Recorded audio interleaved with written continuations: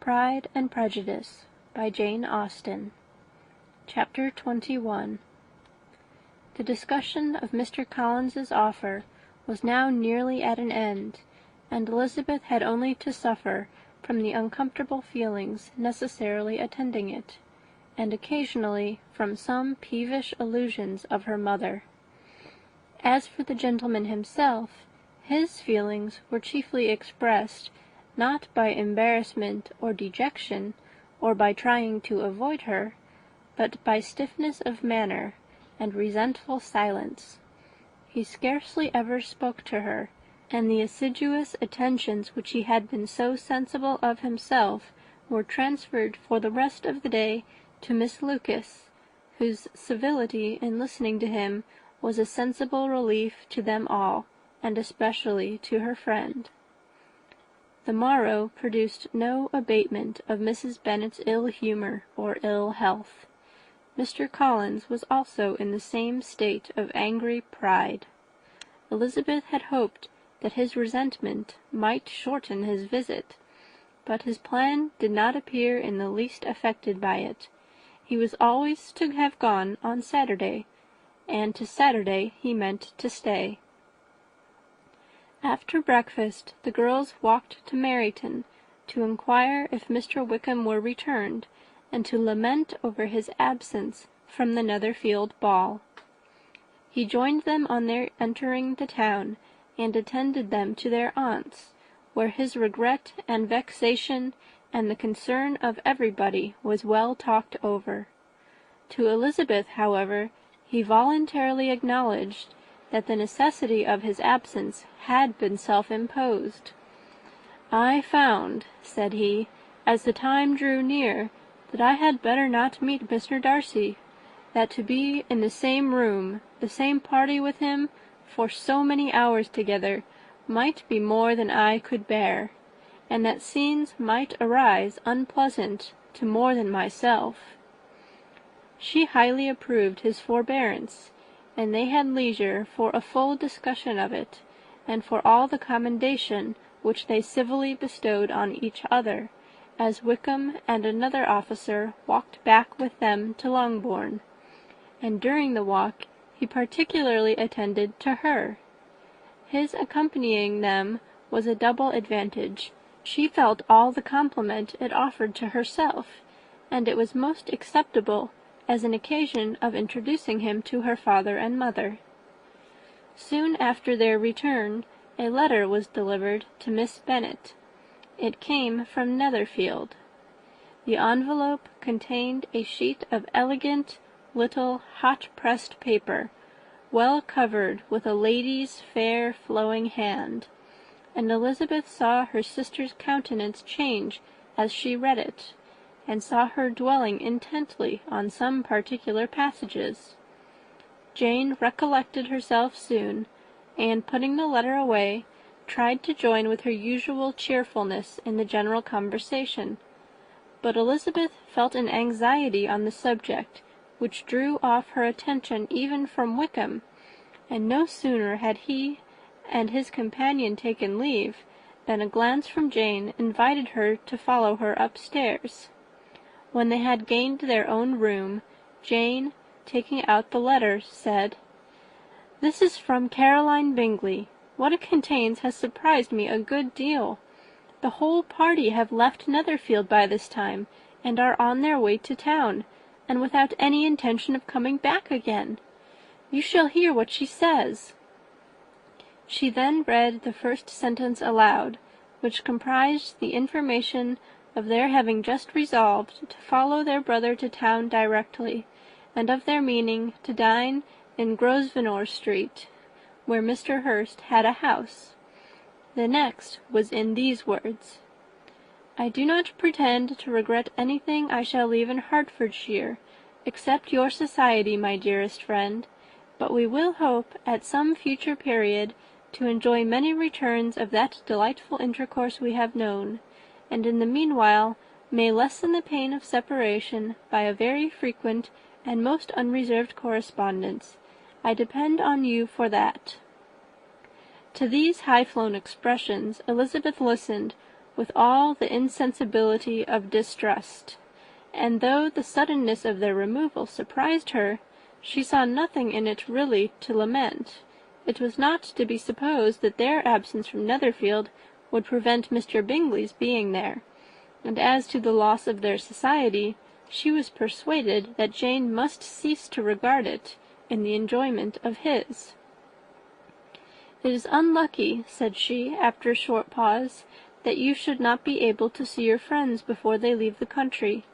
But may we not hope that the period of future happiness to which Miss Bingley looks forward may arrive earlier than she is aware, and that the delightful intercourse you have known as friends will be renewed with yet greater satisfaction as sisters?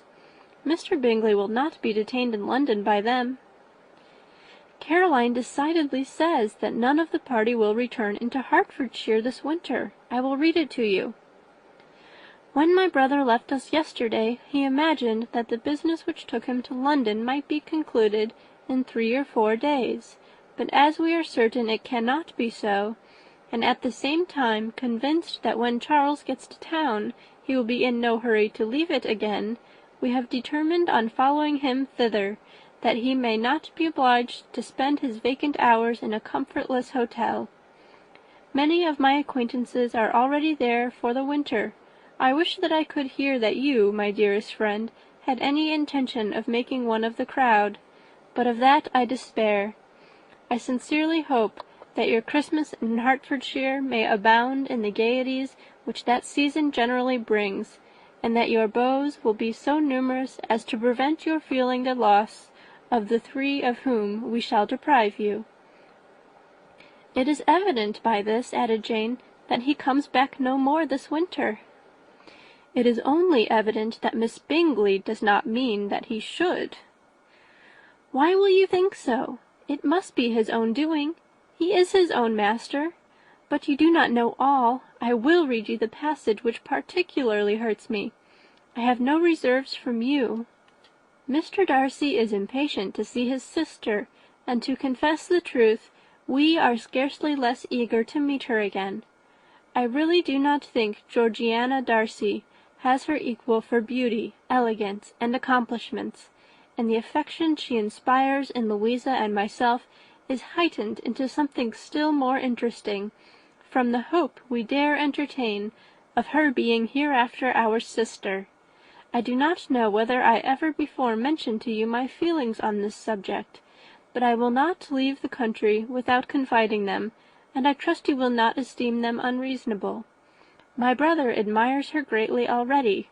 He will have frequent opportunity now of seeing her on the most intimate footing. Her relations all wish the connection as much as his own, and a sister's partiality is not misleading me, I think, when I call Charles most capable of engaging any woman's heart.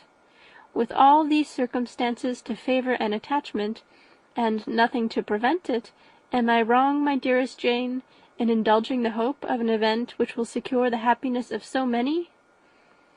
"What think you of this sentence, my dear Lizzie?" said Jane as she finished it. "Is it not clear enough? Does it not expressly declare that Caroline neither expects nor wishes me to be her sister? That she is perfectly convinced of her brother's indifference, and that if she suspects the nature of my feelings for him, she means most kindly to put me on my guard? Can there be any other opinion on the subject?" "Yes, there can, for mine is totally different. Will you hear it?" "Most willingly." "You shall have it in a few words. Miss Bingley sees that her brother is in love with you, and wants him to marry Miss Darcy. She follows him to town in hope of keeping him there, and tries to persuade you that he does not care about you." Jane shook her head. "Indeed, Jane, you ought to believe me. No one who has ever seen you together can doubt his affection. Miss Bingley, I am sure, cannot. She is not such a simpleton. Could she have seen half as much love in Mr. Darcy for herself, she would have ordered her wedding clothes.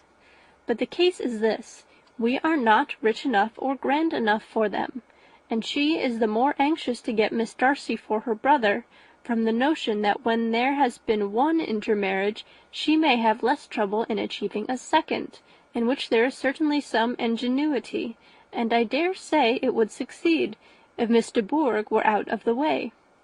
But, my dearest Jane, you cannot seriously imagine that because Miss Bingley tells you her brother greatly admires Miss Darcy, he is in the smallest degree less sensible of your merit than when he took leave of you on Tuesday, or that it will be in her power to persuade him that, instead of being in love with you, he is very much in love with her friend." "If we thought alike of Miss Bingley," replied Jane, "your representation of this might make me quite easy. But I know the foundation is unjust. Caroline is incapable of wilfully deceiving anyone, and all that I can hope in this case is that she is deceiving herself." "That is right. You could not have started a more happy idea, since you will not take comfort in mine. Believe her to be deceived, by all means. You have now done your duty by her, and must fret no longer." "But, my dear sister, can I be happy, even supposing the best, in accepting a man whose sisters and friends are all wishing him to marry elsewhere?" "You must decide for yourself," said Elizabeth, "and if, upon mature deliberation, you find that the misery of disobliging his two sisters is more than equivalent to the happiness of being his wife, I advise you by all means to refuse him." "How can you talk so?" said Jane, faintly smiling. "You must know that though I should be exceedingly grieved at their disapprobation, I could not hesitate." "I did not think you would, and that being the case, I cannot consider your situation with much compassion." "But if he returns no more this winter, my choice will never be required. 1,000 things may arise in 6 months." The idea of his returning no more Elizabeth treated with the utmost contempt. It appeared to her merely the suggestion of Caroline's interested wishes, and she could not for a moment suppose that those wishes, however openly or artfully spoken, could influence a young man so totally independent of everyone. She represented to her sister, as forcibly as possible, what she felt on the subject, and had soon the pleasure of seeing its happy effect. Jane's temper was not desponding, and she was gradually led to hope, though the diffidence of affection sometimes overcame the hope, that Bingley would return to Netherfield, and answer every wish of her heart. They agreed that Mrs. Bennet should only hear of the departure of the family, without being alarmed on the score of the gentleman's conduct.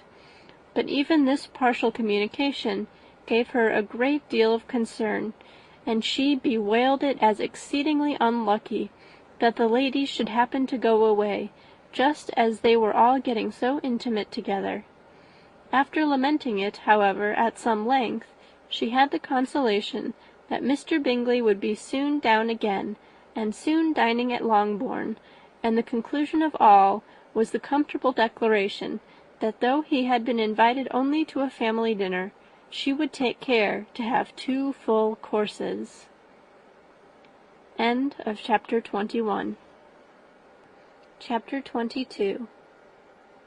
The Bennets were engaged to dine with the Lucases, and again during the chief of the day was Miss Lucas so kind as to listen to Mr. Collins. Elizabeth took an opportunity of thanking her. "It keeps him in good humour," said she, "and I am more obliged to you than I can express." Charlotte assured her friend of her satisfaction in being useful, and that it amply repaid her for the little sacrifice of her time. This was very amiable, but Charlotte's kindness extended farther than Elizabeth had any conception of.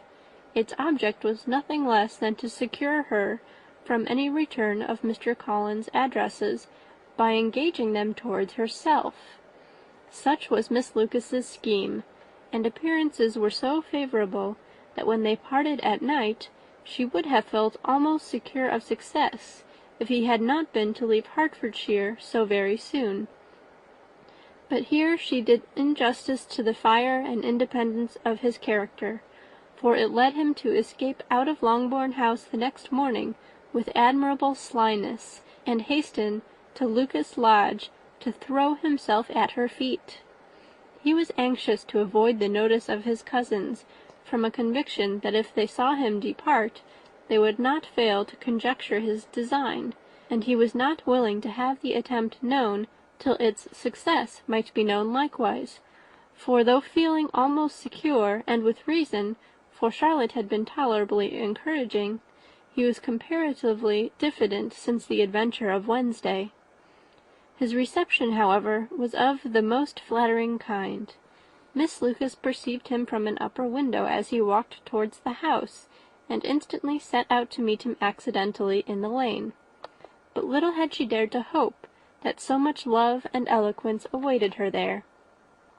In as short a time as Mr. Collins's long speeches would allow, everything was settled between them to the satisfaction of both, and as they entered the house, he earnestly entreated her to name the day that was to make him the happiest of men, and though such a solicitation must be waived for the present, the lady felt no inclination to trifle with his happiness.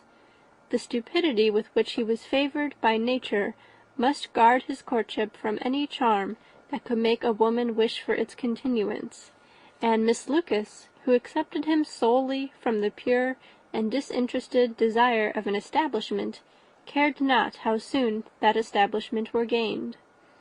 Sir William and Lady Lucas were speedily applied to for their consent, and it was bestowed with a most joyful alacrity. Mr. Collins's present circumstances made it a most eligible match for their daughter, to whom they could give little fortune, and his prospects of future wealth were exceedingly fair. Lady Lucas began directly to calculate, with more interest than the matter had ever excited before, how many years longer Mr. Bennet was likely to live, and Sir William gave it as his decided opinion that whenever Mr. Collins should be in possession of the Longbourn estate, it would be highly expedient that both he and his wife should make their appearance at St. James's. The whole family, in short, were properly overjoyed on the occasion.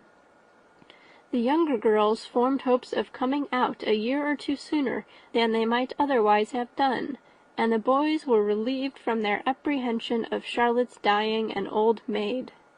Charlotte herself was tolerably composed. She had gained her point, and had time to consider of it. Her reflections were in general satisfactory. Mr. Collins, to be sure, was neither sensible nor agreeable. His society was irksome, and his attachment to her must be imaginary. But still he would be her husband. Without thinking highly either of men or matrimony, marriage had always been her object. It was the only provision for well-educated young women of small fortune, and however uncertain of giving happiness, must be their pleasantest preservative from want. This preservative she had now obtained, and at the age of 27, without having ever been handsome, she felt all the good luck of it. The least agreeable circumstance in the business was the surprise it must occasion to Elizabeth Bennet, whose friendship she valued beyond that of any other person. Elizabeth would wonder, and probably would blame her, and though her resolution was not to be shaken, her feelings must be hurt by such a disapprobation. She resolved to give her the information herself, and therefore charged Mr. Collins, when he returned to Longbourn to dinner, to drop no hint of what had passed before any of the family. A promise of secrecy was of course very dutifully given, but it could not be kept without difficulty, for the curiosity excited by his long absence burst forth in such very direct questions on his return as required some ingenuity to evade, and he was at the same time exercising great self-denial, for he was longing to publish his prosperous love. As he was to begin his journey too early on the morrow to see any of the family, the ceremony of leave-taking was performed when the ladies moved for the night, and Mrs. Bennet, with great politeness and cordiality, said how happy they should be to see him at Longbourn again, whenever his engagements might allow him to visit them. "My dear madam," he replied, "this invitation is particularly gratifying, because it is what I have been hoping to receive, and you may be very certain that I shall avail myself of it as soon as possible." They were all astonished, and Mr. Bennet, who could by no means wish for so speedy a return, immediately said, "But is there not danger of Lady Catherine's disapprobation here, my good sir?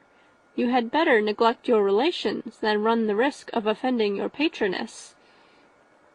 "My dear sir," replied Mr. Collins, "I am particularly obliged to you for this friendly caution, and you may depend upon my not taking so material a step without her ladyship's concurrence."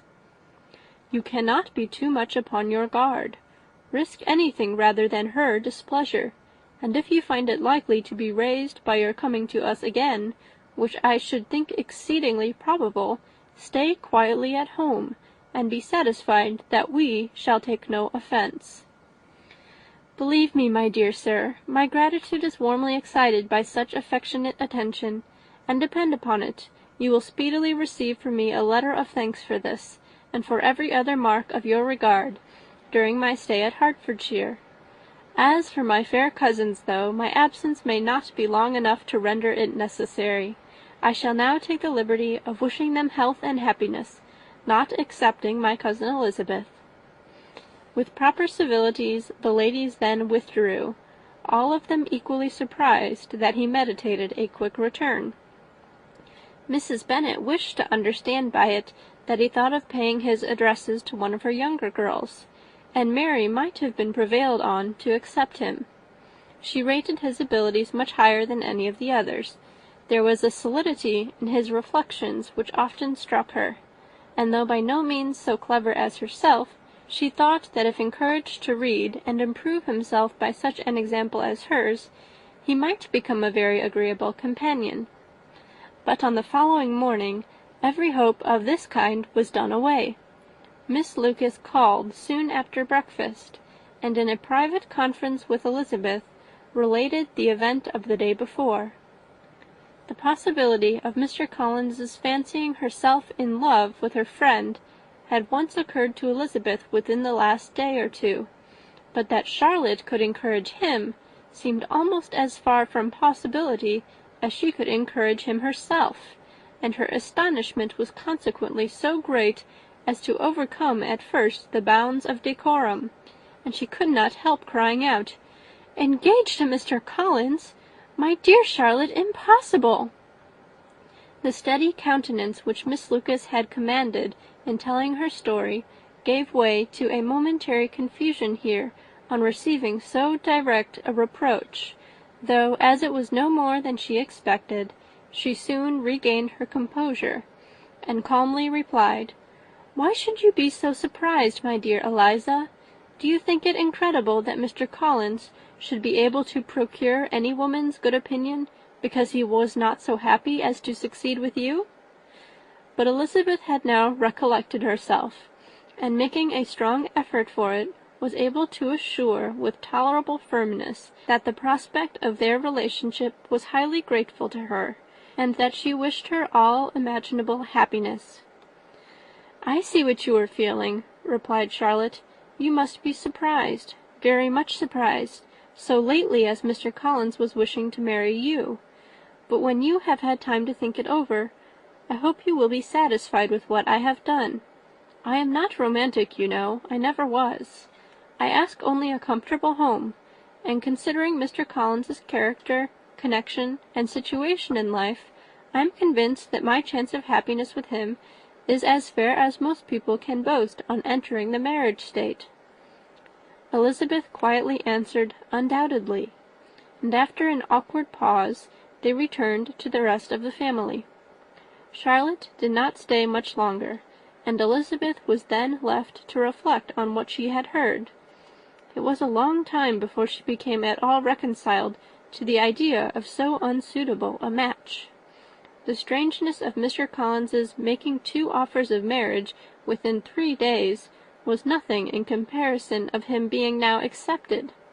She had always felt that Charlotte's opinion of matrimony was not exactly like her own, but she had not supposed it to be possible that when called into action she would have sacrificed every better feeling to worldly advantage. Charlotte, the wife of Mr. Collins, was a most humiliating picture. and to the pang of a friend disgracing herself and sunk in her esteem was added the distressing conviction that it was impossible for that friend to be tolerably happy in the lot she had chosen. End of chapter 22.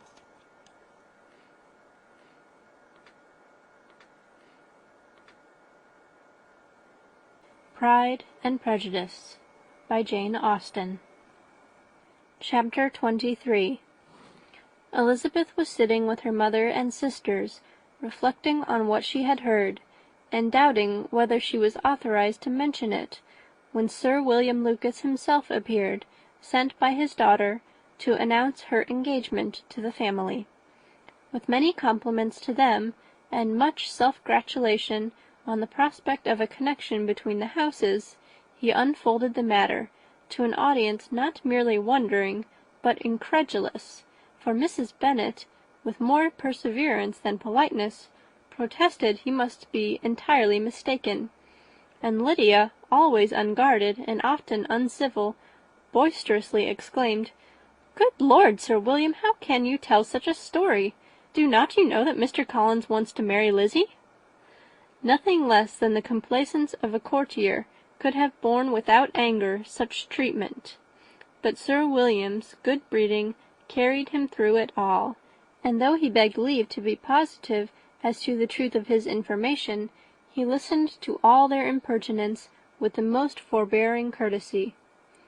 Elizabeth, feeling it incumbent on her to relieve him from so unpleasant a situation, now put herself forward to confirm his account, by mentioning her prior knowledge of it from Charlotte herself, and endeavoured to put a stop to the exclamations of her mother and sisters by the earnestness of her congratulations to Sir William, in which she was readily joined by Jane, and by making a variety of remarks on the happiness that might be expected from the match, the excellent character of Mr. Collins, and the convenient distance of Hunsford from London. Mrs. Bennet was in fact too much overpowered to say a great deal while Sir William remained, but no sooner had he left than her feelings found a rapid vent. In the first place, she persisted in disbelieving the whole of the matter. Secondly, she was very sure that Mr. Collins had been taken in. Thirdly, she trusted that they would never be happy together. And fourthly, that the match might be broken off. Two inferences, however, were plainly deduced from the whole.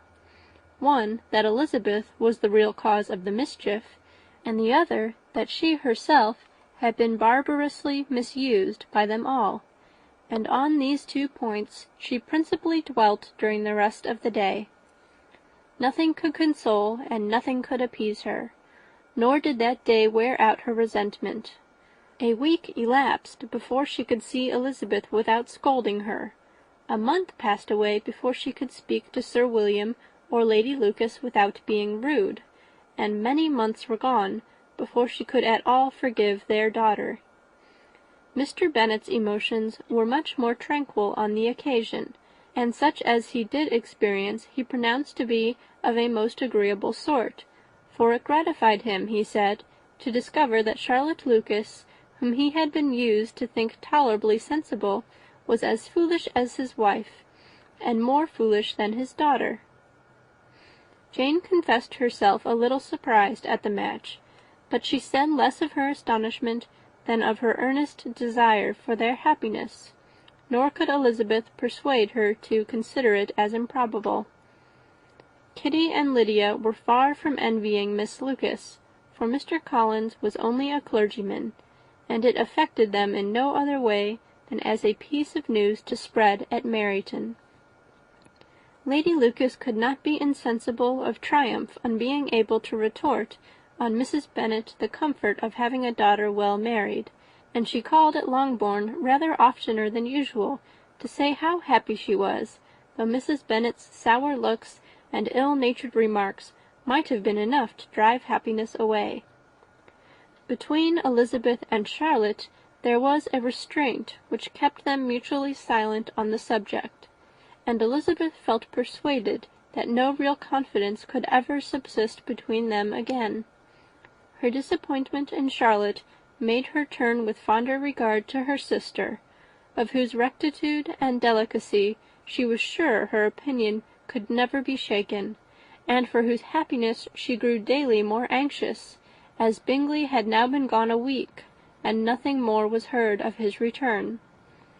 Jane had sent Caroline an early answer to her letter, and was counting the days till she might reasonably hope to hear again. The promised letter of thanks from Mr. Collins arrived on Tuesday, addressed to their father, and written with all the solemnity of gratitude which a 12-month's abode in the family might have prompted.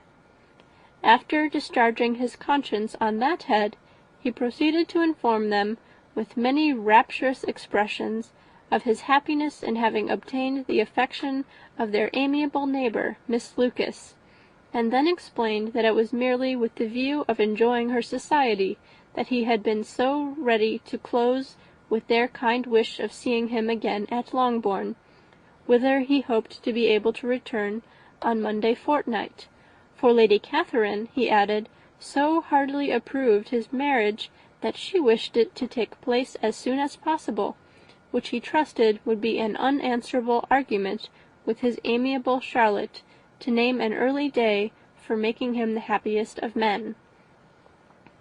Mr. Collins's return into Hertfordshire was no longer a matter of pleasure to Mrs. Bennet.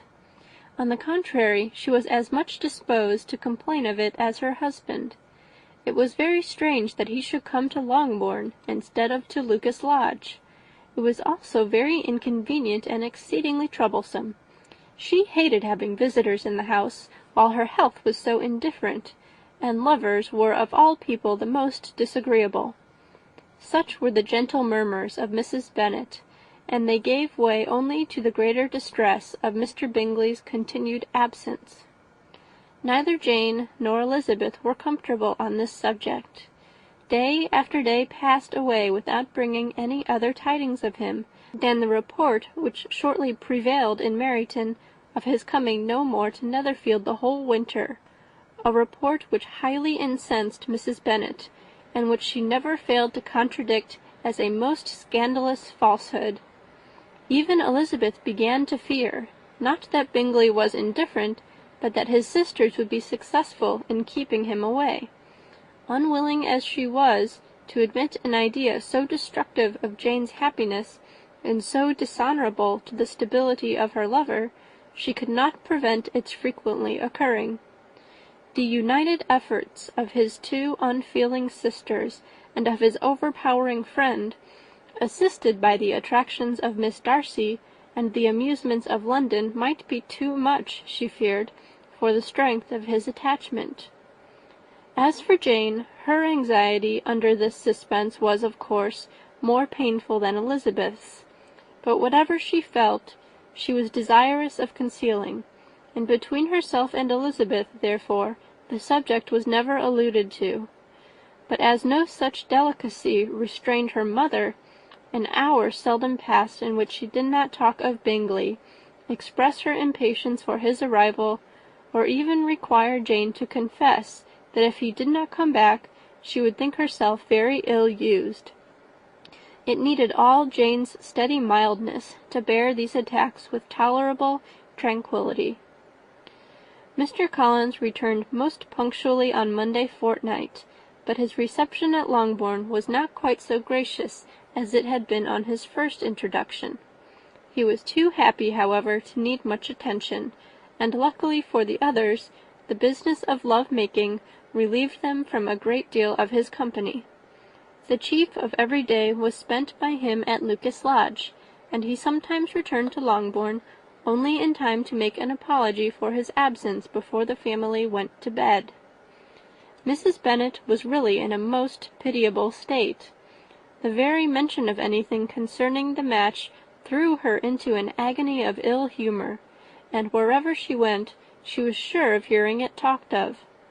The sight of Miss Lucas was odious to her. As her successor in that house, she regarded her with jealous abhorrence.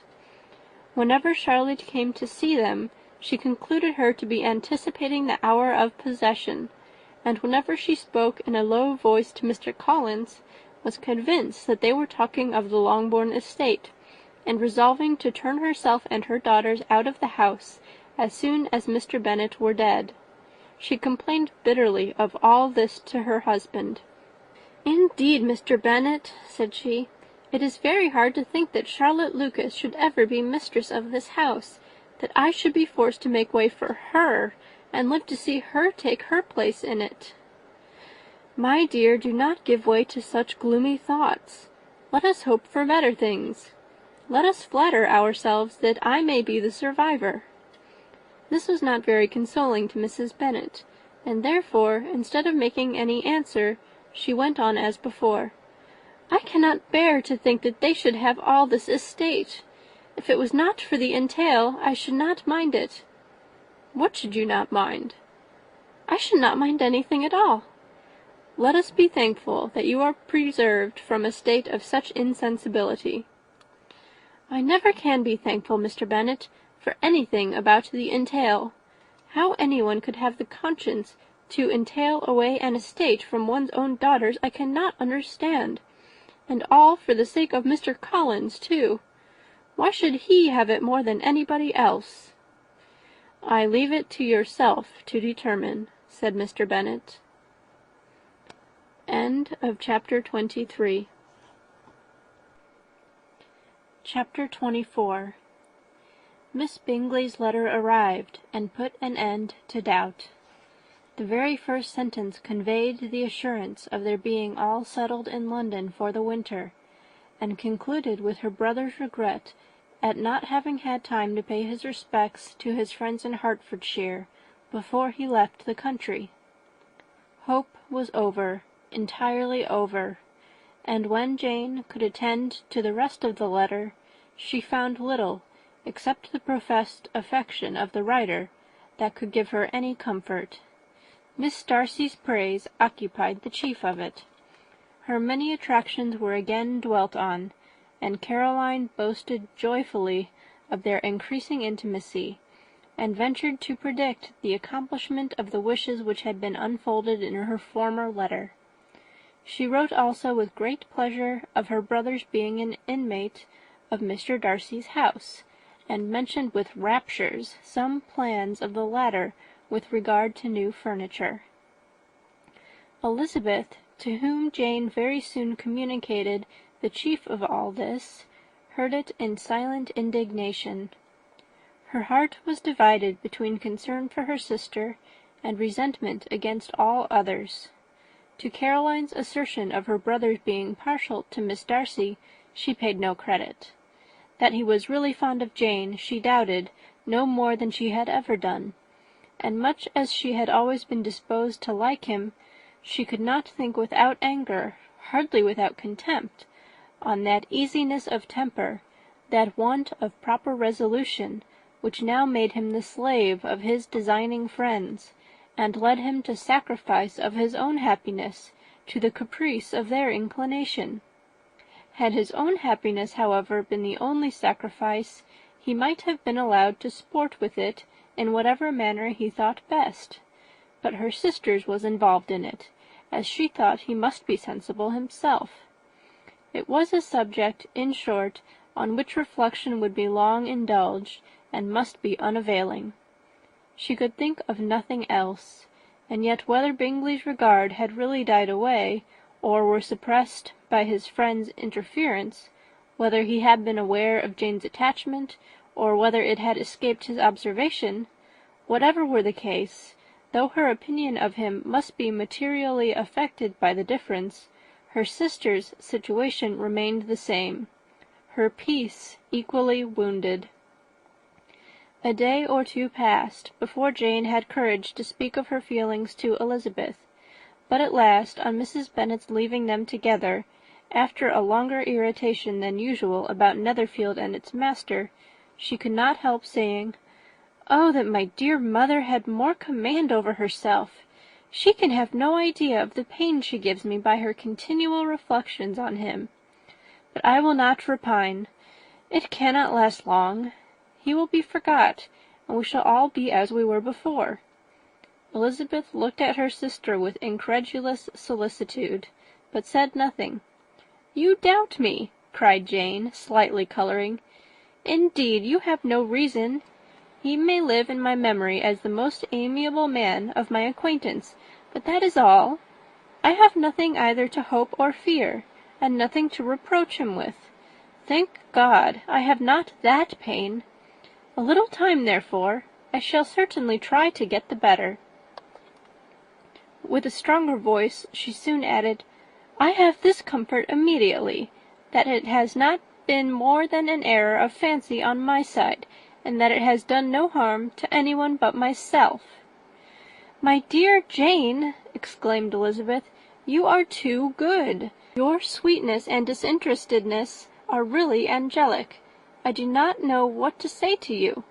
I feel as if I had never done you justice, or loved you as you deserve."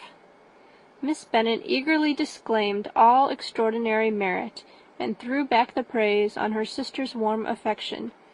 "Nay," said Elizabeth, "this is not fair. You wish to think all the world respectable, and are hurt if I speak ill of anybody.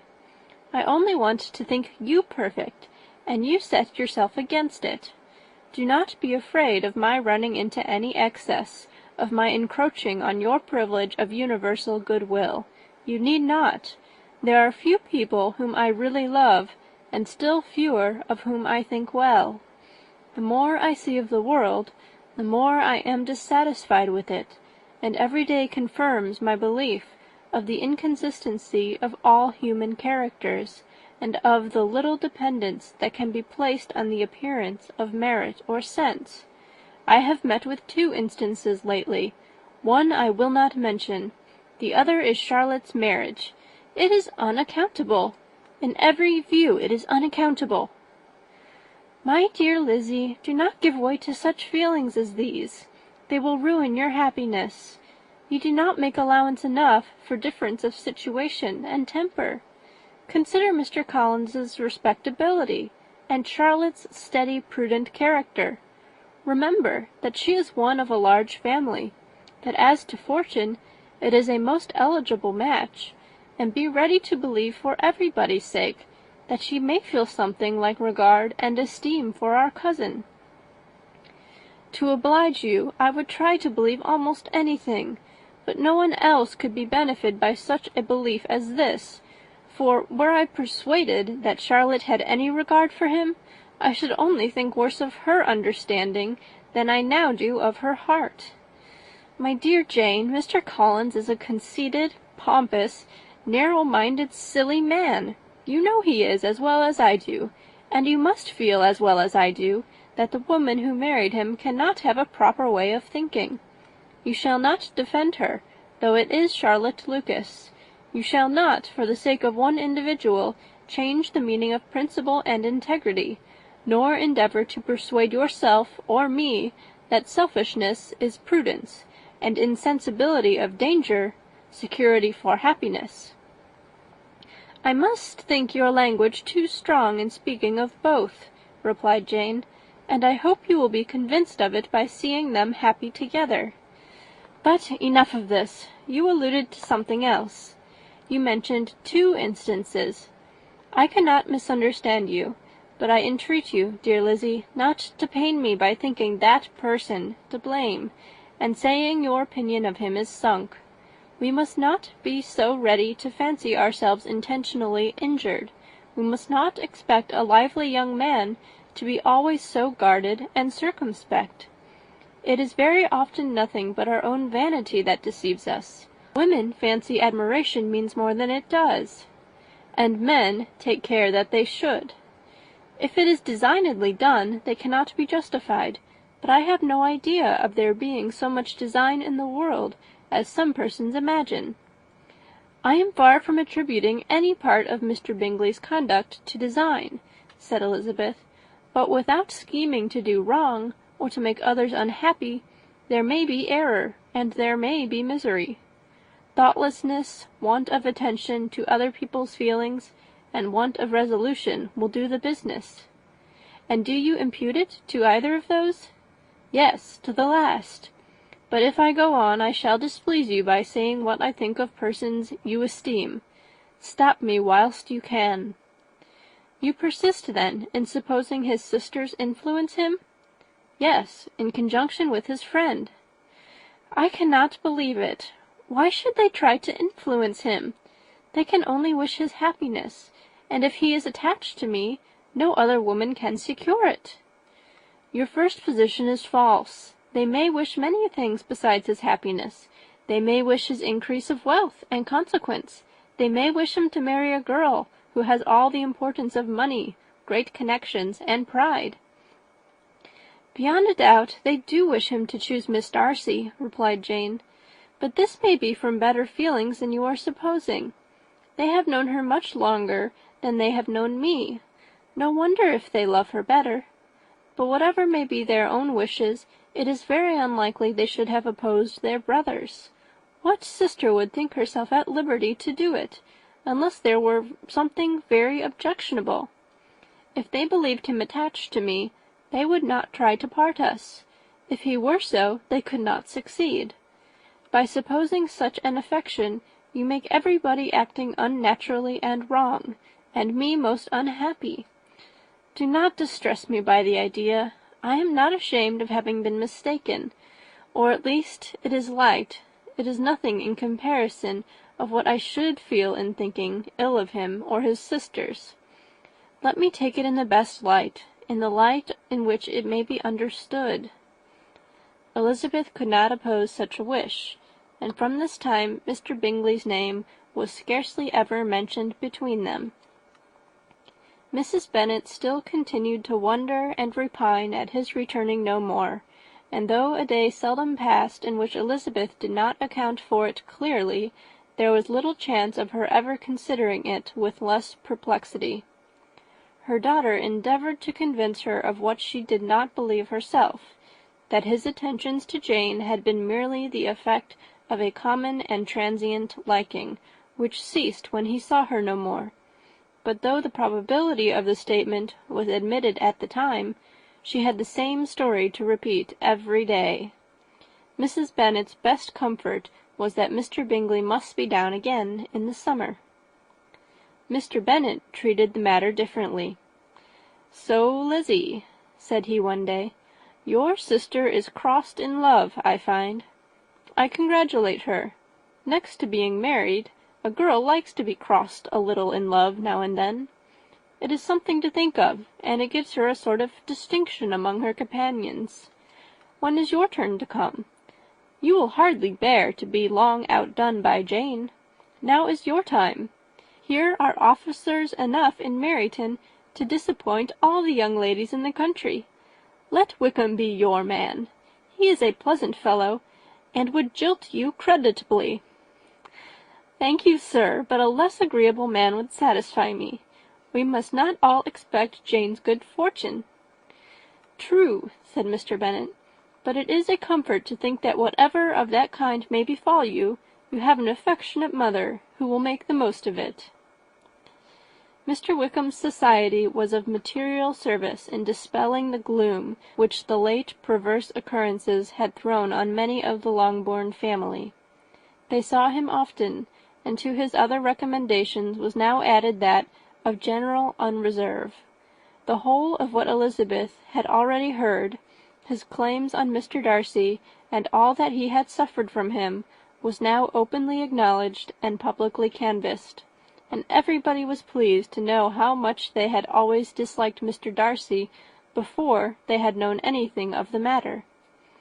Miss Bennet was the only creature who could suppose there might be any extenuating circumstances in the case, unknown to the society of Hertfordshire. Her mild and steady candour always pleaded for allowances, and urged the possibility of mistakes, but by everybody else Mr. Darcy was condemned as the worst of men. End of chapter 24.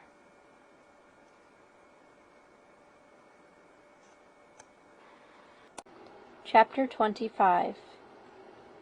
After a week spent in professions of love and schemes of felicity, Mr. Collins was called from his amiable Charlotte by the arrival of Saturday.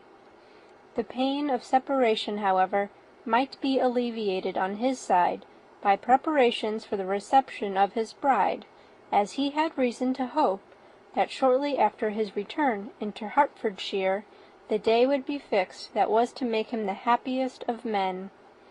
He took leave of his relations at Longbourn with as much solemnity as before, wished his fair cousin's health and happiness again, and promised their father another letter of thanks. On the following Monday, Mrs. Bennet had the pleasure of receiving her brother and his wife, who came as usual to spend the Christmas at Longbourn. Mr. Gardiner was a sensible, gentlemanlike man, greatly superior to his sister, as well by nature as education.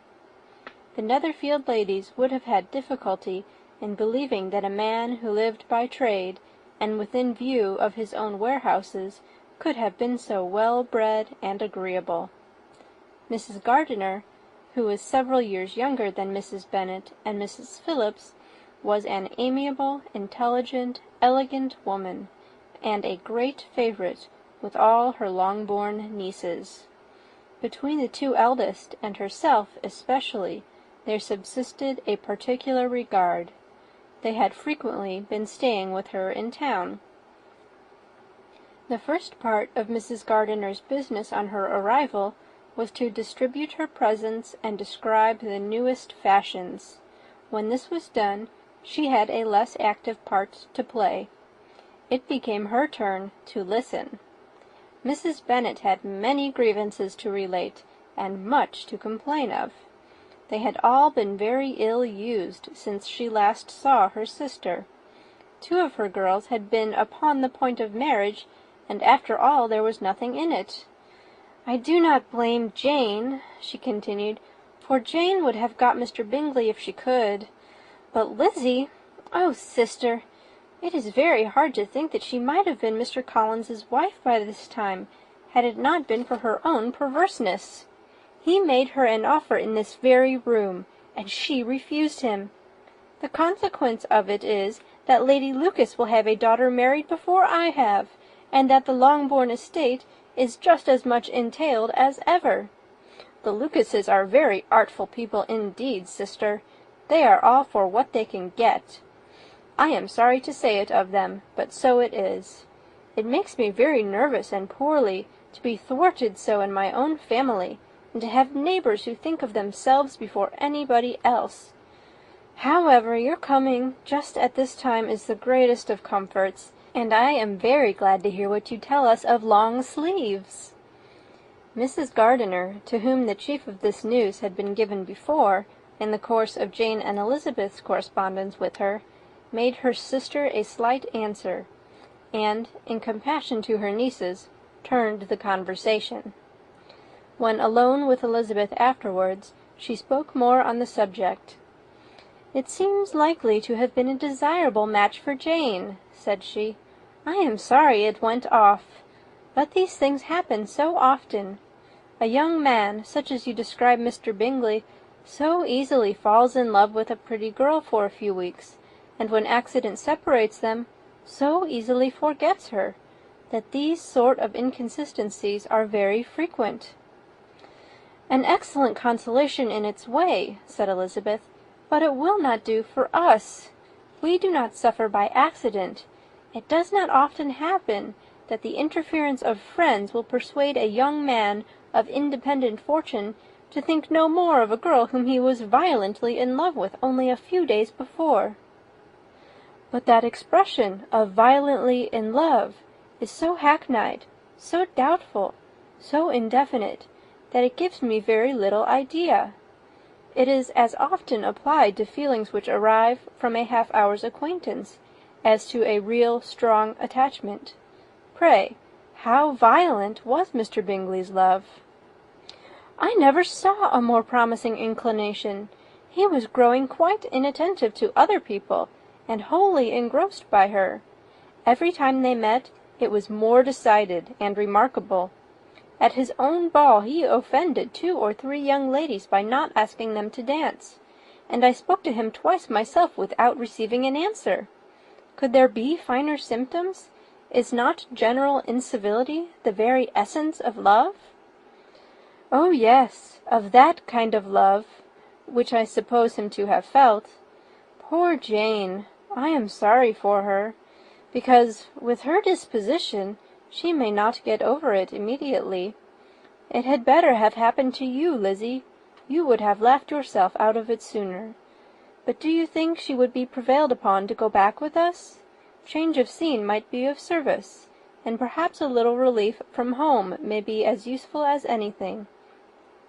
Elizabeth was exceedingly pleased with this proposal, and felt persuaded of her sister's ready acquiescence.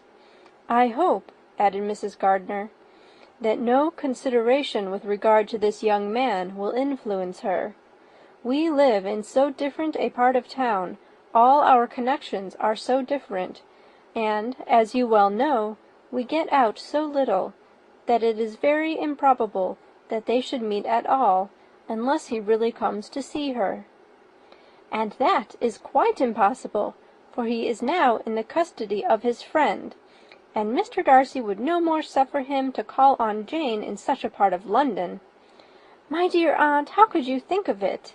Mr. Darcy may have heard of such a place as Gracechurch Street, but he would hardly think a month's ablution enough to cleanse him from its impurities, were he once to enter it. And depend upon it, Mr. Bingley never stirs without him."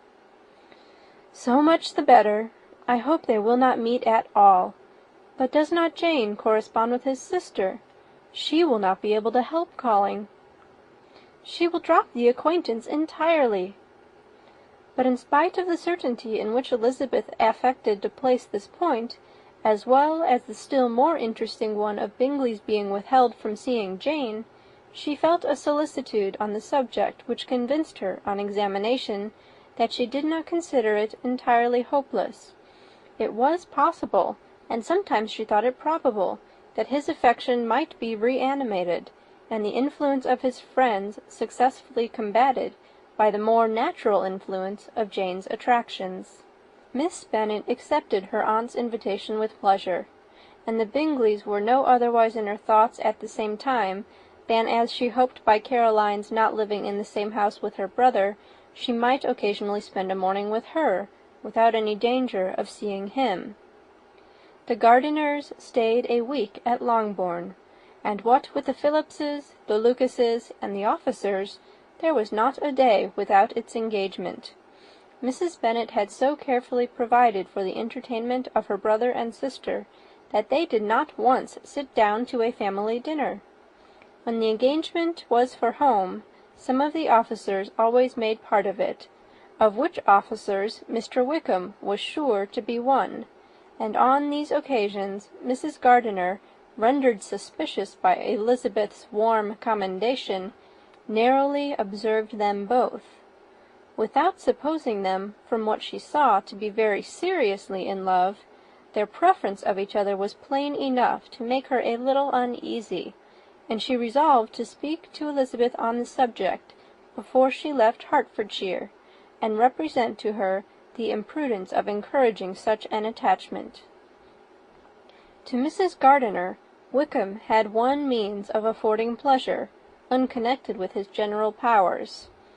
About 10 or a dozen years ago, before her marriage, she had spent a considerable time in that very part of Derbyshire to which he belonged. They had, therefore, many acquaintances in common, and though Wickham had been little there since the death of Darcy's father, it was yet in his power to give her fresher intelligence of her former friends than she had been in the way of procuring. Mrs. Gardiner had seen Pemberley, and known the late Mr. Darcy by character perfectly well. Here, consequently, was an inexhaustible subject of discourse. In comparing her recollection of Pemberley with the minute description which Wickham could give, and in bestowing her tribute of praise on the character of its late possessor, she was delighting both him and herself. On being made acquainted with the present Mr. Darcy's treatment of him, She tried to remember some of that gentleman's reputed disposition when quite a lad which might agree with it, and was confident at last that she recollected having heard Mr. Fitzwilliam Darcy formerly spoken of as a very proud, ill-natured boy. End of chapter 25. Chapter 26. Mrs. Gardiner's caution to Elizabeth was punctually and kindly given on the first favourable opportunity of speaking to her alone. After honestly telling her what she thought, she thus went on. "You are too sensible a girl, Lizzie, to fall in love merely because you are warned against it, and therefore I am not afraid of speaking openly. Seriously, I would have you be on your guard. Do not involve yourself, or endeavour to involve him, in an affection which the want of fortune would make so very imprudent. I have nothing to say against him. He is a most interesting young man, and if he had the fortune he ought to have, I should think you could not do better. But as it is, you must not let your fancy run away with you. You have sense, and we all expect you to use it. Your father would depend on your resolution and good conduct, I am sure. You must not disappoint your father." "My dear aunt, this is being serious indeed." "Yes, and I hope to engage you to be serious likewise." "Well, then, you need not be under any alarm. I will take care of myself, and of Mr. Wickham too. He shall not be in love with me, if I can prevent it." "Elizabeth, you are not serious now." "I beg your pardon. I will try again. At present I am not in love with Mr. Wickham. No, I certainly am not. But he is, beyond all comparison, the most agreeable man I ever saw, and if he becomes really attached to me, I believe it will be better that he should not. I see the imprudence of it. Oh, that abominable Mr. Darcy! My father's opinion of me does me the greatest honour, and I should be miserable to forfeit it. My father, however, is partial to Mr. Wickham. In short, my dear aunt, I should be very sorry to be the means of making any of you unhappy, but since we see every day that where there is affection, young people are seldom withheld, by immediate want of fortune, from entertaining such engagements with each other, how can I promise to be wiser than so many of my fellow creatures if I am tempted? Or how am I even to know that it would be wisdom to resist? All that I can promise you, therefore, is not to be in a hurry. I will not be in a hurry to believe myself his first object. When I am in company with him, I will not be wishing. In short, I will do my best.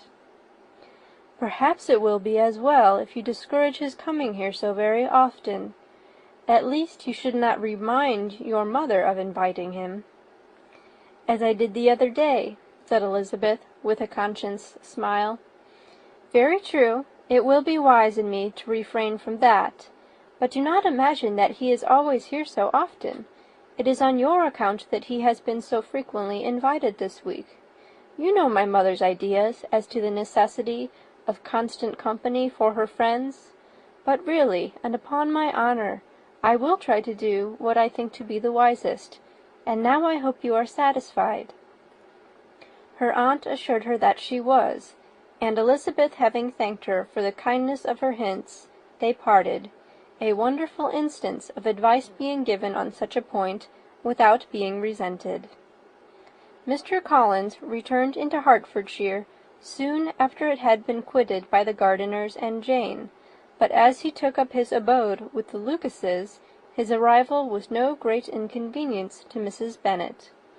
His marriage was now fast approaching, and she was at length so far resigned as to think it inevitable, and even repeatedly to say, in an ill-natured tone, that she wished they might be happy. Thursday was to be the wedding day, and on Wednesday Miss Lucas paid her farewell visit, and when she rose to take leave, Elizabeth, ashamed of her mother's ungracious and reluctant good wishes, and sincerely affected herself, accompanied her out of the room. As they went downstairs together, Charlotte said, "I shall depend on hearing from you very often, Eliza." "That you certainly shall." "And I have another favour to ask you. Will you come and see me?" "We shall often meet, I hope, in Hertfordshire." "I am not likely to leave Kent for some time. Promise me, therefore, to come to Hunsford." Elizabeth could not refuse, though she foresaw little pleasure in the visit. "My father and Maria are coming to me in March," added Charlotte, "and I hope you will consent to be of the party. Indeed, Eliza, you will be as welcome as either of them." The wedding took place. The bride and bridegroom set off for Kent from the church door, and everybody had as much to say or to hear on the subject as usual. Elizabeth soon heard from her friend, and their correspondence was as regular and frequent as it had ever been.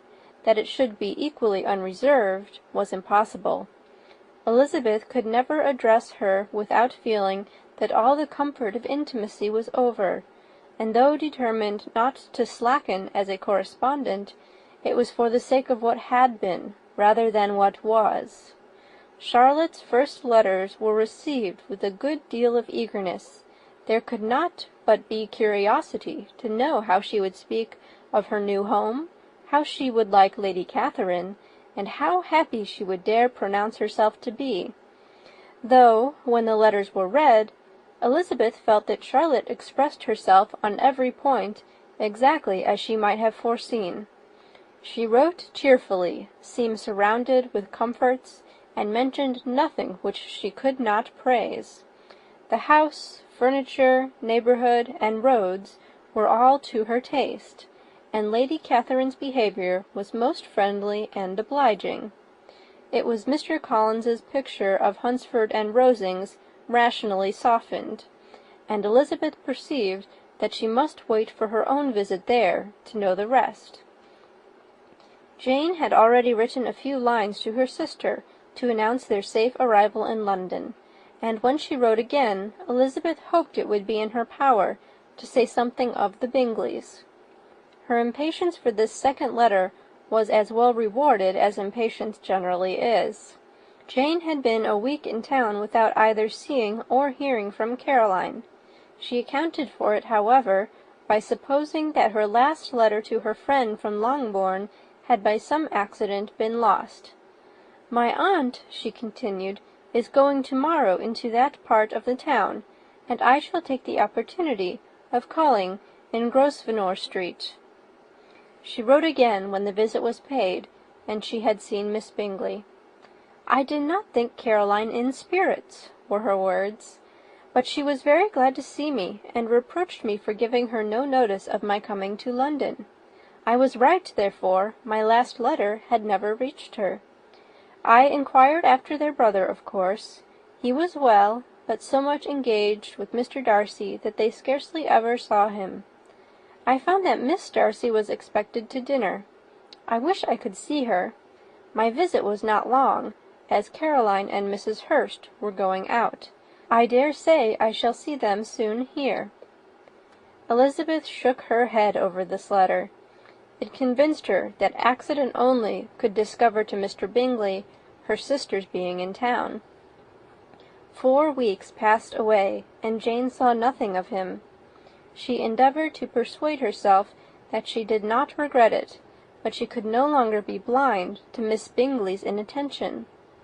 After waiting at home every morning for a fortnight, and inventing every evening a fresh excuse for her, the visitor did at last appear, but the shortness of her stay, and yet more, the alteration of her manner, would allow Jane to deceive herself no longer. The letter which she wrote on this occasion to her sister will prove what she felt. "My dearest Lizzy will, I am sure, be incapable of triumphing in her better judgment at my expense, when I confess myself to have been entirely deceived in Miss Bingley's regard for me.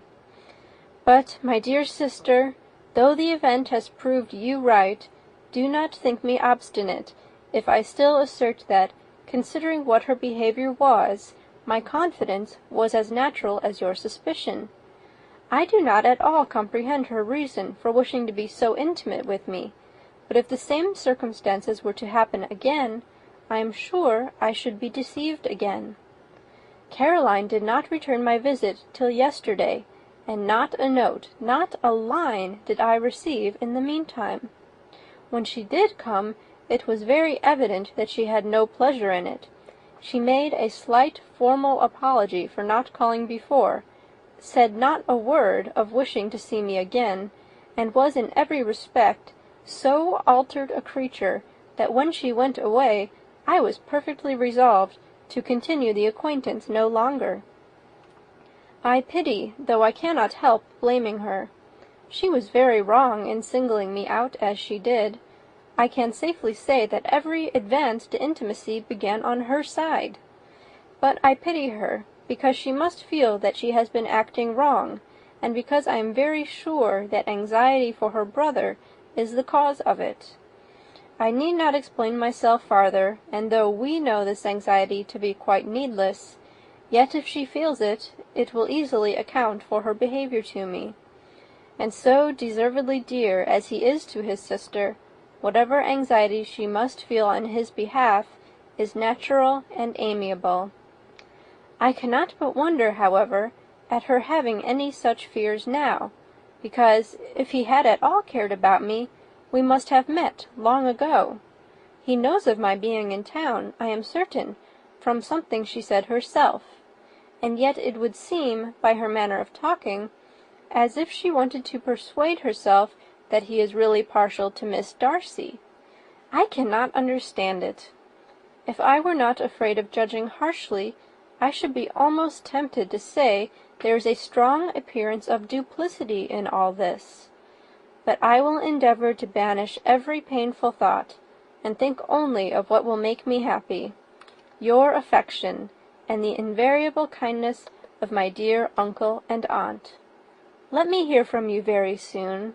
Miss Bingley said something of his never returning to Netherfield again, of giving up the house, but not with any certainty.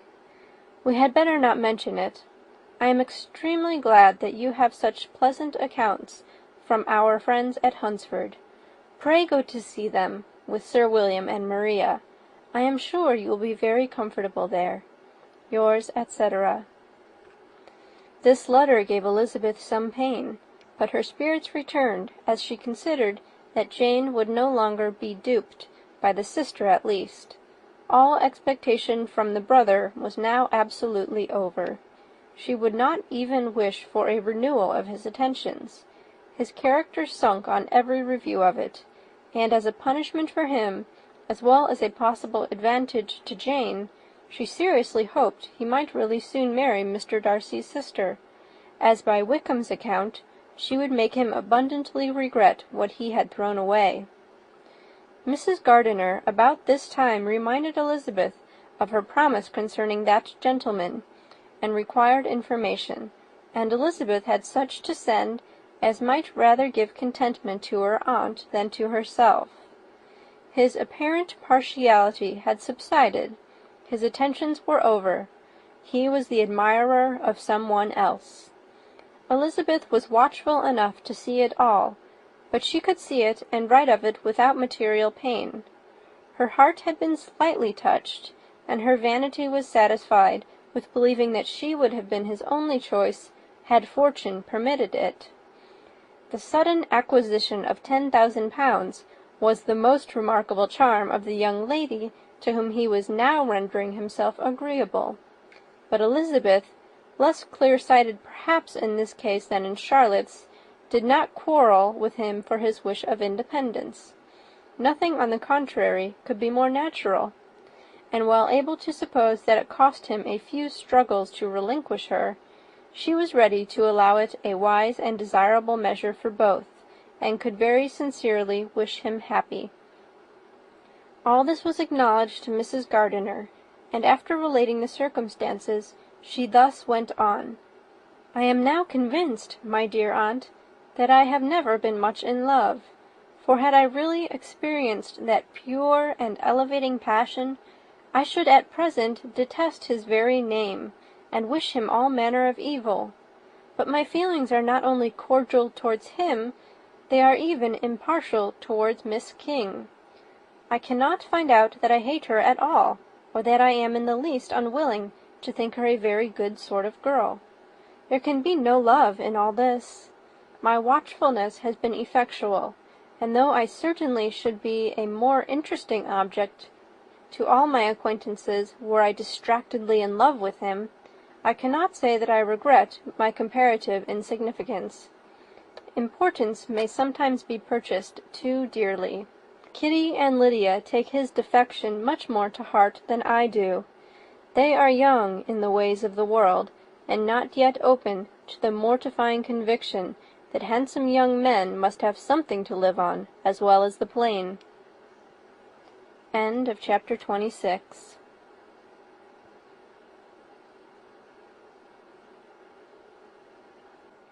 Chapter 27. With no greater events than these in the Longbourn family, and otherwise diversified by little beyond the walks to Meryton, sometimes dirty and sometimes cold, did January and February pass away. March was to take Elizabeth to Hunsford.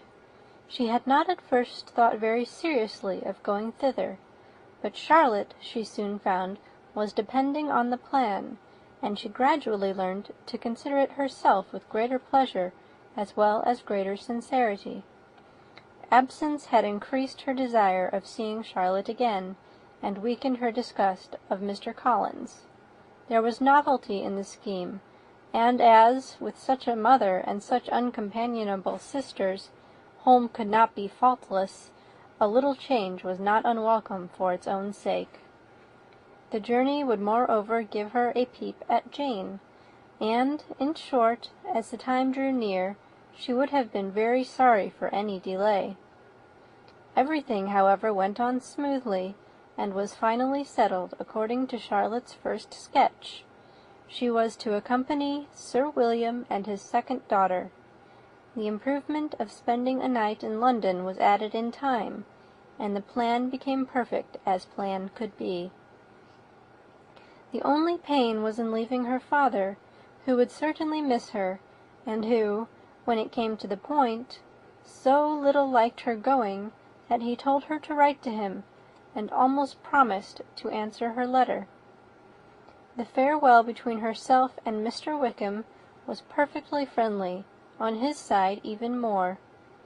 His present pursuit could not make him forget that Elizabeth had been the first to excite and to deserve his attention, the first to listen and to pity, the first to be admired, and in his manner of bidding her adieu, wishing her every enjoyment, reminding her of what she was to expect in Lady Catherine de Bourgh, and trusting their opinion of her, their opinion of everybody, would always coincide, there was a solicitude, an interest which she felt must ever attach her to him with a most sincere regard, and she parted from him convinced that, whether married or single, he must always be her model of the amiable and pleasing.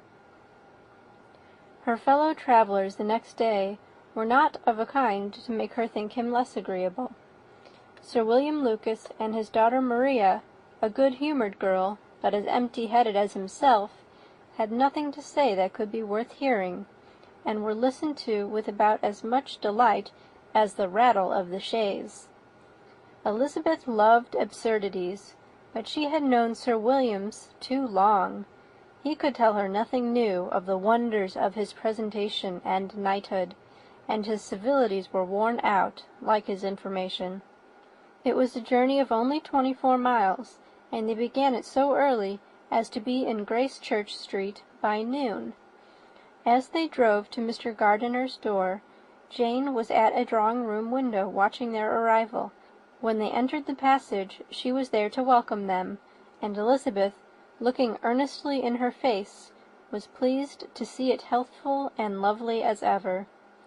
On the stairs were a troop of little boys and girls, whose eagerness for their cousin's appearance would not allow them to wait in the drawing-room, and whose shyness, as they had not seen her for a 12-month, prevented their coming lower.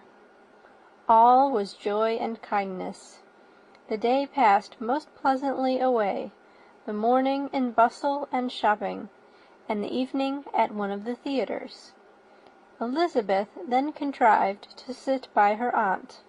Their first object was her sister, and she was more grieved than astonished to hear, in reply to her minute inquiries, that though Jane always struggled to support her spirits, there were periods of dejection. It was reasonable, however, to hope that they would not continue long. Mrs. Gardiner gave her the particulars also of Miss Bingley's visit in Gracechurch Street, and repeated conversations occurring at different times between Jane and herself, which proved that the former had, from her heart, given up the acquaintance. Mrs. Gardiner then rallied her niece on Wickham's desertion, and complimented her on bearing it so well. "But, my dear Elizabeth," she added, "what sort of girl is Miss King? I should be sorry to think our friend mercenary." "Pray, my dear aunt, what is the difference in matrimonial affairs between the mercenary and the prudent motive? Where does discretion end and avarice begin? Last Christmas you were afraid of his marrying me, because it would be imprudent, and now, because he is trying to get a girl with only 10,000 pounds, you want to find out that he is mercenary. If you will only tell me what sort of girl Miss King is, I shall know what to think." "She is a very good kind of girl, I believe. I know no harm of her." "But he paid her not the smallest attention, till her grandfather's death made her mistress of this fortune." "No. What should he? If it were not allowable for him to gain my affections because I had no money, what occasion could there be for making love to a girl whom he did not care about, and who was equally poor? But there seems an indelicacy in directing his attentions towards her so soon after this event. A man in distressed circumstances has not time for all those elegant decorums which other people may observe. If she does not object to it, why should we?" "Her not objecting does not justify him. It only shows her being deficient in something herself, sense or feeling." "Well," cried Elizabeth, "have it as you choose. He shall be mercenary, and she shall be foolish." "No, Lizzie, that is what I do not choose. I should be sorry, you know, to think ill of a young man who has lived so long in Derbyshire." "Oh, if that is all, I have a very poor opinion of young men who live in Derbyshire, and their intimate friends who live in Hertfordshire are not much better. I am sick of them all. Thank heaven! I am going to-morrow where I shall find a man who has not one agreeable quality, who has neither manner nor sense to recommend him. Stupid men are the only ones worth knowing, after all." "Take care, Lizzie. That speech savours strongly of disappointment." Before they were separated by the conclusion of the play, she had the unexpected happiness of an invitation to accompany her uncle and aunt in a tour of pleasure which they proposed taking in the summer. "We have not determined how far it shall carry us," said Mrs. Gardiner, "but perhaps to the lakes." No scheme could have been more agreeable to Elizabeth, and her acceptance of the invitation was most ready and grateful. "Oh, my dear, dear aunt," she rapturously cried, "what delight! What felicity! You give me fresh life and vigour. Adieu to disappointment and spleen. What are young men to rocks and mountains? Oh, what hours of transport we shall spend! And when we do return, it shall not be like other travellers, without being able to give one accurate idea of anything. We will know where we have gone. We will recollect what we have seen. Lakes, mountains, and rivers shall not be jumbled together in our imaginations, nor when we attempt to describe any particular scene will we begin quarrelling about its relative situation. Let our first effusions be less insupportable than those of the generality of travellers." End of chapter 27. Chapter 28. Every object in the next day's journey was new and interesting to Elizabeth, and her spirits were in a state of enjoyment, for she had seen her sister looking so well as to banish all fear for her health, and the prospect of her northern tour was a constant source of delight. When they left the high road for the lane to Hunsford, every eye was in search of the parsonage, and every turning expected to bring it in view. The palings of Rosings Park was their boundary on one side. Elizabeth smiled at the recollection of all that she had heard of its inhabitants. At length the parsonage was discernible, the garden sloping to the road, the house standing in it, the green pales and the laurel hedge. Everything declared they were arriving. Mr. Collins and Charlotte appeared at the door, and the carriage stopped at the small gate which led by a short gravel walk to the house, amidst the nods and smiles of the whole party. In a moment they were all out of the chaise, rejoicing at the sight of each other. Mrs. Collins welcomed her friends with the liveliest pleasure, and Elizabeth was more and more satisfied with coming when she found herself so affectionately received. She saw instantly that her cousin's manners were not altered by his marriage. His formal civility was just what it had been, and he detained her some minutes at the gate to hear and satisfy his inquiries after all her family.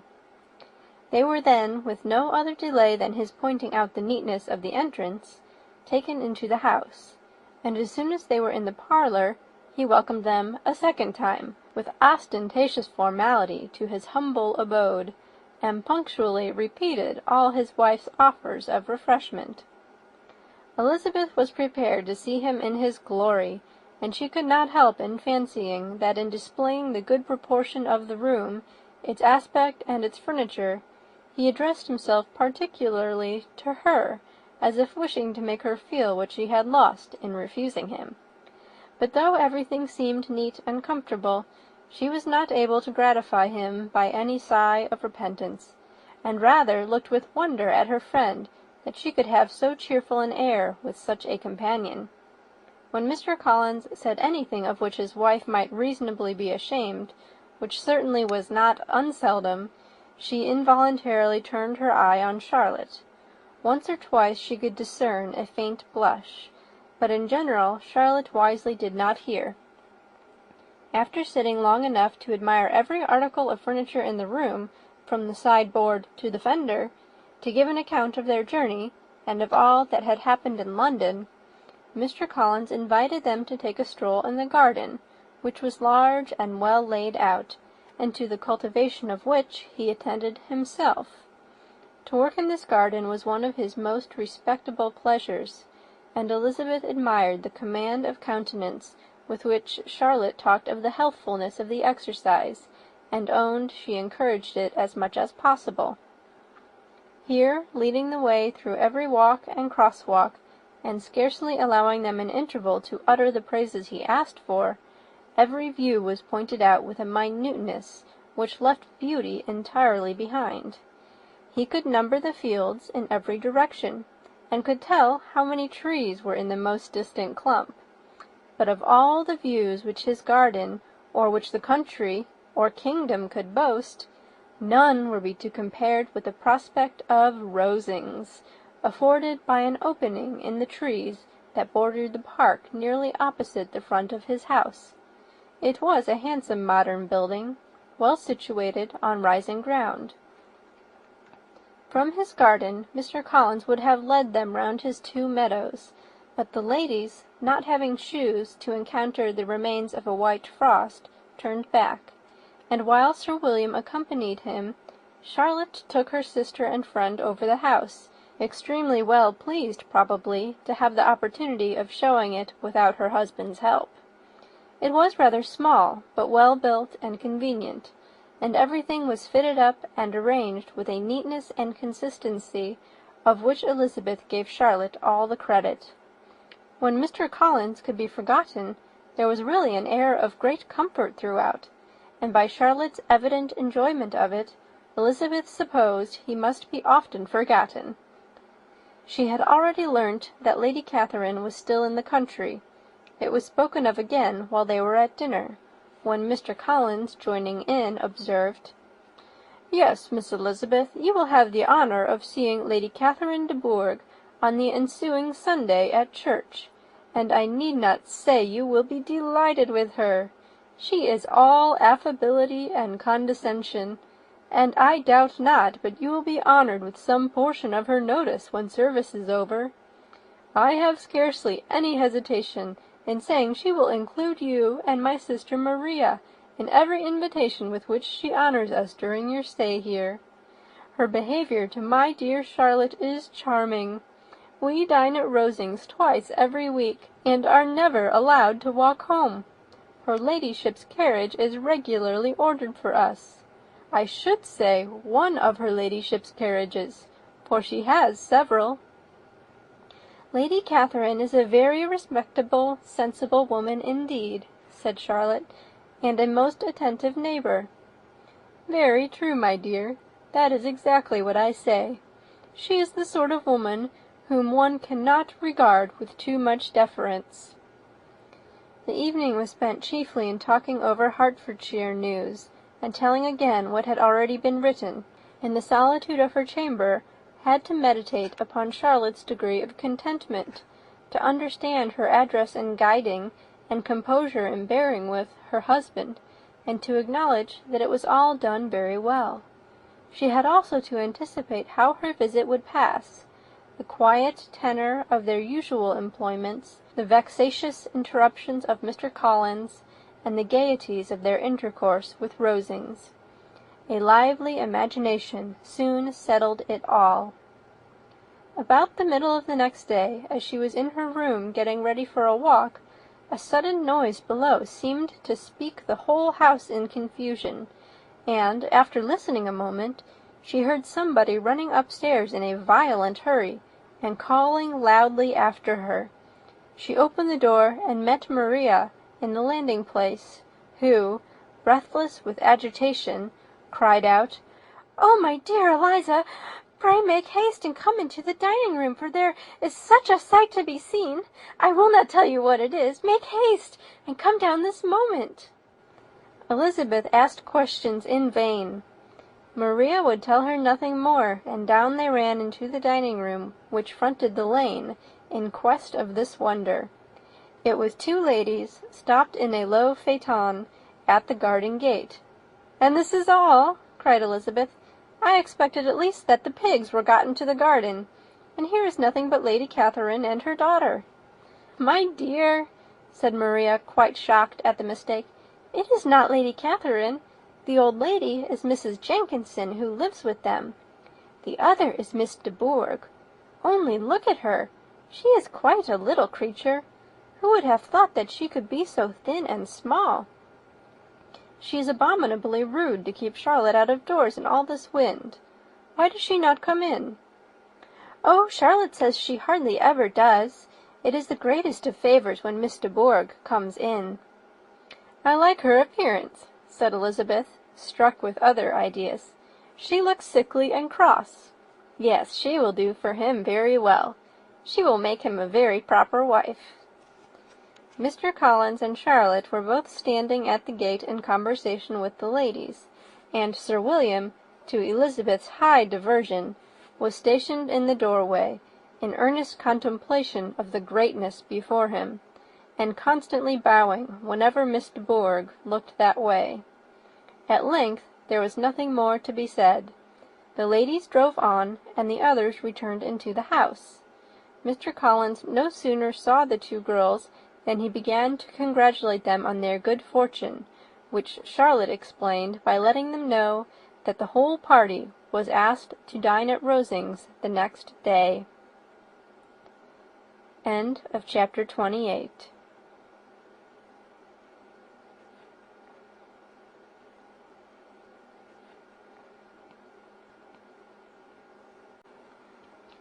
Pride and Prejudice by Jane Austen.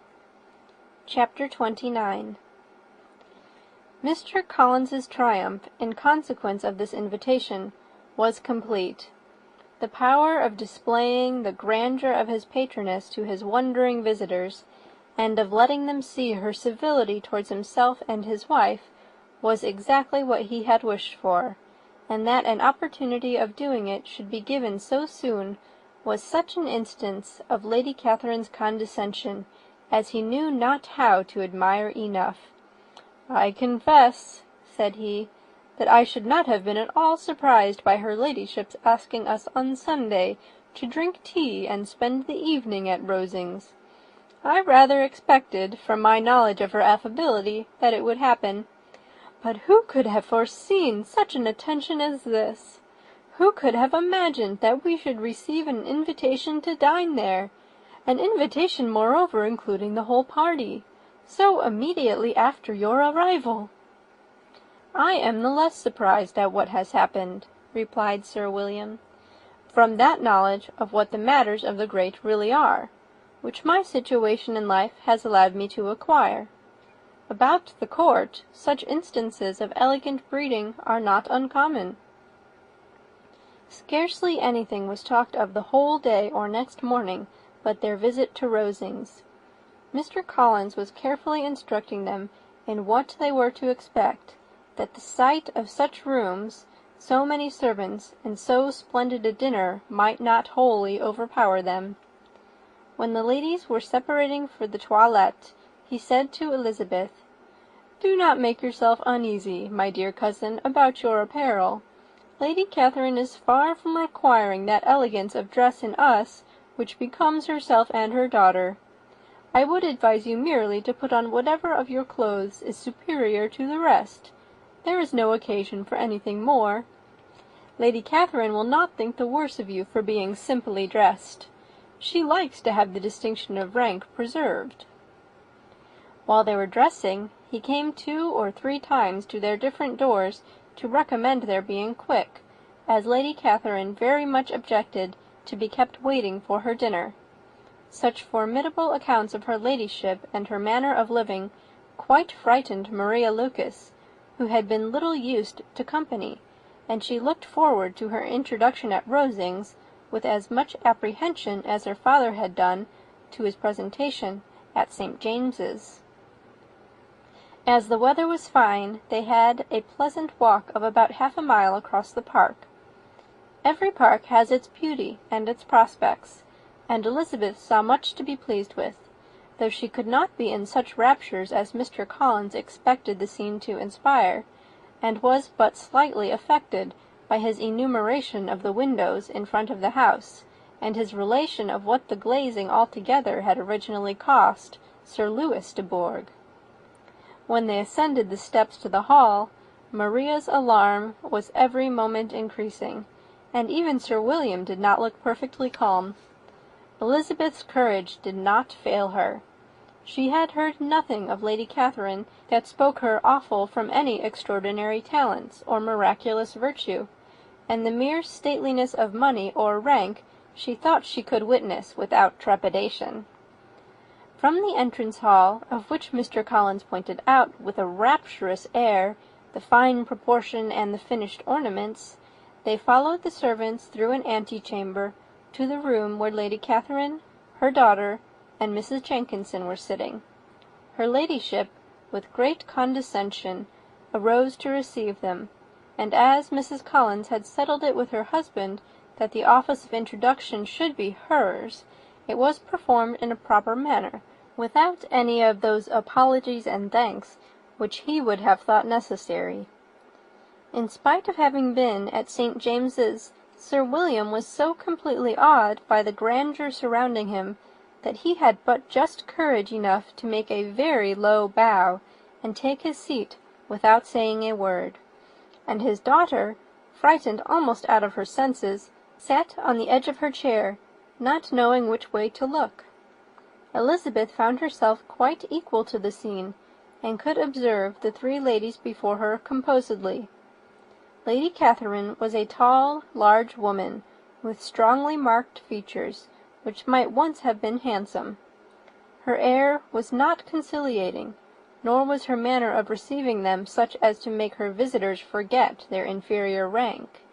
She was not rendered formidable by silence, but whatever she said was spoken in so authoritative a tone as marked her self-importance, and brought Mr. Wickham immediately to Elizabeth's mind, and from the observation of the day altogether, she believed Lady Catherine to be exactly what he represented. When, after examining the mother, in whose countenance and deportment she soon found some resemblance of Mr. Darcy, she turned her eyes on the daughter, she could almost have joined in Maria's astonishment at her being so thin and so small. There was neither in figure nor face any likeness between the ladies. Miss de Bourgh was pale and sickly.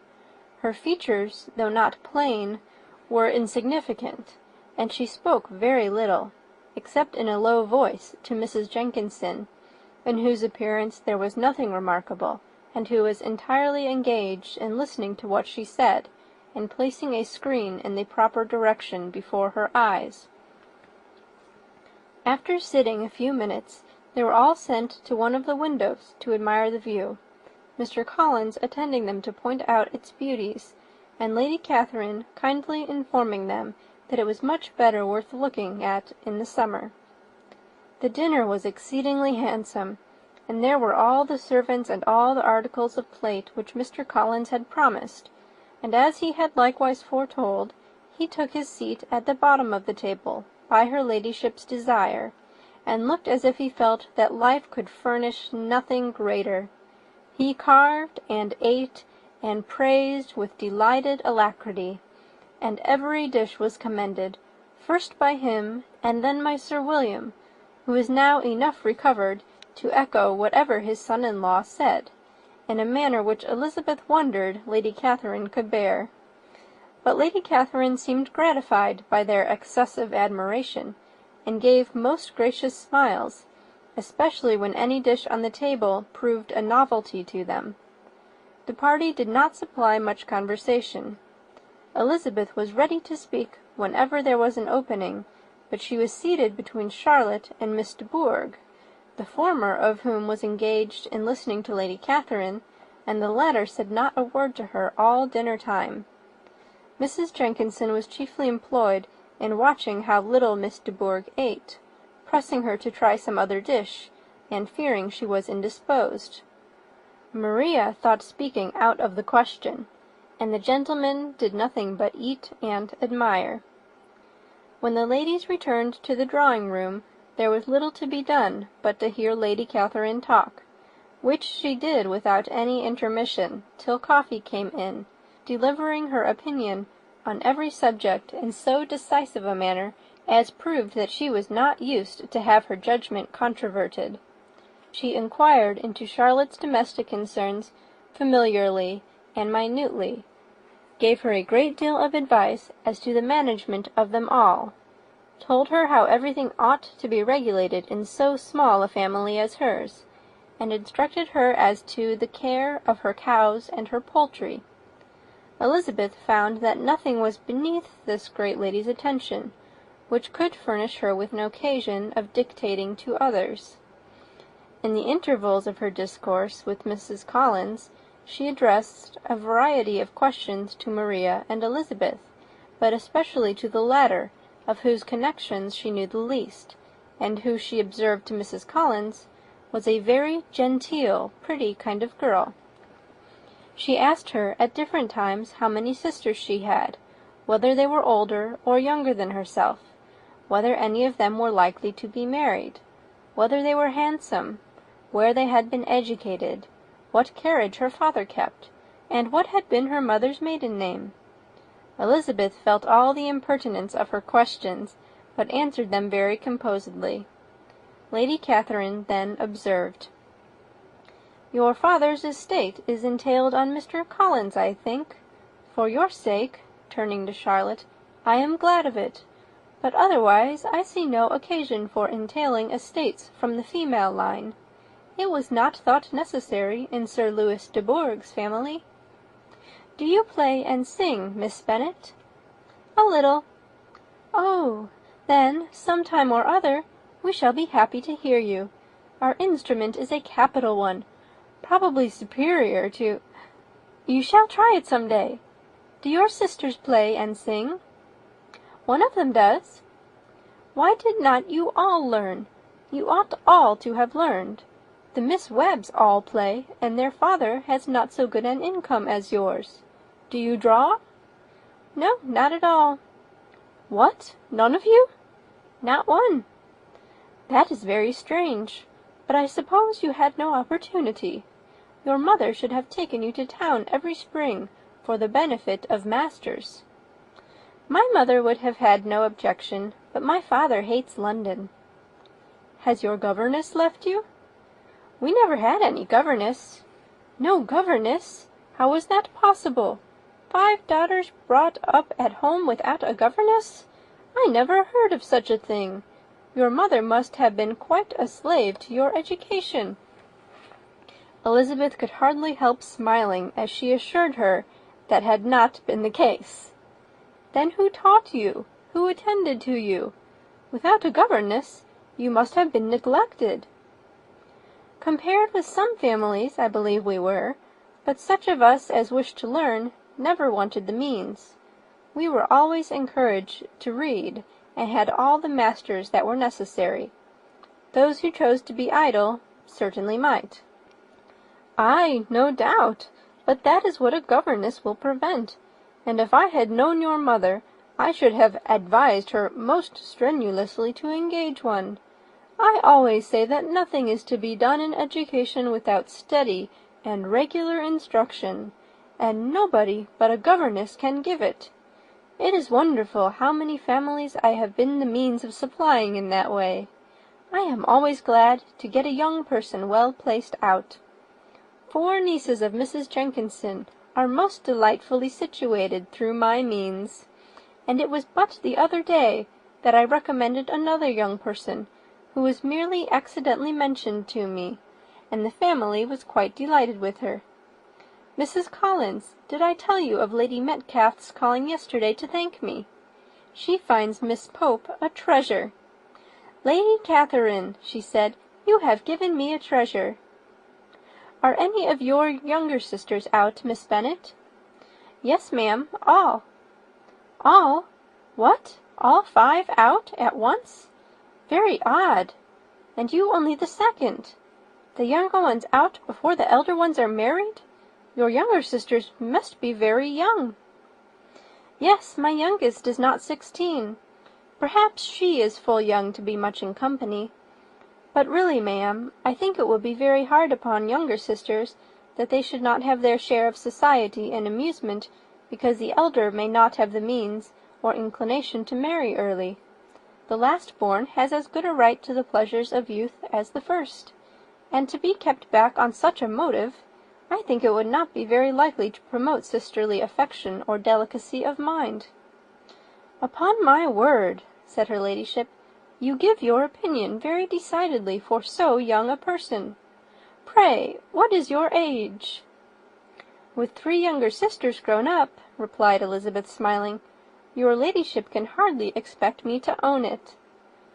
Lady Catherine seemed quite astonished at not receiving a direct answer, and Elizabeth suspected herself to be the first creature who had ever dared to trifle with so much dignified impertinence.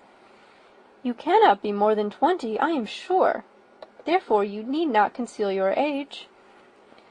"I am not 21." When the gentlemen had joined them, and tea was over, the card-tables were placed. Lady Catherine, Sir William, and Mr. and Mrs. Collins sat down to quadrille, and as Miss de Bourgh chose to play at casino, the 2 girls had the honour of assisting Mrs. Jenkins to make up her party. Their table was superlatively stupid.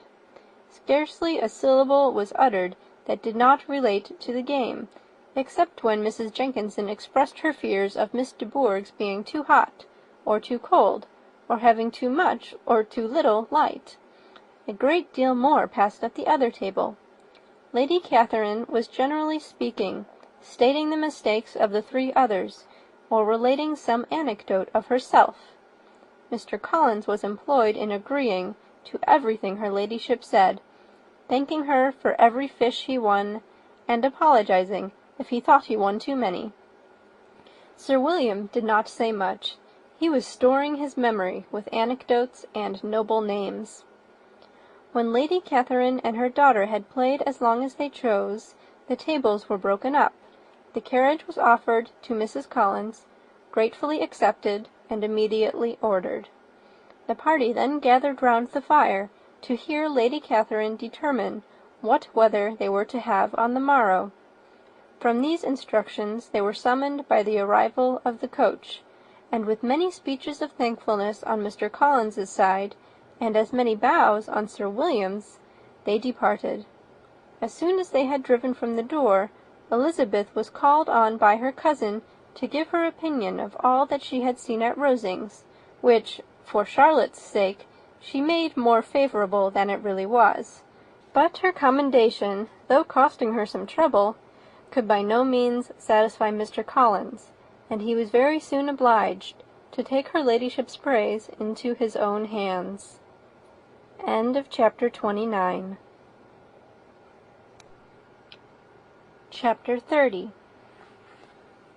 Sir William stayed only a week at Hunsford, but his visit was long enough to convince him of his daughter's being most comfortably settled, and of her possessing such a husband and such a neighbour as were not often met with. While Sir William was with them, Mr. Collins devoted his morning to driving him out in his gig, and showing him the country, but when he went away, the whole family returned to their usual employments, and Elizabeth was thankful to find that they did not see more of her cousin by the alteration, for the chief of the time between breakfast and dinner was now passed by him either at work in the garden, or in reading and writing, and looking out of the window in his own book-room, which fronted the road. The room in which the ladies sat was backwards. Elizabeth had at first rather wondered that Charlotte should not prefer the dining-parlour for common use. It was a better-sized room, and had a more pleasant aspect, but she soon saw that her friend had an excellent reason for what she did, for Mr. Collins would undoubtedly have been much less in his own apartment, had they sat in one equally lively, and she gave Charlotte credit for the arrangement. From the drawing-room they could distinguish nothing in the lane, and were indebted to Mr. Collins for the knowledge of what carriages went along, and how often especially Miss de Bourgh drove by in her phaeton, which he never failed coming to inform them of, though it happened almost every day. She not unfrequently stopped at the parsonage, and had a few minutes' conversation with Charlotte, but was scarcely ever prevailed upon to get out. Very few days passed in which Mr. Collins did not walk to Rosings, and not many in which his wife did not think it necessary to go likewise, and till Elizabeth recollected that there might be other family livings to be disposed of, she could not understand the sacrifice of so many hours. Now and then they were honoured with a call from her ladyship, and nothing escaped her observation that was passing in the room during these visits. She examined into their employments, looked at their work, and advised them to do it differently, found fault with the arrangement of the furniture, or detected the housemaid in negligence, and if she accepted any refreshment, seemed to do it only for the sake of finding out that Mrs. Collins's joints of meat were too large for her family. Elizabeth soon perceived that though this great lady was not in commission of the peace of the county, she was a most active magistrate in her own parish, the minutest concerns of which were carried to her by Mr. Collins, and whenever any of the cottages were disposed to be quarrelsome, discontented, or too poor, she sallied forth into the village to settle their differences, silence their complaints, and scold them into harmony and plenty. The entertainment of dining at Rosings was repeated about twice a week, and, allowing for the loss of Sir William, and there being only one card-table in the evening, every such entertainment was the counterpart of the first. Their other engagements were few, as the style of living in the neighbourhood in general was beyond Mr. Collins's reach. This, however, was no evil to Elizabeth, and upon the whole she spent her time comfortably enough. There were half-hours of pleasant conversation with Charlotte, and the weather was so fine for the time of year that she had often great enjoyment out of doors. Her favourite walk, and where she frequently went while the others were calling on Lady Catherine, was along the open grove which edged that side of the park, where there was a nice sheltered path, which no one seemed to value but herself, and where she felt beyond the reach of Lady Catherine's curiosity. In this quiet way the first fortnight of her visit soon passed away. Easter was approaching, and the week preceding it was to bring an addition to the family at Rosings, which in so small a circle must be important. Elizabeth had heard soon after her arrival that Mr. Darcy was expected there in the course of a few weeks, and though there were not many of her acquaintances whom she did not prefer, his coming would furnish one comparatively new to look at in their Rosings parties, and she might be amused in seeing how hopeless Miss Bingley's designs on him were, by his behaviour to his cousin, for whom he was evidently destined by Lady Catherine, who talked of his coming with the greatest satisfaction, spoke of him in terms of the highest admiration, and seemed almost angry to find that he had already been frequently seen by Miss Lucas and herself. His arrival was soon known at the parsonage, for Mr. Collins was walking the whole morning within view of the lodges opening into Hunsford Lane, in order to have the earliest assurance of it, and, after making his bow as the carriage turned into the park, hurried home with the great intelligence. On the following morning he hastened to Rosings to pay his respects. There were 2 nephews of Lady Catherine to require them, for Mr. Darcy had brought with him a Colonel Fitzwilliam, the younger son of his uncle Lord Fitzwilliam, and, to the great surprise of all the party, when Mr. Collins returned, the gentlemen accompanied him. Charlotte had seen them from her husband's room, crossing the road, and immediately running into the other, told the girls what an honour they might expect, adding, "I may thank you, Eliza, for this piece of civility. Mr. Darcy would never have come so soon to wait upon me." Elizabeth had scarcely time to disclaim all right to the compliment before their approach was announced by the door-bell, and shortly afterwards the 3 gentlemen entered the room. Colonel Fitzwilliam, who led the way, was about 30, not handsome, but in person and address most truly the gentleman. Mr. Darcy looked just as he had been used to look in Hertfordshire, paid his compliments with his usual reserve to Mrs. Collins, and, whatever might be his feelings towards her friend, met her with every appearance of composure. Elizabeth merely curtsied to him without saying a word. Colonel Fitzwilliam entered into conversation directly with the readiness and ease of a well-bred man, and talked very pleasantly, but his cousin, after having addressed a slight observation on the house and garden to Mrs. Collins, sat for some time without speaking to anybody.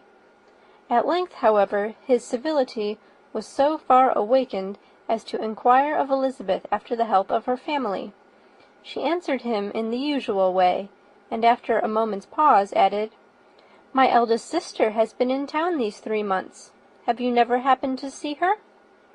She was perfectly sensible that he never had, but she wished to see whether he would betray any consciousness of what had passed between the Bingleys and Jane, and she thought he looked a little confused as he answered that he had never been so fortunate as to meet Miss Bennet. The subject was pursued no farther, and the gentlemen soon afterwards went away. End of chapter 30.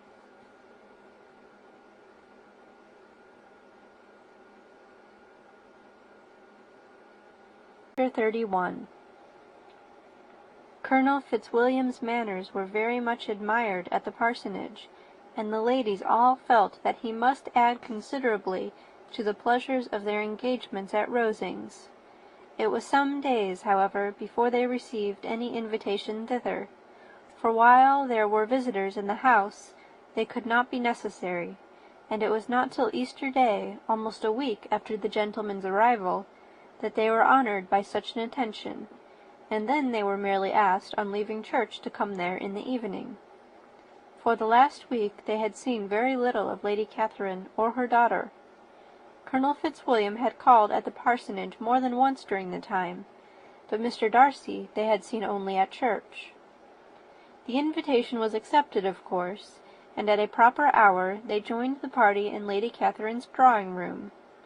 Her ladyship received them civilly, but it was plain that their company was by no means so acceptable as when she could get nobody else, and she was, in fact, almost engrossed by her nephews, speaking to them, especially to Darcy, much more than to any other person in the room. Colonel Fitzwilliam seemed really glad to see them. Anything was a welcome relief to him at Rosings, and Mrs. Collins's pretty friend had moreover caught his fancy very much. He now seated himself by her, and talked so agreeably of Kent and Hertfordshire, of travelling and staying at home, of new books and music, that Elizabeth had never been half so well entertained in that room before, and they conversed with so much spirit and flow as to draw the attention of Lady Catherine herself, as well as of Mr. Darcy. His eyes had been soon and repeatedly turned towards them with a look of curiosity, and that her ladyship after a while shared the feeling was more openly acknowledged, for she did not scruple to call out, "What is that you are saying, Fitzwilliam? What is it you are talking of? What are you telling Miss Bennet? Let me hear what it is." "We are speaking of music, madam," said he, when no longer able to avoid a reply. "Of music? Then pray speak aloud. It is of all subjects my delight. I must have my share in the conversation if you are speaking of music. There are few people in England, I suppose, who have more true enjoyment of music than myself, or a better natural taste. If I had ever learnt, I should have been a great proficient, and so would Anne, if her health had allowed her to apply. I am confident that she would have performed delightfully. How does Georgiana get on, Darcy?" Mr. Darcy spoke with affectionate praise of his sister's proficiency. "I am very glad to hear such a good account of her," said Lady Catherine, "and pray tell her from me that she cannot expect to excel if she does not practice a good deal." "I assure you, madam," he replied, "that she does not need such advice. She practices very constantly." "So much the better. It cannot be done too much, and when I next write to her, I shall charge her not to neglect it on any account. I often tell young ladies that no excellence in music is to be acquired without constant practice. I have told Miss Bennet several times that she will never play really well unless she practices more, and though Mrs. Collins has no instrument, she is very welcome, as I have often told her, to come to Rosings every day and play on the pianoforte in Mrs. Jenkinson's room. She would be in nobody's way, you know, in that part of the house." Mr. Darcy looked a little ashamed of his aunt's ill-breeding, and made no answer. When coffee was over, Colonel Fitzwilliam reminded Elizabeth of having promised to play to him, and she sat down directly to the instrument. He drew a chair near her. Lady Catherine listened to half a song, and then talked, as before, to her other nephew, till the latter walked away from her, and making with his usual deliberation towards the pianoforte, stationed himself so as to command a full view of the fair performer's countenance. Elizabeth saw what he was doing, and at the first convenient pause, turned to him with an arch smile, and said, "You mean to frighten me, Mr. Darcy, by coming in all this state to hear me. I will not be alarmed, though your sister does play so well. There is a stubbornness about me that never can bear to be frightened at the will of others. My courage always rises at every attempt to intimidate me."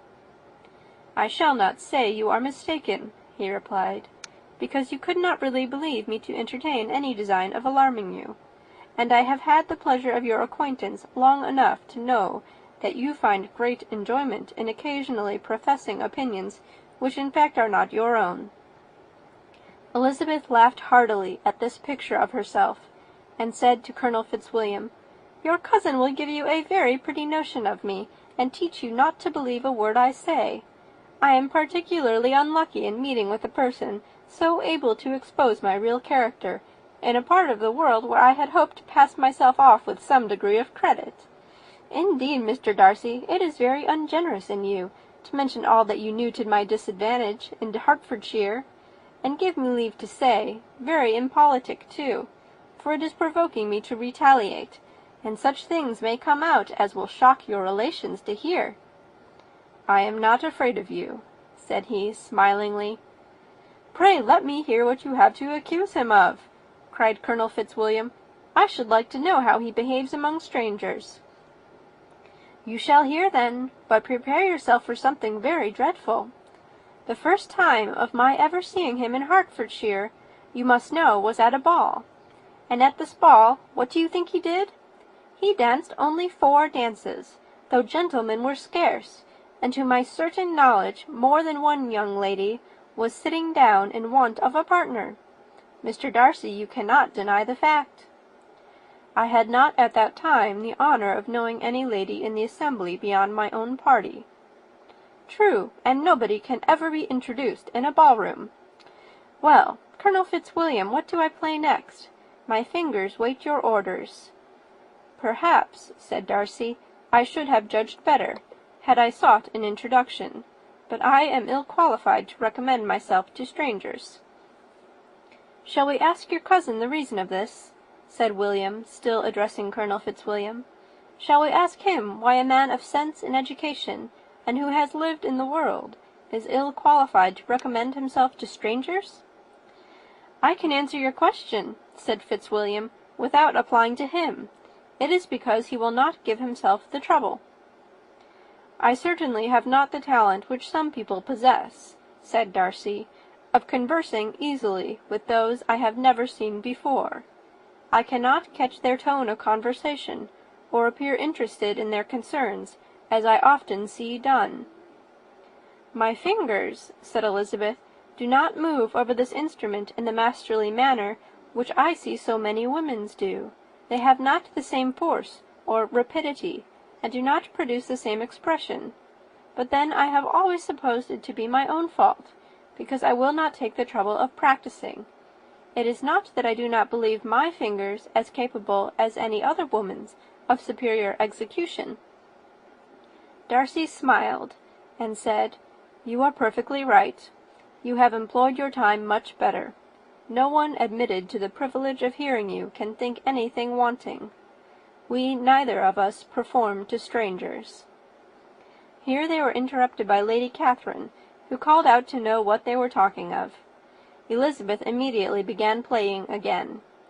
Lady Catherine approached, and, after listening for a few minutes, said to Darcy, "Miss Bennet would not play at all amiss if she practised more, and could have the advantage of a London master.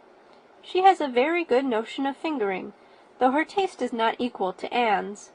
Anne would have been a delightful performer, had her health allowed her to learn." Elizabeth looked at Darcy, to see how cordially he assented to his cousin's praise, but neither at that moment, nor at any other, could she discern any symptom of love, and from the whole of his behaviour to Miss de Bourgh, she derived this comfort for Miss Bingley, that he might have been just as likely to marry her, had she been his relation. Lady Catherine continued her remarks on Elizabeth's performance, mixing them with many instructions on execution and taste.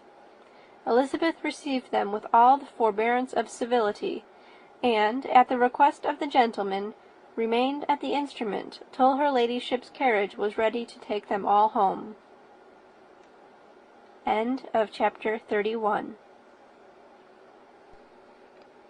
Chapter 32. Elizabeth was sitting by herself the next morning, and writing to Jane, while Mrs. Collins and Maria were gone on business into the village, when she was startled by a ring at the door, the certain signal of a visitor. As she had heard no carriage, she thought it not unlikely to be Lady Catherine, and under that apprehension was putting away her half-finished letter, that she might escape all impertinent questions, when the door opened, and, to her very great surprise, Mr. Darcy, and Mr. Darcy only, entered the room. He seemed astonished, too, on finding her alone, and apologized for his intrusion by letting her know that he had understood all the ladies were to be within. They then sat down, and when her inquiries after Rosings were made, seemed in danger of sinking into total silence.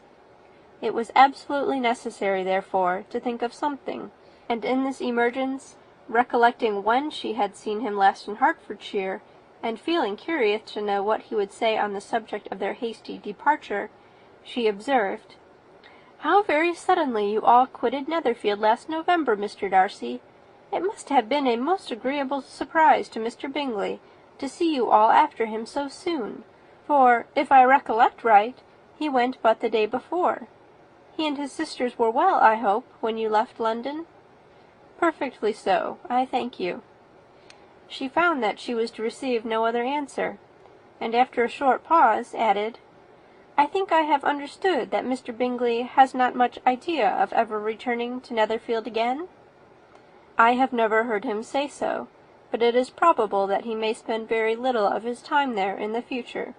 He has many friends, and is at a time of life when friends and engagements are continually increasing." "If he means to be but little at Netherfield, it would be better for the neighbourhood that he should give up the place entirely, for then we might possibly get a settled family there. But perhaps Mr. Bingley did not take the house so much for the convenience of the neighbourhood as for his own, and we must expect him to keep it or quit it on the same principle." "I should not be surprised," said Darcy, "if he were to give it up as soon as any eligible purchase offers." Elizabeth made no answer. She was afraid of talking longer of his friend, and, having nothing else to say, was now determined to leave the trouble of finding a subject to him. He took the hint, and soon began with, "This seems a very comfortable house.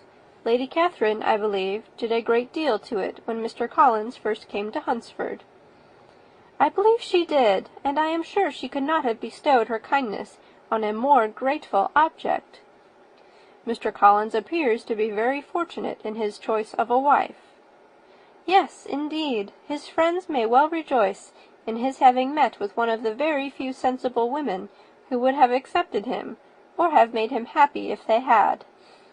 My friend has an excellent understanding, though I am not certain that I consider her marrying Mr. Collins as the wisest thing she ever did. She seems perfectly happy, however, and in a prudential light it is certainly a very good match for her. It must be very agreeable for her to be settled within so easy a distance of her own family and friends." "An easy distance, do you call it? It is nearly 50 miles." "And what is 50 miles of good road? Little more than half a day's journey. Yes, I call it a very easy distance." "I should never have considered the distance as one of the advantages of the match," cried Elizabeth. "I should never have said Mrs. Collins was settled near her family."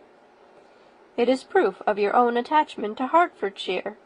Anything beyond the very neighbourhood of Longbourn, I suppose, would appear far." As he spoke, there was a sort of smile which Elizabeth fancied she understood. He must be supposing her to be thinking of Jane and Netherfield, and she blushed as she answered, "I do not mean to say that a woman may not be settled too near her family. The far and the near must be relative, and depend on many varying circumstances. Where there is fortune to make the expenses of travelling unimportant, distance becomes no evil. But that is not the case here. Mr. and Mrs. Collins have a comfortable income, but not such a one as will allow of frequent journeys, and I am persuaded my friend would not call herself near her family under less than half the present distance." Mr. Darcy drew his chair a little towards her, and said, "You cannot have a right to such very strong local attachment. You cannot have been always at Longbourn." Elizabeth looked surprised. The gentleman experienced some change of feeling. He drew back his chair, took a newspaper from the table, and glancing over it, said, in a colder voice, "Are you pleased with Kent?" A short dialogue on the subject of the country ensued, on either side calm and concise, and soon put an end to by the entrance of Charlotte and her sister, just returned from her walk. The tête-à-tête surprised them. Mr. Darcy related the mistake which had occasioned his intruding on Miss Bennet, and after sitting a few minutes longer without saying much to anybody, went away. "What can be the meaning of this?" said Charlotte, as soon as he was gone. "My dear Eliza, he must be in love with you, or he would never have called us in this familiar way." But when Elizabeth told of his silence, it did not seem very likely, even to Charlotte's wishes, to be the case, and after various conjectures, they could at last only suppose his visit to proceed from the difficulty of finding anything to do, which was the more probable from the time of year. All field sports were over. Within doors there was Lady Catherine, books, and a billiard table, but gentlemen cannot always be within doors, and in the nearness of the parsonage, or the pleasantness of the walk to it, or of the people who lived in it, the cousins found a temptation from this period of walking thither almost every day. They called at various times of the morning, sometimes separately, sometimes together, and now and then accompanied by their aunt. It was plain to them all that Colonel Fitzwilliam came because he had pleasure in their society, a persuasion which of course recommended him still more. And Elizabeth was reminded by her own satisfaction in being with him, as well as by his evident admiration of her former favourite George Wickham, and though, in comparing them, she saw there was less captivating softness in Colonel Fitzwilliam's manners, she believed he might have the best informed mind. But why Mr. Darcy came so often to the parsonage, it was more difficult to understand. It could not be for society, as he frequently sat there 10 minutes together without opening his lips, and when he did speak, it seemed the effect of necessity rather than of choice, a sacrifice to propriety, not a pleasure to himself. He seldom appeared really animated. Mrs. Collins knew not what to make of him. Colonel Fitzwilliam's occasionally laughing at his stupidity proved that he was generally different, which her own knowledge of him could not have told her, and as she would like to have believed this change the effect of love, and the object of that love her friend Eliza, she set herself seriously to work to find it out. She watched him whenever they were at Rosings, and whenever he came to Hunsford, but without much success. He certainly looked at her friend a great deal, but the expression of that look was disputable. It was an earnest, steadfast gaze, but she often doubted whether there were much admiration in it, and sometimes it seemed nothing but absence of mind. She had once or twice suggested to Elizabeth the possibility of his being partial to her, but Elizabeth always laughed at the idea, and Mrs. Collins did not think it right to press the subject, from the danger of raising expectations which might only end in disappointment, for in her opinion it admitted not of a doubt that all her friend's dislike would vanish, if she could suppose him to be in her power.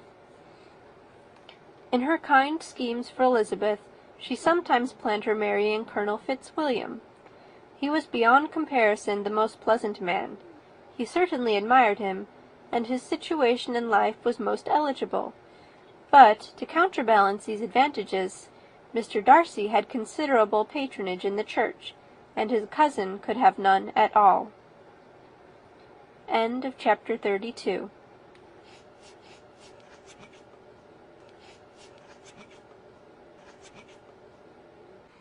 Pride and Prejudice by Jane Austen. Chapter 33.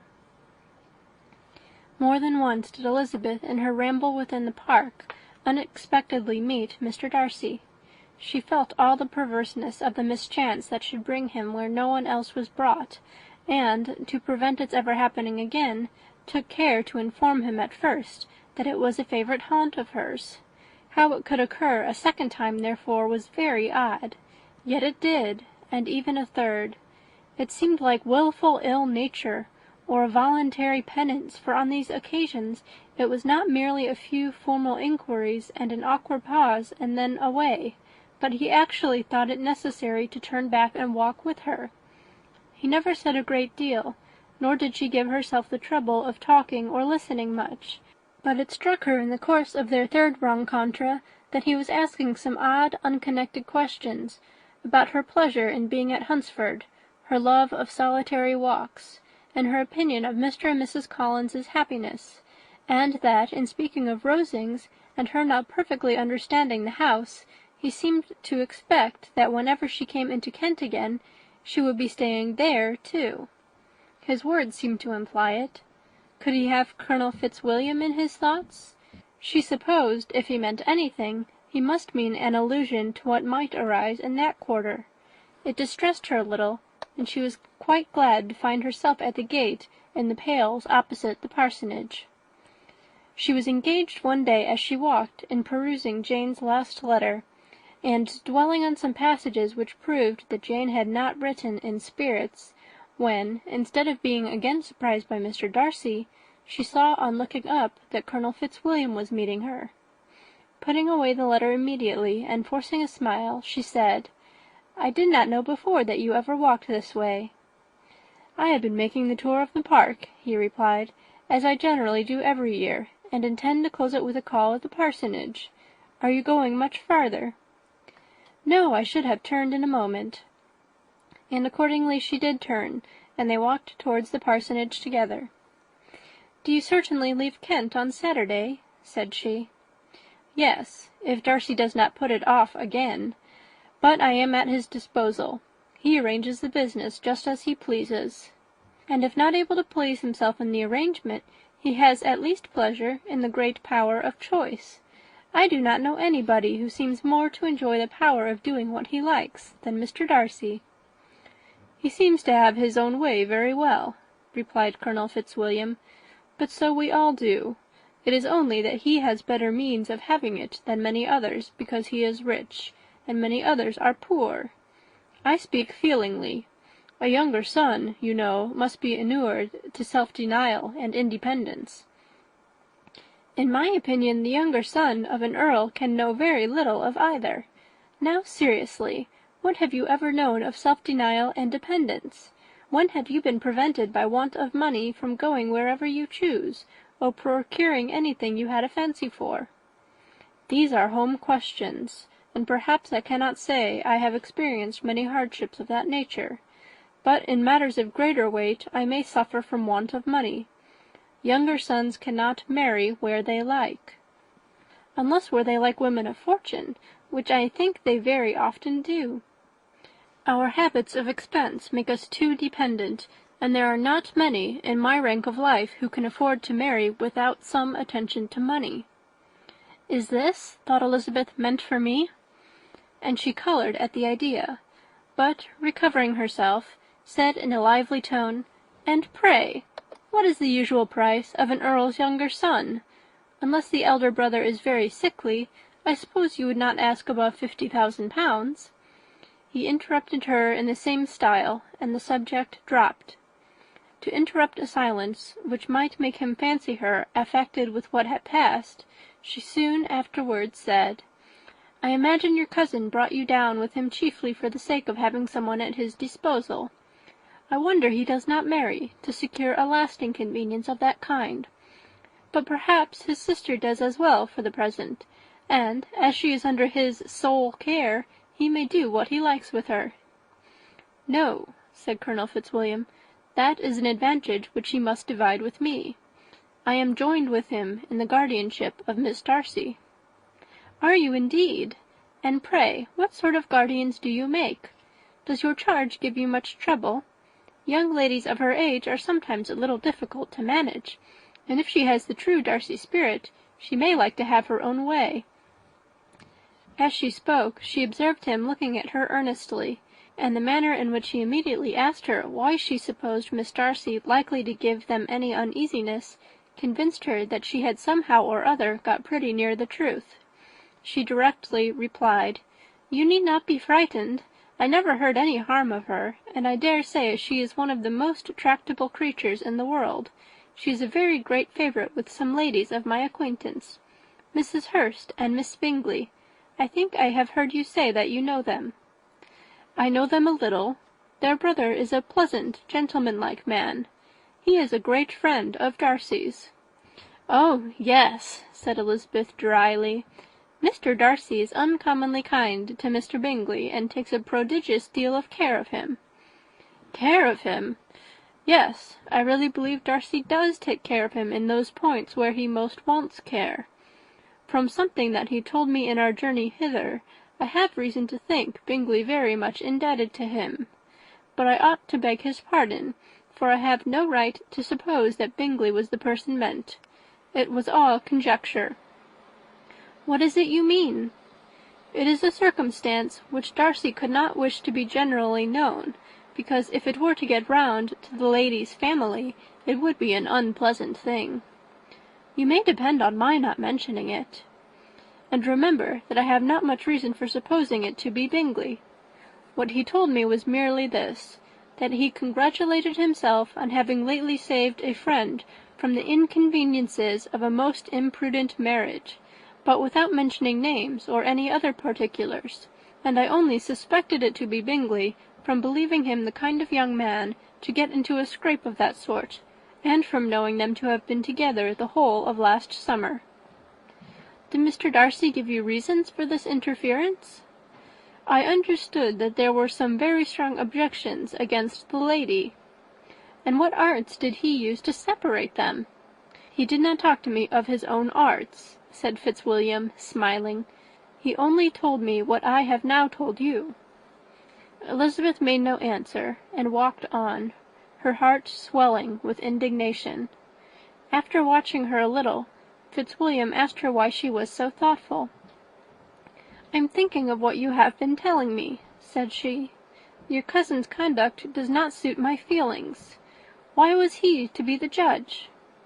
"You are rather disposed to call his interference officious?" "I do not see what right Mr. Darcy had to decide on the propriety of his friend's inclination, or why, upon his own judgment alone, he was to determine and direct in what manner his friend was to be happy. But," she continued, recollecting herself, "as we know none of the particulars, it is not fair to condemn him. It is not to be supposed that there was much affection in the case." "That is not an unnatural surmise," said Fitzwilliam, "but it is a lessening of the honour of my cousin's triumph, very sadly." This was spoken jestingly, but it appeared to her so just a picture of Mr. Darcy that she would not trust herself with an answer, and therefore, abruptly changing the conversation, talked on indifferent matters until they reached the parsonage. There, shut into her own room, as soon as their visitor left them, she could think without interruption of all that she had heard. It was not to be supposed that any other people could be meant than those with whom she was connected. There could not exist in the world two men over whom Mr. Darcy could have such boundless influence. That he had been concerned in the measures taken to separate Bingley and Jane, she had never doubted, but she had always attributed to Miss Bingley the principal design and arrangement of them. If his own vanity, however, did not mislead him, he was the cause.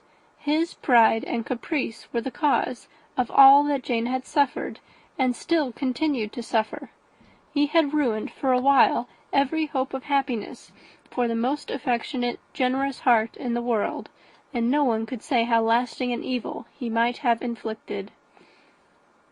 "There were some very strong objections against the lady," were Colonel Fitzwilliam's words, and those strong objections probably were her having one uncle who was a country attorney, and another who was in business in London. To Jane herself, she exclaimed, there could be no possibility of objection. All loveliness and goodness as she is, her understanding excellent, her mind improved, and her manners captivating. Neither could anything be urged against my father, who, though with some peculiarities, has abilities Mr. Darcy himself need not disdain, and respectability which he will probably never reach." When she thought of her mother, her confidence gave way a little, but she would not allow that any objections there had material weight with Mr. Darcy, whose pride, she was convinced, would receive a deeper wound from the want of importance in his friends' connections than from their want of sense, and she was quite decided at last that he had been partly governed by this worst kind of pride, and partly by the wish of retaining Mr. Bingley for his sister.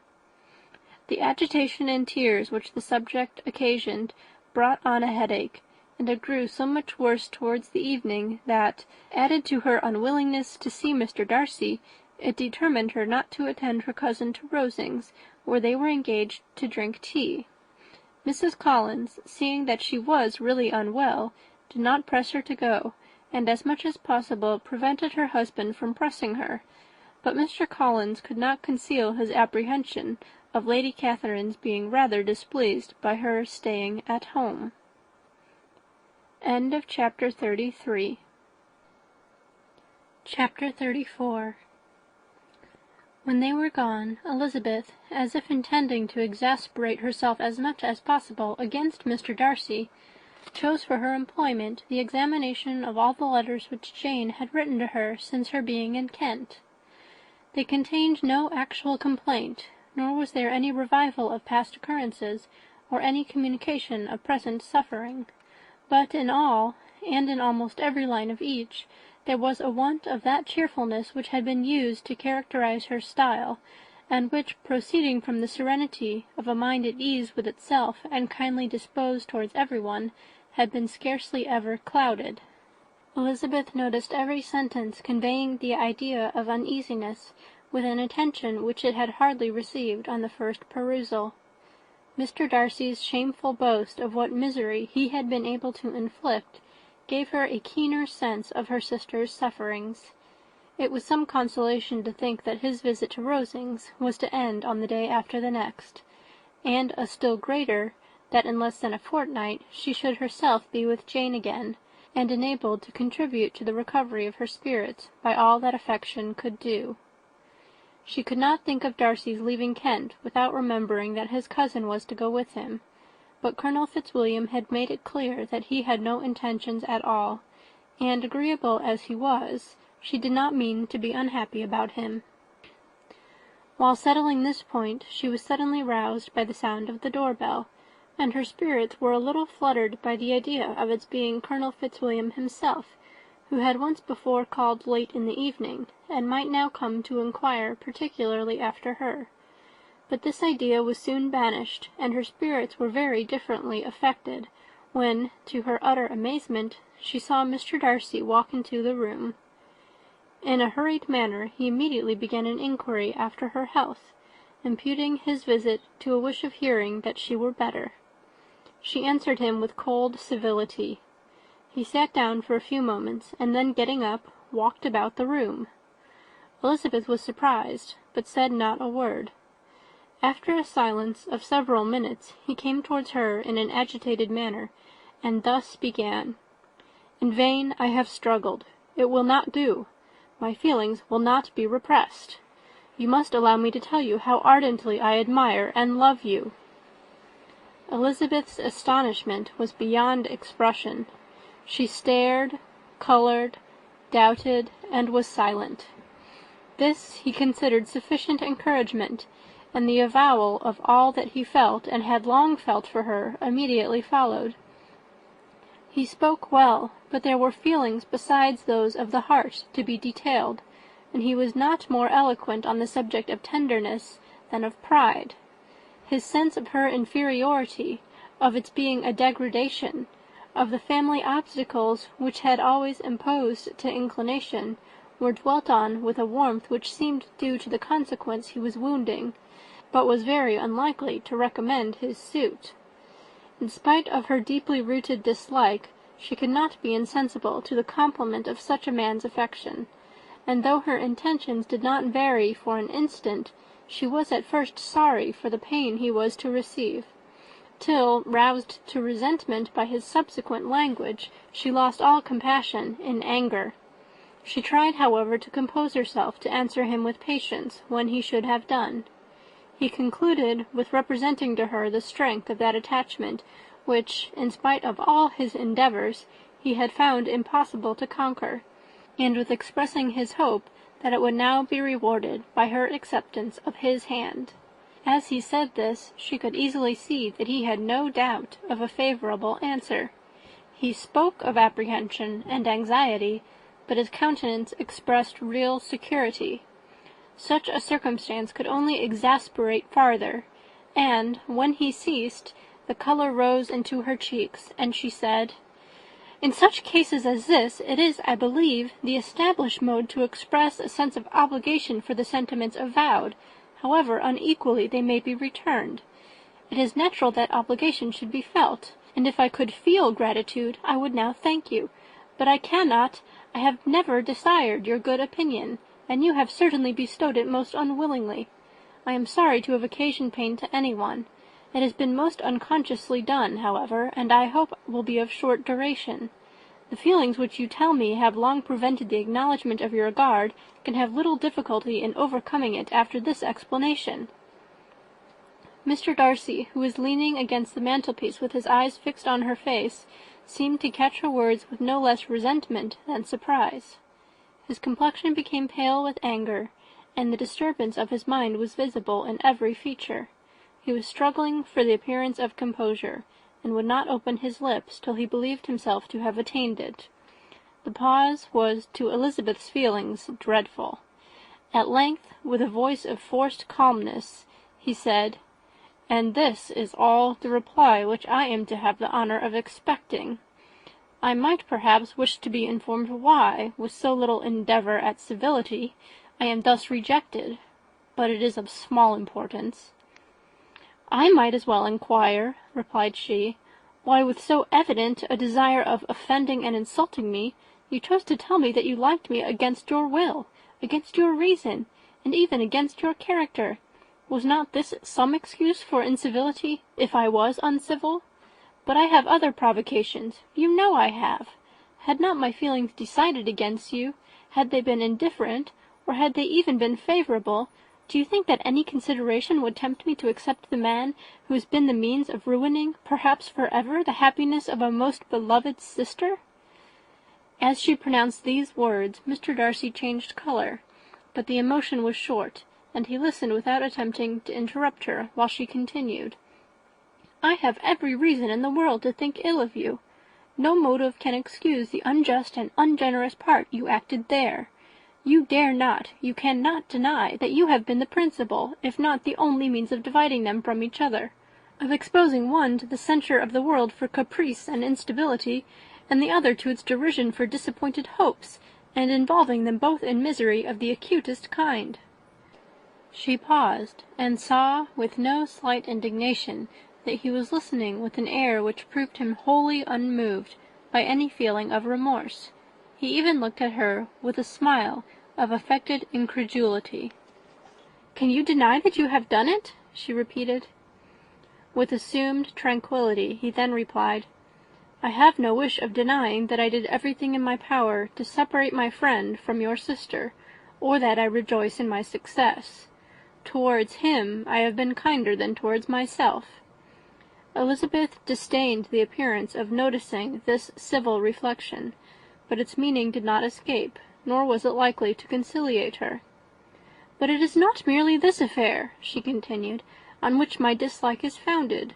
Long before it had taken place, my opinion of you was decided. Your character was unfolded in the recital which I received many months ago from Mr. Wickham. On this subject, what can you have to say? In what imaginary act of friendship can you here defend yourself, or under what misrepresentation can you here impose upon others?" "You take an eager interest in that gentleman's concerns," said Darcy, in a less tranquil tone, and with a heightened colour. "Who that knows what his misfortunes have been can help feeling an interest in him?" "His misfortunes!" repeated Darcy contemptuously. "Yes, his misfortunes have been great indeed." "And of your infliction," cried Elizabeth, with energy. "You have reduced him to his present state of poverty, comparative poverty. You have withheld the advantages which you must know to have been designed for him. You have deprived the best years of his life of that independence which was no less his due than his desert. You have done all this, and yet you can treat the mention of his misfortune with contempt and ridicule." "And this," cried Darcy, as he walked with quick steps across the room, "is your opinion of me! This is the estimation in which you hold me! I thank you for explaining it so fully. My faults, according to this calculation, are heavy indeed. But perhaps," added he, stopping in his walk, and turning towards her, "these offences might have been overlooked, had not your pride been hurt by my honest confession of the scruples that had long prevented my forming any serious design. These bitter accusations might have been suppressed, had I, with greater policy, concealed my struggles, and flattered you into the belief of my being impelled by unqualified, unalloyed inclination, by reason, by reflection, by everything. But disguise of every sort is my abhorrence. Nor am I ashamed of the feelings I related. They were natural and just. Could you expect me to rejoice in the inferiority of your connections, to congratulate myself on the hope of relations whose condition in life is so decidedly beneath my own?" Elizabeth felt herself growing more angry every moment, yet she tried to the utmost to speak with composure, when she said, "You are mistaken, Mr. Darcy, if you suppose that the mode of your declaration affected me in any other way than as it spared the concern which I might have felt in refusing you, had you behaved in a more gentlemanlike manner." She saw him start at this, but he said nothing, and she continued, "You could not have made the offer of your hand in any possible way that would have tempted me to accept it." Again his astonishment was obvious, and he looked at her with an expression of mingled incredulity and mortification. She went on, "From the very beginning, from the first moment, I may almost say, of my acquaintance with you, your manners, impressing me with the fullest belief of your arrogance, your conceit, and your selfish disdain of the feelings of others, were such as to form the groundwork of disapprobation, on which succeeding events have built so immovable a dislike, and I had not known you a month before I felt that you were the last man in the world whom I could ever be prevailed on to marry." "You have said quite enough, madam. I perfectly comprehend your feelings, and have now only to be ashamed of what my own have been. Forgive me for having taken up so much of your time, and accept my best wishes for your health and happiness." And with these words he hastily left the room, and Elizabeth heard him the next moment open the front door and quit the house. The tumult of her mind was now painfully great. She knew not how to support herself, and from actual weakness sat down and cried for half an hour. Her astonishment, as she reflected on what had passed, was increased by every review of it. That she should receive an offer of marriage from Mr. Darcy! That he should have been in love with her for so many months! So much in love as to wish to marry her, in spite of all the objections which had made him prevent his friends marrying her sister, and which must appear at least with equal force in his own case, was almost incredible.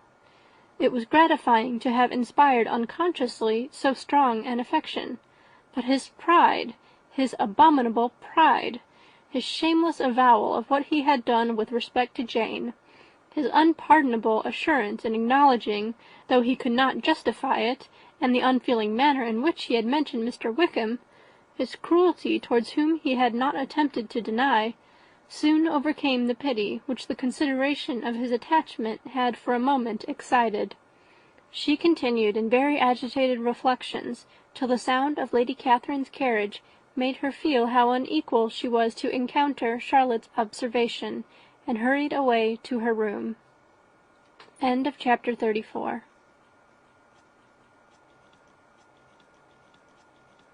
Chapter 35. Elizabeth awoke the next morning to the same thoughts and meditations which had at length closed her eyes. She could not yet recover from the surprise of what had happened. It was impossible to think of anything else, and, totally indisposed for employment, she resolved, soon after breakfast, to indulge herself in air and exercise. She was proceeding directly to her favourite walk, when the recollection of Mr. Darcy's sometimes coming there stopped her, and instead of entering the park, she turned up the lane, which led farther from the turnpike road. The park paling was still the boundary on one side, and she soon passed one of the gates into the ground. After walking 2 or 3 times along that part of the lane, she was tempted, by the pleasantness of the morning, to stop at the gates and look into the park. The 5 weeks which she had now passed in Kent had made a great difference in the country, and every day was adding to the verdure of the early trees. She was on the point of continuing her walk, when she caught a glimpse of a gentleman within the sort of grove which edged the park. He was moving that way, and, fearful of it being Mr. Darcy, she was directly retreating. But the person who advanced was now near enough to see her, and, stepping forward with eagerness, pronounced her name. She had turned away, but on hearing herself called, though in a voice which proved it to be Mr. Darcy, she moved again towards the gate. He had by that time reached it also, and, holding out a letter, which she instinctively took, said, with a look of haughty composure, "I have been walking in the grove some time in the hope of meeting you. Will you do me the honour of reading that letter?" And then, with a slight bow, turned again into the plantation, and was soon out of sight. With no expectation of pleasure, but with the strongest curiosity, Elizabeth opened the letter, and, to her still increasing wonder, perceived an envelope containing 2 sheets of letter-paper, written quite through in a very close hand. The envelope itself was likewise full. Pursuing her way along the lane, she then began it. It was dated from Rosings, at 8 o'clock in the morning, and was as follows: "Be not alarmed, madam, on receiving this letter, by the apprehension of its containing any repetition of those sentiments or renewal of those offers which were last night so disgusting to you. I write without any intention of paining you or humbling myself by dwelling on wishes which, for the happiness of both, cannot be too soon forgotten, and the effort which the formation and the perusal of this letter must occasion should have been spared, had not my character required it to be written and read. You must, therefore, pardon the freedom with which I demand your attention. Your feelings, I know, will bestow it unwillingly, but I demand it of your justice. 2 offences of a very different nature, and by no means of equal magnitude, you last night laid to my charge. The first mentioned was that, regardless of the sentiments of either, I had detached Mr. Bingley from your sister, and the other, that I had, in defiance of various claims, in defiance of honour and humanity, ruined the immediate prosperity and blasted the prospects of Mr. Wickham. Wilfully and wantonly to have thrown off the companion of my youth, the acknowledged favourite of my father, a young man who had scarcely any other dependence than on our patronage, and who had been brought up to expect its exertion, would be a depravity to which the separation of 2 young persons, whose affection could be the growth of only a few weeks, could bear no comparison. But from the severity of that blame which was last night so liberally bestowed, respecting each circumstance, I shall hope to be in the future secured when the following account of my actions and their motives has been read. If, in the explanation of them, which is due to myself, I am under the necessity of relating feelings which may be offensive to you, I can only say that I am sorry. The necessity must be obeyed, and further apology would be absurd. I had not long been in Hertfordshire before I saw, in common with others, that Bingley preferred your elder sister to any other young woman in the country. But it was not till the evening of the dance at Netherfield that I had any apprehension of his feeling a serious attachment. I had often seen him in love before. At that ball, while I had the honour of dancing with you, I was first made acquainted, by Sir William Lucas's accidental information, that Bingley's attentions to your sister had given rise to a general expectation of their marriage.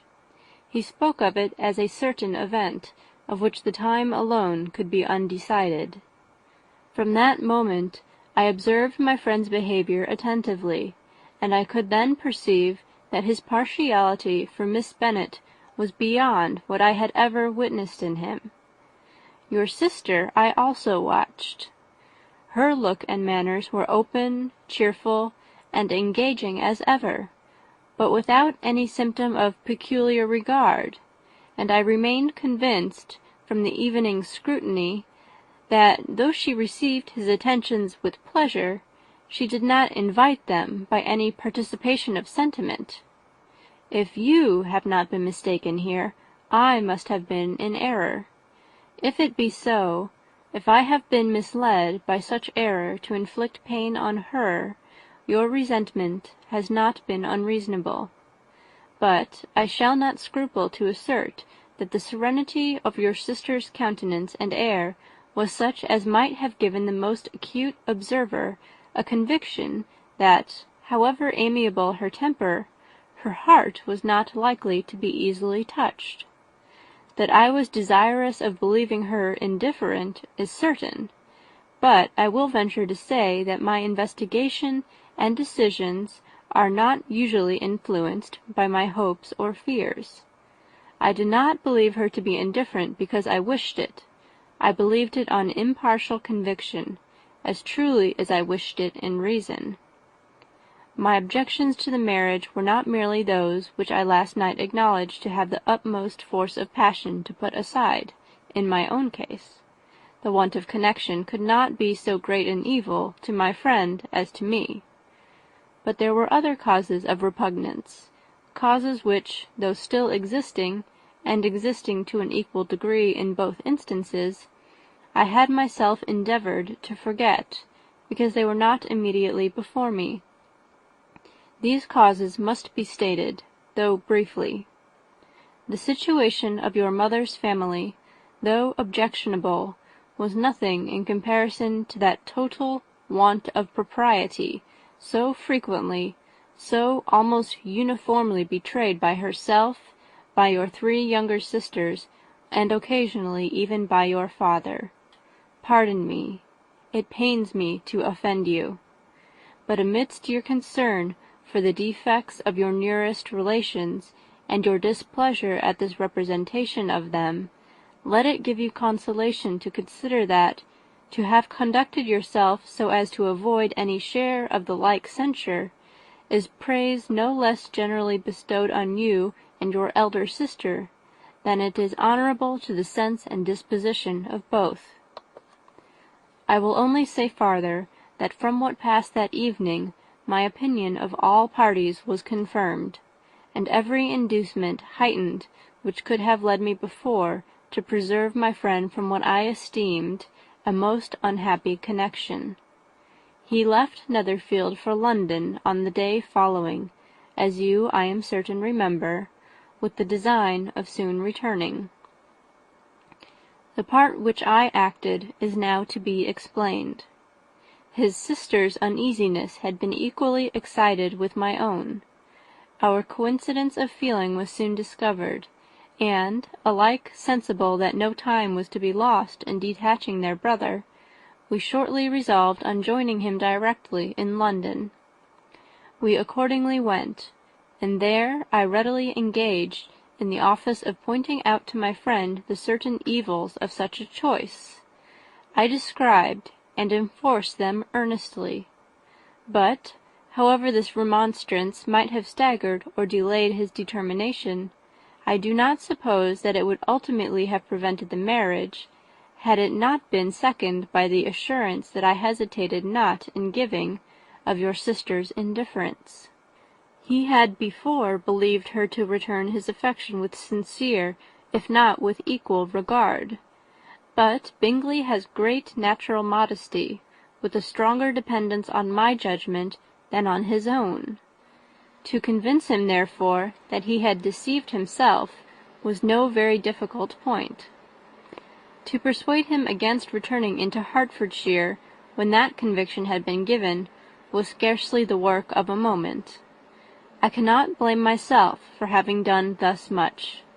There is but one part of my conduct in the whole affair on which I do not reflect with satisfaction. It is that I condescended to adopt the measures of art so far as to conceal from him your sister's being in town. I knew it myself, as it was known to Miss Bingley, but her brother is even yet ignorant of it. That they might have met without ill consequence is perhaps probable, but his regard did not appear to me enough extinguished for him to see her without some danger. Perhaps this concealment, this disguise, was beneath me. It is done, however, and it was done for the best. On this subject I have nothing more to say.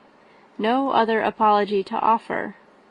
If I have wounded your sister's feelings, it was unknowingly done, and though the motives which governed me may to you very naturally appear insufficient, I have not yet learnt to condemn them. With respect to that other, more weighty accusation of having injured Mr. Wickham, I can only refute it by laying before you the whole of his connection with my family. Of what he has particularly accused me, I am ignorant, but of the truth of what I shall relate, I can summon more than one witness of undoubted veracity. Mr. Wickham is the son of a very respectable man, who had for many years the management of all the Pemberley estates, and whose good conduct in the discharge of his trust naturally inclined my father to be of service to him. And on George Wickham, who was his godson, his kindness was therefore liberally bestowed. My father supported him at school, and afterwards at Cambridge, most important assistance, as his own father, always poor from the extravagance of his wife, would have been unable to give him a gentleman's education. My father was not only fond of this young man's society, whose manners were always engaging, he had also the highest opinion of him, and, hoping the church would be his profession, intended to provide for him in it. As for myself, it is many, many years since I first began to think of him in a very different manner. The vicious propensities, the want of principle which he was careful to guard from the knowledge of his best friend, could not escape the observation of a young man of nearly the same age with himself, and who had opportunities of seeing him in unguarded moments, which Mr. Darcy could not have. Here again shall give you pain, to what degree you only can tell. But whatever may be the sentiments which Mr. Wickham has created, a suspicion of their nature shall not prevent me from unfolding his real character. It adds even another motive. My excellent father died about 5 years ago, and his attachment to Mr. Wickham was to the last so steady that in his will he particularly recommended it to me to promote his advancement in the best manner that his profession might allow, and, if he took orders, desired that a valuable family living might be his as soon as it became vacant. There was also a legacy of £1,000.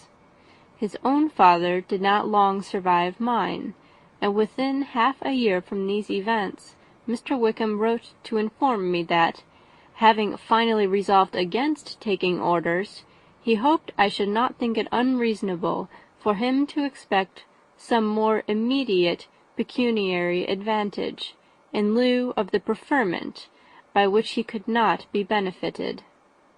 He had some intention, he added, of studying law, and I must be aware that the interest of £1,000 would be a very insufficient support therein. I rather wished than believed him to be sincere, but at any rate was perfectly ready to accede to his proposal. I knew that Mr. Wickham ought not to be a clergyman. The business was therefore soon settled. He resigned all claim to assistance in the church, were it possible that he could ever be in a situation to receive it, and accepted in return £3,000. All connection between us seemed now dissolved. I thought too ill of him to invite him to Pemberley, or admit his society in town. In town I believe he chiefly lived, but his studying the law was a mere pretence, and being now free from all restraint, his life was a life of idleness and dissipation. For about 3 years I heard little of him, but on the decease of the incumbent of the living which had been designed for him, he applied to me again by letter for the presentation. His circumstances, he assured me, and I had no difficulty in believing it, were exceedingly bad.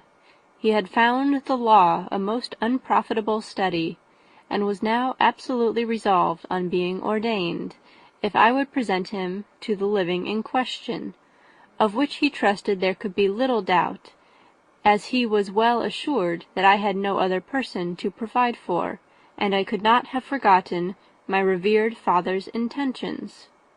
You will hardly blame me for refusing to comply with this entreaty, or for resisting every repetition to it. His resentment was in proportion to the distress of his circumstances, and he was doubtless as violent in his abuse of me to others as in his reproaches to myself.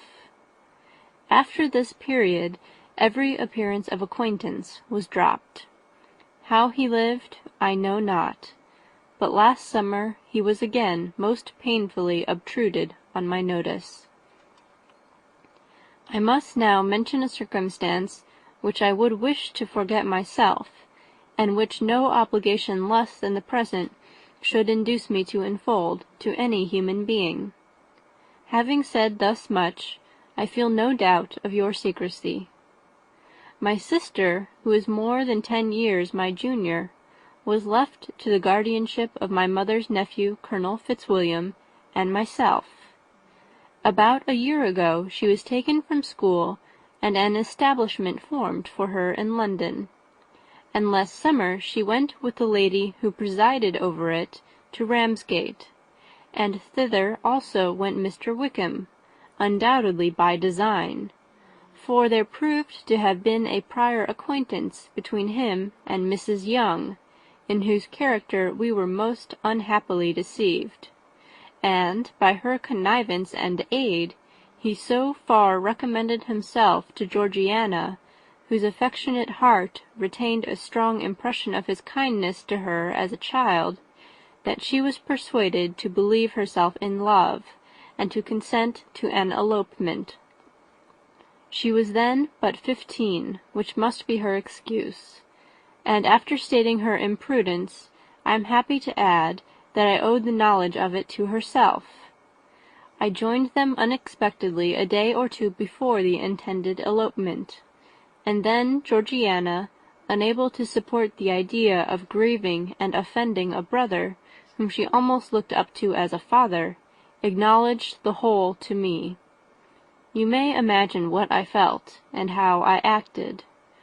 Regard for my sister's credit and feelings prevented any public exposure, but I wrote to Mr. Wickham, who left the place immediately, and Mrs. Young was of course removed from her charge. Mr. Wickham's chief object was unquestionably my sister's fortune, which is £30,000, but I cannot help supposing that the hope of revenging himself on me was a strong inducement. His revenge would have been complete indeed. This, madam, is a faithful narrative of every event in which we have been concerned together, and if you do not absolutely reject it as false, you will, I hope, acquit me henceforth of cruelty towards Mr. Wickham. I know not in what manner, under what form of falsehood he had imposed on you, but his success is not perhaps to be wondered at. Ignorant as you previously were of everything concerning either, detection could not be in your power, and suspicion certainly not in your inclination. You may possibly wonder why all this was not told you last night, but I was not then master enough of myself to know what could or ought to be revealed. For the truth of everything here related, I can appeal more particularly to the testimony of Colonel Fitzwilliam, who, from our near relationship and constant intimacy, and still more as one of the executors of my father's will, has been unavoidably acquainted with every particular of these transactions.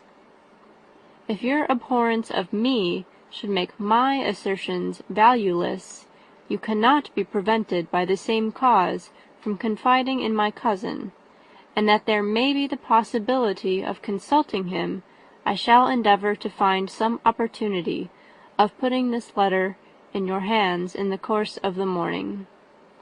I will only add, God bless you. Fitzwilliam Darcy. End of chapter 35.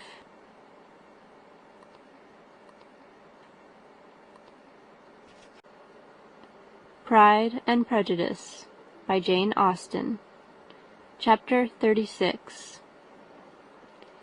If Elizabeth, when Mr. Darcy gave her the letter, did not expect it to contain a renewal of his offers, she had formed no expectation at all of its contents. But such as they were, it may well be supposed how eagerly she went through them, and what a contrariety of emotion they excited. Her feelings as she read were scarcely to be defined.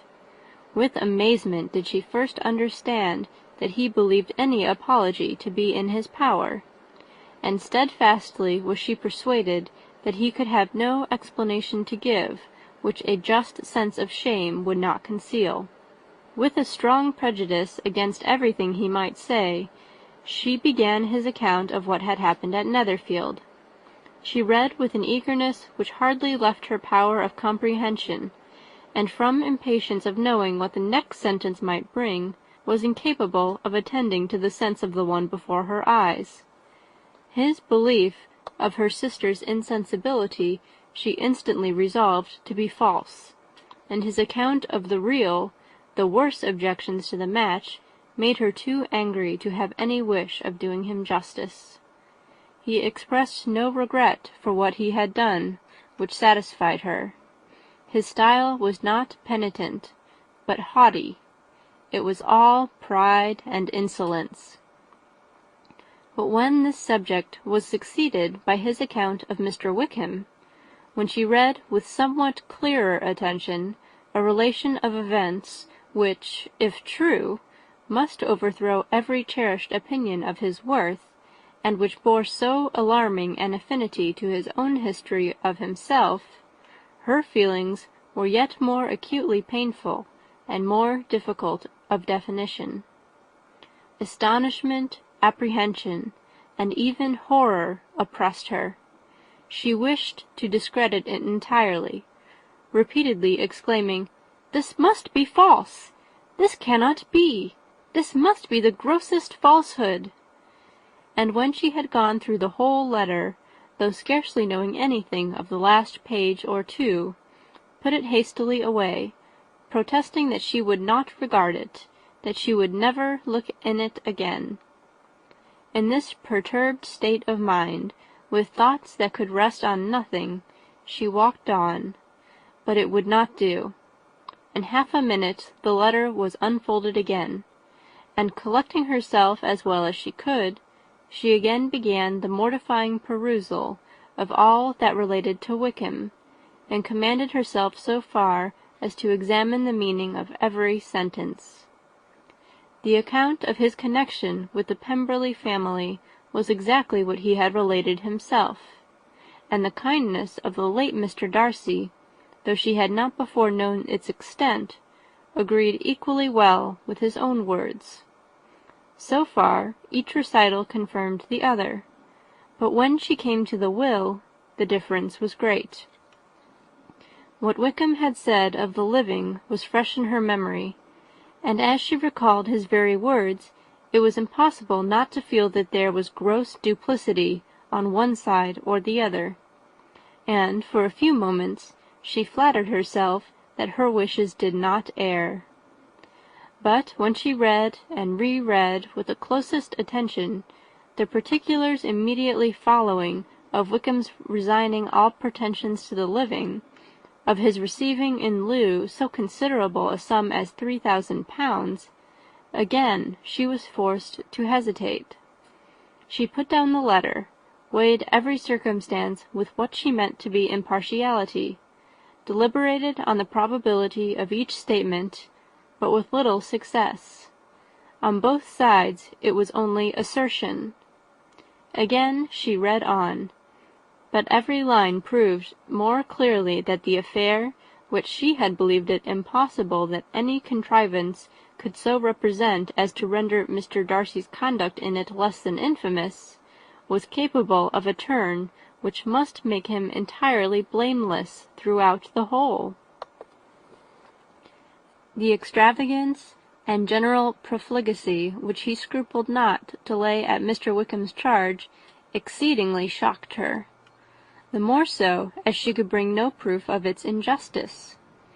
She had never heard of him before his entrance into the shire militia, on which he had engaged at the persuasion of the young man who, on meeting him accidentally in town, had there renewed a slight acquaintance.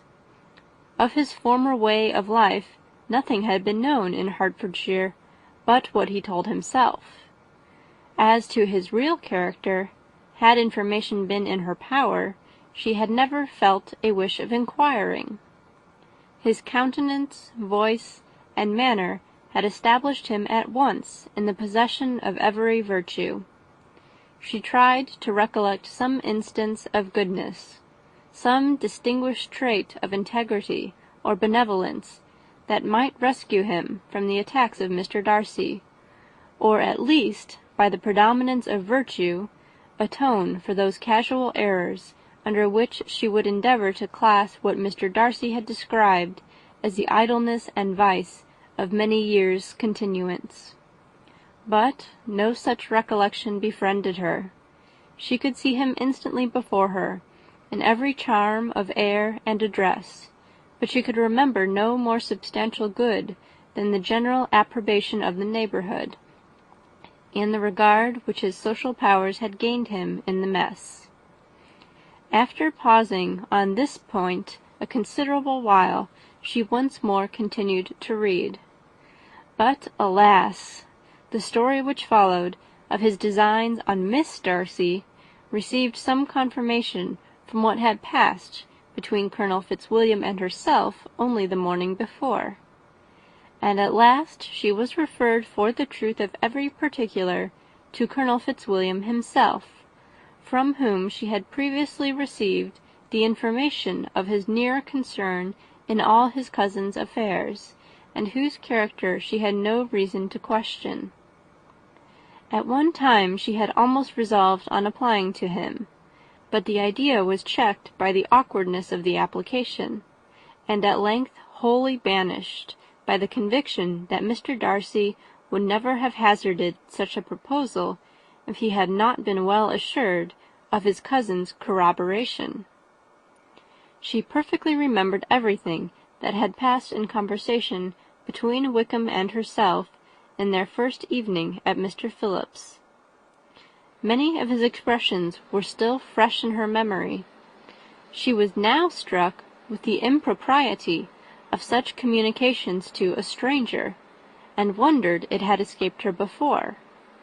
She saw the indelicacy of putting himself forward as he had done, and the inconsistency of his professions with his conduct.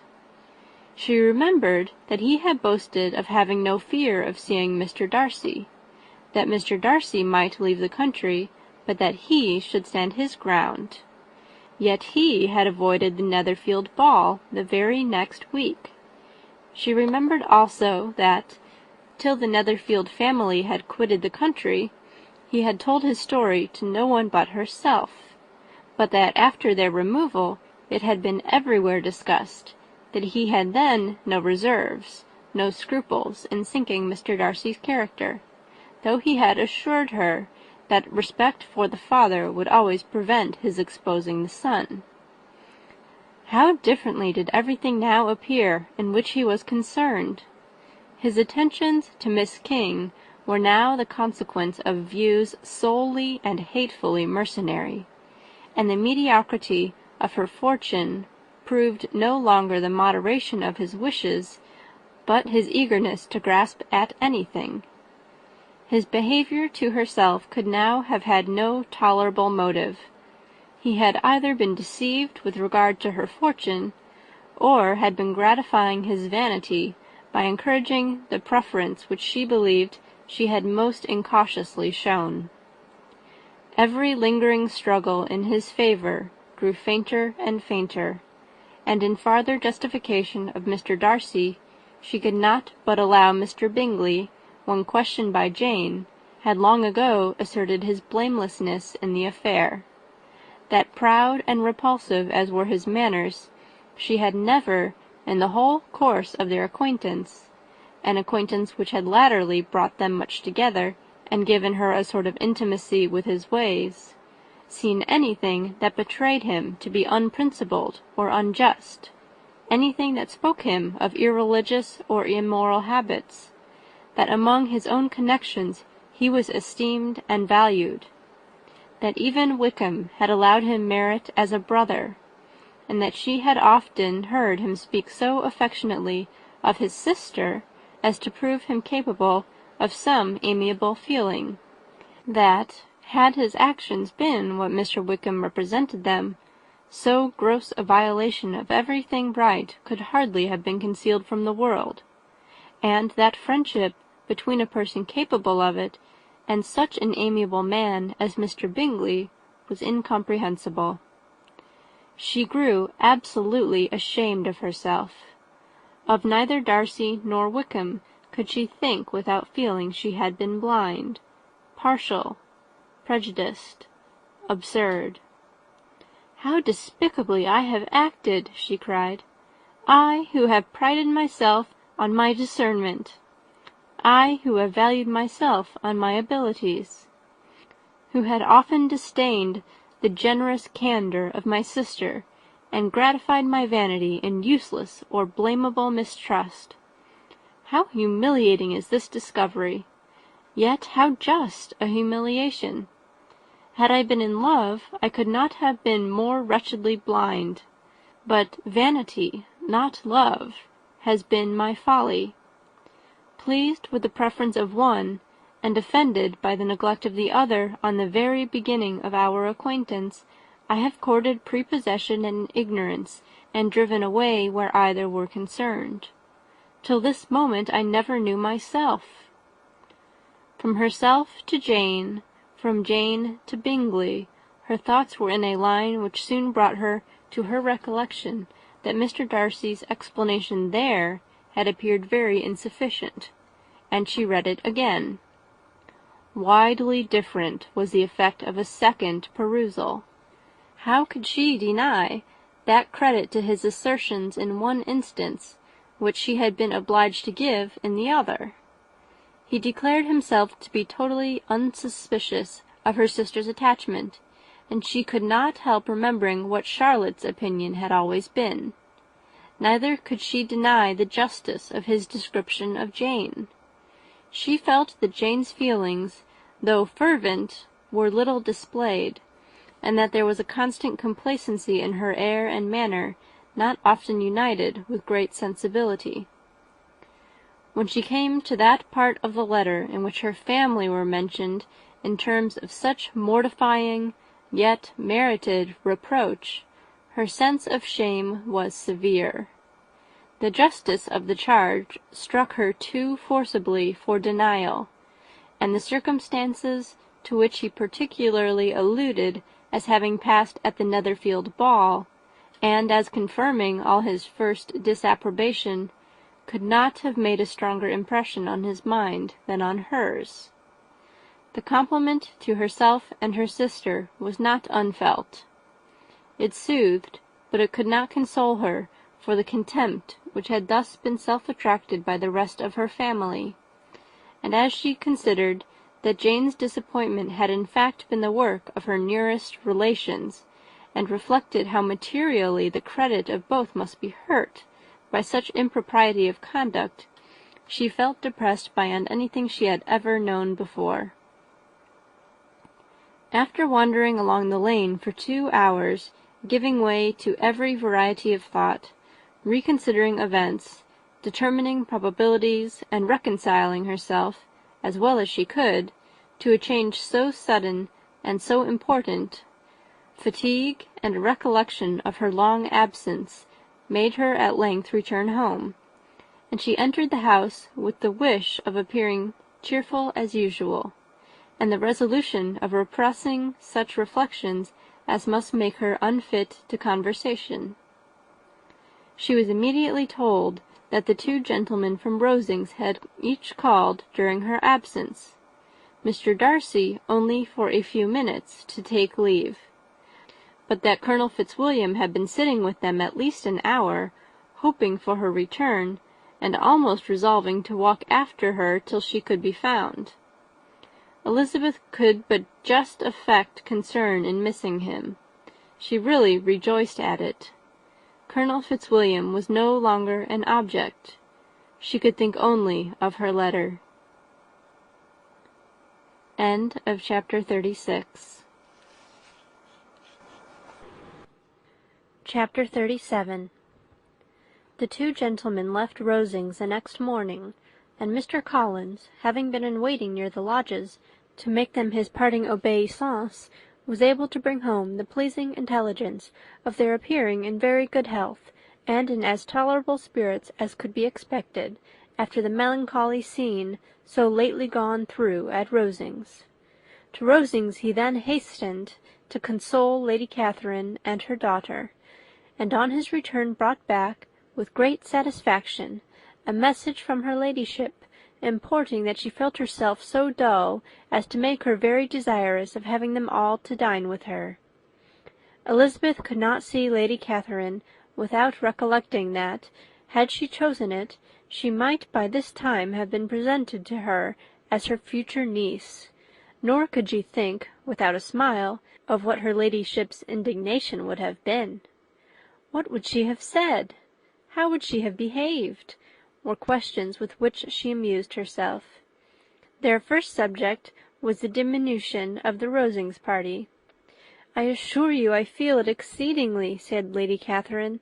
"I believe no one feels the loss of friends so much as I do, but I am particularly attached to these young men, and know them to be so much attached to me.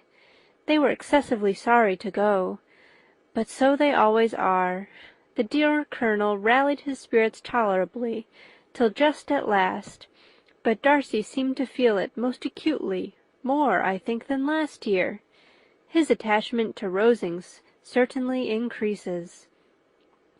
Mr. Collins had a compliment and an allusion to throw in here, which were kindly smiled on by the mother and daughter.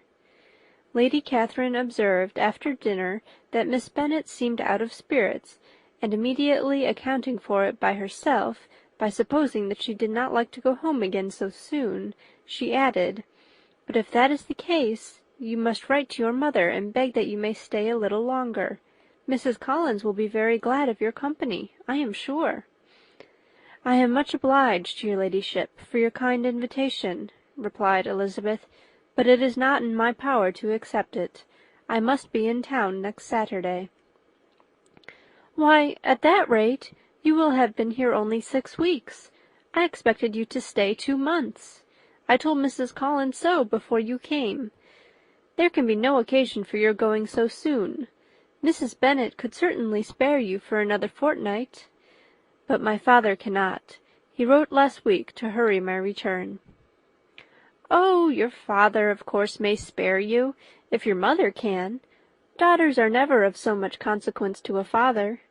And if you will stay another month complete, it will be in my power to take one of you as far as London, for I am going there early in June, for a week, and as Dawson does not object to the barouche box, there will be very good room for one of you, and indeed if the weather should happen to be cool, I should not object to taking you both, as you are neither of you large."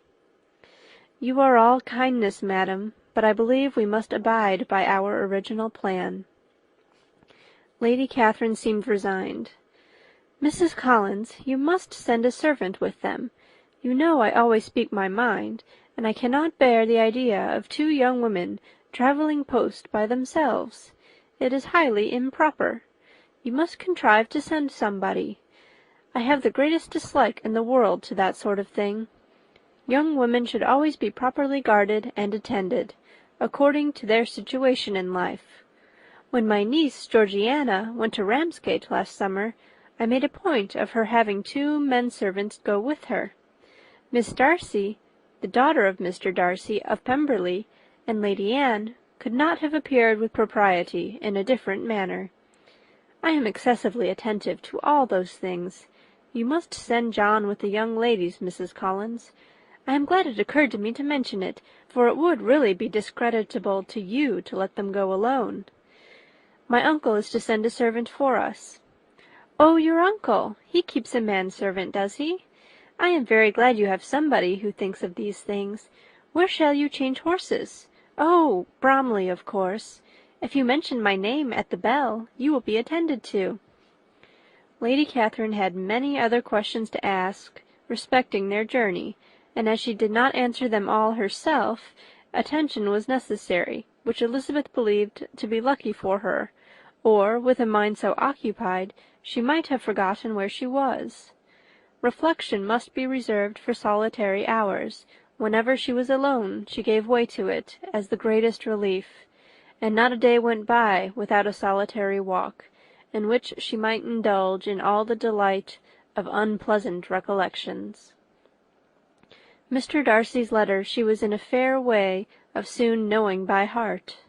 She studied every sentence, and her feelings towards its writer were at times wildly different. When she remembered the style of his address, she was still full of indignation, but when she considered how unjustly she had condemned and upbraided him, her anger was turned against herself, and his disappointed feelings became the object of compassion. His attachment excited gratitude, his general character respect, but she could not approve him, nor could she for a moment repent her refusal, or feel the slightest inclination ever to see him again. In her own past behaviour there is a constant source of vexation and regret, and in the unhappy defects of her family a subject of yet heavier chagrin. They were hopeless of remedy. Her father, contented with laughing at them, would never exert himself to restrain the wild giddiness of his youngest daughters, and her mother, with manners so far from right herself, was entirely insensible of the evil. Elizabeth had frequently united with Jane in an endeavour to check the imprudence of Catherine and Lydia, but while they were supported by their mother's indulgence, what chance could there be of improvement? Catherine, weak-spirited, irritable, and completely under Lydia's guidance, had been always affronted by their advice, and Lydia, self-willed and careless, would scarcely give them a hearing.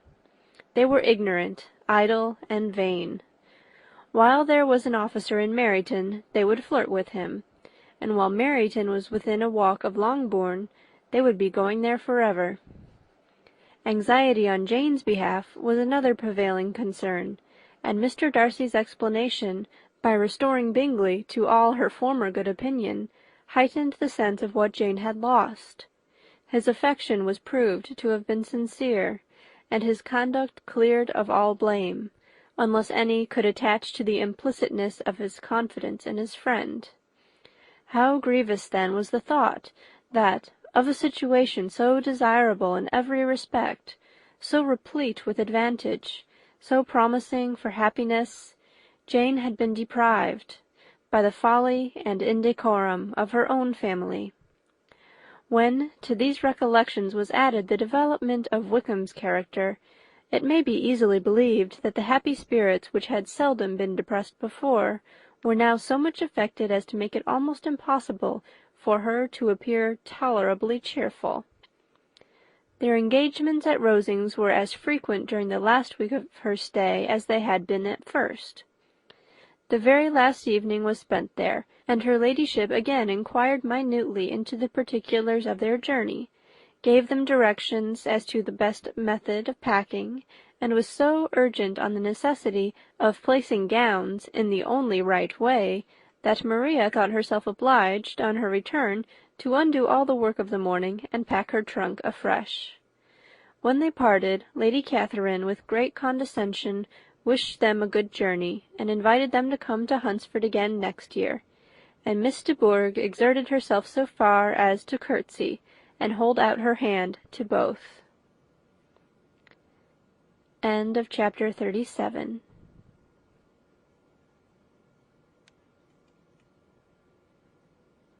Chapter 38.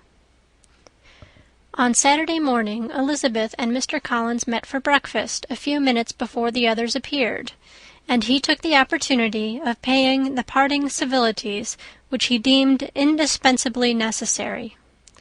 "I know not, Miss Elizabeth," said he, "whether Mrs. Collins has yet expressed her sense of your kindness in coming to us, but I am very certain you will not leave the house without receiving her thanks for it. The favour of your company has been much felt, I assure you. We know how little there is to tempt anyone to our humble abode. Our plain manner of living, our small rooms and few domestics, and the little we see of the world, must make Hunsford extremely dull to a young lady like yourself, but I hope you will believe us grateful for the condescension, and that we have done everything in our power to prevent your spending your time unpleasantly." Elizabeth was eager with her thanks and assurances of happiness. She had spent 6 weeks with great enjoyment, and the pleasure of being with Charlotte, and the kind attentions she had received, must make her feel the obliged. Mr. Collins was gratified, and with a more smiling solemnity replied, "It gives me great pleasure to hear that you have passed your time not disagreeably.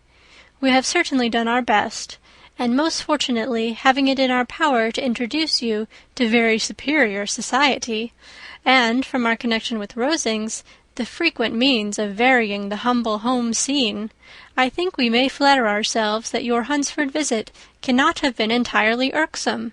Our situation with regard to Lady Catherine's family is indeed the sort of extraordinary advantage and blessing which few can boast. You see on what a footing we are. You see how continually we are engaged there. In truth, I must acknowledge that, with all the disadvantages of this humble parsonage, I should not think anyone abiding in it an object of compassion while they are sharers of our intimacy at Rosings."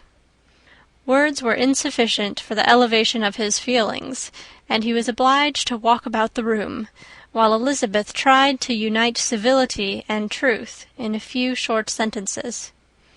"You may, in fact, carry a very favourable report of us into Hertfordshire, my dear cousin. I flatter myself at least that you will be able to do so. Lady Catherine's great attentions to Mrs. Collins you have been a daily witness of, and altogether I trust it does not appear that your friend has drawn an unfortunate... but on this point it will be as well to be silent. Only let me assure you, my dear Elizabeth, that I can from my heart most cordially wish you equal felicity in marriage. My dear Charlotte and I have but one mind, and one way of thinking. There is in everything a most remarkable resemblance of character and ideas between us. We seem to have been designed for each other." Elizabeth could safely say that it was a great happiness where that was the case, and with equal sincerity could add that she firmly believed and rejoiced in his domestic comforts. She was not sorry, however, to have the recital of them interrupted by the lady from whom they sprang. Poor Charlotte! It was melancholy to leave her to such society, but she had chosen it with her eyes open, and, though evidently regretting that her visitors were to go, she did not seem to ask for compassion. Her home and her housekeeping, her parish and her poultry, and all their dependent concerns had not yet lost their charms. At length the chaise arrived, the trunks were fastened on, the parcels placed within, and it was pronounced to be ready. After an affectionate parting between the friends, Elizabeth was attended to the carriage by Mr. Collins, and as they walked down the garden, he was commissioning her with his best respects to all her family, not forgetting his thanks for the kindness he had received at Longbourn in the winter, and his compliments to Mr. and Mrs. Gardiner, though unknown. He then handed her in. Maria followed, and the door was on the point of being closed, when he suddenly reminded them, with some consternation, that they had hitherto forgotten to leave any message for the ladies at Rosings. "But," he added, "you will of course wish to have your humble respects delivered to them, with your grateful thanks for their kindness to you while you have been here." Elizabeth made no objection. The door was then allowed to be shut, and the carriage drove off. "Good gracious!" cried Maria, after a few minutes' silence. "It seems but a day or two since we first came, and yet how many things have happened!" "A great many indeed," said her companion with a sigh. "We have dined 9 times at Rosings, besides drinking tea there twice. How much I shall have to tell!" Elizabeth added privately, "and how much I shall have to conceal." Their journey was performed without much conversation or any alarm, and within 4 hours of their leaving Hunsford they reached Mr. Gardiner's house, where they were to remain a few days. Jane looked well, and Elizabeth had little opportunity of studying her spirits amidst the various engagements which the kindness of her aunt had reserved for them. But Jane was to go home with her, and at Longbourn there would be leisure enough for observation. It was not without an effort, meanwhile, that she could wait even for Longbourn before she told her sister of Mr. Darcy's proposals.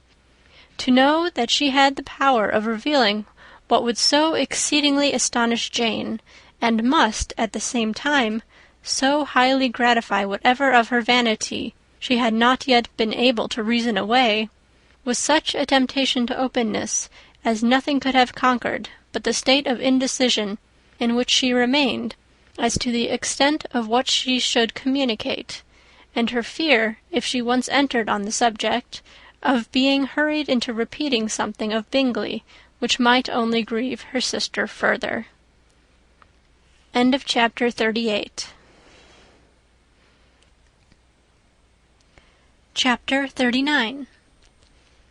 It was the 2nd week in May in which the 3 young ladies set out together from Gracechurch Street for the town of in Hertfordshire, and as they drew near the appointed inn where Mr. Bennet's carriage was to meet them, they quickly perceived, in token of the coachman's punctuality, both Kitty and Lydia looking out of a dining-room upstairs.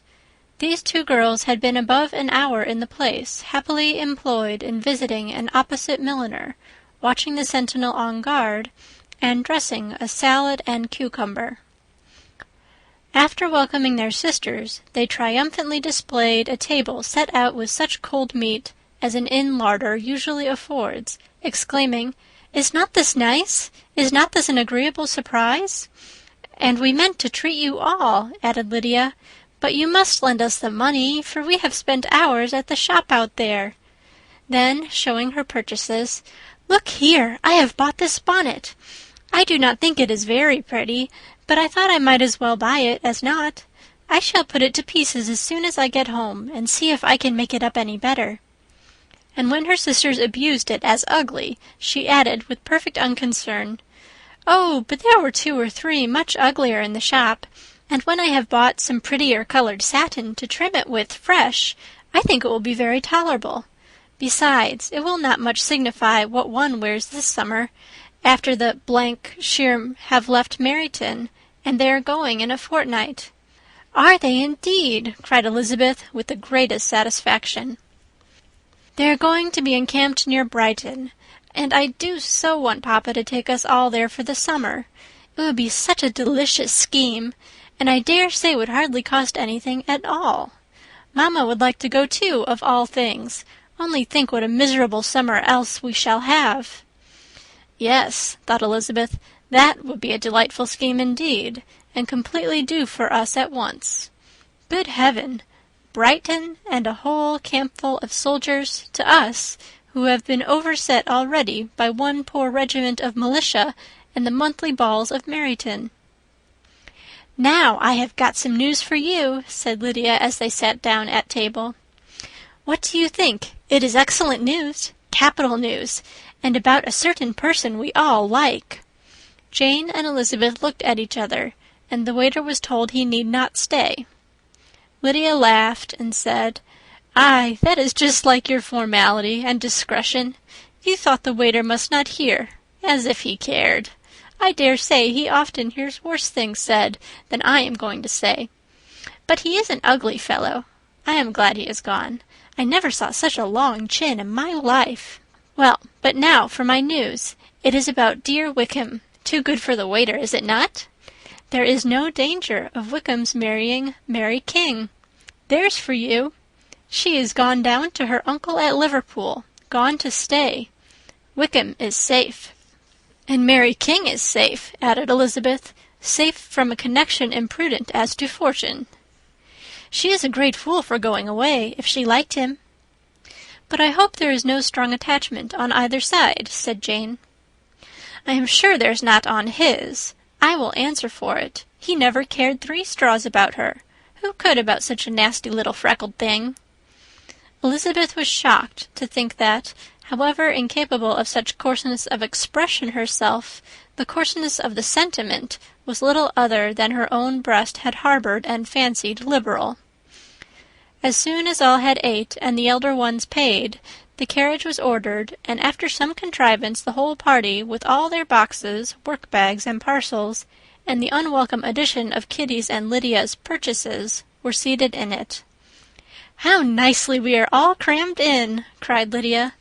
"I am glad I bought my bonnet, if it is only for the fun of having another hand-box. Well, now, let us be quite comfortable and snug, and talk and laugh all the way home. And in the first place, let us hear what has happened to you all since you went away. Have you seen any pleasant men? Have you had any flirting? I was in great hopes that one of you would have got a husband before you came back. Jane will be quite an old maid soon, I declare. She is almost 23. Lord, how ashamed I should be of not being married before 23. My Aunt Phillips wants you so to get husbands, you can't think. She says Lizzie had better have taken Mr. Collins, but I do not think there would have been any fun in it. Lord, how I should like to be married before any of you, and then I would chaperone you about to all the balls. Dear me, we had such a good piece of fun the other day at Colonel Forster's. Kitty and me were to spend the day there, and Mrs. Forster promised to have a little dance in the evening. By the by, Mrs. Forster and me are such friends. And so she asked the 2 Harringtons to come, but Harriet was ill, and so Pen was forced to come by herself, and then, what do you think we did? We dressed up Chamberlain in woman's clothes on purpose to pass for a lady. Only think what fun! Not a soul knew of it, but Colonel and Mrs. Forster, and Kitty and me, except my aunt, for we were forced to borrow one of her gowns, and you cannot imagine how well he looked. When Denny and Wickham and Pratt and 2 or 3 more of the men came in, they did not know him in the least. Lord, how I laughed! And so did Mrs. Forster. I thought I should have died. And that made the men suspect something, and then they found out what was the matter. With such kinds of histories of their parties and good jokes did Lydia, assisted by Kitty's hints and additions, endeavour to amuse her companions all the way to Longbourn. Elizabeth listened as little as she could, but there was no escaping the frequent mention of Wickham's name. Their reception at home was most kind. Mrs. Bennet rejoiced to see Jane in undiminished beauty, and more than once during dinner did Mr. Bennet say voluntarily to Elizabeth, "I am glad you are come back, Lizzie."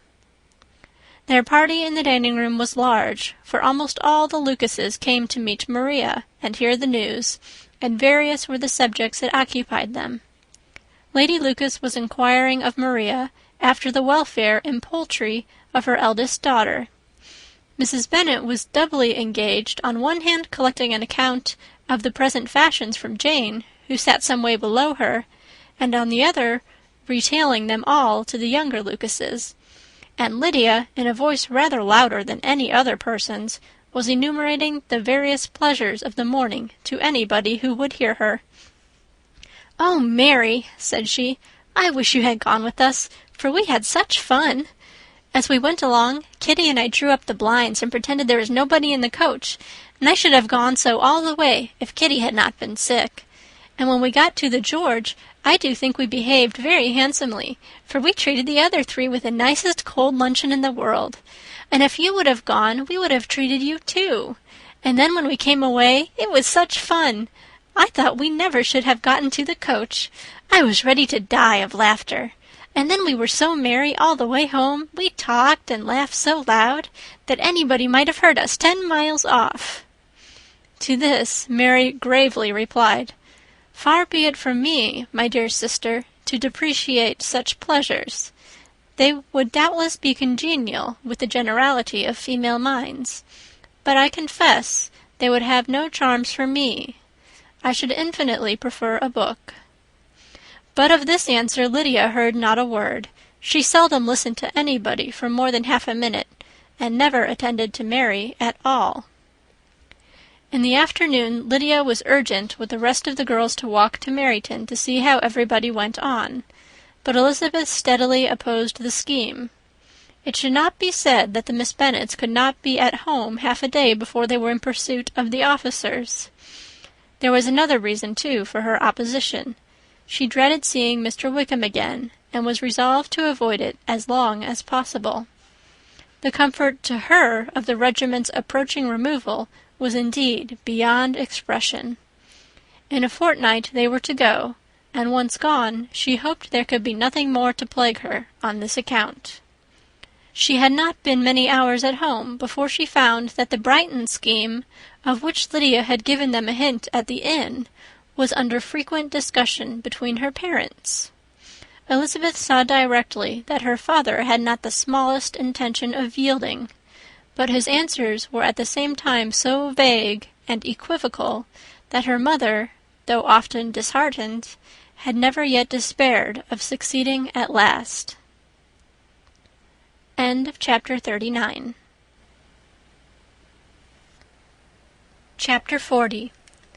Elizabeth's impatience to acquaint Jane with what had happened could no longer be overcome, and at length, resolving to suppress every particular in which her sister was concerned, and preparing her to be surprised, she related to her the next morning the chief of the scene between Mr. Darcy and herself.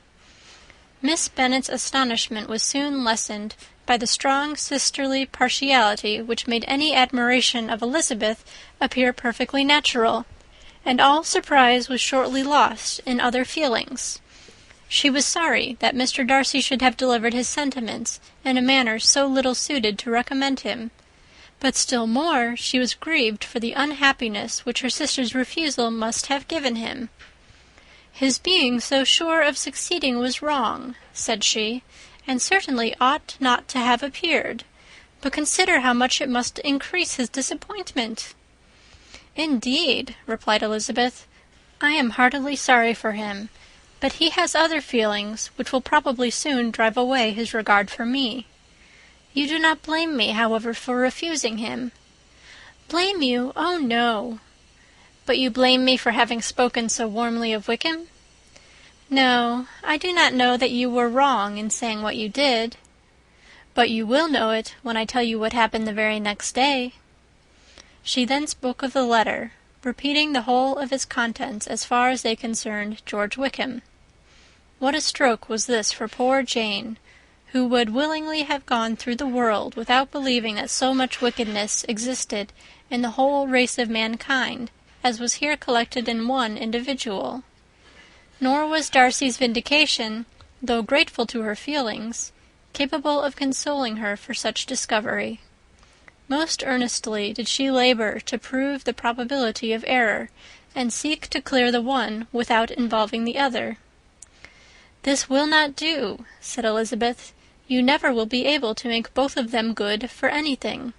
Take your choice, but you must be satisfied with only one. There is but such a quantity of merit between them, just enough to make one good sort of man, and of late it has been shifting about pretty much. For my part, I am inclined to believe it all Darcy's, but you shall do as you choose."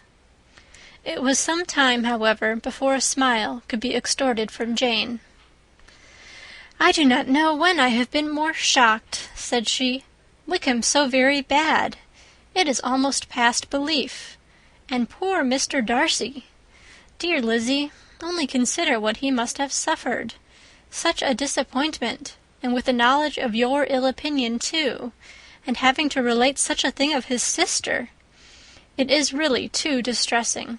I am sure you must feel it so." "Oh, no, my regret and compassion are all done away by seeing you so full of both. I know you will do him such ample justice that I am growing every moment more unconcerned and indifferent.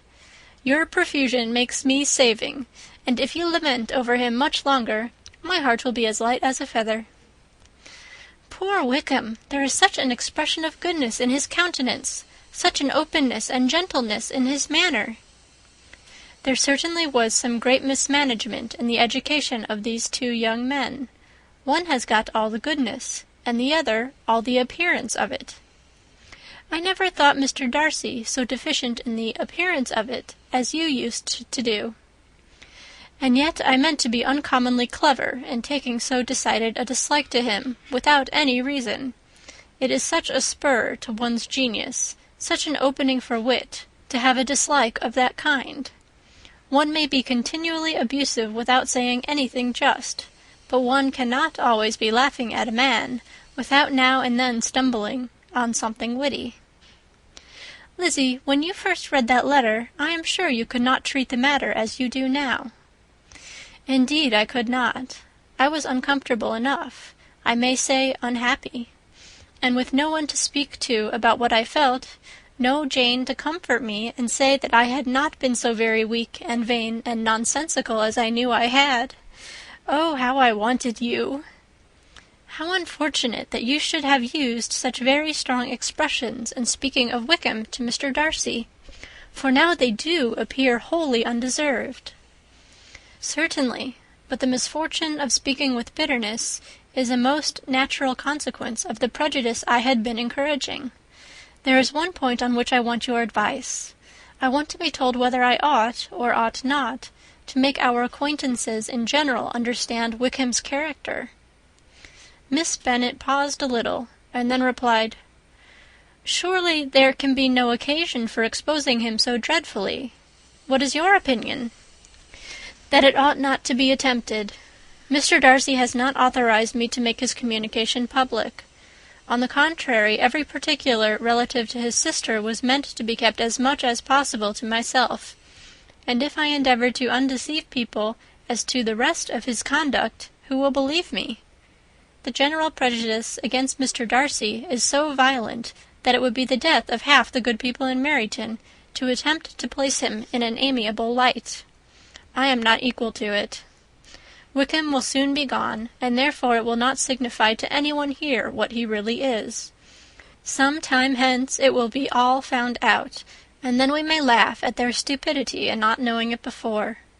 At present I will say nothing about it. You are quite right. To have his errors made public might ruin him for ever. He is now, perhaps, sorry for what he has done, and anxious to re-establish a character. We must not make him desperate." The tumult of Elizabeth's mind was allayed by this conversation. She had got rid of 2 of the secrets which had weighed on her for a fortnight, and was certain of a willing listener in Jane whenever she might wish to talk again of either. But there was still something lurking behind, of which prudence forbade the disclosure. She dared not relate the other half of Mr. Darcy's letter, nor explain to her sister how sincerely she had been valued by her friend. Here was knowledge in which no one could partake, and she was sensible that nothing less than a perfect understanding between the parties could justify her in throwing off this last encumbrance of mystery.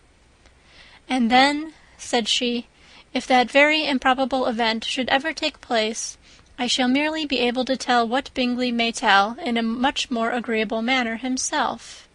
The liberty of communication cannot be mine till it has lost all its value."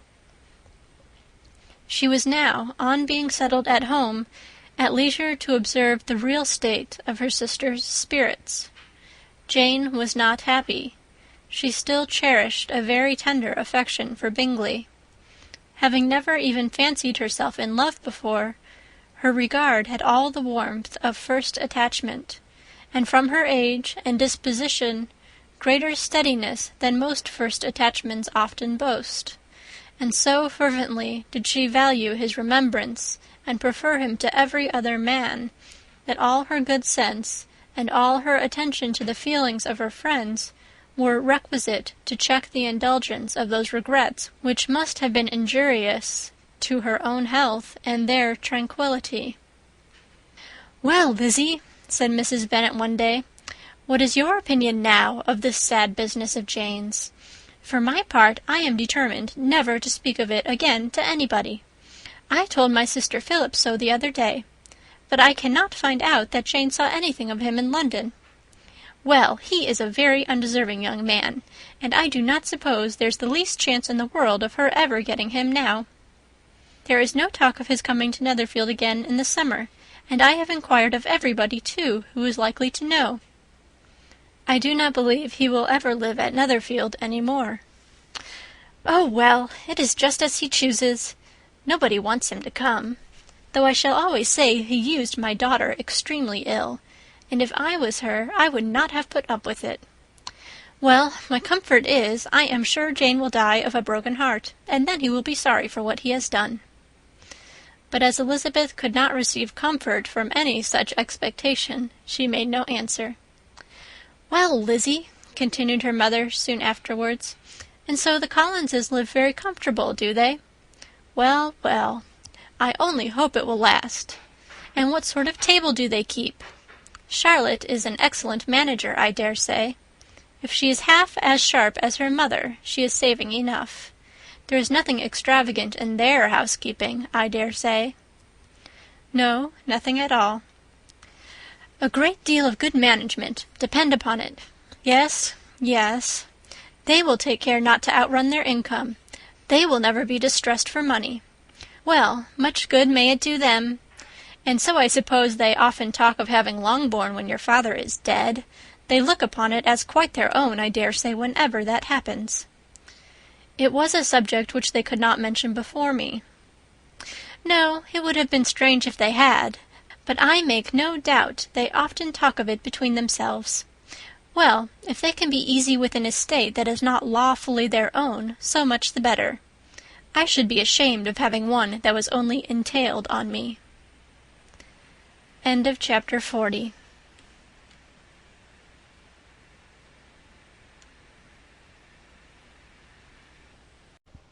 Chapter 41. The first week of their return was soon gone. The second began. It was the last of the regiment's stay in Meryton, and all the young ladies in the neighbourhood were drooping apace. The dejection was almost universal. The elder Miss Bennets alone were still able to eat, drink, and sleep, and pursue the usual course of their employments. Very frequently were they reproached for this insensibility by Kitty and Lydia, whose own misery was extreme, and who could not comprehend such hard-heartedness in any of the family. "Good heaven, what is to become of us? What are we to do?" would they often exclaim in the bitterness of woe. "How can you be smiling so, Lizzie?" Their affectionate mother shared all their grief. She remembered what she had herself endured on a similar occasion 25 years ago. "I am sure," said she, "I cried for 2 days together when Colonel Miller's regiment went away. I thought I should have broken my heart." "I am sure I shall break mine," said Lydia. "If one could but go to Brighton," observed Mrs. Bennet. "Oh, yes, if one could but go to Brighton. But papa is so disagreeable." "A little sea-bathing would set me up forever." "And my Aunt Phillips is sure it would do me a great deal of good," added Kitty. Such were the kind of lamentations resounding perpetually through Longbourn House. Elizabeth tried to be diverted by them, but all sense of pleasure was lost in shame. She felt anew the justice of Mr. Darcy's objections, and never had she been so much disposed to pardon his interference in the views of his friend. But the gloom of Lydia's prospect was shortly cleared away, for she received an invitation from Mrs. Forster, the wife of the colonel of the regiment, to accompany her to Brighton. This invaluable friend was a very young woman, and very lately married. A resemblance in good humour and good spirits had recommended her and Lydia to each other, and out of their 3 months' acquaintance they had been intimate 2. The rapture of Lydia on this occasion, her adoration of Mrs. Forster, the delight of Mrs. Bennet, and the mortification of Kitty, are scarcely to be described.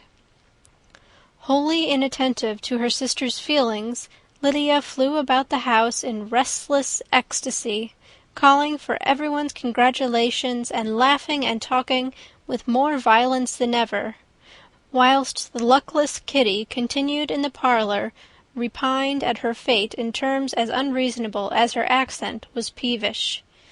"I cannot see why Mrs. Forster should not ask me as well as Lydia," said she, "though I am not her particular friend. I have just as much right to be asked as she has, and more too, for I am 2 years older." In vain did Elizabeth attempt to make her reasonable, and Jane to make her resigned. As for Elizabeth herself, this invitation was so far from exciting in her the same feelings as in her mother and Lydia, that she considered it as the death warrant of all possibility of common sense for the latter, and detestable as such a step must make her, were it known, she could not help secretly advising her father not to let her go. She represented to him all the improprieties of Lydia's general behaviour, the little advantage she could derive from the friendship of such a woman as Mrs. Forster, and the probability of her being yet more imprudent with such a companion at Brighton, where the temptations must be greater than at home. He heard her attentively, and then said, "Lydia will never be easy until she has exposed herself in some public place or other, and we can never expect her to do it with so little expense or inconvenience to her family as under the present circumstances." "If you were aware," said Elizabeth, "of the very great disadvantage to us all which must arise from the public notice of Lydia's unguarded and imprudent manner, nay, which has already arisen from it, I am sure you would judge differently in the affair." "Already arisen?" repeated Mr. Bennet. "What, has she frightened away some of your lovers? Poor little Lizzy! But do not be cast down. Such squeamish youths as cannot bear to be connected with a little absurdity are not worth a regret. Come, let me see the list of pitiful fellows who have been kept aloof by Lydia's folly." "Indeed, you are mistaken. I have no injuries to resent. It is not of particular, but of general evils, which I am now complaining. Our importance, our respectability in the world must be affected by the wild volatility, the assurance and disdain of all restraint which mark Lydia's character. Excuse me, for I must speak plainly. If you, my dear father, will not take the trouble of checking her exuberant spirits, and of teaching her that her present pursuits are not to be the business of her life, she will soon be beyond the reach of amendment. Her character will be fixed, and she will, at 16, be the most determined flirt that ever made herself or her family ridiculous. A flirt, too, in the worst and meanest degree of flirtation, without any attraction beyond youth and a tolerable person, and, from the ignorance and emptiness of her mind, wholly unable to ward off any portion of that universal contempt which her rage for admiration will excite. In this danger Kitty also is comprehended. She will follow wherever Lydia leads. Vain, ignorant, idle, and absolutely uncontrolled. Oh, my dear father, can you suppose it possible that they will not be censured and despised wherever they are known, and that their sisters will not be often involved in the disgrace?" Mr. Bennet saw that her whole heart was in the subject, and affectionately taking her hand, said in reply, "Do not make yourself uneasy, my love. Wherever you and Jane are known, you must be respected and valued, and you will not appear to less advantage for having a couple of, or I may say 3, very silly sisters. We shall have no peace at Longbourn if Lydia does not go to Brighton. Let her go then. Colonel Forster is a sensible man, and will keep her out of any real mischief, and she is luckily too poor to be an object of prey to anybody. At Brighton she will be of less importance even as a common flirt than she has been here. The officers will find women better worth their notice. Let us hope, therefore, that her being there may teach her her own significance. At any rate, she cannot grow many degrees worse, without authorizing us to lock her up for the rest of her life." With this answer Elizabeth was forced to be content, but her own opinion continued the same, and she left him disappointed and sorry. It was not in her nature, however, to increase her vexations by dwelling on them. She was confident of having performed her duty, and to fret over unavoidable evils or augment them by anxiety was no part of her disposition. Had Lydia and her mother known the substance of her conference with her father, their indignation would hardly have found expression in their united volubility. In Lydia's imagination, a visit to Brighton comprised every possibility of earthly happiness. She saw, with the creative eye of fancy, the streets of that gay bathing-place covered with officers. She saw herself the object of attention to tens and to scores of them at present unknown. She saw all the glories of the camp, its tents stretched forth in beauteous uniformity of lines, crowded with the young and the gay, and dazzling with scarlet. And, to complete the view, she saw herself seated beneath a tent, tenderly flirting with at least 6 officers at once. Had she known her sister sought to tear her from such prospects and such realities as these, what would have been her sensations? They could not have been understood only by her mother, who might have felt nearly the same. Lydia's going to Brighton was all that consoled her for her melancholy conviction of her husband's never intending to go there himself. But they were entirely ignorant of what had passed, and their raptures continued with little intermission to the very day of Lydia's leaving home. Elizabeth was now to see Mr. Wickham for the last time. Having been frequently in company with him since her return, agitation was pretty well over, the agitations of formal partiality entirely so. She had even learnt to detect, in the very gentleness which had first delighted her, an affectation and a sameness to disgust and weary. In his present behaviour to herself, moreover, she had a fresh source of displeasure, for the inclination he soon testified of renewing those intentions which had marked the early part of their acquaintance could only serve, after what had since passed, to provoke her.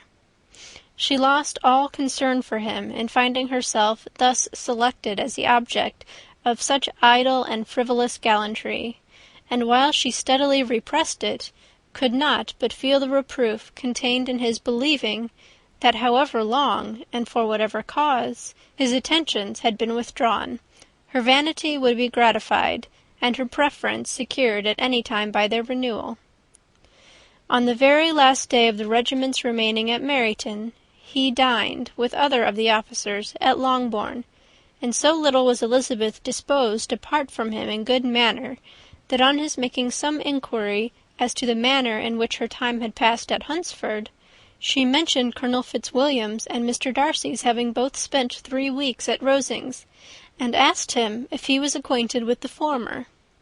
He looked surprised, displeased, alarmed, but with a moment's recollection and a returning smile, replied that he had formerly seen him often, and after observing that he was a very gentlemanlike man, asked her how she had liked him. Her answer was warmly in his favour.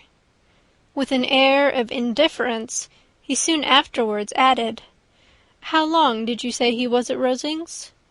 "Nearly 3 weeks." "And you saw him frequently?" "Yes, almost every day." "His manners are very different from his cousin's." "Yes, very different. But I think Mr. Darcy improves upon acquaintance." "Indeed!" cried Mr. Wickham, with a look which did not escape her.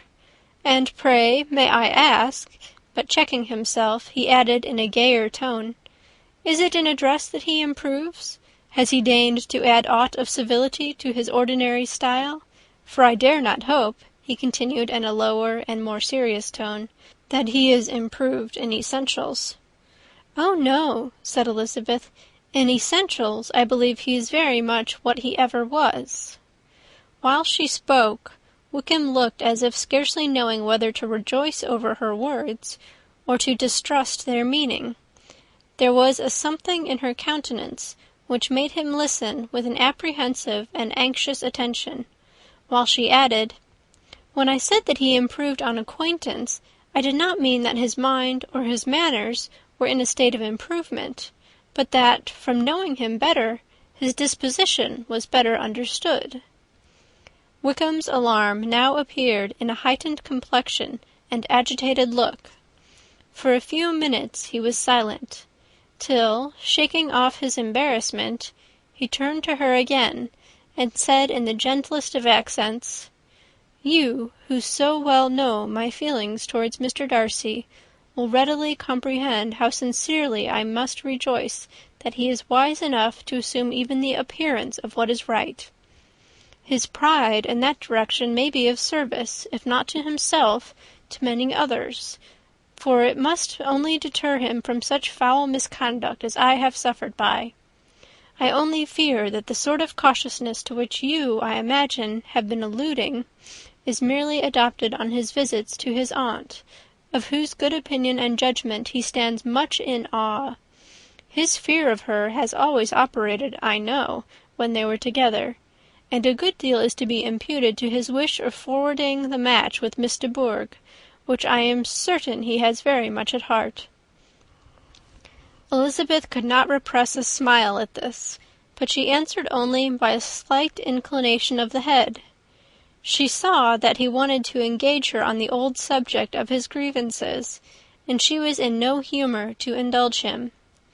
The rest of the evening passed with the appearance, on his side, of usual cheerfulness, but with no further attempt to distinguish Elizabeth, and they parted at last with mutual civility, and possibly a mutual desire of never meeting again.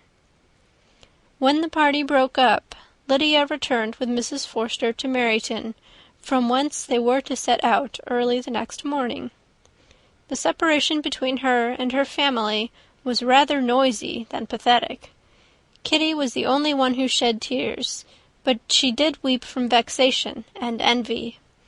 Mrs. Bennet was diffuse in her good wishes for the felicity of her daughter, and impressive in her injunctions that she should not miss the opportunity of enjoying herself as much as possible, advice which there was every reason to believe would be well attended to; and in the clamorous happiness of Lydia herself in bidding farewell, the more gentle adieus of her sisters were uttered without being heard. End of chapter 41. Chapter 42. Had Elizabeth's opinion been all drawn from her own family, she could not have formed a very pleasing opinion of conjugal felicity or domestic effort. Her father, captivated by youth and beauty, and that appearance of good humour which youth and beauty generally give, had married a woman whose weak understanding and illiberal mind had very early in their marriage put an end to all real affection for her. Respect, esteem, and confidence had vanished for ever, and all his views of domestic happiness were overthrown. But Mr. Bennet was not of a disposition to seek comfort for the disappointment which his own imprudence had brought on, in any of those pleasures which too often console the unfortunate for their folly of their vice. He was fond of the country and of books, and from these tastes had arisen his principal enjoyments. To his wife he was very little otherwise indebted than as her ignorance and folly had contributed to his amusement. This is not the sort of happiness which a man would in general wish to owe to his wife, but where other powers of entertainment are wanting, the true philosopher will derive benefit from such as are given. Elizabeth, however, had never been blind to the impropriety of her father's behaviour as a husband. She had always seen it with pain, but respecting his abilities, and grateful for his affectionate treatment of herself, she endeavoured to forget what she could not overlook, and to banish from her thoughts that continual breach of conjugal obligation and decorum which, in exposing his wife to the contempt of her own children, was so highly reprehensible. But she had never felt so strongly as now the disadvantages which must attend the children of so unsuitable a marriage, nor ever been so fully aware of the evils arising from so ill-judged a direction of talents, which, rightly used, might at least have preserved the respectability of his daughters, even if incapable of enlarging the mind of his wife. When Elizabeth had rejoiced over Wickham's departure, she found little other cause for satisfaction in the loss of the regiment. Their parties abroad were less varied than before, and at home she had a mother and sister whose constant repinings at the dullness of everything around them threw a real gloom over their domestic circle. And though Kitty might in time regain her natural degree of sense, since the disturbers of her brain were removed, her other sister, from whose disposition greater evil might be apprehended, was likely to be hardened in all her folly and assurance by a situation of such double danger as a watering-place and a camp. Upon the whole, therefore, she found, what has sometimes been found before, that an event to which she had been looking with impatient desire did not, in taking place, bring all the satisfaction she had promised herself.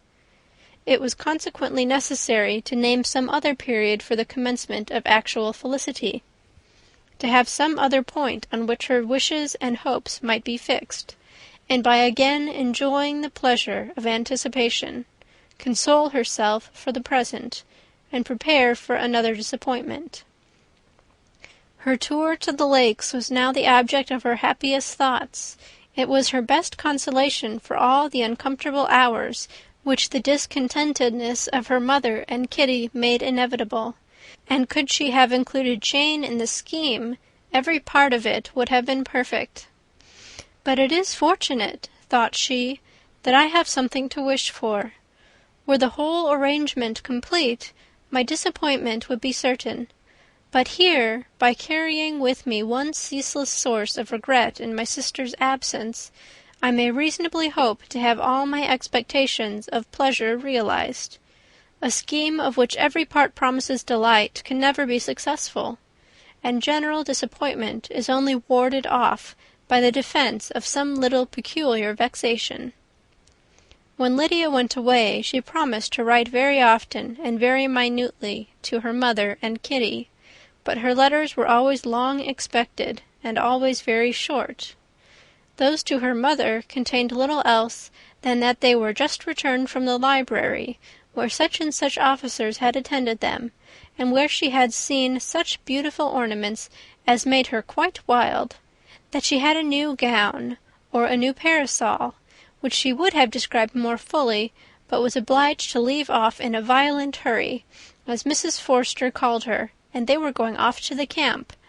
And from her correspondence with her sister there was still less to be learnt, for her letters to Kitty, though rather longer, were much too full of lines under the words to be made public. After the first fortnight or 3 weeks of her absence, health, good humour, and cheerfulness began to reappear at Longbourn. Everything wore a happier aspect. The families who had been in town for the winter came back again, and summer finery and summer engagements arose. Mrs. Bennet was restored to her usual querulous serenity, and, by the middle of June, Kitty was so much recovered as to be able to enter Meryton without tears, an event of such happy promise as to make Elizabeth hope that by the following Christmas she might be so tolerably reasonable as not to mention an officer above once a day, unless, by some cruel and malicious arrangement at the War Office, another regiment should be quartered in Meryton. The time fixed for the beginning of their northern tour was now fast approaching, and a fortnight only was wanting of it, when a letter arrived from Mrs. Gardiner, which at once delayed its commencement and curtailed its extent. Mr. Gardiner would be prevented by business from setting out till a fortnight later in July, and must be in London again within a month, and as that left too short a period for them to go so far and see so much as they had proposed, or at least to see it with the leisure and comfort they had built on, they were obliged to give up the lakes, and substitute a more contracted tour, and, according to the present plan, were to go no farther northwards than Derbyshire. In that country there was enough to be seen to occupy the chief of their 3 weeks, and to Mrs. Gardiner it had a peculiarly strong attraction. The town where she had formerly passed some years of her life, and where they were now to spend a few days, was probably as great an object of her curiosity as all the celebrated beauties of Matlock, Chatsworth, Dovedale, or the Peak. Elizabeth was excessively disappointed. She had set her heart on seeing the Lakes, and still thought there might have been time enough; but it was her business to be satisfied, and certainly her temper to be happy, and all was soon right again. With the mention of Derbyshire, there were many ideas connected. It was impossible for her to see the word without thinking of Pemberley and its owner. "But surely," said she, "I may enter his county without impunity, and rob it of a few petrified spars without his perceiving me." The period of expectation was now doubled. 4 weeks were to pass away before her uncle and aunt's arrival. But they did pass away, and Mr. and Mrs. Gardiner, with their 4 children, did at length appear at Longbourn. The children, 2 girls of 6 and 8 years old, and 2 younger boys, were to be left under the particular care of their cousin Jane, who was the general favourite, and whose steady sense and sweetness of temper exactly adapted her for attending to them in every way, teaching them, playing with them, and loving them. The Gardiners stayed only 1 night at Longbourn, and set off the next morning with Elizabeth in pursuit of novelty and amusement. One enjoyment was certain, that of suitableness of companions, a suitableness which comprehended health and temper to bear inconveniences, cheerfulness to enhance every pleasure, and affection and intelligence, which might supply it among themselves, if there were disappointments abroad. It is not the object of this work to give a description of Derbyshire, nor of any of the remarkable places through which their route thither lay. Oxford, Blenheim, Warwick, Kenilworth, Birmingham, etc., are sufficiently known. A small part of Derbyshire is all the present concern. To the little town of Lambton, the scene of Mrs. Gardiner's former residence, and where she had lately learned some acquaintance still remained, they bent their steps, after having seen all the principal wonders of the country, and within 5 miles of Lambton Elizabeth found from her aunt that Pemberley was situated. It was not in their direct road, nor more than a mile or 2 out of it. In talking over their route the evening before, Mrs. Gardiner expressed an inclination to see the place again. Mr. Gardiner declared his willingness, and Elizabeth was applied to for her approbation. "My love, should you not like to see a place of which you have heard so much?" said her aunt. "A place, too, with which so many of your acquaintances are connected. Wickham passed all his youth there, you know." Elizabeth was distressed. She felt that she had no business at Pemberley, and was obliged to assume a disinclination for seeing it. She must own that she was tired of seeing great houses. After going over so many, she really had no pleasure in fine carpets or satin curtains. Mrs. Gardiner abused her stupidity. "If it were merely a fine house richly furnished," said she, "I should not care about it myself. But the grounds are delightful. They have some of the finest woods in the country." Elizabeth said no more, but her mind could not acquiesce. The possibility of meeting Mr. Darcy while viewing the place instantly occurred. It would be dreadful. She blushed at the very idea, and thought it would be better to speak openly to her aunt than to run such a risk. But against this there were objections, and she finally resolved that it could be the last resource if her private inquiries to the absence of the family were unfavourably answered. Accordingly, when she retired at night, she asked the chambermaid whether Pemberley were not a very fine place, what was the name of its proprietor, and, with no little alarm, whether the family were down for the summer. A most welcome negative followed the last question, and her alarms now being removed, She was at leisure to feel a great deal of curiosity to see the house herself, and when the subject was revised the next morning, and she was again applied to, could readily answer, and with a proper air of indifference, that she had not really any dislike to the scheme. To Pemberley, therefore, they were to go. End of chapter 42.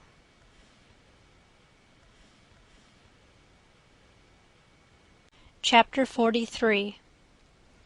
Elizabeth, as they drove along, watched for the first appearance of Pemberley Woods with some perturbation, and when at length they turned in at the lodge, her spirits were in a high flutter.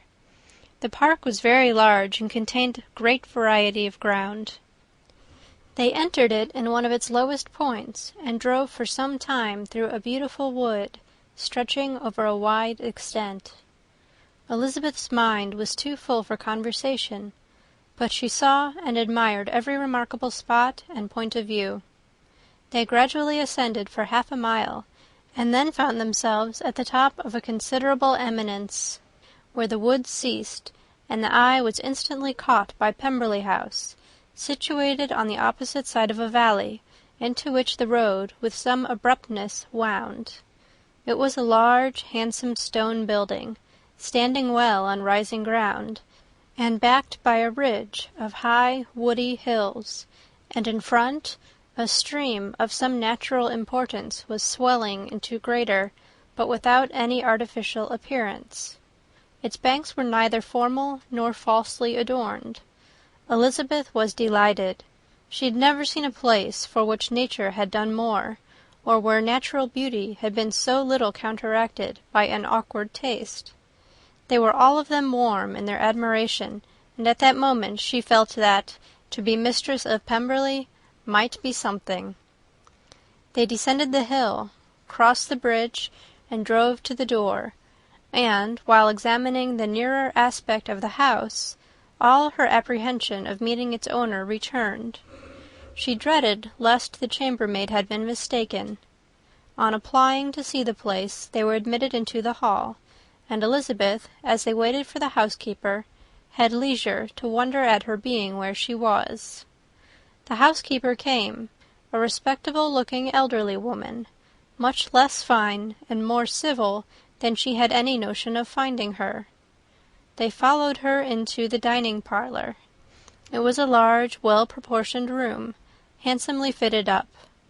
Elizabeth, after slightly surveying it, went to a window to enjoy its prospect.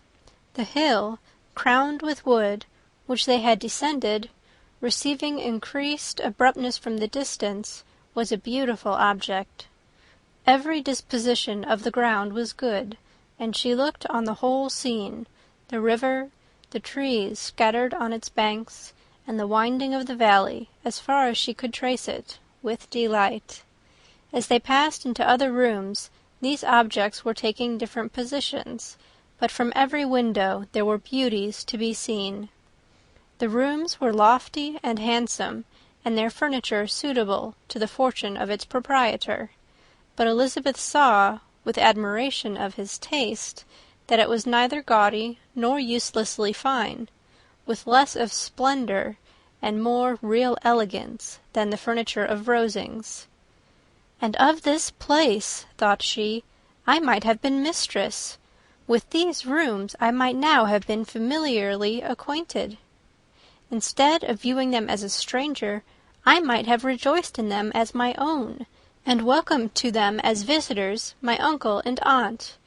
But no," recollecting herself, "that could never be. My uncle and aunt would have been lost to me. I should not have been allowed to invite them." This was a lucky recollection. It saved her from something very like regret. She longed to inquire of the housekeeper whether her master was really absent, but had not the courage for it. At length, however, the question was asked by her uncle, and she turned away with alarm, while Mrs. Reynolds replied that he was, adding, "But we expect him to-morrow, with a large party of friends." How rejoiced was Elizabeth that their own journey had not by any circumstance been delayed a day! Her aunt called her to look at a picture. She approached and saw the likeness of Mr. Wickham, suspended amongst several other miniatures, over the mantelpiece. Her aunt asked her smilingly how she liked it. The housekeeper came forward and told them it was a picture of a young gentleman, the son of her late master's steward, who had been brought up by him at his own expense. He is now gone into the army, she added, but I am afraid he has turned out very wild. Mrs. Gardiner looked at her niece with a smile, but Elizabeth could not return it. "And that," said Mrs. Reynolds, pointing to another of the miniatures, "is my master, and very like him. It was drawn at the same time as the other, about 8 years ago." "I have heard much of your master's fine person," said Mrs. Gardiner, looking at the picture. "It is a handsome face. But, Lizzie, you can tell us whether it is like or not." Mrs. Reynolds' respect for Elizabeth seemed to increase on this intimation of her knowing her master. "Does that young lady know Mr. Darcy?" Elizabeth coloured, and said, "A little." "And do not you think him a very handsome gentleman, ma'am?" "Yes, very handsome." "I am sure I know none so handsome. But in the gallery upstairs you will see a finer, larger picture of him than this. This room was my late master's favourite room, and these miniatures are just as they used to be then. He was very fond of them." This accounted to Elizabeth for Mr. Wickham's being among them. Mrs. Reynolds then directed their attention to one of Miss Darcy, drawn when she was only 8 years old. "And is Miss Darcy as handsome as her brother?" said Mrs. Gardiner. "Oh, yes, the handsomest young lady that ever was seen, and so accomplished. She plays and sings all day long. In the next room is a new instrument just come down for her, a present from my master. She comes here to-morrow with him." Mr. Gardiner, whose manners were very easy and pleasant, encouraged her communicativeness by his questions and remarks. Mrs. Reynolds, either by pride or attachment, had evidently great pleasure in talking of her master and his sister. "Is your master much at Pemberley in the course of the year?" "Not so much as I could wish, sir, but I dare say he may spend half his time here, and Miss Darcy is always down for the summer months." "Except," thought Elizabeth, "when she goes to Ramsgate." "If your master would marry, you might see more of him." "Yes, sir, but I do not know when that will be. I do not know who is good enough for him." Mr. and Mrs. Gardiner smiled. Elizabeth could not help saying, "It is very much to his credit, I am sure, that you should think so." "I say no more than the truth, and everybody will say that knows him," replied the other. Elizabeth thought this was going pretty far, and she listened with increasing astonishment as the housekeeper added, "I have never known a cross word from him in my life, and I have known him ever since he was 4 years old." This was praise of all others most extraordinary, most opposite to her ideas. That he was not a good-tempered man had been her firmest opinion. Her keenest attention was awakened. She longed to hear more, and was grateful to her uncle for saying, "There are very few people of whom so much can be said. You are lucky in having such a master." "Yes, sir, I know I am. If I were to go through the world, I could not meet with a better. But I have always observed that they who are good-natured when children are good-natured when they grow up, and he was always the sweetest-tempered, most generous-hearted boy in the world." Elizabeth almost stared at her. "Can this be Mr. Darcy?" thought she. "His father was an excellent man," said Mrs. Gardiner. "Yes, ma'am, that he was indeed. And his son will be just like him, just as affable to the poor." Elizabeth listened, wondered, doubted, and was impatient for more. Mrs. Reynolds could interest her on no other point. She related the subjects of the pictures, the dimensions of the rooms, and the price of the furniture, in vain. Mr. Gardiner, highly amused by the kind of family prejudice to which he attributed her excessive commendation of her master, soon led again to the subject, and she dwelt with energy on his many merits as they proceeded together up the great staircase. "He is the best landlord and the best master," said she, "that ever lived, not like the wild young men nowadays who think of nothing but themselves. There is not one of his tenants or servants but will give him a good name. Some people call him proud, but I am sure I never saw anything of it. To my fancy, it is only because he does not rattle away like other young men." "In what an amiable light does this place him!" thought Elizabeth. "This fine account of him," whispered her aunt as they walked, "is not quite consistent with his behaviour to our poor friend. Perhaps we might be deceived." "That is not very likely. Our authority was too good." On reaching the spacious lobby above, they were shown into a very pretty sitting-room, lately fitted up with greater elegance and lightness than the apartments below, and were informed that it was but just done to give pleasure to Miss Darcy, who had taken a liking to the room when last at Pemberley. "He is certainly a good brother," said Elizabeth, as she walked towards one of the windows. Mrs. Reynolds anticipated Miss Darcy's delight when she should enter the room. "And this is always the way with him," she added. "Whatever can give his sister any pleasure is sure to be done in a moment. There is nothing he would not do for her." The picture gallery and 2 or 3 of the principal bedrooms were all that remained to be shown. In the former were many good paintings, but Elizabeth knew nothing of the art, and from such as had been already visible below, she had willingly turned to look at some drawings of Miss Darcy's in crayons, whose subjects were usually more interesting, and also more intelligible. In the gallery there were many family portraits, but they could have little to fix the attention of a stranger. Elizabeth walked in quest of the only face whose features would be known to her.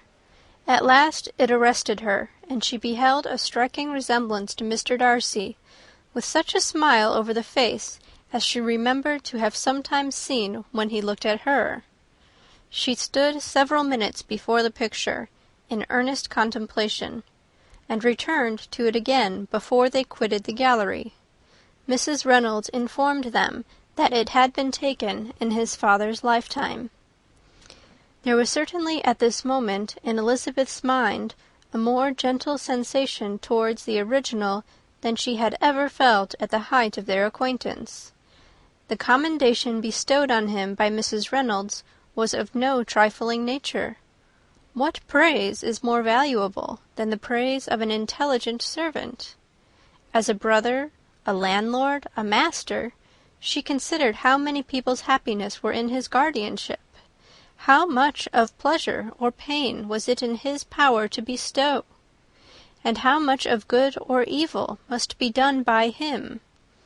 Every idea that had been brought forward by the housekeeper was favourable to his character, and as she stood before the canvas on which he was represented, and fixed his eyes upon herself, she thought of his regard with a deeper sentiment of gratitude than it had ever raised before. She remembered its warmth, and softened its impropriety of expression. When all of the house that was open to general inspection had been seen, they returned downstairs, and, taking leave of the housekeeper, were consigned over to the gardener, who met them at the hall door. As they walked across the hall towards the river, Elizabeth turned back to look again. Her uncle and aunt stopped also, and while the former was conjecturing as to the date of the building, the owner of it himself suddenly came forward from the road, which led behind it to the stables. They were within 20 yards of each other, and so abrupt was his appearance that it was impossible to avoid his sight. Their eyes instantly met, and the cheeks of both were overspread with the deepest blush. He absolutely started, and for a moment seemed immovable from surprise, but shortly recovering himself, advanced towards the party, and spoke to Elizabeth, if not in terms of perfect composure, at least of perfect civility. She had instinctively turned away, but, stopping on his approach, received his compliments with an embarrassment impossible to be overcome. Had his first appearance, or his resemblance to the picture they had just been examining, been insufficient to assure the other two that they now saw Mr. Darcy, the gardener's expression of surprise on beholding his master must immediately have told it. They stood a little aloof while he was talking to their niece, who, astonished and confused, scarcely dared lift her eyes to his face, and knew not what answer she returned to his civil inquiries after her family. Amazed at the alteration of his manner since they last parted, every sentence that he uttered was increasing her embarrassment, and every idea of the impropriety of her being found there recurring to her mind. The few minutes in which they continued were some of the most uncomfortable in her life, nor did he seem much more at ease. When he spoke, his accent had none of its usual sedateness, and he repeated his inquiries as to the time of her having left Longbourn, and of her having stayed in Derbyshire, so often and in so hurried a way as plainly spoke the distraction of his thoughts. At length every idea seemed to fail him, and after standing a few moments without saying a word, he suddenly recollected himself, and took leave. The others then joined her, and expressed admiration of his figure, but Elizabeth heard not a word, and, wholly engrossed by her feelings, followed them in silence. She was overpowered by shame and vexation. Her coming there was the most uncomfortable, the most ill-judged thing in the world. How strange it must appear to him! In what a disgraceful light might it not strike so vain a man! It might seem as if she had purposely thrown herself in his way again. Oh, why did she come? Or why did he thus come a day before he was expected? Had they been only 10 minutes sooner, they should have been beyond the reach of his discrimination, for it was plain that he was that moment arrived, that moment alighted from his horse or his carriage. She blushed again and again over the perverseness of the meeting, and his behaviour, so strikingly altered. What could it mean? That he should even speak to her was amazing, but to speak with such civility, to inquire after her family! Never in her life had she seen his manners so little dignified. Never had he spoken with such gentleness as on this unexpected meeting. What a contrast did it offer to his last address in Rosings Park, when he put his letter into her hand! She knew not what to think, or how to account for it.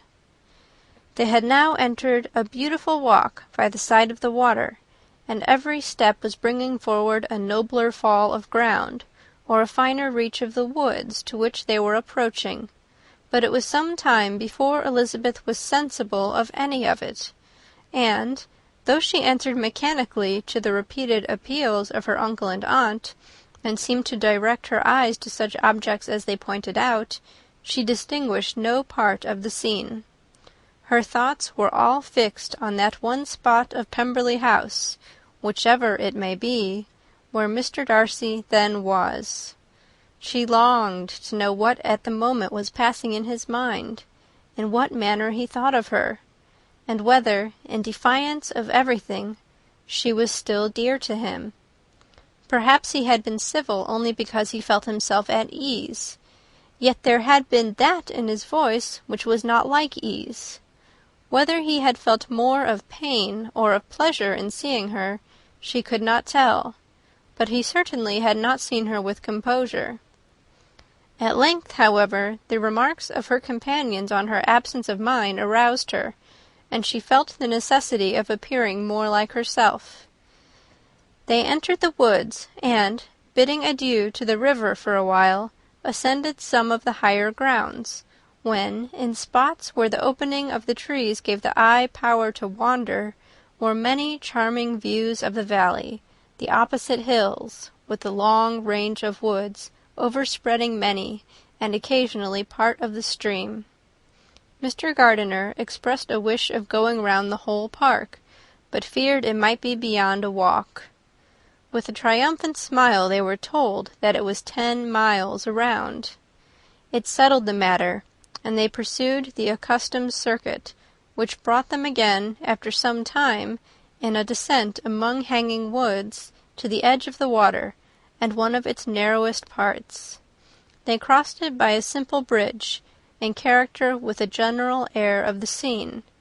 It was a spot less adorned than any they had yet visited, and the valley, here contracted into a glen, allowed room only for the stream, and a narrow walk amidst the rough coppice-wood which bordered it. Elizabeth longed to explore its windings, but when they had crossed the bridge and perceived their distance from the house, Mrs. Gardiner, who was not a great walker, could go no farther, and thought only of returning to the carriage as quickly as possible. Her niece was therefore obliged to submit, and they took their way towards the house on the opposite side of the river in the nearest direction. But their progress was slow, for Mr. Gardiner, though seldom able to indulge the taste, was very fond of fishing, and was so much engaged in watching the occasional appearance of some trout in the water, and talking to the man about them, that he advanced but little.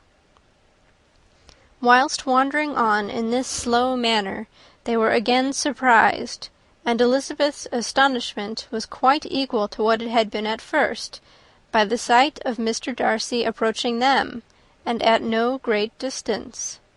The walk here, being less sheltered than on the other side, allowed them to see him before they met.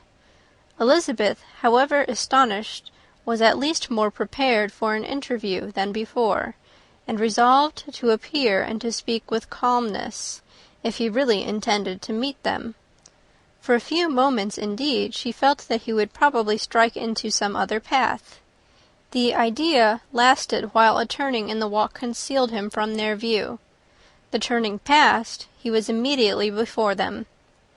With a glance she saw that he had lost none of his recent civility, and, to imitate his politeness, she began, as they met, to admire the beauty of the place, but she had not got beyond the words delightful and charming, when some unlucky recollections obtruded, and she fancied that praise of Pemberley from her might be mischievously construed.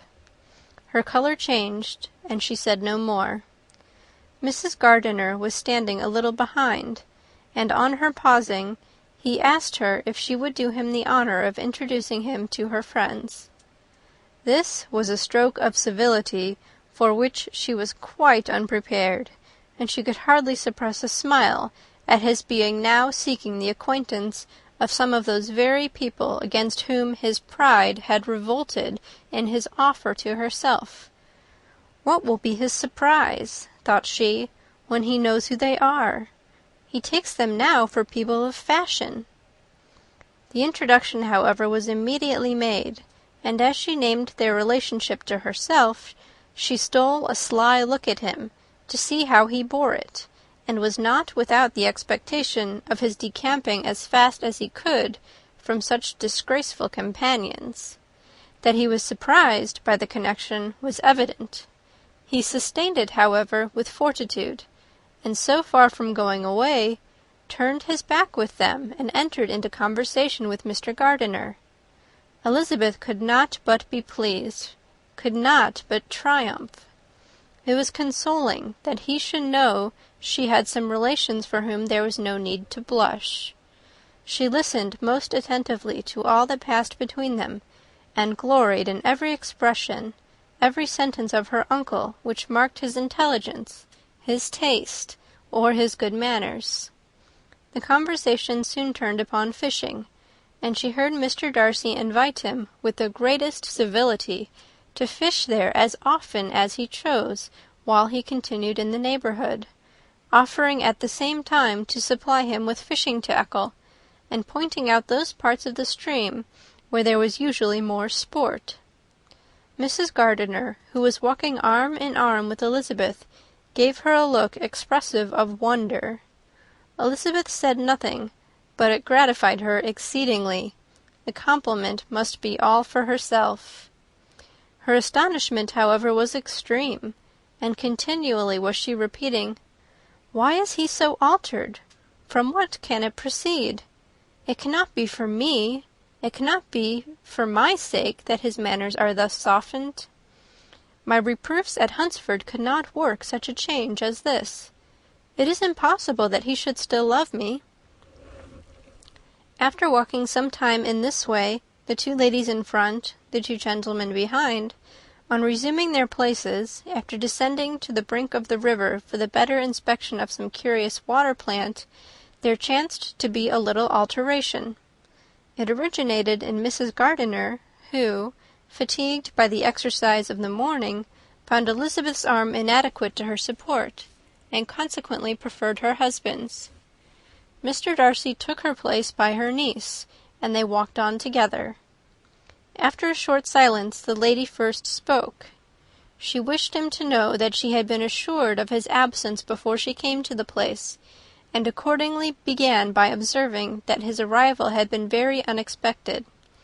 "For your housekeeper," she added, "informed us that you would certainly not be here till tomorrow, and indeed, before we left Bakewell, we understood that you were not immediately expected in the country."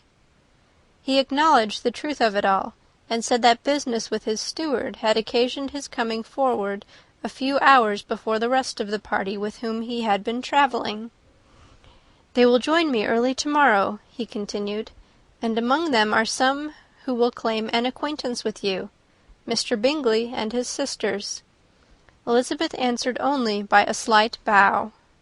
Her thoughts were instantly driven back to the time when Mr. Bingley's name had been the last mentioned between them, and, if she might judge by his complexion, his mind was not very differently engaged. "There is also one other person in the party," he continued after a pause, "who more particularly wishes to be known to you. Will you allow me, or do I ask too much, to introduce my sister to your acquaintance during your stay at Lambton?" The surprise of such an application was great indeed. It was too great for her to know in what manner she acceded to it. She immediately felt that whatever desire Miss Darcy might have of being acquainted with her must be the work of her brother, and without looking farther, it was satisfactory. It was gratifying to know that his resentment had not made him think really ill of her. They now walked on in silence, each of them deep in thought. Elizabeth was not comfortable, that was impossible, but she was flattered and pleased. His wish of introducing his sister to her was a compliment of the highest kind. They soon outstripped the others, and when they had reached the carriage, Mr. and Mrs. Gardiner were half a quarter of a mile behind. He then asked her to walk into the house, but she declared herself not tired, and they stood together on the lawn. At such a time much might have been said, and silence was very awkward. She wanted to talk, but there seemed to be an embargo on every subject. At last she recollected that she had been travelling, and they talked of Matlock and Dovedale with great perseverance. Yet time and her aunt moved slowly, and her patience and her ideas were nearly worn out before the tete-a-tete was over.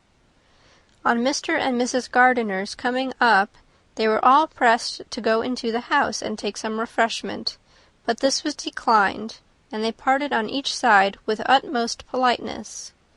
Mr. Darcy handed the ladies into the carriage, and when it drove off, Elizabeth saw him walking slowly towards the house.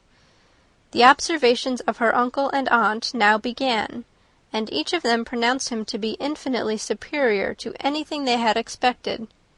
"He is perfectly well behaved, polite, and unassuming," said her uncle. "There is something a little stately in him, to be sure," replied her aunt, "but it is confined to his air, and is not unbecoming. I can now say with the housekeeper, that though some people may call him proud, I have seen nothing of it." "I was never more surprised than by his behaviour to us. It was more than civil. It was really attentive, and there was no necessity for such attention. His acquaintance with Elizabeth was very trifling." "To be sure, Lizzy," said her aunt, "he is not so handsome as Wickham, or rather he has not Wickham's countenance, for his features are perfectly good. But how came you to tell me that he was so disagreeable?" Elizabeth excused herself as well as she could, said that she had liked him better when they had met in Kent than before, and that she had never seen him so pleasant as this morning. "But perhaps he may be a little whimsical in his civilities," replied her uncle. "Your great men often are, and therefore I shall not take him at his word, as he might change his mind another day, and warn me off his grounds." Elizabeth felt that they had entirely misunderstood his character, but said nothing. "From what we have seen of him," continued Mrs. Gardiner, "I really should not have thought that he could have behaved in so cruel a way by anybody as he has done by poor Wickham. He has not an ill-natured look. On the contrary, there is something pleasing about his mouth when he speaks, and there is something of dignity in his countenance that would not give one an unfavourable idea of his heart. But to be sure, the good lady who showed us his house did give him a most flaming character. I could hardly help laughing aloud sometimes. But he is a liberal master, I suppose, and that, in the eye of a servant, comprehends every virtue." Elizabeth here felt herself called on to say something in vindication of his behaviour to Wickham, and therefore gave them to understand, in as guarded a manner as she could, that by what she had heard from his relations in Kent, his actions were capable of a very different construction, and that his character was by no means so faulty, nor Wickham's so amiable, as they had been considered in Hertfordshire. In confirmation of this, she related the particulars of all the pecuniary transactions in which they had been connected, without actually naming her authority, but stating it to be such as might be relied on.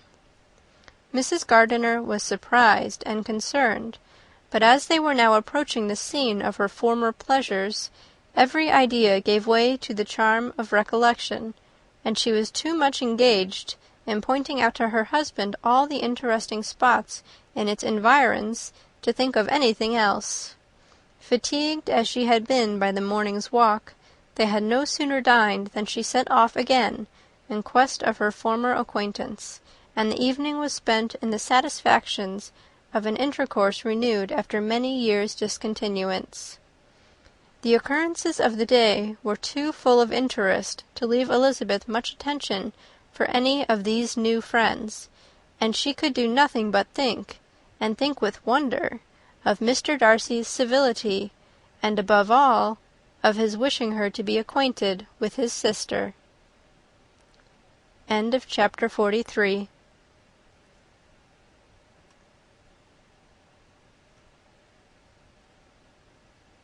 Chapter 44. Elizabeth had settled it that Mr. Darcy would bring his sister to visit her the very day after her reaching Pemberley, and was consequently resolved not to be out of sight of the inn the whole of that morning. But her conclusion was false, for on the very morning after their arrival at Lambton, these visitors came.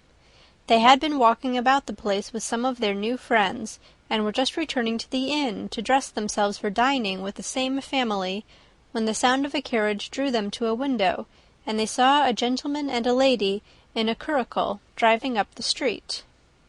Elizabeth, immediately recognizing the livery, guessed what it meant, and imparted no small degree of her surprise to her relations by acquainting them with the honour which she expected. Her uncle and aunt were all amazement, and the embarrassment of her manner as she spoke, joined to the circumstance itself, and many of the circumstances of the preceding day, opened to them a new idea on the business. Nothing had ever suggested it before, but they felt that there was no other way of accounting for such attentions from such a quarter than by supposing a partiality for their niece. While these newly born notions were passing in their heads, the perturbation of Elizabeth's feelings was at every moment increasing. She was quite amazed at her own discomposure, but amongst other causes of disquiet, she dreaded lest the partiality of the brother should have said too much in her favour, and, more than commonly anxious to please, she naturally suspected that every power of pleasing would fail her. She retreated from the window, fearful of being seen, and as she walked up and down the room, endeavouring to compose herself, saw such looks of inquiring surprise in her uncle and aunt as made everything worse. Miss Darcy and her brother appeared, and this formidable introduction took place. With astonishment did Elizabeth see that her new acquaintance was at least as much embarrassed as herself. Since her being at Lambton, she had heard that Miss Darcy was exceedingly proud, but the observation of a very few minutes convinced her that she was only exceedingly shy. She found it difficult to obtain even a word from her beyond a monosyllable. Miss Darcy was tall, and on a larger scale than Elizabeth, and though little more than 16, her figure was formed, and her appearance womanly and graceful. She was less handsome than her brother, but there was sense and good humour in her face, and her manners were perfectly unassuming and gentle. Elizabeth, who had expected to find in her as acute and unembarrassed an observer as ever Mr. Darcy had been, was much relieved by discerning such different feelings. They had not long been together before Mr. Darcy told her that Bingley was also coming to wait on her, and she had barely time to express her satisfaction and prepare for such a visitor when Bingley's quick step was heard on the stairs, and in a moment he entered the room. All Elizabeth's anger against him had been long done away, but had she still felt any, it could hardly have stood its ground against the unaffected cordiality with which he expressed himself on seeing her again. He inquired in a friendly, though general, way after her family, and looked and spoke with the same good-humoured ease that he had ever done. To Mr. and Mrs. Gardiner he was scarcely a less interesting personage than to herself. They had long wished to see him. The whole party before them, indeed, excited a lively attention. The suspicions which had just arisen of Mr. Darcy and their niece directed their observation towards each with an earnest though guarded inquiry, and they soon drew from those inquiries the full conviction that one of them at least knew what it was to love. Of the lady's sensations they remained a little in doubt, but that the gentleman was overflowing with admiration was evident enough. Elizabeth, on her side, had much to do. She wanted to ascertain the feelings of each of her visitors. She wanted to compose her own, and to make herself agreeable to all. And in the latter object, where she feared most to fail, she was most sure of success, for those to whom she endeavoured to give pleasure were prepossessed in her favour. Bingley was ready, Georgiana was eager, and Darcy determined to be pleased. In seeing Bingley, her thoughts naturally flew to her sister, and oh, how ardently did she long to know whether any of his were directed in a like manner. Sometimes she could fancy that he talked less than on former occasions, and once or twice pleased herself with the notion that, as he looked at her, he was trying to trace a resemblance. But though this might be imaginary, she could not be deceived as to his behaviour to Miss Darcy, who had been set up as a rival to Jane. No look appeared on either side that spoke particular regard. Nothing occurred between them that could justify the hopes of his sister. On this point she was soon satisfied, and 2 or 3 little circumstances occurred ere they parted, which, in her anxious interpretation, denoted a recollection of Jane, not untinctured by tenderness, and a wish of saying more that might lead to the mention of her, had he dared. He observed to her, at a moment when the others were talking together, and in a tone which had something of real regret, that it was a very long time since he had had the pleasure of seeing her, and before she could reply, he added, "It is above 8 months. We have not met since the 26th of November, when we were all dancing together at Netherfield." Elizabeth was pleased to find his memory so exact, and he afterwards took occasion to ask her, when unattended to by any of the rest, whether all her sisters were at Longbourn. There was not much in the question, nor in the preceding remark, but there was a look and a manner which gave them meaning. It was not often that she could turn her eyes on Mr. Darcy himself, but whenever she did catch a glimpse, she saw an expression of general complacence, and in all that he said she heard an accent so removed from hauteur or disdain of his companions as convinced her that the improvement of manners which she had yesterday witnessed, however temporary its existence might prove, had at least outlived one day. When she saw him thus seeking the acquaintance and courting the good opinion of people with whom any intercourse a few months ago would have been a disgrace, when she saw him thus civil, not only to herself, but to the very relations whom he had openly disdained, and recollected their last lively scene in Hunsford Parsonage, the difference, the change was so great, and struck so forcibly on her mind, that she could hardly restrain her astonishment from being visible. Never, even in the company of his dear friends at Netherfield, or his dignified relations at Rosings, had she seen him so desirous to please, so free from self-consequence or unbending reserve, as now, when no importance could result from the success of his endeavours, and when even the acquaintance of those to whom his attentions were addressed would draw down the ridicule and censure of the ladies both of Netherfield and Rosings. Their visitors stayed with them above half an hour, and when they arose to depart, Mr. Darcy called on his sister to join him in expressing their wish of seeing Mr. and Mrs. Gardiner and Miss Bennet to dinner at Pemberley before they left the country. Miss Darcy, though with a diffidence which marked her little in the habit of giving invitations, readily obeyed. Mrs. Gardiner looked at her niece, desirous of knowing how she, whom the invitation most concerned, felt disposed as to its acceptance, but Elizabeth had turned away her head. Presuming, however, that this studied avoidance spoke rather a momentary embarrassment than any dislike of the proposal, and seeing in her husband, who was fond of society, a perfect willingness to accept it, she ventured to engage for her attendance, and the day after the next was fixed on. Bingley expressed great pleasure in the certainty of seeing Elizabeth again, having still a great deal to say to her, and many inquiries to make after all their Hertfordshire friends. Elizabeth, construing all this into a wish of hearing her speak of her sister, was pleased, and on this account, as well as some others, found herself, when their visitors left them, capable of considering the last half-hour with some satisfaction, though while it was passing, the enjoyment of it had been little. Eager to be alone, and fearful of inquiries or hints from her uncle and aunt, she stayed with them only long enough to hear their favourable opinion of Bingley, and then hurried away to dress. But she had no reason to fear Mr. and Mrs. Gardiner's curiosity. It was not their wish to force her communication.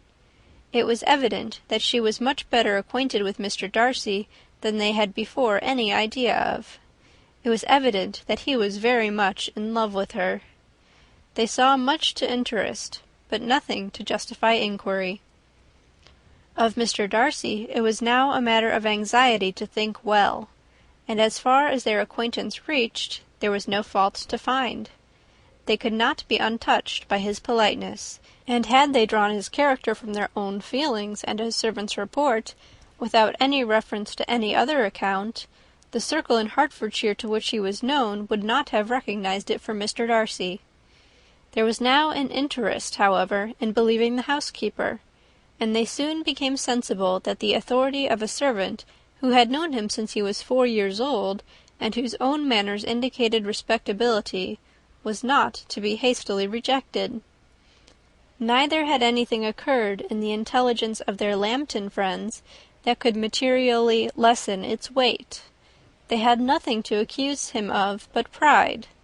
Pride he probably had, and if not, it would certainly be imputed by the inhabitants of a small market town where the family did not visit. It was acknowledged, however, that he was a liberal man, and did much good among the poor. With respect to Wickham, the travellers soon found that he was not held there in much estimation; for, though the chief of his concerns with the son of his patron were imperfectly understood, it was yet a well-known fact that, on his quitting Derbyshire, he had left many debts behind him, which Mr. Darcy afterwards discharged. As for Elizabeth, her thoughts were at Pemberley this evening more than the last; and the evening, though as it passed seemed long, was not long enough to determine her feelings towards one in that mansion, and she lay awake 2 whole hours endeavouring to make them out. She certainly did not hate him.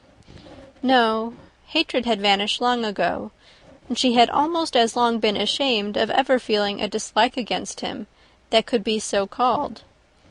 The respect created by the conviction of his valuable qualities, though at first unwillingly admitted, had for some time ceased to be repugnant to her feeling, and it was now heightened into somewhat of a friendlier nature by the testimony so highly in his favour, and bringing forward his disposition in so amiable a light, which yesterday had produced.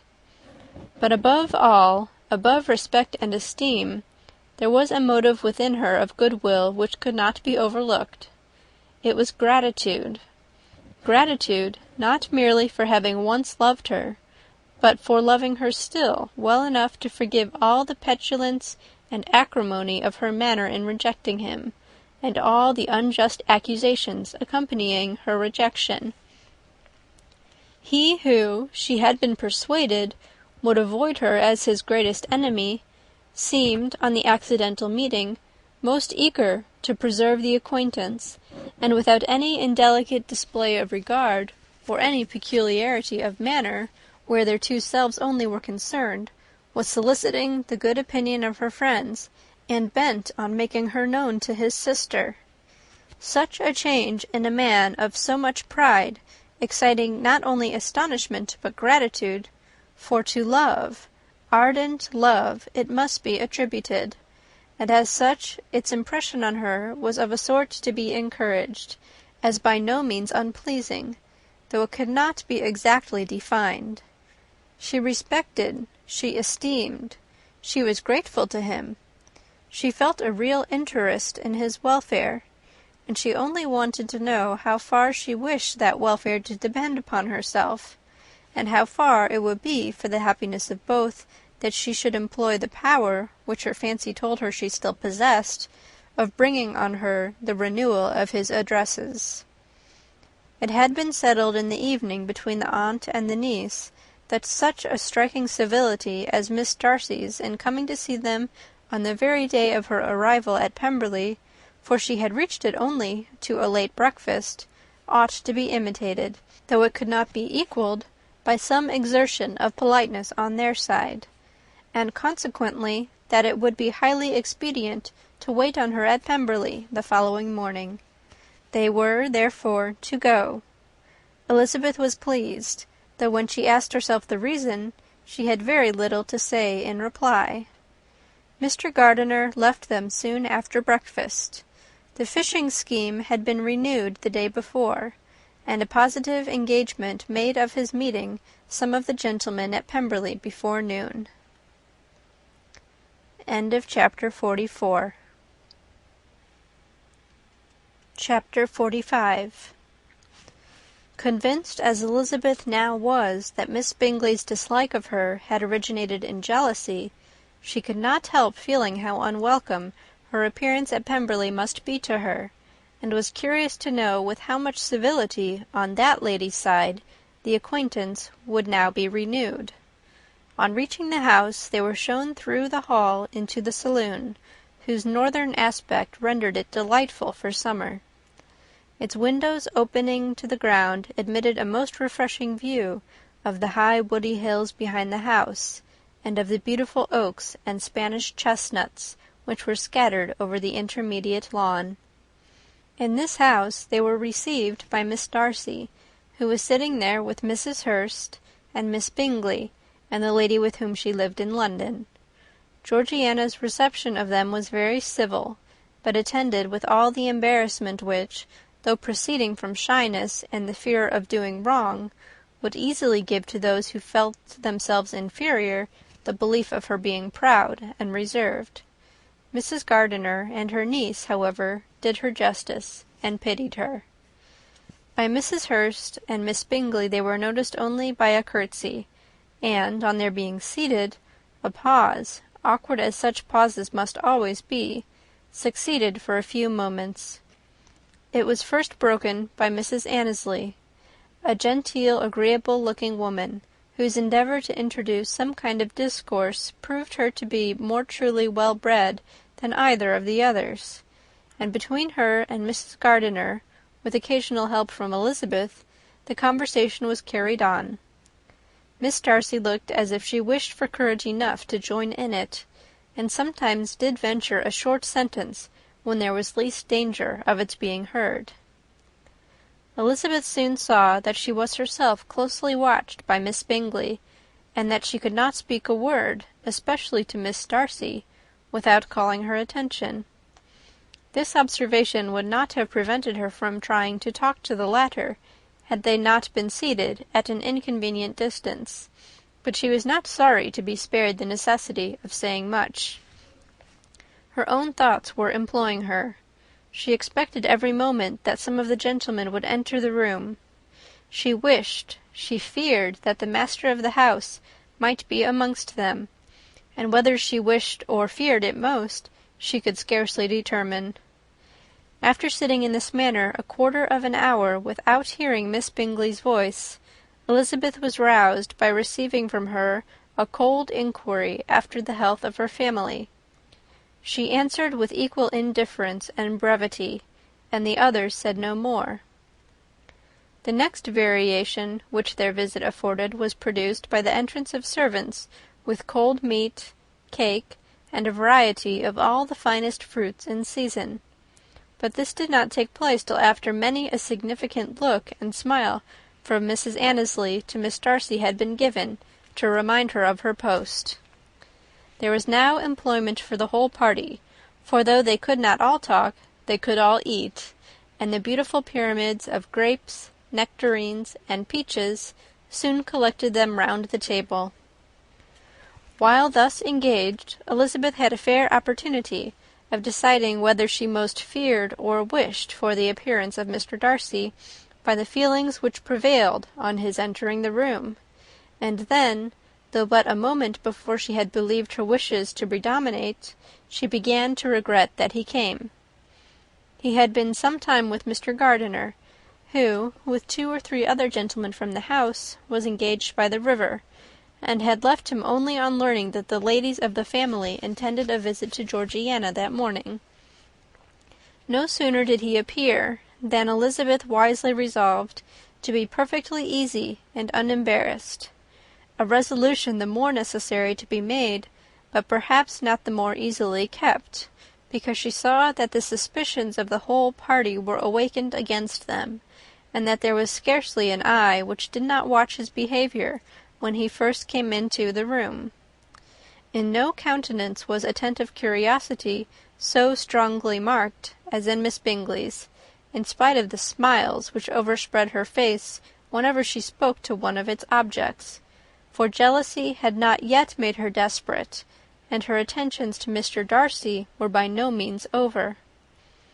Miss Darcy, on her brother's entrance, exerted herself much more to talk, and Elizabeth saw that he was anxious for his sister and herself to get acquainted, and forwarded as much as possible every attempt at conversation on either side. Miss Bingley saw all this likewise, and in the imprudence of anger took the first opportunity of saying, with sneering civility, "Pray, Miss Eliza, are not the —shire militia removed from Meryton? They must be a great loss to your family." In Darcy's presence she dared not mention Wickham's name, but Elizabeth instantly comprehended that he was uppermost in her thoughts, and the various recollections connected with him gave her a moment's distress. But, exerting herself vigorously to repel the ill-natured attack, she presently answered the question in a tolerably detached tone. While she spoke, an involuntary glance showed her Darcy, with a heightened complexion, earnestly looking at her, and his sister overcome with confusion, and unable to lift up her eyes. Had Miss Bingley known what pain she was then giving her beloved friend, she undoubtedly would have refrained from the hint, but she had merely intended to discompose Elizabeth by bringing forward the idea of a man to whom she believed her partial, to make her betray a sensibility which might injure her in Darcy's opinion, and perhaps to remind the latter of all the follies and absurdities by which some part of her family were connected with that corps. Not a syllable had ever reached her of Miss Darcy's meditated elopement. To no creature had it been revealed, where secrecy was possible, except to Elizabeth, and from all Bingley's connections her brother was particularly anxious to conceal it, from the very wish which Elizabeth had long ago attributed to him of their becoming hereafter her own. He had certainly formed such a plan, and without meaning that it should affect his endeavour to separate him from Miss Bennet, it is probable that it might add something to his lively concern for the welfare of his friend. Elizabeth's collected behaviour, however, soon quieted his emotion, and as Miss Bingley, vexed and disappointed, dared not approach nearer to Wickham, Georgiana also recovered in time, though not enough to be able to speak any more. Her brother, whose eye she feared to meet, scarcely recollected her interest in the affair, and the very circumstance which had been designed to turn his thoughts from Elizabeth seemed to have fixed them on her more and more cheerfully. Their visit did not continue long after the question and answer above mentioned, and while Mr. Darcy was attending them to their carriage, Miss Bingley was venting her feelings in criticisms on Elizabeth's person, behaviour, and dress. But Georgiana would not join her. Her brother's recommendation was enough to ensure her favour. His judgment could not err, and he had spoken in such terms of Elizabeth as to leave Georgiana without the power of finding her otherwise than lovely and amiable. When Darcy returned to the saloon, Miss Bingley could not help repeating to him some part of what she had been saying to his sister.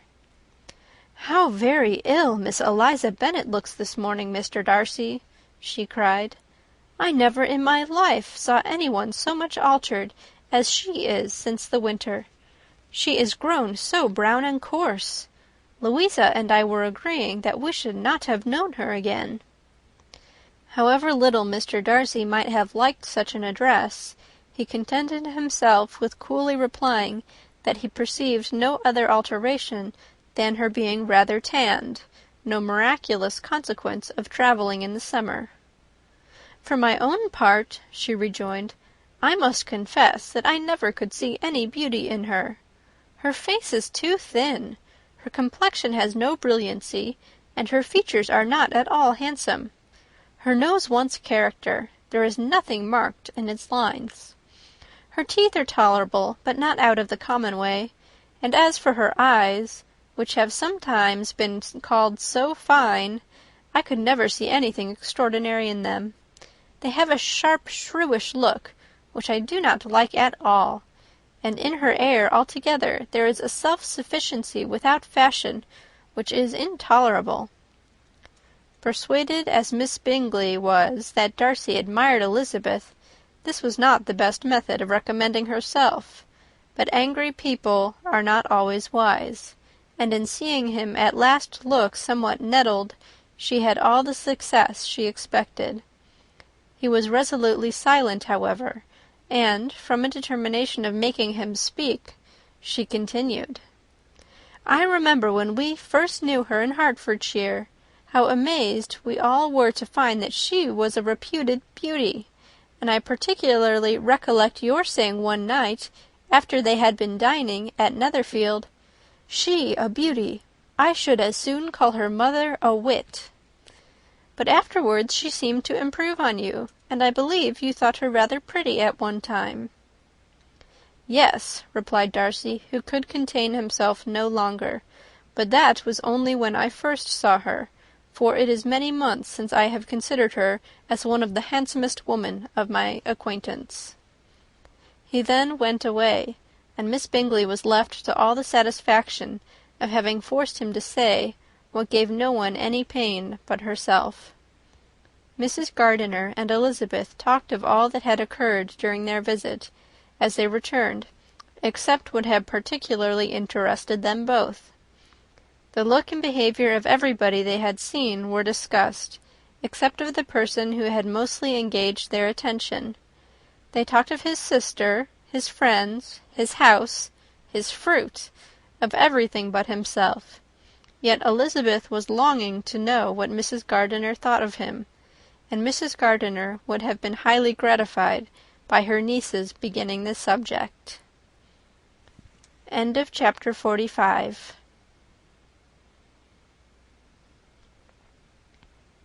Chapter 46. Elizabeth had been a good deal disappointed in not finding a letter from Jane on their first arrival at Lambton, and this disappointment had been renewed on each of the mornings that had now been spent there. But on the third her repining was over, and her sister justified by the receipt of 2 letters from her at once, on one of which was marked that it had been missent elsewhere. Elizabeth was not surprised at it, as Jane had written the direction remarkably ill. They had just been preparing to walk as the letters came in, and her uncle and aunt, leaving her to enjoy them in quiet, set off by themselves. The one missent must first be attended to. It had been written 5 days ago. The beginning contained an account of all their little parties and engagements, with such news as the country afforded. But the latter half, which was dated a day later, and written in evident agitation, gave more important intelligence. It was to this effect: "Since writing the above, dearest Lizzy, something has occurred of a most unexpected and serious nature. But I am afraid of alarming you. Be assured that we are all well. What I have to say relates to poor Lydia. An express came at 12 last night, just as we were all gone to bed, from Colonel Forster, to inform us that she was gone off to Scotland with one of his officers, to own the truth, with Wickham. Imagine our surprise. To Kitty, however, it does not seem so wholly unexpected. I am very, very sorry. So imprudent a match on both sides. But I am willing to hope the best, and that his character has been misunderstood. Thoughtless and indiscreet I can easily believe him, but this step, and let us rejoice over it, marks nothing bad at heart. His choice is disinterested, at least, for he must know my father can give her nothing. Our poor mother is sadly grieved. My father bears it better. How thankful am I that we never let them know what has been said against him. We must forget it ourselves. They were off Saturday night about 12, as is conjectured, but were not missed till yesterday morning at 8. The express was sent off directly. My dear Lizzy, they must have passed within 10 miles of us. Colonel Forster gives us reason to expect him here soon. Lydia left a few lines for his wife, informing her of their intention. I must conclude, for I cannot be long from my poor mother. I am afraid you will not be able to make it out, but I hardly know what I have written." Without allowing herself time for consideration, and scarcely knowing what she felt, Elizabeth, on finishing this letter, instantly seized the other, and opening it with the utmost impatience, read as follows. It had been written a day later than the conclusion of the first. "By this time, my dearest sister, you have received my hurried letter. I wish this may be more intelligible, but though not confined for time, my head is so bewildered that I cannot answer for being coherent. Dearest Lizzy, I hardly know what I would write, but I have bad news for you, and it cannot be delayed. Imprudent as the marriage between Mr. Wickham and our poor Lydia would be, we are now anxious to be assured it has taken place, for there is but too much reason to fear they are not gone to Scotland. Colonel Forster came yesterday, having left Brighton the day before, not many hours after the express. Though Lydia's short letter to Mrs. F. gave them to understand that they were going to Gretna Green, something was dropped by Denny expressing his belief that W. never intended to go there, or to marry Lydia at all, which was repeated to Colonel F., who, instantly taking the alarm, set off from B., intending to trace their route. He did trace them easily to Clapham, but no further, for on entering that place they removed into a hackney coach, and dismissed the chaise that brought them from Epsom. All that is known after this is, that they were seen to continue the London road. I know not what to think. After making every possible inquiry on that side of London, Colonel F. came on into Hertfordshire, anxiously renewing them at all the turnpikes, and at the inns in Barnet and Hatfield, but without any success. No such people had been seen to pass through. With the kindest concern he came on to Longbourn, and broke his apprehensions to us in a manner most creditable to his heart. I am sincerely grieved for him and Mrs. F., but no one can throw any blame on them. Our distress, my dear Lizzy, is very great. My father and mother believe the worst, but I cannot think so ill of him. Many circumstances might make it more eligible for them to be married privately in town than to pursue their first plan, and even if he could form such a design against a young woman of Lydia's connections, which is not likely, can I suppose her so lost to everything? Impossible. I grieve to find, however, that Colonel F. is not disposed to depend upon their marriage. He shook his head when I expressed my hopes, and said that he fears W. was not a man to be trusted. My poor mother is really ill, and keeps her room. Could she exert herself, it would be better, but this is not to be expected. And as to my father, I never in my life saw him so affected.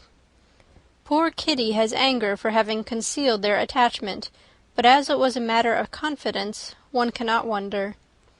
I am truly glad, dearest Lizzy, that you have been spared something of these distressing scenes. But now, as the first shock is over, shall I own that I long for your return? I am not so selfish, however, as to press for it, if inconvenient. Adieu. I take up my pen again to do what I have just told you I would not, but circumstances are such that I cannot help earnestly begging you to come here as soon as possible.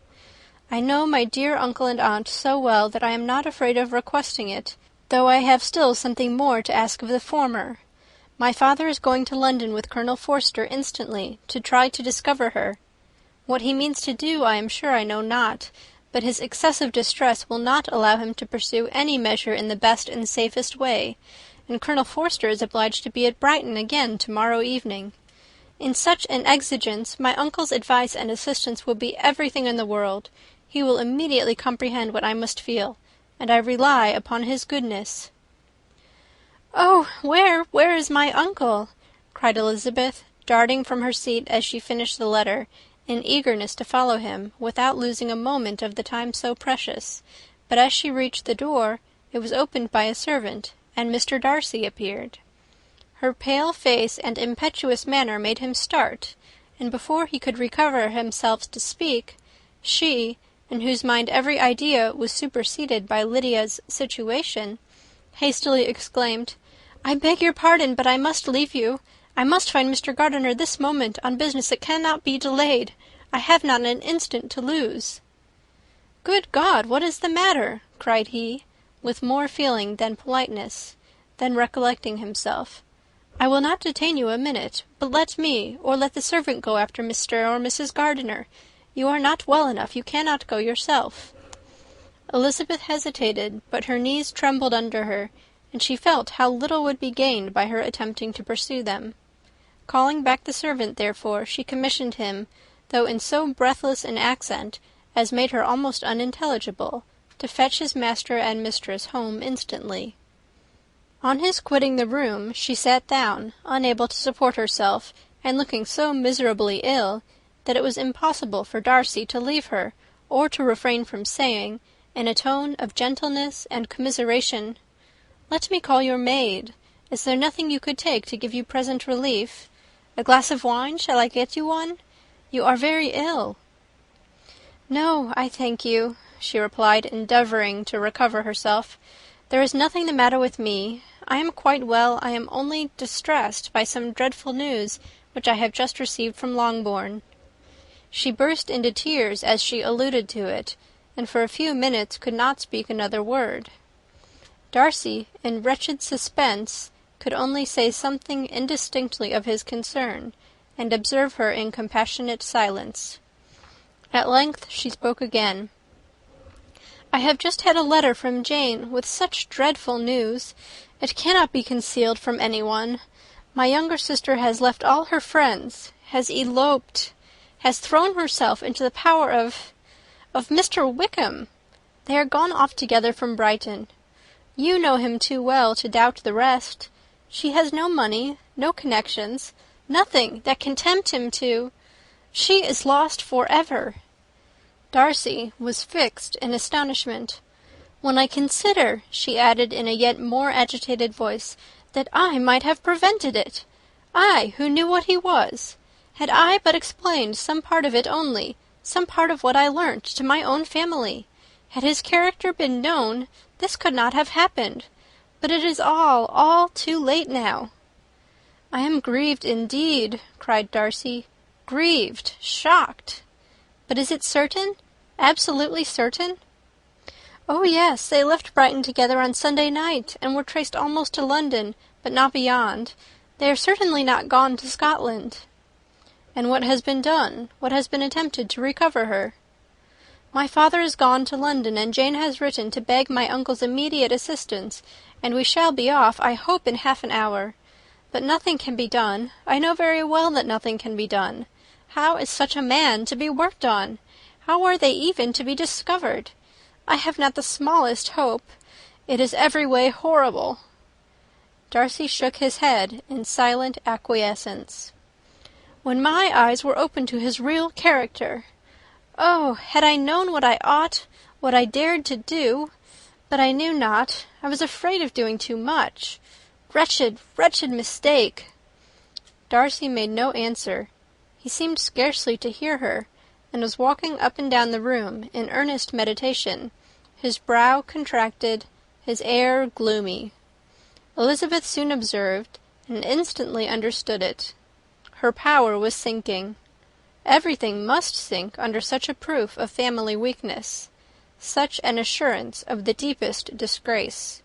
She could neither wonder nor condemn, but the belief of his self-conquest brought nothing consolatory to her bosom, afforded no palliation of her distress.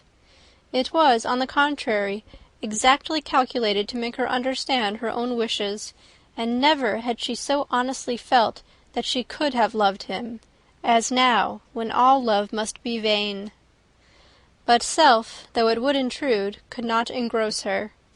Lydia, the humiliation, the misery she was bringing on them all, soon swallowed up every private care, and, covering her face with her handkerchief, Elizabeth was soon lost to everything else, and, after a pause of several minutes, was only recalled to a sense of her situation by the voice of her companion, who, in a manner which, though it spoke compassion, spoke likewise restraint, said, "I am afraid you have been long desiring my absence, nor have I anything to plead in excuse of my stay, but real, though unavailing, concern.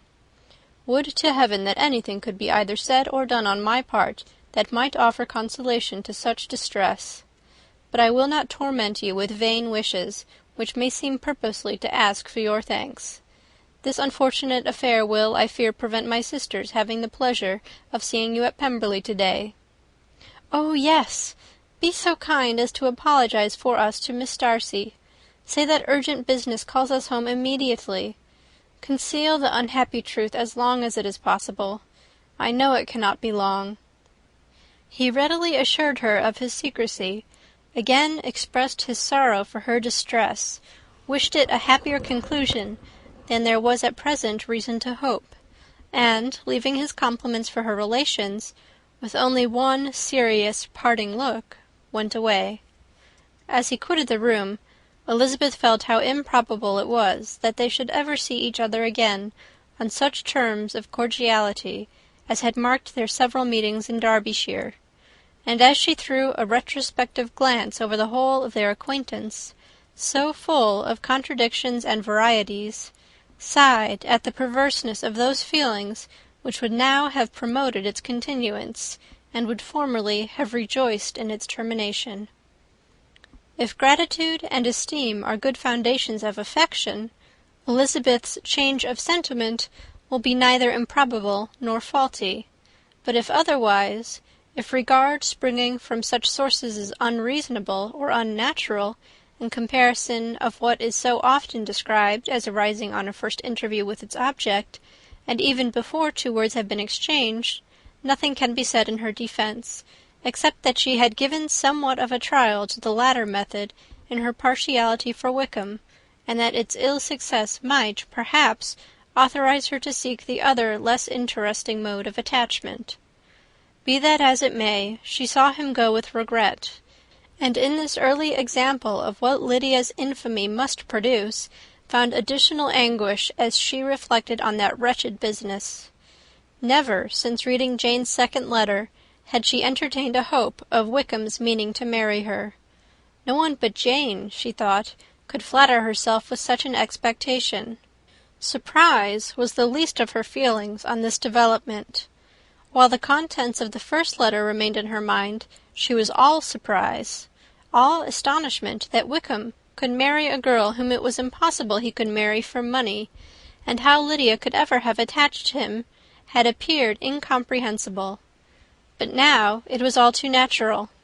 For such an attachment as this she might have sufficient charms, and though she did not suppose Lydia to be deliberately engaging in any elopement without the intention of marriage, she had no difficulty in believing that neither her virtue nor her understanding would preserve her from falling an easy prey.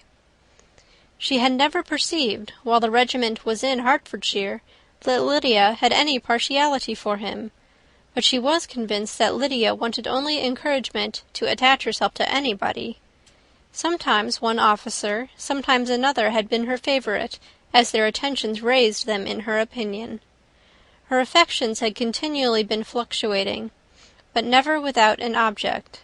The mischief of neglect and mistaken indulgence towards such a girl, oh, how acutely did she now feel it! She was wild to be at home, to hear, to see, to be upon the spot, to share with Jane in the cares that must now fall wholly upon her, in a family so deranged, a father absent, a mother incapable of exertion, and requiring constant attendance, and though almost persuaded that nothing could be done for Lydia, her uncle's interference seemed of the utmost importance. Until he entered the room, her impatience was severe. Mr. and Mrs. Gardiner had hurried back in alarm, supposing by the servant's account that their niece was taken suddenly ill. But satisfying them instantly on that head, she eagerly communicated the cause of their summons, reading the 2 letters aloud, and dwelling on the postscript of the last with trembling energy. Though Lydia had never been a favourite with them, Mr. and Mrs. Gardiner could not but be deeply afflicted. Not Lydia only, but all were concerned in it, and after the first exclamations of surprise and horror, Mr. Gardiner promised every assistance in his power.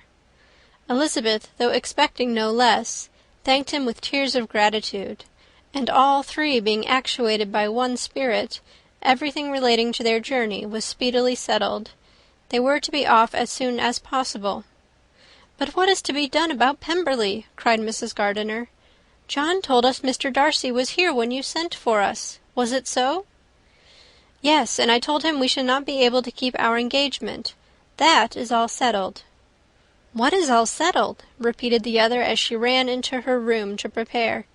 "And are they upon such terms as for her to disclose the real truth? Oh, that I knew how it was!" But wishes were vain, or at least could serve only to amuse her in the hurry and confusion of the following hour.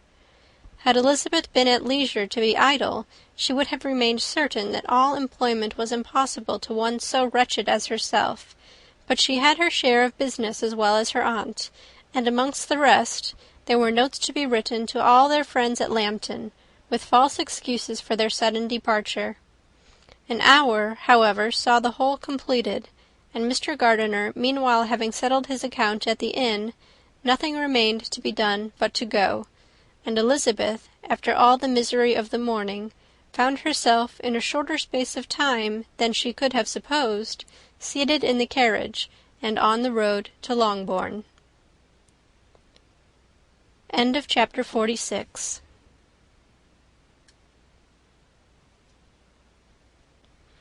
Chapter 47. "I have been thinking it over again, Elizabeth," said her uncle, as they drove from the town, "and really, upon serious consideration, I am much more inclined than I was to judge as your eldest sister does on the matter. It appears to me so very unlikely that any young man should form such a design against a girl who is by no means unprotected or friendless, and who is actually staying in his colonel's family, that I am strongly inclined to hope the best. Could he expect that her friends would not step forward? Could he expect to be noticed again by the regiment after such an affront to Colonel Forster? His temptation is not adequate to the risk." "Do you really think so?" cried Elizabeth, brightening up for a moment. "Upon my word," said Mrs. Gardiner, "I begin to be of your uncle's opinion. It is really too great a violation of decency, honour, and interest for him to be guilty of. I cannot think so very ill of Wickham. Can you yourself, Lizzie, so wholly give him up as to believe him capable of it?" "Not perhaps of neglecting his own interest, but of every other neglect I can believe him capable. If, indeed, it should be so. But I dare not hope it. Why should they not go on to Scotland, if that had been the case?" "In the first place," replied Mr. Gardiner, "there is no absolute proof that they are not gone to Scotland." "Oh, but their removing from the chaise into a hackney coach is such a presumption. And besides, no traces of them were to be found on the Barnet road." "Well then, supposing them to be in London, they may be there, though for the purpose of concealment, for no more exceptional purpose. It is not likely that money should be very abundant on either side, and it might strike them that they could be more economically, though less expeditiously, married in London than in Scotland." "But why all this secrecy? Why any fear of detection? Why must their marriage be private? Oh, no, no, this is not likely. His most particular friend, you see, by Jane's account, was persuaded of his never intending to marry her. Wickham will never marry a woman without some money. He cannot afford it. And what claims has Lydia? What attraction has she beyond youth, health, and good humour that could make him, for her sake, forego every chance of benefiting himself by marrying well? As to what restraint the apprehensions of disgrace in the corps might throw on a dishonourable elopement with her, I am not able to judge, for I know nothing of the effects that such a step might produce. But as to your other objection, I am afraid it will hardly hold good. Lydia has no brothers to step forward, and he might imagine, from my father's behaviour, from his indolence and the little attention he has ever seemed to give to what was going forward in his family, that he would do as little, and think as little about it, as any father could do in such a matter." "But can you think that Lydia is so lost to everything but love of him as to consent to live with him on any terms other than marriage?" "It does seem, and it is most shocking indeed," replied Elizabeth, with tears in her eyes, "that a sister's sense of decency and virtue in such a point should admit of doubt. But really I know not what to say. Perhaps I am not doing her justice, but she is very young. She has never been taught to think on serious subjects, and for the last half-year, nay, for a 12-month, she has been given up to nothing but amusement and vanity. She has been allowed to dispose of her time in the most idle and frivolous manner, and to adopt any opinions that came in her way. Since the shire were first quartered in Meryton, nothing but love, flirtation, and officers have been in her head. She has been doing everything in her power by thinking and talking on the subject to give greater, what shall I call it, susceptibility to her feelings, which are naturally lively enough. And we all know that Wickham has every charm of person and address that can captivate a woman." "But you see that Jane," said her aunt, "does not think so very ill of Wickham as to believe him capable of the attempt." "Of whom does Jane ever think ill? And who is there, whatever might be their former conduct, that she would think capable of such an attempt till it were proved against them? But Jane knows, as well as I do, what Wickham really is. We both know that he has been profligate in every sense of the word, that he has neither integrity nor honour, that he is as false and deceitful as he is insinuating." "And do you really know all this?" cried Mrs. Gardiner, whose curiosity as to the mode of her intelligence was all alive. "I do indeed," replied Elizabeth, colouring. "I told you the other day of his infamous behaviour to Mr. Darcy, and you yourself, when last at Longbourn, heard in what manner he spoke of the man who had behaved with such forbearance and liberality towards him. And there are other circumstances which I am not at liberty, which it is not worth while to relate. But his lies about the whole Pemberley family are endless. From what he said of Miss Darcy, I was thoroughly prepared to see a proud, reserved, disagreeable girl. Yet he knew to the contrary himself. He must know that she was as amiable and unpretending as we have found her." "But does Lydia know nothing of this? Can she be ignorant of what you and Jane seem so well to understand?" "Oh, yes, that is the worst of all. Till I was in Kent, and saw so much both of Mr. Darcy and his relation Colonel Fitzwilliam, I was ignorant of the truth myself. And when I returned home, the shear was to leave Meryton in a week or fortnight time.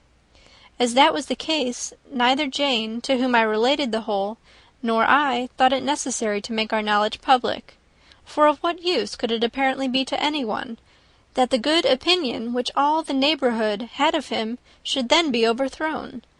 And even when it was settled that Lydia should go with Mrs. Forster, the necessity of opening her eyes to his character never occurred to me. That she could be in any danger from the deception never entered my head. That such a consequence as this could ensue, you may easily believe, was far enough from my thoughts." "When they are all removed to Brighton, therefore, you had no reason, I suppose, to believe them fond of each other?" "Not the slightest.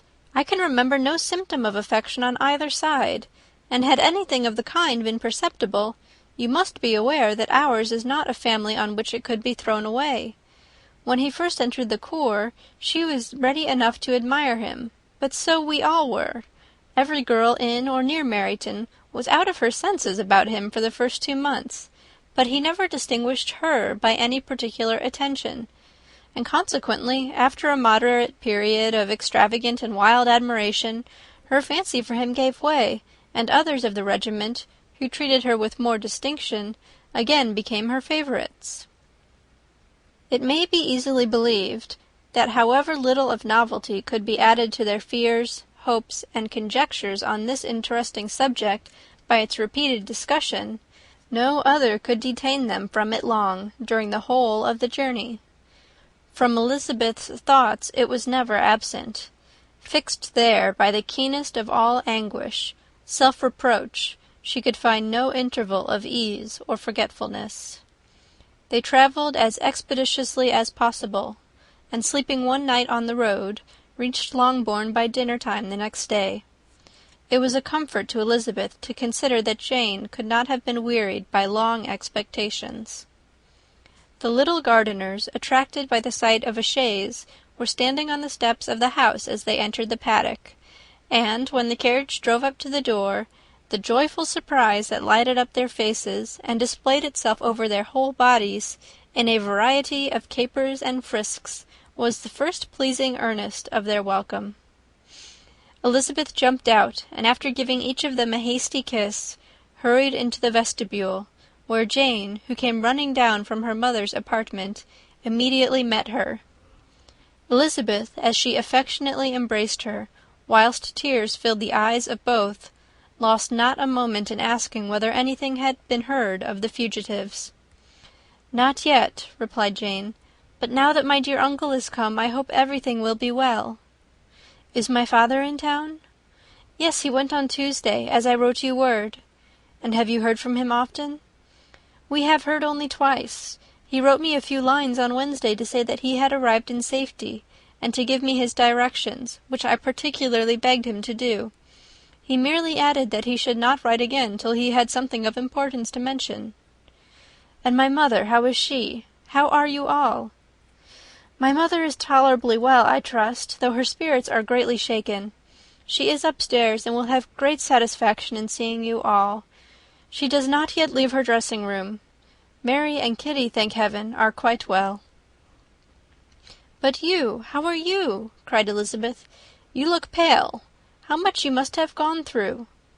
Her sister, however, assured her of being perfectly well, and their conversation, which had been passing while Mr. and Mrs. Gardiner were engaged with their children, was now put an end to by the approach of the whole party. Jane ran to her uncle and aunt, and welcomed and thanked them both, with alternate smiles and tears. When they were all in the drawing-room, the questions which Elizabeth had already asked were of course repeated by the others, and they soon found that Jane had no intelligence to give. The sanguine hope of good, however, which the benevolence of her heart suggested, had not yet deserted her. She still expected that it would all end well, and that every morning would bring some letter, either from Lydia or her father, to explain their proceedings, and, perhaps, announce their marriage. Mrs. Bennet, to whose apartment they all repaired, after a few minutes' conversation together, received them exactly as might be expected. With tears and lamentations of regret, invectives against the villainous conduct of Wickham, and complaints of her own sufferings and ill usage, blaming everybody but the person to whose ill-judging indulgence the errors of her daughter must principally be owing. "If I had been able," said she, "to carry my point in going to Brighton with all my family, this would not have happened. But poor dear Lydia had nobody to take care of her. Why did the Forsters ever let her go out of their sight? I am sure there was some great neglect or other on their side, for she is not the kind of girl to do such a thing if she had been well looked after. I always thought they were very unfit to have the charge of her, but I was overruled, as I always am. Poor dear child! And now here's Mr. Bennet gone away, and I know he will fight Wickham wherever he meets him, and then he will be killed, and what is to become of us all? The Collinses will turn us out before he is cold in his grave, and if you are not kind to us, brother, I do not know what we shall do." They all exclaimed against such terrific ideas, and Mr. Gardiner, after general assurances of his affection for her and all her family, told her that he meant to be in London the very next day, and would assist Mr. Bennet in every endeavour for recovering Lydia. "Do not give way to useless alarm," added he. "Though it is right to be prepared for the worst, there is no occasion to look on it as certain. It is not quite a week since they left Brighton.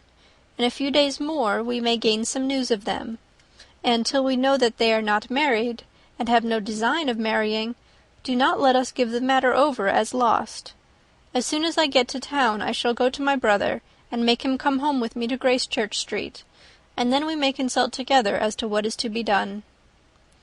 "Oh, my dear brother," replied Mrs. Bennet, "that is exactly what I could most wish for. And now do, when you get to town, find them out wherever they may be, and if they are not married already, make them marry. And as for wedding clothes, do not let them wait for that, but tell Lydia she shall have as much money as she chooses to buy them, after they are married. And above all, keep Mr. Bennet from fighting. Tell him what a dreadful state I am in, that I am frighted out of my wits, and have such tremblings, such flutterings all over me, such spasms in my side, and pains in my head, and such beatings at heart, that I can get no rest by night nor by day. And tell my dear Lydia not to give any directions about her clothes till she has seen me, for she does not know which are the best warehouses. Oh, brother, how kind you are! I know you will contrive it all." But Mr. Gardiner, though he assured her again of his earnest endeavours in the cause, could not avoid recommending moderation to her, as well in her hopes as her fear, and after talking with her in this manner till dinner was on the table, they all left her to vent all her feelings on the housekeeper, who attended in the absence of her daughters. Though her brother and sister were persuaded that there was no real occasion for such a seclusion from the family, they did not attempt to oppose it, for they knew that she had not prudence enough to hold her tongue before the servants while they waited at table, and judged it better that one only of the household, and the one whom they could most trust should comprehend all her fears and solicitude on the subject. In the dining-room they were soon joined by Mary and Kitty, who had been too busily engaged in their separate apartments to make their appearance before. One came from her books, and the other from her toilette. The faces of both, however, were tolerably calm, and no change was visible in either, except that the loss of her favourite sister, or the anger which she had herself incurred in this business, had given more of fretfulness than usual to the accents of Kitty. As for Mary, she was mistress enough of herself to whisper to Elizabeth, with a countenance of grave reflection, soon after they were seated at the table, "This is a most unfortunate affair, and will probably be much talked of. But we must stem the tide of malice, and pour into the wounded bosoms of each other the balm of sisterly consolation." Then, perceiving in Elizabeth no inclination of replying, she added, "Unhappy as the event must be for Lydia, we may draw from it this useful lesson, that loss of virtue in a female is irretrievable, that one false step involves her in endless ruin, that her reputation is no less brittle than it is beautiful, and that she cannot be too much guarded in her behaviour towards the undeserving of the other sex." Elizabeth lifted up her eyes in amazement, but was too much oppressed to make any reply. Mary, however, continued to console herself with such kind of moral extractions from the evil before them. In the afternoon the two elder Miss Bennets were able to be for half an hour by themselves, and Elizabeth instantly availed herself of the opportunity of making any inquiries, which Jane was equally eager to satisfy. After joining in general lamentations over the dreadful sequel of this event, which Elizabeth considered as all but certain, and Miss Bennet could not assert to be wholly impossible, the former continued the subject by saying, "But tell me all and everything about it which I have not already heard. Give me further particulars. What did Colonel Forster say? Had they no apprehension of anything before the elopement took place? They must have seen them together for ever." "Colonel Forster did own that he had often suspected some partiality, especially on Lydia's side, but nothing to give him any alarm. I am so grieved for him. His behaviour was attentive and kind to the utmost. He was coming to us in order to assure us of his concern before he had any idea of their not being gone to Scotland. When that apprehension first got abroad, it hastened his journey." "And was Denny convinced that Wickham would not marry? Did he know of their intending to go off? Had Colonel Forster seen Denny himself?" "Yes, but when questioned by him, Denny denied knowing anything of their plans, and would not give his real opinion about it. He did not repeat his persuasion of their not marrying, and from that I am inclined to hope he might have been misunderstood before." "And till Colonel Forster came himself, not one of you entertained a doubt, I suppose, of their being really married?" "How was it possible that such an idea could enter our brains? I felt a little uneasy, a little fearful of my sister's happiness with him in marriage, because I knew that his conduct had not been always quite right. My father and mother knew nothing of that. They only felt how imprudent a match it must be. Kitty then owned, with a very natural triumph, on knowing more than the rest of us, that in Lydia's last letter she had prepared her for such a step. She had known, it seems, of their being in love with each other many weeks." "But not before they went to Brighton?" "No, I believe not." "And did Colonel Forster appear to think well of Wickham himself? Does he know his real character?" "I must confess that he did not speak so well of Wickham as he formerly did. He believed him to be imprudent and extravagant, and since this sad affair has taken place, it is said that he left Meryton greatly in debt. But I hope this may be false." "Oh, Jane, had we been less secret, had we told what we knew of him, this could not have happened." "Perhaps it would have been better," replied her sister. "But to expose the former faults of any person, without knowing what their present feelings were, seemed unjustifiable. We acted with the best intentions." Could Colonel Forster repeat the particulars of Lydia's note to his wife? He brought it with him for us to see. Jane then took it from her pocket-book and gave it to Elizabeth. These were the contents. My dear Harriet, you will laugh when you know where I am gone, and I cannot help laughing myself at your surprise tomorrow morning, as soon as I am missed. I am going to Gretna Green, and if you cannot guess with who, I shall think you a simpleton, for there is but one man in the world I love, and he is an angel. I should never be happy without him, so think it no harm to be off. You need not send them word at Longbourn of my going, if you do not like it, for it will make the surprise the greater when I write to them and sign my name Lydia Wickham. What a good joke it will be! I can hardly write for laughing. Pray make my excuses to Pratt for not keeping my engagement and dancing with him tonight. Tell him I hope he will excuse me when he knows all, and tell him I will dance with him at the next ball we meet, with great pleasure. I shall send for my clothes when I get to Longbourn, but I wish you would tell Sally to mend a great slit in my worked muslin gown before they are packed up. Good-bye. Give my love to Colonel Forster. I hope you will drink to our good journey. Your affectionate friend, Lydia Bennet. Oh, thoughtless, thoughtless Lydia! Cried Elizabeth, when she had finished it. What a letter is this, to be written at such a moment! But at least it shows that she was serious on the subject of their journey. Whatever he might afterwards persuade her to, it was not on her side a scheme of infamy. My poor father! How he must have felt it! I never saw anyone so shocked. He could not speak a word for full 10 minutes. My mother was taken ill immediately, and the whole house in such confusion. Oh, Jane, cried Elizabeth, was there a servant belonging to it who did not know the whole story before the end of the day? I do not know. I hope there was, but to be guarded at such a time is very difficult. My mother was in hysterics, and though I endeavoured to give her every assistance in my power, I am afraid I did not do so much as I might have done. But the horror of what might possibly happen almost took me from my faculties. Your attendance upon her has been too much for you. You do not look well. Oh, that I had been with you!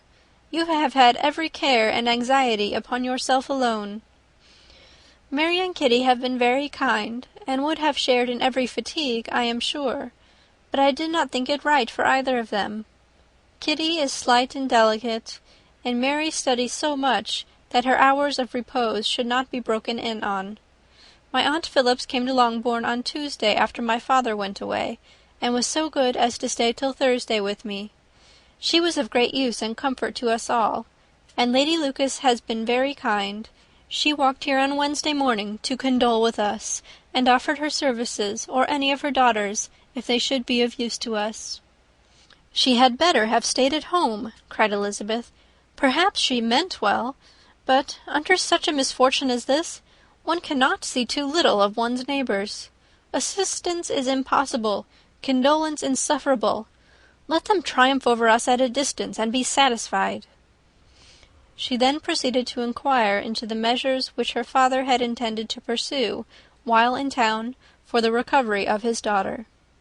He meant, I believe, replied Jane, to go to Epsom, the place where they last changed horses, see the postilions, and try if anything could be made out from them. His principal object must be to discover the number of the hackney coach which took them from Clapham. It had come with a fare from London, and as he thought that the circumstance of a gentleman and a lady's removing from one carriage into another might be remarked, he meant to make inquiries at Clapham. If he could anyhow discover at what house the coachman had before set down his fare, he determined to make inquiries there, and hoped it might not be impossible to find out the stand and number of the coach. I do not know of any other designs that he had formed, but he was in such a hurry to be gone, and his spirits so greatly discomposed, that I had difficulty in finding out even so much as this. End of chapter 47. Chapter 48. The whole party were in hopes of a letter from Mr. Bennet the next morning, but the post came in without bringing a single line from him. His family knew him to be, on all common occasions, a most negligent and dilatory correspondent, but at such a time they had hoped for exertion. They were forced to conclude that he had no pleasing intelligence to send, but even of that they would have been glad to be certain. Mr. Gardiner had only waited for the letters before he set off. When he was gone, they were certain at least of receiving constant information of what was going on, and their uncle promised, at parting, to prevail on Mr. Bennet to return to Longbourn as soon as he could, to the great consolation of his sister, who considered it as the only security for her husband's not being killed in a duel. Mrs. Gardiner and the children were to remain in Hertfordshire a few days longer, as the former thought her presence might be serviceable to her nieces. She shared in their attendance on Mrs. Bennet, and was a great comfort to them in their hours of freedom. Their other aunt, who visited them frequently, and always, as she said, with the design of cheering and heartening them up, though as she never came without reporting some fresh instance of Wickham's extravagance or irregularity, she seldom went away without leaving them more dispirited than she found them. All Meryton seemed striving to blacken the man who, but 3 months before, had been almost an angel of light. He was declared to be in debt to every tradesman in the place, and his intrigues, all honoured with the title of seduction, had been extended into every tradesman's family. Everybody declared that he was the wickedest young man in the world, and everybody began to find out that they had always distrusted the appearance of his goodness. Elizabeth, though she did not credit above half of what was said, believed enough to make her former assurance of her sister's ruin more certain, and even Jane, who believed still less of it, became almost hopeless, more especially as the time was now come when, if they had gone to Scotland, which she had never before entirely despaired of, they must in all probability have gained some news of them. Mr. Gardiner left Longbourn on Sunday. On Tuesday his wife received a letter from him. It told them that, on his arrival, he had immediately found out his brother, and persuaded him to come to Gracechurch Street; that Mr. Bennet had been to Epsom and Clapham before his arrival, but without gaining any satisfactory information, and that he was now determined to inquire at all the principal hotels in town, as Mr. Bennet thought it possible they might have gone to one of them, on their first coming to London, before they procured lodgings. Mr. Gardiner himself did not expect any success from this measure, but as his brother was eager in it, he meant to assist him in pursuing it. He added that Mr. Bennet seemed wholly disinclined at present to leave London, and promised to write again very soon. There was also a postscript to this effect: "I have written to Colonel Forster, to desire him to find out, if possible, from some of the young man's intimates in the regiment, whether Wickham has any relations or connections who will be likely to know in what part of town he has now concealed himself. If there were any one that one could apply to with a probability of gaining such a clue as that, it might be of essential consequence. At present we have nothing to guide us. Colonel Forster will, I dare say, do everything in his power to satisfy us on this head. But, on second thoughts, perhaps Lizzie could tell us what relations he has now living, better than any other person." Elizabeth was at no loss to understand from where this deference to her authority proceeded, but it was not in her power to give any information of so satisfactory a nature as the compliment deserved. She had never heard of his having had any relations, except a father and mother, both of whom had been dead many years. It was possible, however, that some of his companions in the shire might be able to give more information, and though she was not very sanguine in expecting it, the application was a something to look forward to. Every day at Longbourn was now a day of anxiety, but the most anxious part of each was when the post was expected. The arrival of letters was the grand object of every morning's impatience. Through letters, whatever of good or bad was to be told would be communicated, and every succeeding day was expected to bring some news of importance.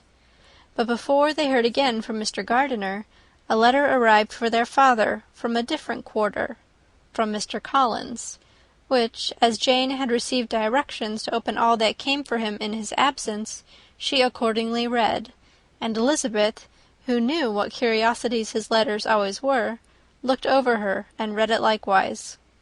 It was as follows: "My dear Sir, I feel myself called upon by our relationship and my situation in life to condole with you on the grievous affliction you are now suffering under, of which we were yesterday informed by a letter from Hertfordshire.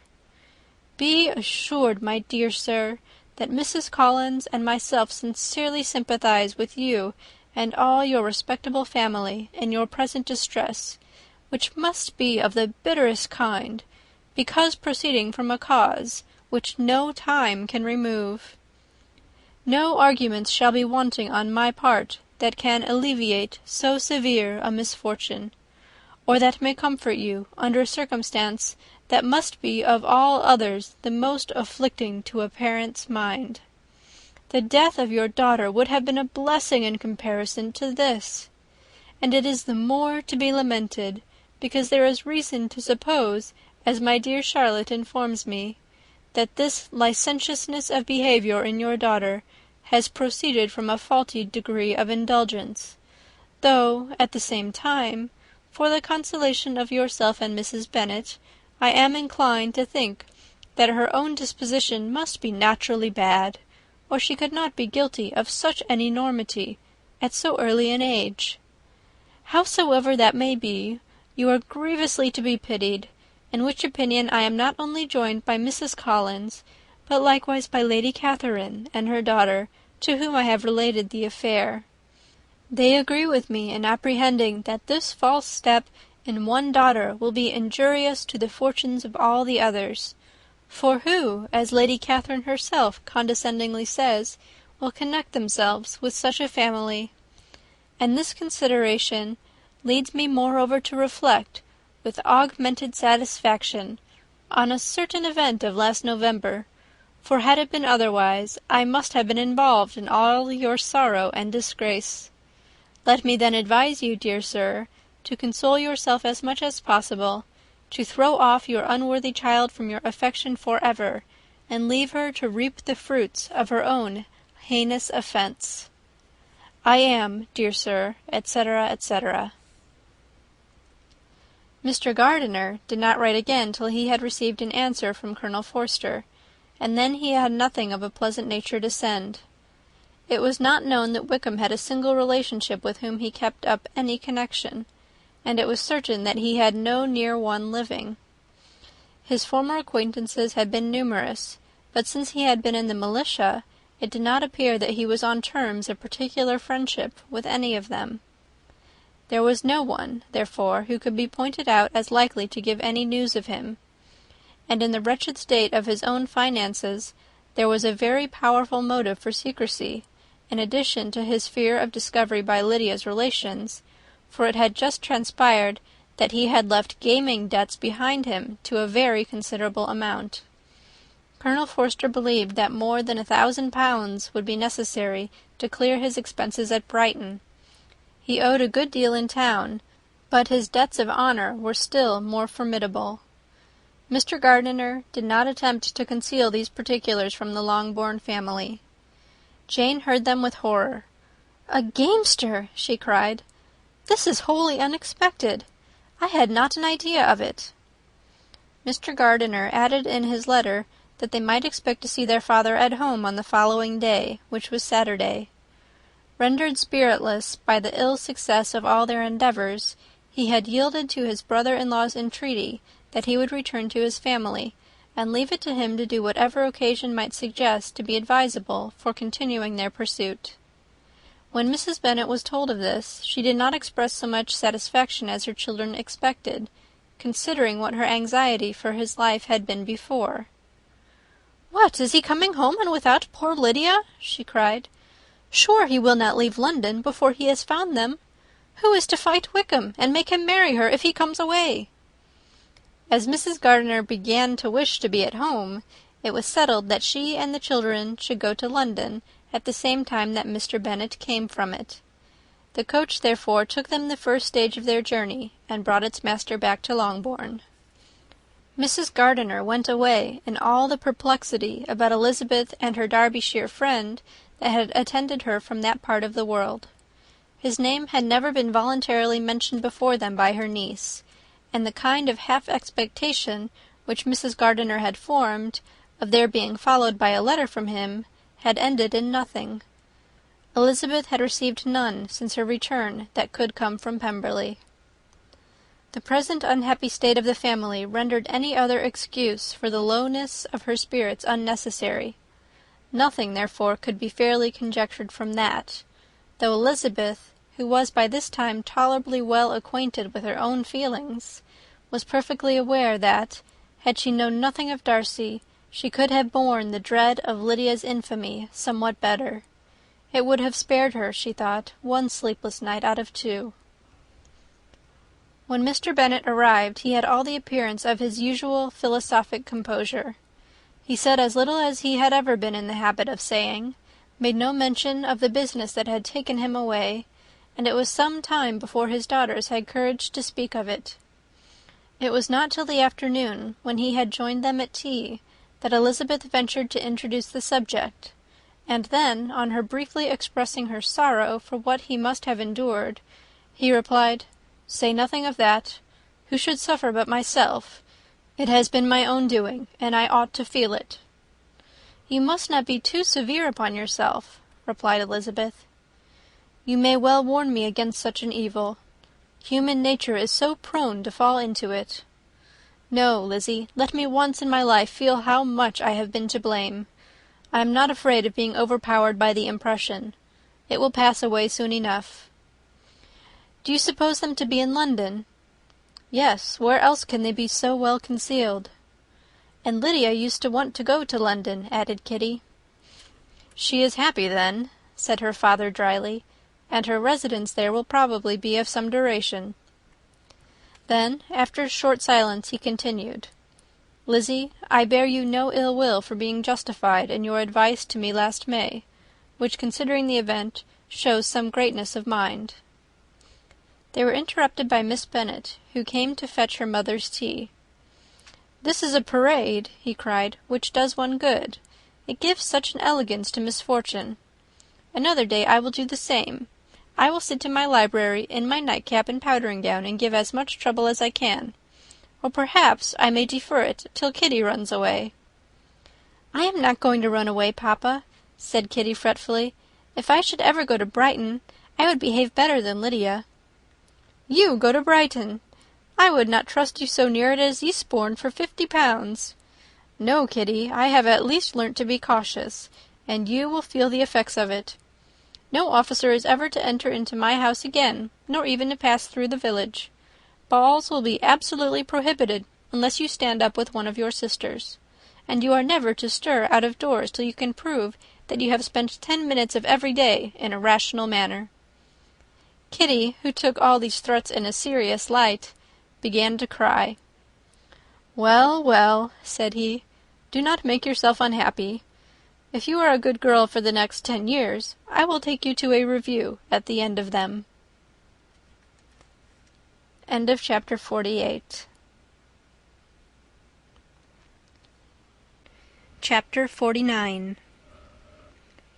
2 days after Mr. Bennet's return, as Jane and Elizabeth were walking together in the shrubbery behind the house, they saw the housekeeper coming towards them, and, concluding that she came to call them to their mother, went forward to meet her. But instead of the expected summons, when they approached her, she said to Miss Bennet, "I beg your pardon, madam, for interrupting you, but I was in hopes you might have got some good news from town, so I took the liberty of coming to ask." "What do you mean, Hill? We have heard nothing from town." "Dear madam," cried Mrs. Hill in great astonishment, "don't you know there is an express come for master from Mr. Gardiner? He has been here this half hour, and master has had a letter." Away ran the girls, too eager to get in to have time for speech. They ran through the vestibule into the breakfast-room, from thence to the library. Their father was in neither, and they were on the point of seeking him upstairs with their mother, when they were met by the butler, who said, "If you are looking for my master, ma'am, he is walking towards the little copse."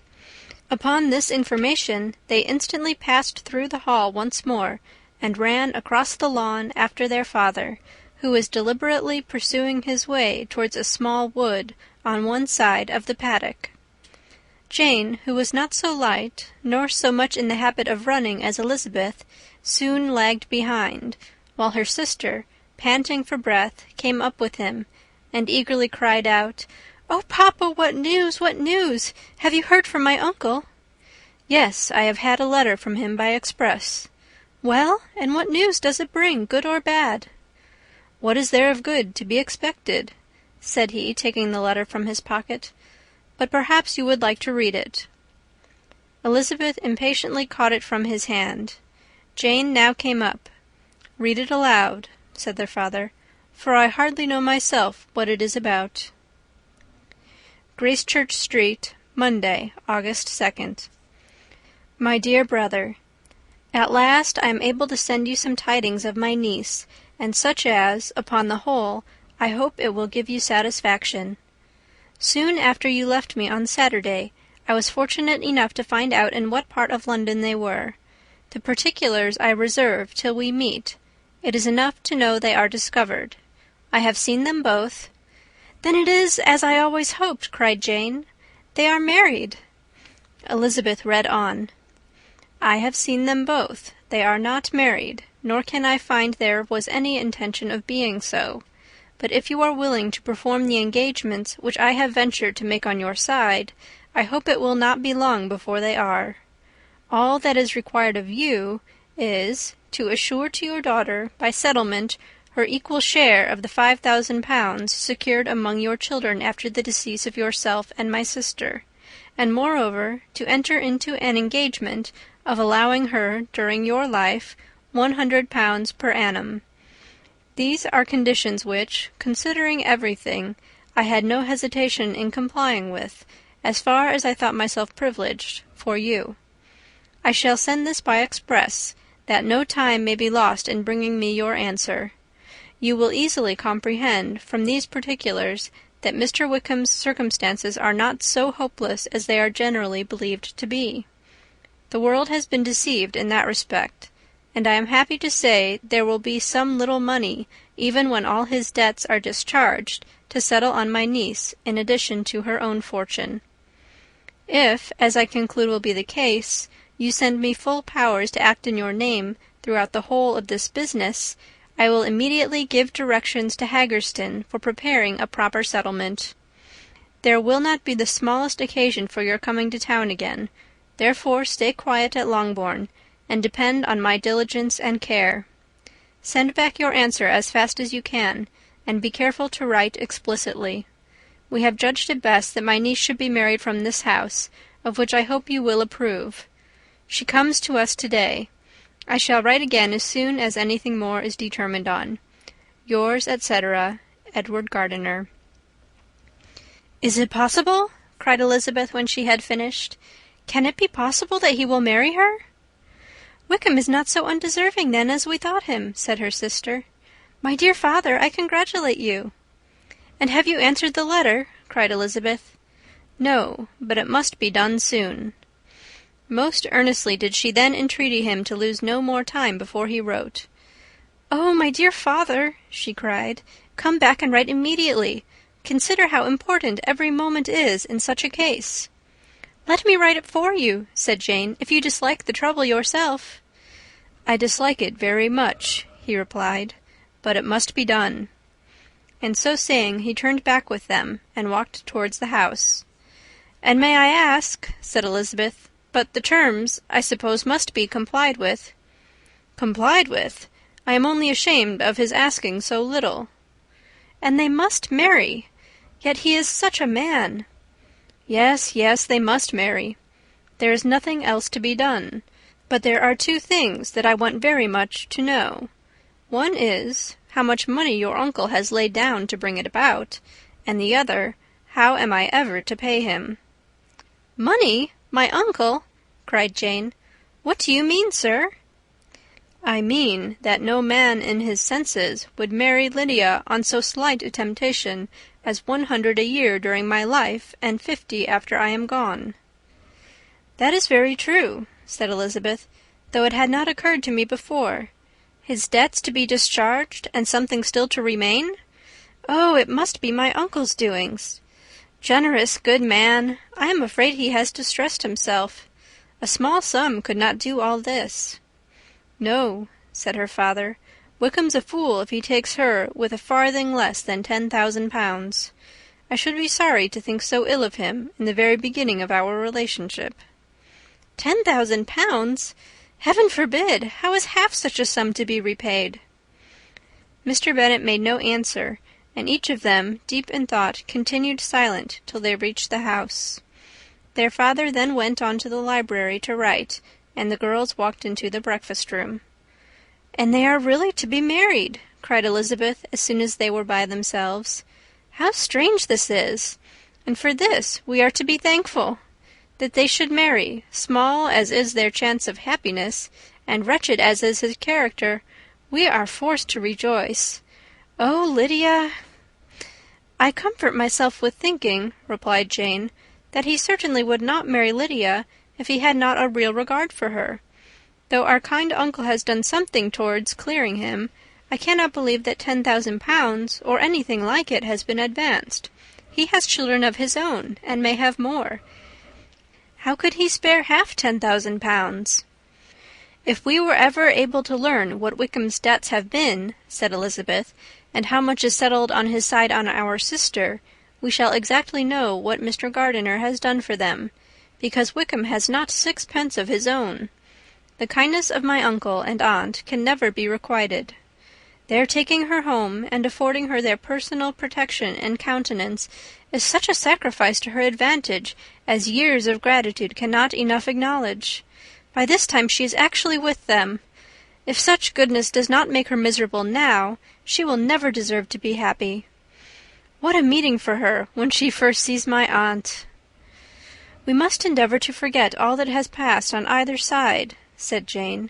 "I hope and trust they will yet be happy. His consenting to marry her is a proof, I believe, that he has come to a right way of thinking.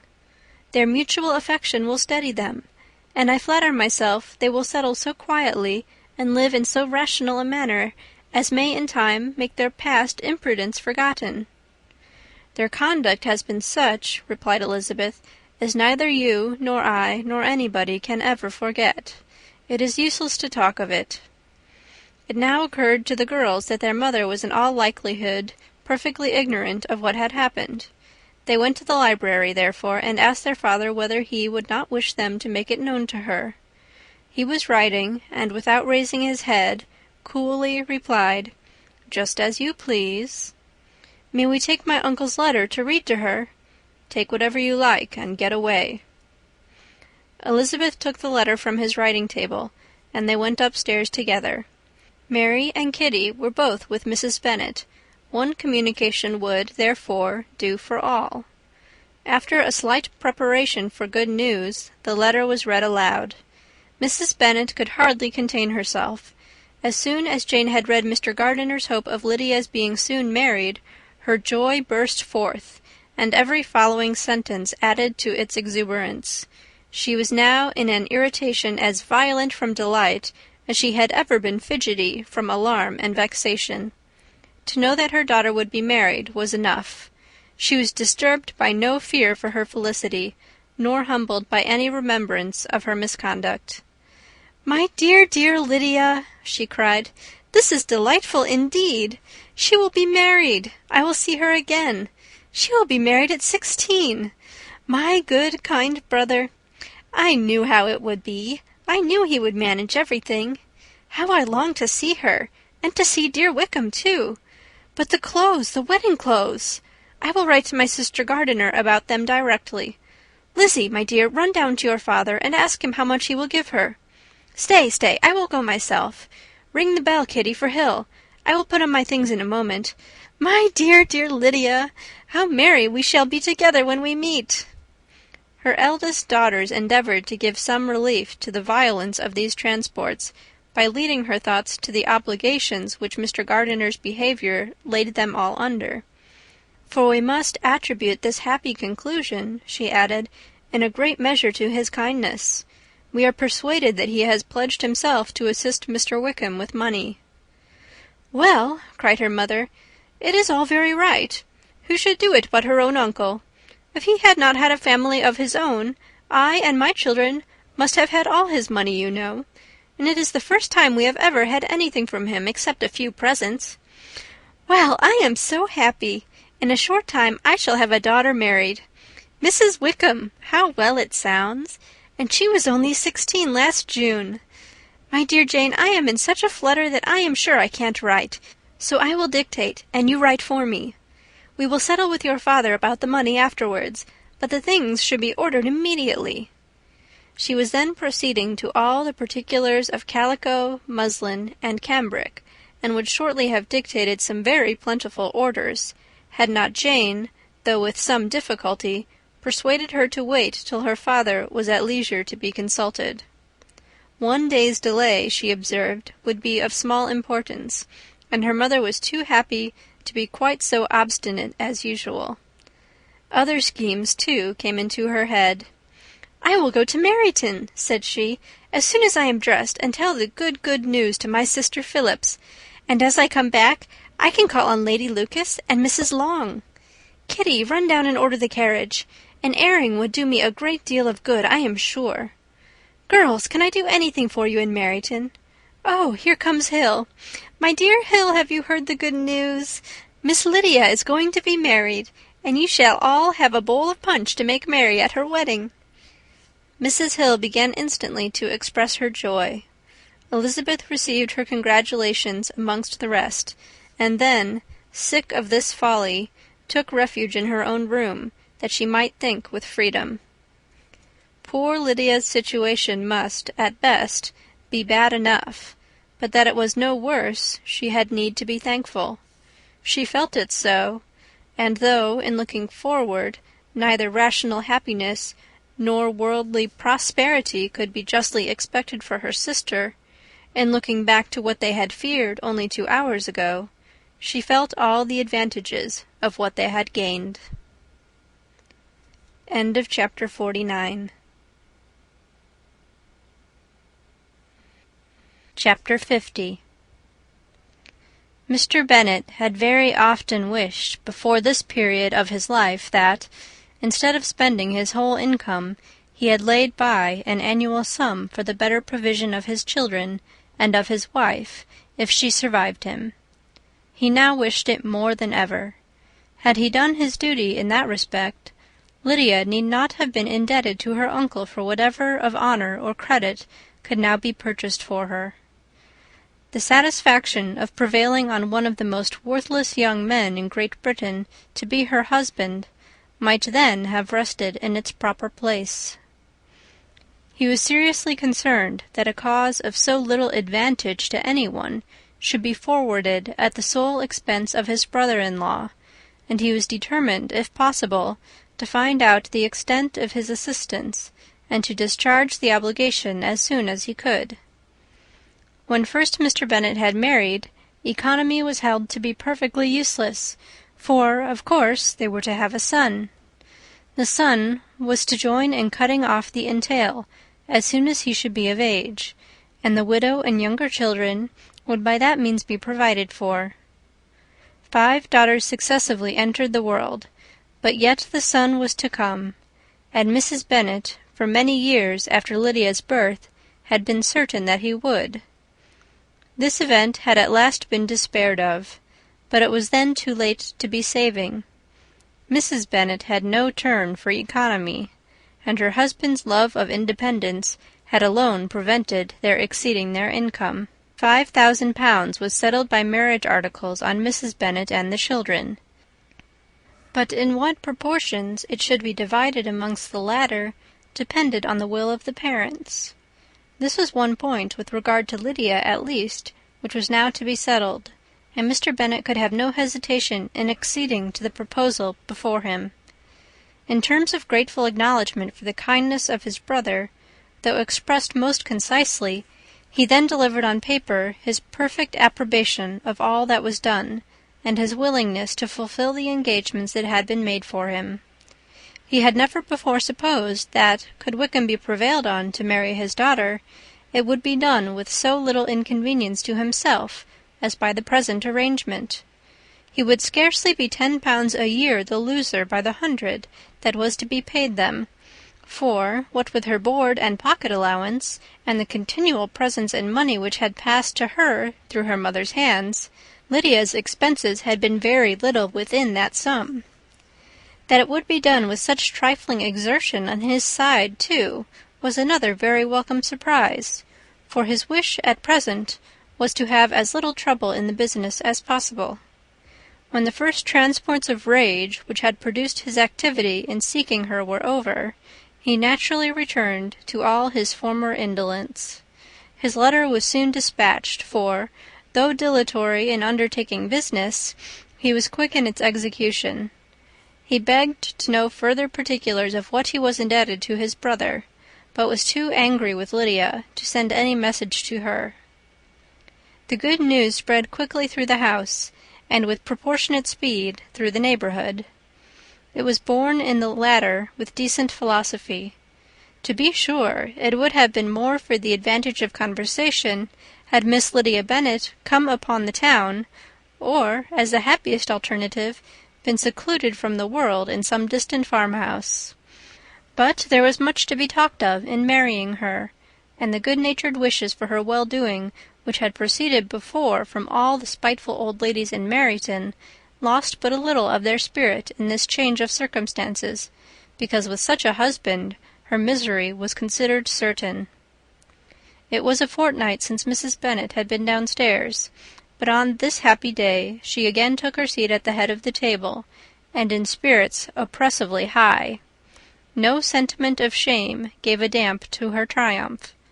The marriage of a daughter, which had been the first object of her wishes since Jane was 16, was now on the point of accomplishment, and her thoughts and her words ran wholly on those attendants of elegant nuptials, fine muslins, new carriages, and servants. She was busily searching through the neighbourhood for a proper situation for her daughter, and, without knowing or considering what their income might be, rejected many as deficient in size and importance.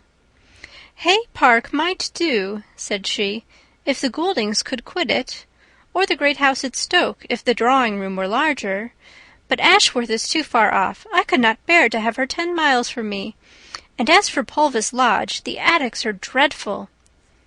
Her husband allowed her to talk on without interruption while the servants remained, but when they had withdrawn, he said to her, "Mrs. Bennet, before you take any or all of these houses for your son and daughter, let us come to a right understanding.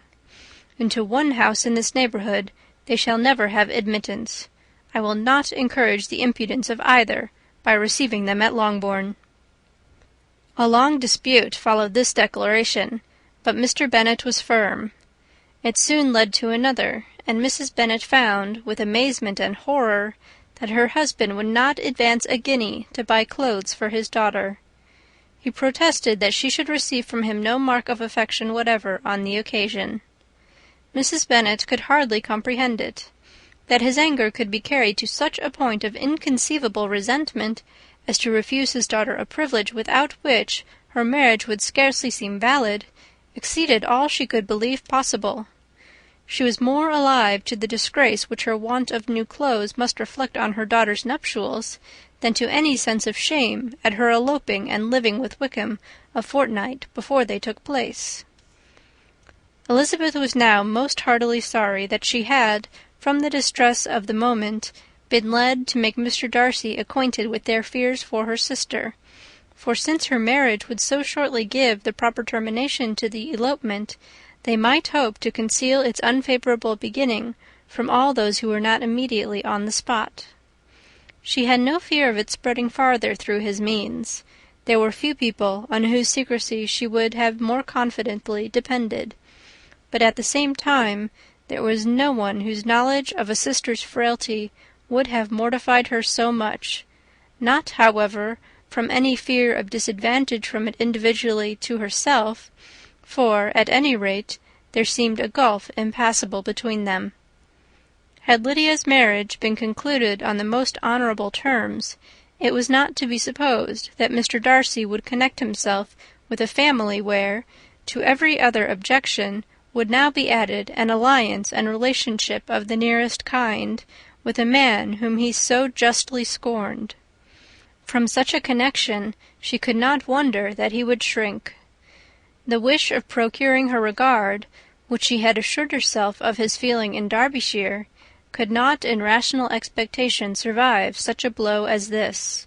She was humbled, she was grieved. She repented, though she hardly knew of what. She became jealous of his esteem, when she could no longer hope to be benefited by it. She wanted to hear of him, when there seemed the least chance of gaining intelligence. She was convinced that she could have been happy with him, when it was no longer likely they should meet. What a triumph for him, as she often thought, could he know that the proposals which she had proudly spurned only 4 months ago would now have been most gladly and gratefully received.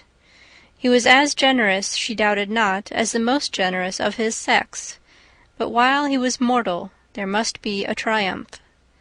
She began now to comprehend that he was exactly the man who, in disposition and talents, would most suit her. His understanding and temper, though unlike her own, would have answered all her wishes. It was a union that must have been to the advantage of both. By her ease and liveliness his mind might have been softened, his manners improved, and from his judgment, information, and knowledge of the world, she must have received benefit of greater importance.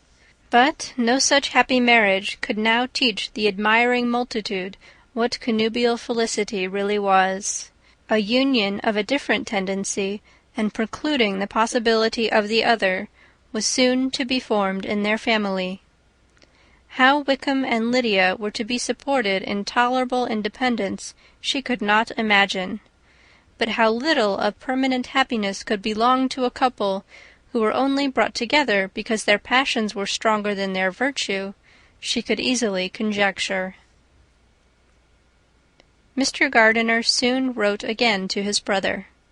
To Mr. Bennet's acknowledgments he briefly replied with assurance of his eagerness to promote the welfare of any of his family, and concluded with entreaties that the subject might never be mentioned to him again. The principal purport of his letter was to inform them that Mr. Wickham had resolved on quitting the militia. It was greatly my wish that he should do so, he added, as soon as his marriage was fixed on, and I think you will agree with me in considering the removal from that corps as highly advisable, both on his account and my niece's. It is Mr. Wickham's intention to go into the regulars, and among his former friends there are still some who are able and willing to assist him in the army. He has the promise of an insigniancy in General 's regiment, now quartered in the north.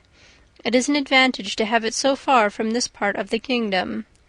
He promises fairly, and I hope among different people, where they may each have a character to preserve, they will both be more prudent. I have written to Colonel Forster to inform him of our present arrangements, and to request that he will satisfy the various creditors of Mr. Wickham in and near Brighton with assurances of speedy payment, for which I have pledged myself. And will you give yourself the trouble of carrying similar assurances to his creditors in Meryton, of whom I shall subjoin a list according to his information? He has given in all his debts. I hope at least he has not deceived us. Haggerston has our directions, and all will be completed in a week. They will then join his regiment, unless they are first invited to Longbourn, and I understand from Mrs. Gardiner that my niece is very desirous of seeing you all before she leaves the south. She is well, and begs to be dutifully remembered to you and your mother. Yours, etc., E. Gardiner. Mr. Bennet and his daughters saw all the advantages of Wickham's removal from the shire as clearly as Mr. Gardiner could do. But Mrs. Bennet was not so well pleased with it. Lydia's being settled in the north, just when she had expected most pleasure and pride in her company, for she had by no means given up her plan of their residing in Hertfordshire, was a severe disappointment. And besides, it was such a pity that Lydia should be taken from a regiment where she was acquainted with everybody, and had so many favourites. "She is so fond of Mrs. Forster," said she. "It will be quite shocking to send her away. And there are several of the young men, too, that she likes very much. The officers may not be so pleasant in General 's regiment." His daughter's request, for such it might be considered, of being admitted into her family again before she set off for the north, received at first an absolute negative. But Jane and Elizabeth, who agreed in wishing, for the sake of their sister's feelings and consequence, that she should be noticed on her marriage by her parents, urged him so earnestly, yet so rationally and so mildly, to receive her and her husband at Longbourn, as soon as they were married, that he was prevailed on to think as they thought, and act as they wished. And their mother had the satisfaction of knowing that she would be able to show her married daughter in the neighbourhood before she was banished to the north. When Mr. Bennet wrote again to his brother, therefore, he sent his permission for them to come, and it was settled that as soon as the ceremony was over they should proceed to Longbourn. Elizabeth was surprised, however, that Wickham should consent to such a scheme, and had she consulted only her own inclination, any meeting with him would have been the last object of her wishes. Chapter 50. Chapter 51. Their sister's wedding day arrived, and Jane and Elizabeth felt for her probably more than she felt for herself. The carriage was sent to meet them at , and they were to return in it by dinner-time. Their arrival was dreaded by the elder Miss Bennets, and Jane more especially, who gave Lydia the feelings which would have attended herself, had she been the culprit, and was wretched in the thought of what her sister must endure. They came. The family were assembled in the breakfast-room to receive them. Smiles decked the face of Mrs. Bennet as the carriage drove up to the door. Her husband looked impenetrably grave; her daughters alarmed, anxious, uneasy. Lydia's voice was heard in the vestibule. The door was thrown open, and she ran into the room. Her mother stepped forwards, embraced her, and welcomed her with rapture, gave her hand with an affectionate smile to Wickham, who followed his lady, and wished them both joy with an alacrity which showed no doubt of their happiness. Their reception from Mr. Bennet, to whom they had turned, was not quite so cordial. His countenance rather gained in austerity, and he scarcely opened his lips. The easy assurance of the young couple, indeed, was enough to provoke him. Elizabeth was disgusted, and even Miss Bennet was shocked. Lydia was Lydia still, untamed, unabashed, wild, noisy, and fearless. She turned from sister to sister, demanding their congratulations, and when at length they all sat down, looked eagerly round the room, took notice of some little alteration in it, and observed with a laugh that it was a great while since she had been there. Wickham was not at all more distressed than herself, but his manners were always so pleasing, that had his character and his marriage been exactly what they ought, his smiles and his easy address, while he claimed their relationship, would have delighted them all. Elizabeth had not before believed him quite equal to such assurance, but she sat down, resolving within herself to draw no limits in future to the impudence of an impudent man. She blushed, and Jane blushed, but the cheeks of the two who caused their confusion suffered no variation of colour. There was no want of discourse. The bride and her mother could neither of them talk fast enough, and Wickham, who happened to sit near Elizabeth, began inquiring after his acquaintance in that neighbourhood, with a good-humoured ease which she felt very unable to equal in her replies. They seemed each of them to have the happiest memories in the world. Nothing of the past was recollected with pain, and Lydia led voluntarily to subjects which her sisters would not have alluded to for the world. "Only think of its being 3 months," she cried, "since I went away. It seems but a fortnight, I declare, and yet there have been things enough happened in the time. Good gracious! When I went away, I am sure I had no more idea of being married till I came back again, though I thought it would be very good fun if I was." Her father lifted up his eyes. Jane was distressed. Elizabeth looked expressively at Lydia, but she, who never heard nor saw anything of which she chose to be insensible, gaily continued, "Oh, mamma, do the people hereabouts know I am married to-day? I was afraid they might not, and we overtook William Goulding in his curricle, so I was determined he should know it, and so I let down the side glass next to him, and took off my glove and let my hand just rest upon the window frame, so that he might see the ring, and then I bowed and smiled like anything." Elizabeth could bear it no longer. She got up and ran out of the room, and returned no more, till she heard them passing through the hall to the dining-parlour. She then joined them soon enough to see Lydia, with anxious parade, walk up to her mother's right hand, and hear her say to her eldest sister, "Ah, Jane, I take your place now, and you must go lower, because I am a married woman." It was not to be supposed that time would give Lydia that embarrassment which from she had been so wholly free at first. Her ease and good spirits increased. She longed to see Mrs. Phillips, the Lucases, and all their other neighbours, and to hear herself called Mrs. Wickham by each of them, and in the meantime she went after dinner to show her ring, and boast of being married, to Mrs. Hill and the 2 housemaids. "Well, mamma," said she, when they were all returned to the breakfast-room, "and what do you think of my husband? Is not he a charming man? I am sure my sisters must all envy me. I only hope they may have half my good luck. They must all go to Brighton. That is the place to get husbands. What a pity it is, mamma, we did not all go." "Very true, and if I had my will, we should. But, my dear Lydia, I don't at all like your going such a way off. Must it be so?" "Oh, Lord, yes! There is nothing in that. I shall like it of all things.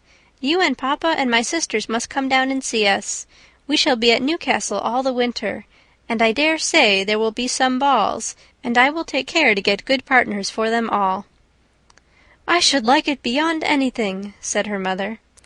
"And then when you go away, you may leave 1 or 2 of my sisters behind you, and I dare say I shall get husbands for them before the winter is over."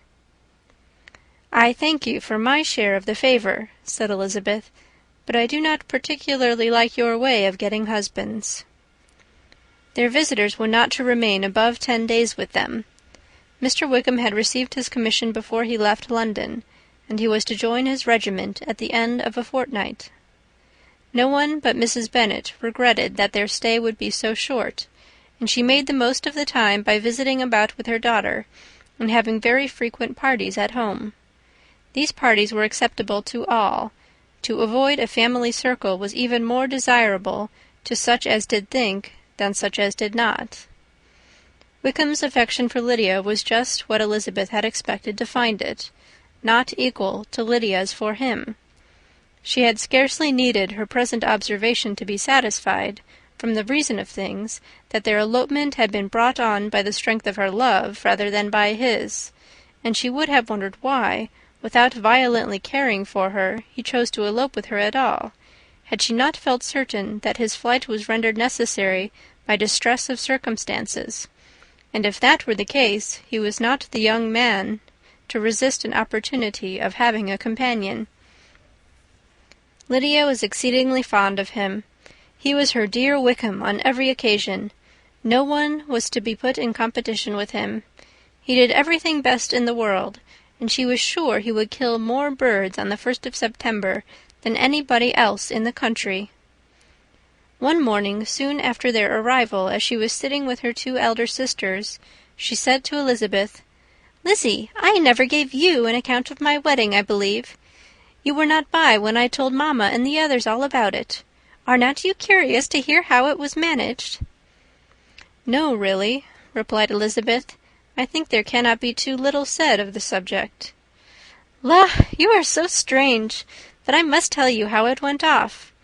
We were married, you know, at St. Clement's, because Wickham's lodgings were in that parish, and it was settled that we should all be there by 11 o'clock. My uncle and aunt and I were to go together, and the others were to meet us at the church. Well, Monday morning came, and I was in such a fuss. I was so afraid, you know, that something would happen to put it off, and then I should have gone quite distracted. And there was my aunt, all the time I was dressing, preaching and talking away just as if she was reading a sermon. However, I did not hear above 1 word in 10, for I was thinking, you may suppose, of my dear Wickham. I longed to know whether he would be married in his blue coat. Well, and so we breakfast at 10, as usual. I thought it would never be over, for by the by you are to understand that my uncle and aunt were horrid unpleasant all the time I was with them. If you'll believe me, I did not once put my foot out of doors, though I was there a fortnight. Not one party or scheme or anything. To be sure, London was rather thin, but, however, the little theatre was open. Well, and so just as the carriage came to the door, my uncle was called away upon business to that horrid man, Mr. Stone. And then, you know, when once they get together, there is no end of it. Well, I was so frightened I did not know what to do, for my uncle was to give me away, and if we were beyond the hour, we could not be married all day. But luckily he came back again in 10 minutes' time, and then we all set out. However, I recollected afterwards that if he had been prevented going, the wedding need not be put off, for Mr. Darcy might have done as well. Mr. Darcy? Repeated Elizabeth in utter amazement. Oh, yes, he was to come there with Wickham, you know. But gracious me, I quite forgot. I ought not to have said a word about it. I promised them so faithfully. What will Wickham say? It was to be such a secret. If it was to be secret, said Jane, say not another word on the subject. You may depend upon my seeking no further. Oh, certainly, said Elizabeth, though burning with curiosity. We will ask you no questions. Thank you, said Lydia, for if you did I should certainly tell you all, and then Wickham would be angry. On such encouragement to ask, Elizabeth was forced to put it out of her power by running away. But to live in ignorance on such a point was impossible, or at least it was impossible not to try for information. Mr. Darcy had been at her sister's wedding. It was exactly a scene, and exactly among people where he had apparently least to do, and least temptation to go. Conjectures as to the meaning of it, rapid and wild, hurried into her brain, but she was satisfied with none. Those that best pleased her, as placing his conduct in the noblest light, seemed most improbable. She could not bear such suspense, and hastily seizing a sheet of paper, wrote a short letter to her aunt to request an explanation of what Lydia had dropped, if it were compatible with the secrecy which had been intended. You may readily comprehend, she added, what my curiosity must be to know how a person unconnected with any of us, and, comparatively speaking, a stranger to our family, should have been amongst you at such a time. Pray write instantly, and let me understand it, unless it is, for very cogent reasons, to remain in the secrecy which Lydia seems to think necessary, and then I must endeavour to be satisfied with ignorance. Not that I shall, though, she added to herself, as she finished the letter. And my dear aunt, if you do not tell me in an honourable manner, I shall certainly be reduced to tricks and stratagems to find it out. Jane's delicate sense of honour would not allow her to speak to Elizabeth privately of what Lydia had let fall. Elizabeth was glad of it. Till it appeared whether her inquiries would receive any satisfaction, she had rather be without a confidant. End of chapter 51.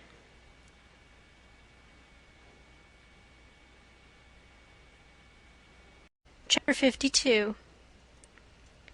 Elizabeth had the satisfaction of receiving an answer to her letter as soon as she possibly could. She was no sooner in possession of it than, hurrying into the little copse, where she was least likely to be interrupted, she sat down on one of the benches and prepared to be happy, for the length of the letter convinced her that it did not contain a denial. Gracechurch Street, September 6th. My dear niece, I have just received your letter, and shall devote this whole morning to answering it, as I foresee that a little writing will not comprise what I have to tell you. I must confess myself surprised by your application. I did not expect it from you. Don't think me angry, however, for I only mean to let you know that I had not imagined such inquiries to be necessary on your side. If you do not choose to understand me, forgive my impertinence. Your uncle is much surprised, as I am, and nothing but the belief of your being a party concerned would have allowed him to act as he has done. But if you are really innocent and ignorant, I must be more explicit. On the very day of my coming home from Longbourn, your uncle had a most unexpected visitor. Mr. Darcy called, and was shut up with him several hours. It was all over before I arrived, so my curiosity was not so dreadfully racked as yours seems to have been. He came to tell Mr. Gardiner that he had found out where your sister and Mr. Wickham were, and that he had seen and talked with them both, Wickham repeatedly, Lydia once. From what I can collect, he left Derbyshire only one day after ourselves, and came to town with the resolution of hunting for them. The motive professed was his conviction of its being owing to himself that Wickham's worthlessness had not been so well known as to make it impossible for any young woman of character to love or confide in him. He generously imputed the whole to his mistaken pride, and confessed that he had before thought it beneath him to lay his private actions open to the world. His character was to speak for itself. He called it, therefore, his duty to step forward and endeavour to remedy an evil which had been brought on by himself. If he had another motive, I am sure it would never disgrace him. He had been some days in town before he was able to discover them, but he had something to direct his search, which was more than we had, and the consciousness of this was another reason for his resolving to follow us. There is a lady, it seems, a Mrs. Young, who was some time ago governess to Miss Darcy, and was dismissed from her charge on some cause of disapprobation, though he did not say what. She then took a large house in Edward Street, and has since maintained herself by letting lodgings. This Mrs. Young was, he knew, intimately acquainted with Wickham, and he went to her for intelligence of him as soon as he got to town, but it was 2 or 3 days before he could get from her what he wanted. She would not betray her trust, I suppose, without bribery and corruption, for she really did know where her friend was to be found. Wickham, indeed, had gone to her on their first arrival in London, and had she been able to receive them into her house, they would have taken up their abode with her. At length, however, our kind friend procured the wished-for direction. They were in Street. He saw Wickham, and afterwards insisted on seeing Lydia. His first object with her, he acknowledged, had been to persuade her to quit her present disgraceful situation, and return to her friends as soon as they could be prevailed on to receive her, offering his assistance as far as it would go. But he found Lydia absolutely resolved on remaining where she was. She cared for none of her friends, she wanted no help of his, she would not hear of leaving Wickham. She was sure they would be married some time or other, and it did not much signify when. Since such were her feelings, it only remained, he thought, to secure and expedite a marriage, which, in his very first conversation with Wickham, he easily learnt had never been his design. He confessed himself obliged to leave the regiment on account of some debts of honour, which were very pressing, and scrupled not to lay all the ill consequences of Lydia's flight on her own folly alone. He meant to resign his commission immediately, and as to his future situation, he could conjecture very little about it. He must go somewhere, but he did not know where, and he knew he should have nothing to live on. Mr. Darcy asked him why he had not married your sister at once. Though Mr. Bennet was not imagined to be very rich, he would have been able to do something for him, and his situation must have been benefited by marriage. But he found, in reply to this question, that Wickham still cherished the hope of more effectually making his fortune by marriage in some other country. Under such circumstances, however, He was not likely to be proof against the temptation of immediate relief. They met several times, for there was much to be discussed. Wickham, of course, wanted more than he could get, but at length was reduced to be reasonable. Everything being settled between them, Mr. Darcy's next step was to make your uncle acquainted with it, and he first called in Gracechurch Street the evening before I came home.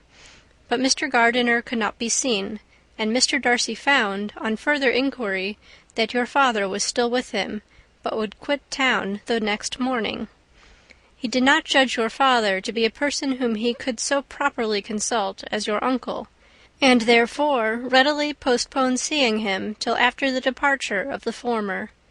He did not leave his name, and till the next day it was only known that a gentleman had called on business. On Saturday he came again. Your father was gone, your uncle at home, and, as I said before, they had a great deal of talk together. They met again on Sunday, and then I saw him too. It was not all settled before Monday. As soon as it was, the express was sent off to Longbourn. But our visitor was very obstinate. I fancy, Lizzie, that obstinacy is the real defect of his character after all. He has been accused of many faults at different times, but this is the true one. Nothing was to be done that he did not do himself, though I am sure, and I do not speak it to be thanked, therefore say nothing about it, your uncle would most readily have settled the whole. They battled it together for a long time, which was more than either the gentleman or lady concerned in it deserved. But at last your uncle was forced to yield, and instead of being allowed to be of use to his niece, was forced to put up with only having the probable credit of it, which went sorely against the grain. And I really believe your letter this morning gave him great pleasure, because it required an explanation that would rob him of his borrowed feathers, and give the praise where it was due. But, Lizzie, this must go no farther than yourself, or Jane at most. You know pretty well, I suppose, what has been done for the young people. His debts are to be paid, amounting, I believe, to considerably more than £1,000, another 1,000 in addition to her own settled upon her, and his commission purchased. The reason why all this was to be done by him alone was such as I have given above. It was owing to him, to his reserve and want of proper consideration, that Wickham's character had been so misunderstood, and consequently that he had been received and noticed as he was. Perhaps there was some truth in this, though I doubt whether his reserve or anybody's reserve can be answerable for the event. But in spite of all this fine talking, my dear Lizzie, you may rest perfectly assured that your uncle would never have yielded if we had not given him credit for another interest in the affair. When all this was resolved on, he returned again to his friends, who were still staying at Pemberley, but it was agreed that he should be in London once more when the wedding took place, and all money matters were then to receive the last finish. I believe I have now told you everything. It is a relation which you tell me is to give you great surprise. I hope at least it will not afford you any displeasure. Lydia came to us, and Wickham had constant admission to the house.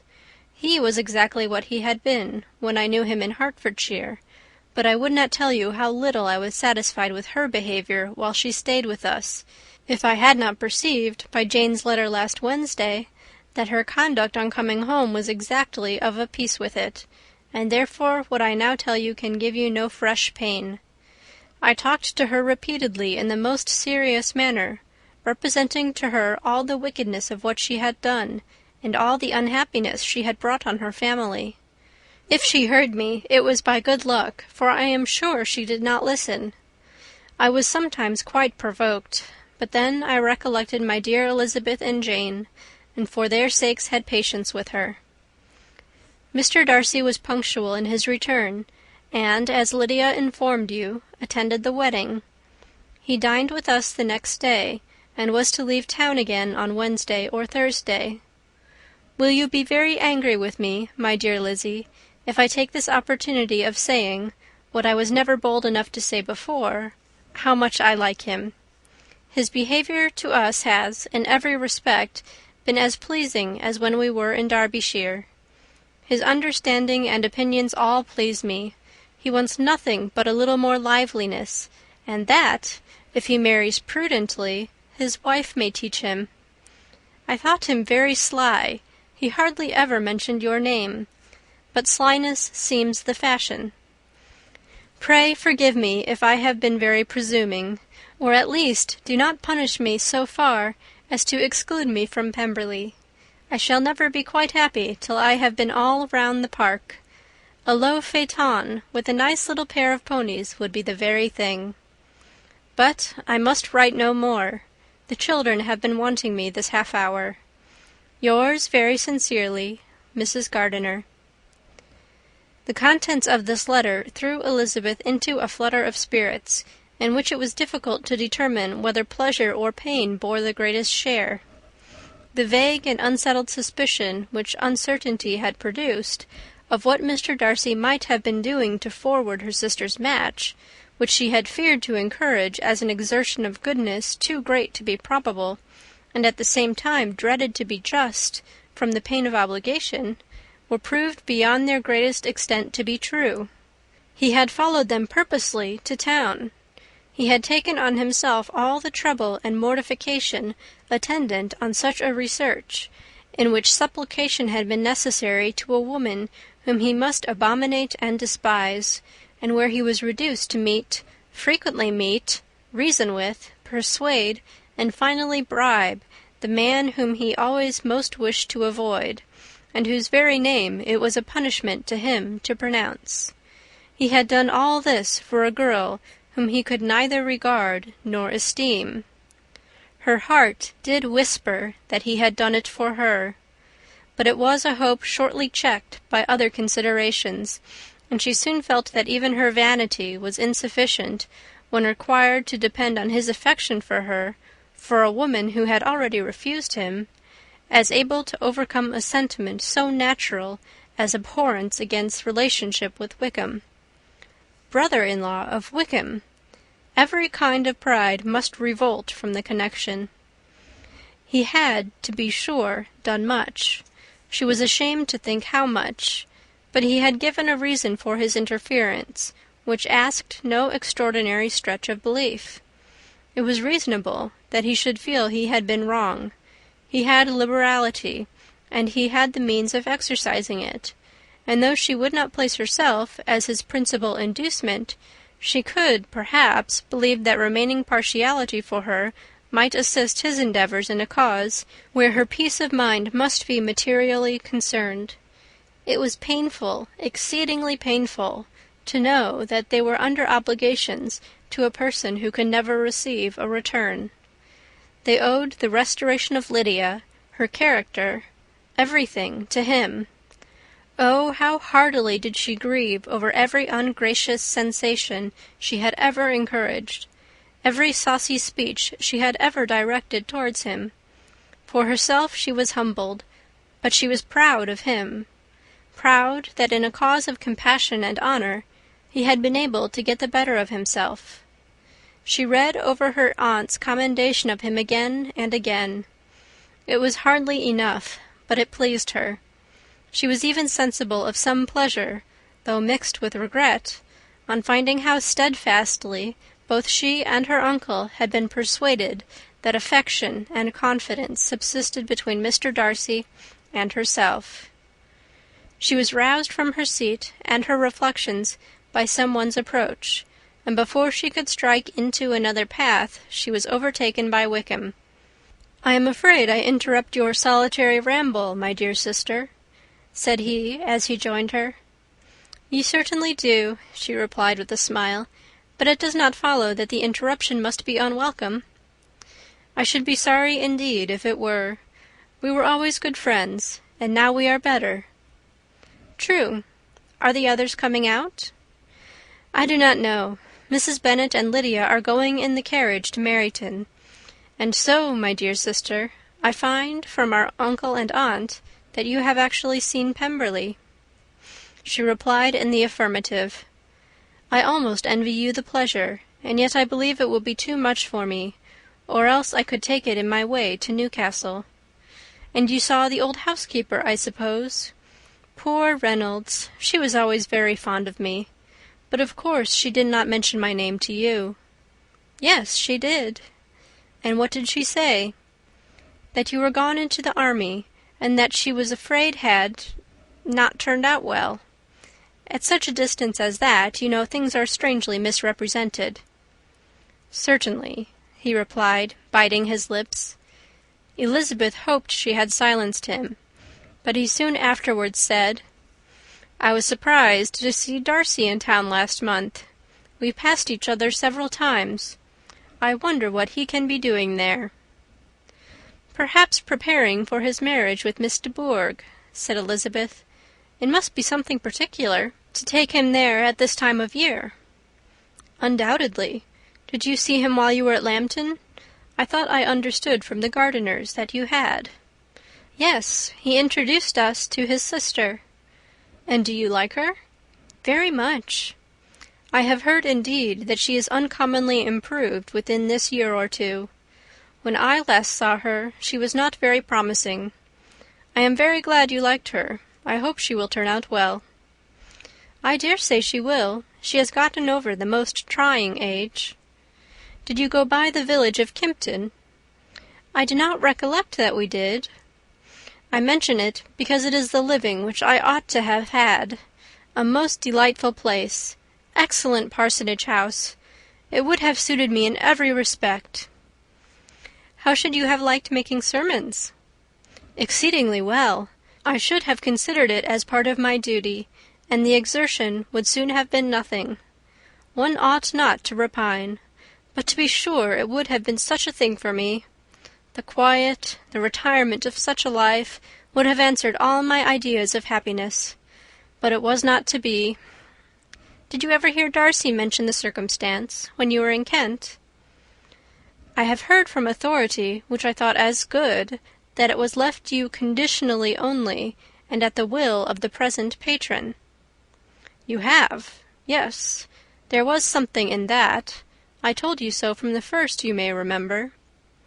"I did hear, too, that there was a time when sermon-making was not so palatable to you as it seems to be at present, that you actually declared your resolution of never taking orders, and that the business had been compromised accordingly." "You did, and it was not wholly without foundation. You may remember what I told you on that point when first we talked of it." They were now almost at the door of the house, for she had walked fast to get rid of him, and, unwilling, for her sister's sake, to provoke him, she only said in reply, with a good-humoured smile, "Come, Mr. Wickham, we are brother and sister, you know. Do not let us quarrel about the past. In future, I hope we shall be always of one mind." She held out her hand. He kissed it with affectionate gallantry, though he hardly knew how to look, and they entered the house. End of chapter 52. Chapter 53. Mr. Wickham was so perfectly satisfied with this conversation that he never again distressed himself or provoked his dear sister Elizabeth by introducing the subject of it, and she was pleased to find that she had said enough to keep him quiet. The day of his and Lydia's departure soon came, and Mrs. Bennet was forced to submit to a separation which, as her husband by no means entered into her scheme of their all going to Newcastle, was likely to continue at least a 12-month. "Oh, my dear Lydia," she cried, "when shall we meet again?" "Oh, Lord, I don't know. Not these 2 or 3 years, perhaps. Write to me very often, my dear." "As often as I can. But you know married women have never much time for writing. My sisters may write to me. They will have nothing else to do." Mr. Wickham's adieus were much more affectionate than his wife's. He smiled, looked handsome, and said many pretty things. "He is as fine a fellow," said Mr. Bennet, as soon as they were out of the house, "as ever I saw.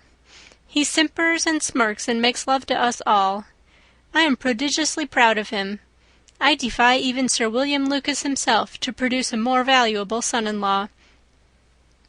The loss of her daughter made Mrs. Bennet very dull for several days.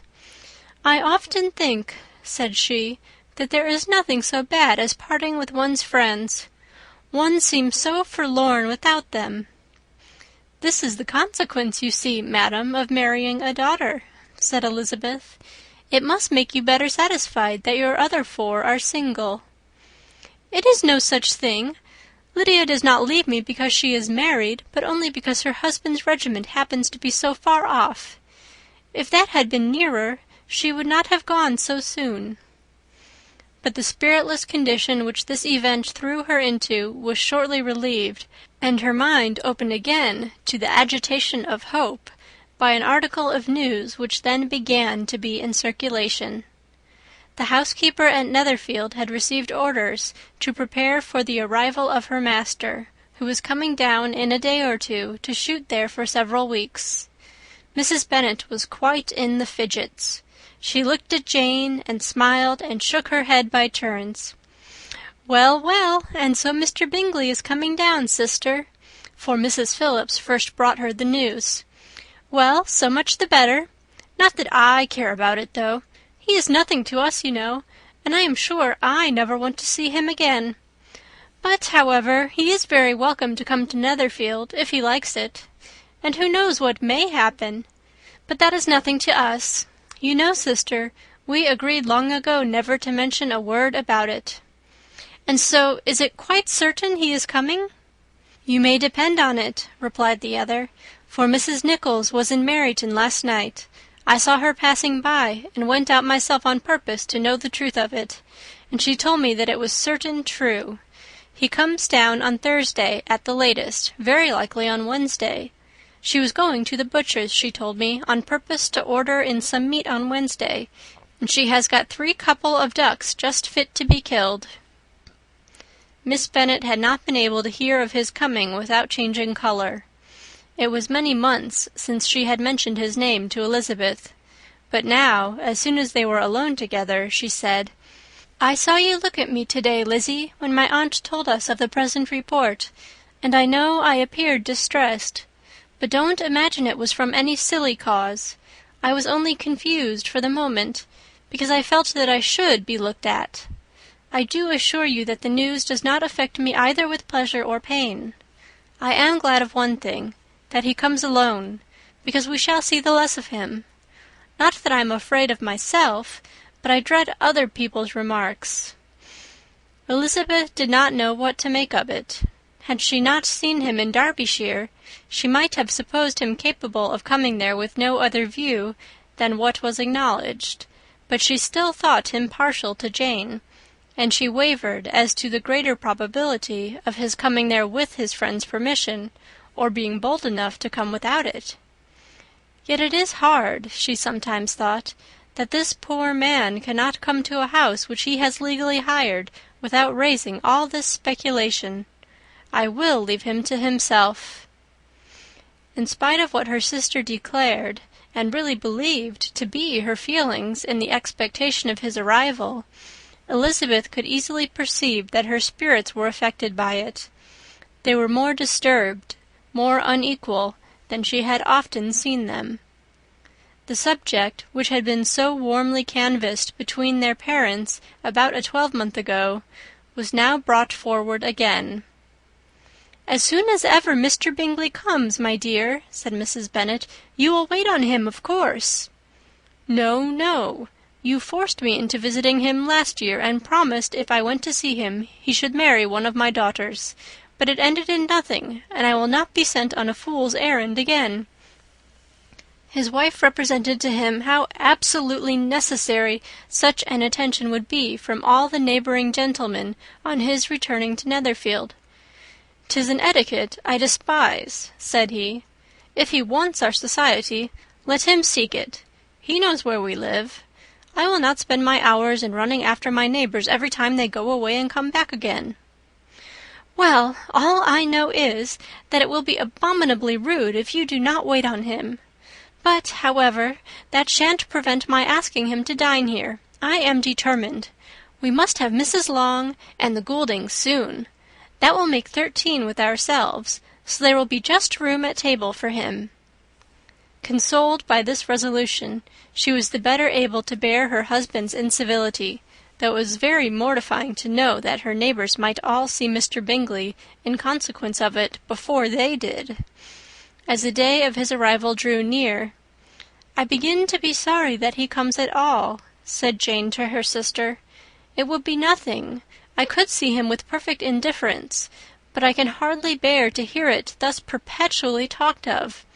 My mother means well, but she does not know, no one can know, how much I suffer from what she says. Happy shall I be when his stay at Netherfield is over." "I wish I could say anything to comfort you," replied Elizabeth, "but it is wholly out of my power.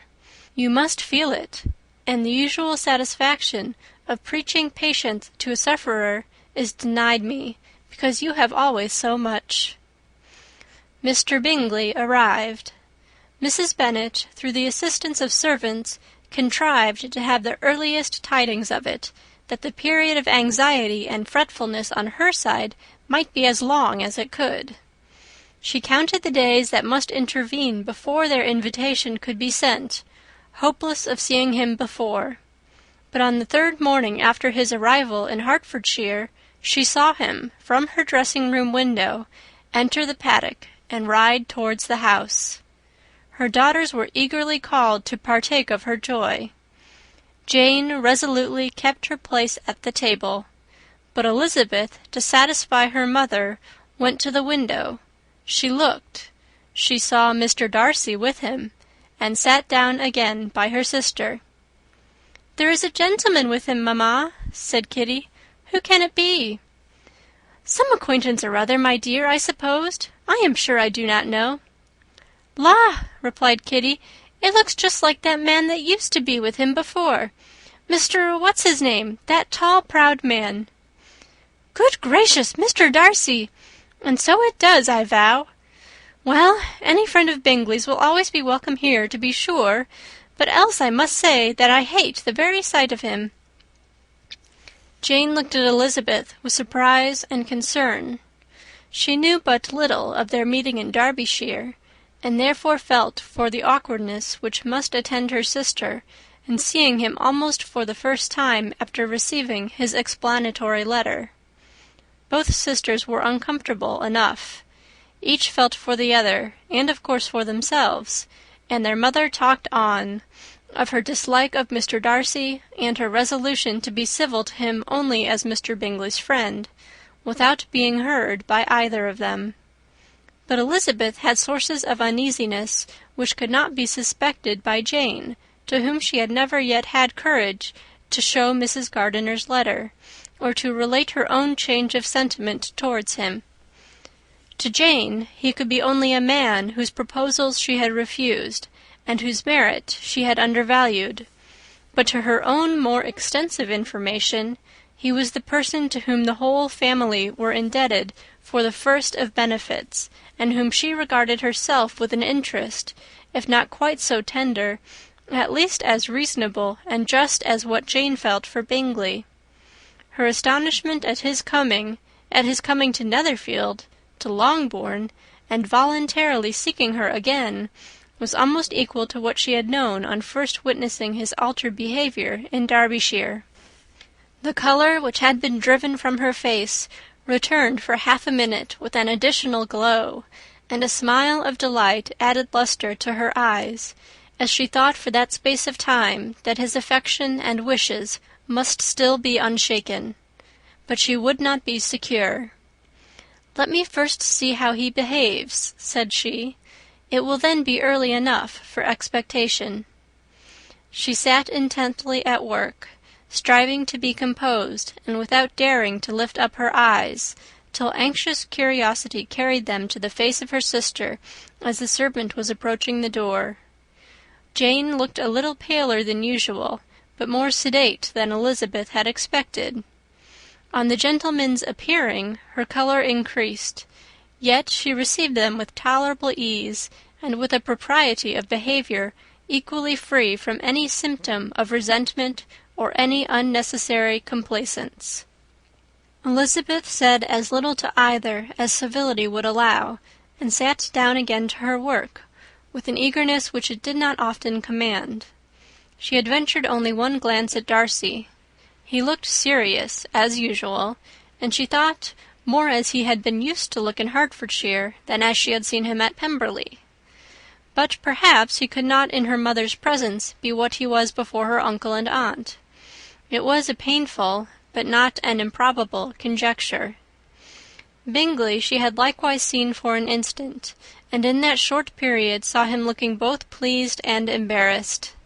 He was received by Mrs. Bennet with a degree of civility which made her two daughters ashamed, especially when contrasted with the cold and ceremonious politeness of her curtsy and address to his friend. Elizabeth particularly, who knew that her mother owed to the latter the preservation of her favourite daughter from irremediable infamy, was hurt and distressed to a most painful degree by a distinction so ill applied. Darcy, after inquiring of her how Mr. and Mrs. Gardiner did, a question which she could not answer without confusion, said scarcely anything. He was not seated by her. Perhaps that was the reason of his silence, but it had not been so in Derbyshire. There he had talked to her friends when he could not to herself. But now several minutes elapsed without bringing the sound of his voice, and when, occasionally, unable to resist the impulse of curiosity, she raised her eyes to his face, she as often found him looking at Jane as at herself, and frequently on no object but the ground. More thoughtfulness and less anxiety to please than when they last met were plainly expressed. She was disappointed, and angry with herself for being so. "Could I expect it to be otherwise?" said she. "Yet why did he come?" She was in no humour for conversation with anyone but himself, and to him she had hardly courage to speak. She inquired after his sister, but could do no more. "It is a long time, Mr. Bingley, since you went away," said Mrs. Bennet. He readily agreed to it. "I began to be afraid you would never come back again. People did say you meant to quit the place entirely at Michaelmas; but, however, I hope it is not true. A great many changes have happened in the neighbourhood since you went away. Miss Lucas is married and settled, and one of my own daughters. I suppose you have heard of it. Indeed, you must have seen it in the papers. It was in the Times and the Courier, I know, though it was not put in as it ought to be. It was only said, 'Lately George Wickham to Miss Lydia Bennet,' without there being a syllable said of her father, or the place where she lived, or anything. It was my brother Gardiner's drawing up, too, and I wonder how he came to make such an awkward business of it. Did you see it?" Bingley replied that he did, and made his congratulations. Elizabeth dared not lift up her eyes. How Mr. Darcy looked, therefore, she could not tell. "It is a delightful thing, to be sure, to have a daughter well married," continued her mother; "but at the same time, Mr. Bingley, it is very hard to have her taken such a way from me. They are gone down to Newcastle, a place quite northward, it seems, and there they are to stay, I do not know how long.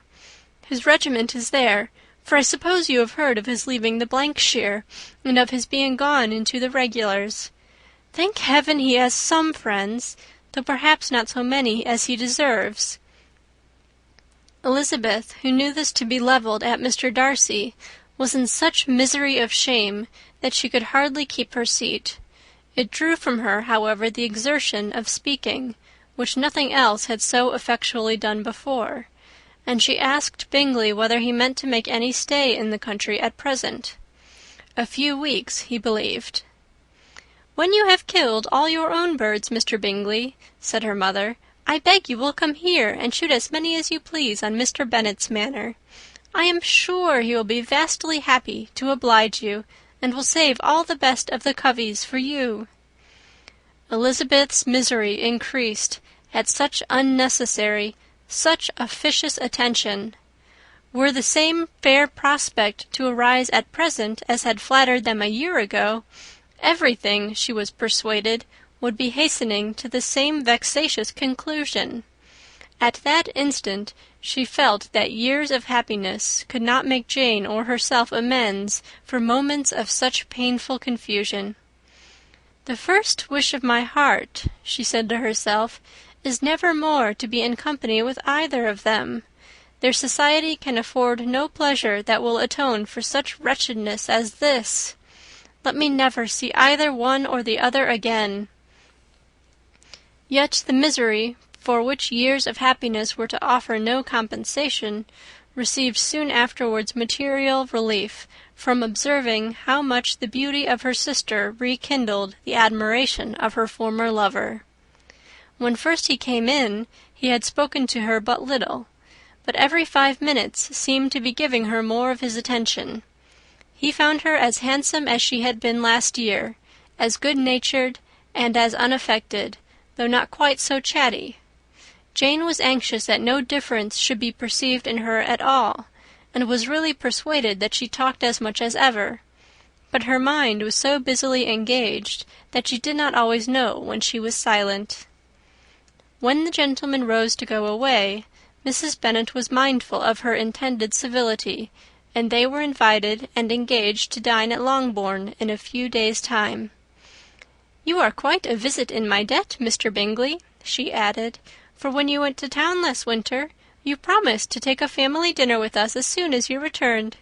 I have not forgot, you see, and I assure you I was very much disappointed that you did not come back and keep your engagement." Bingley looked a little silly at this reflection, and said something of his concern at having been prevented by business. They then went away.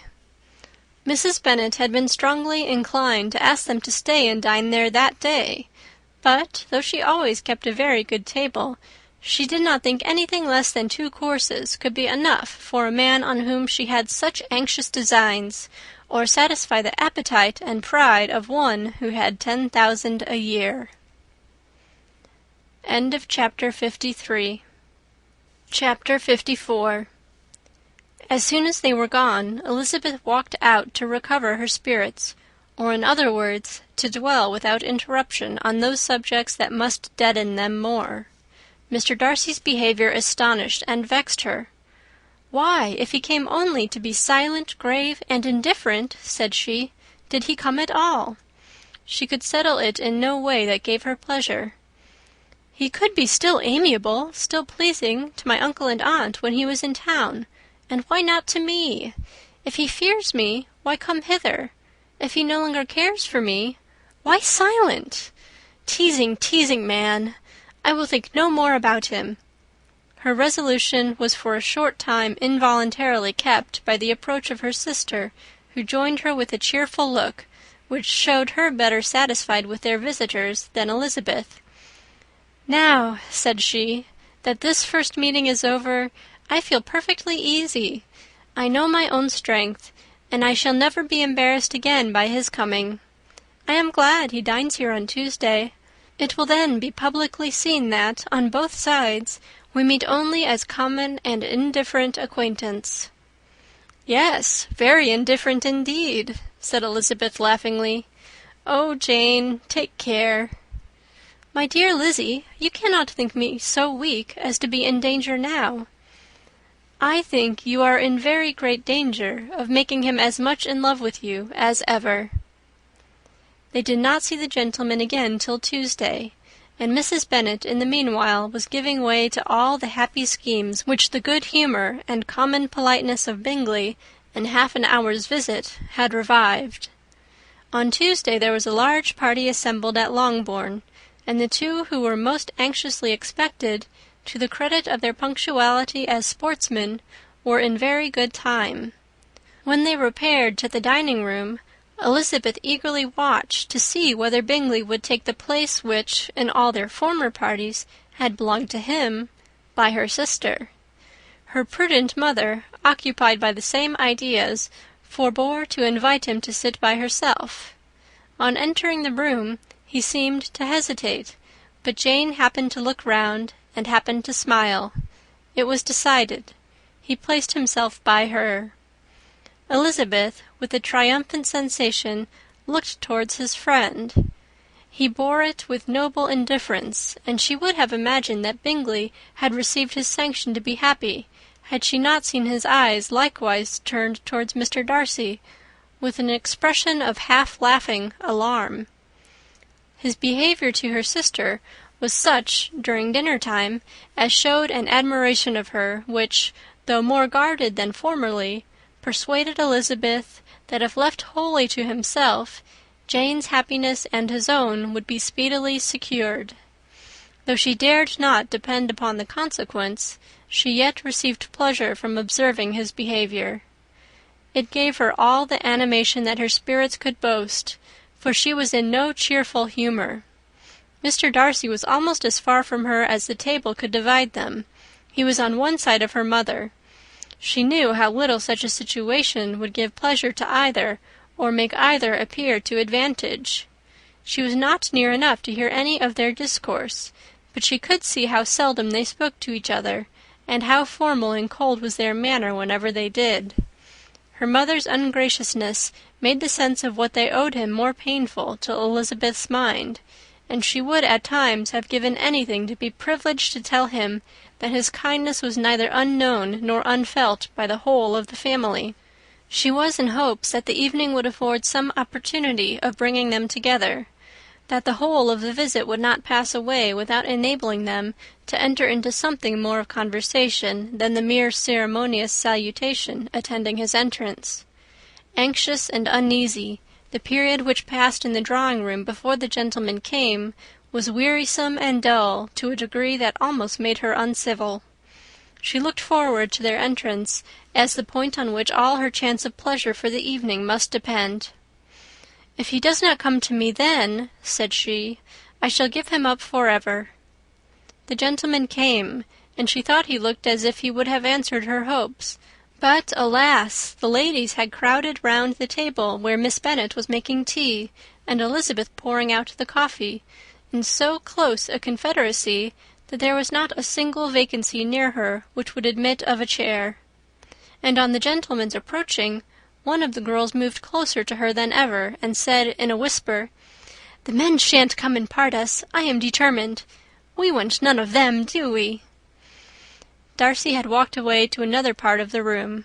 She followed him with her eyes, envied every one to whom he spoke, had scarcely patience enough to help anybody to coffee, and then was enraged against herself for being so silly. A man who has once been refused! How could I ever be foolish enough to expect a renewal of his love? Is there one among the sex who would not protest against such a weakness as a second proposal to the same woman? There is no indignity so abhorrent to their feelings. She was a little revived, however, by his bringing back his coffee-cup himself, and she seized the opportunity of saying, "Is your sister at Pemberley still?" "Yes, she will remain there till Christmas." "And quite alone? Have all her friends left her?" "Mrs. Annesley is with her. The others have been gone on to Scarborough these 3 weeks." She could think of nothing more to say, but if he wished to converse with her, he might have better success. He stood by her, however, for some minutes in silence, and at last, on the young lady's whispering to Elizabeth again, he walked away. When the tea-things were removed and the card-tables placed, the ladies all rose, and Elizabeth was then hoping to be soon joined by him, when all her views were overthrown by seeing him fall a victim to her mother's rapacity for whist-players, and in a few moments after seated with the rest of the party. She now lost every expectation of pleasure. They were confined for the evening at different tables, and she had nothing to hope but that his eyes were so often turned towards her side of the room as to make him play as unsuccessfully as herself. Mrs. Bennet had designed to keep the 2 Netherfield gentlemen to supper, but their carriage was unluckily ordered before any of the others, and she had no opportunity of detaining them. "Well, girls," said she, as soon as they were left to themselves, "what say you to the day? I think everything has passed off uncommonly well, I assure you. The dinner was as well dressed as any I ever saw. The venison was roasted to a turn, and everybody said they never saw so fat a haunch. The soup was 50 times better than what we had at the Lucases last week, and even Mr. Darcy acknowledged that the partridges were remarkably well done, and I suppose he has 2 or 3 French cooks at least. And my dear Jane, I never saw you look in greater beauty. Mrs. Long said so too, for I asked her whether you did not, and what do you think she said besides? Ah, Mrs. Bennet, we shall have her at Netherfield at last. She did indeed. I do think Mrs. Long is as good a creature as ever lived, and her nieces are very pretty behaved girls, and not at all handsome. I like them prodigiously. Mrs. Bennet, in short, was in very great spirits. She had seen enough of Bingley's behaviour to Jane to be convinced that she would get him at last, and her expectations of advantage to her family when in a happy humour were so far beyond reason that she was quite disappointed at not seeing him there again the next day to make his proposals. "It has been a very agreeable day," said Miss Bennet to Elizabeth. "The party seemed so well selected, so suitable one with the other. I hope we may often meet again." Elizabeth smiled. "Lizzie, you must not do so. You must not suspect me. It mortifies me. I assure you that I have now learnt to enjoy his conversation as an agreeable and sensible young man, without having a wish beyond it. I am perfectly satisfied, from what his manners now are, that he never had any design of engaging my affection. It is only that he is blessed with greater sweetness of address and a stronger desire of generally pleasing than any other man." "You are very cruel," said her sister. "You will not let me smile, and are provoking me to it every moment." "How hard it is in some cases to be believed!" "And how impossible in others." "But why should you wish to persuade me that I feel more than I acknowledge?" "That is a question which I hardly know how to answer. We all love to instruct, though we can teach only what is not worth knowing. Forgive me, and if you persist in indifference, do not make me your confidant." Chapter 55.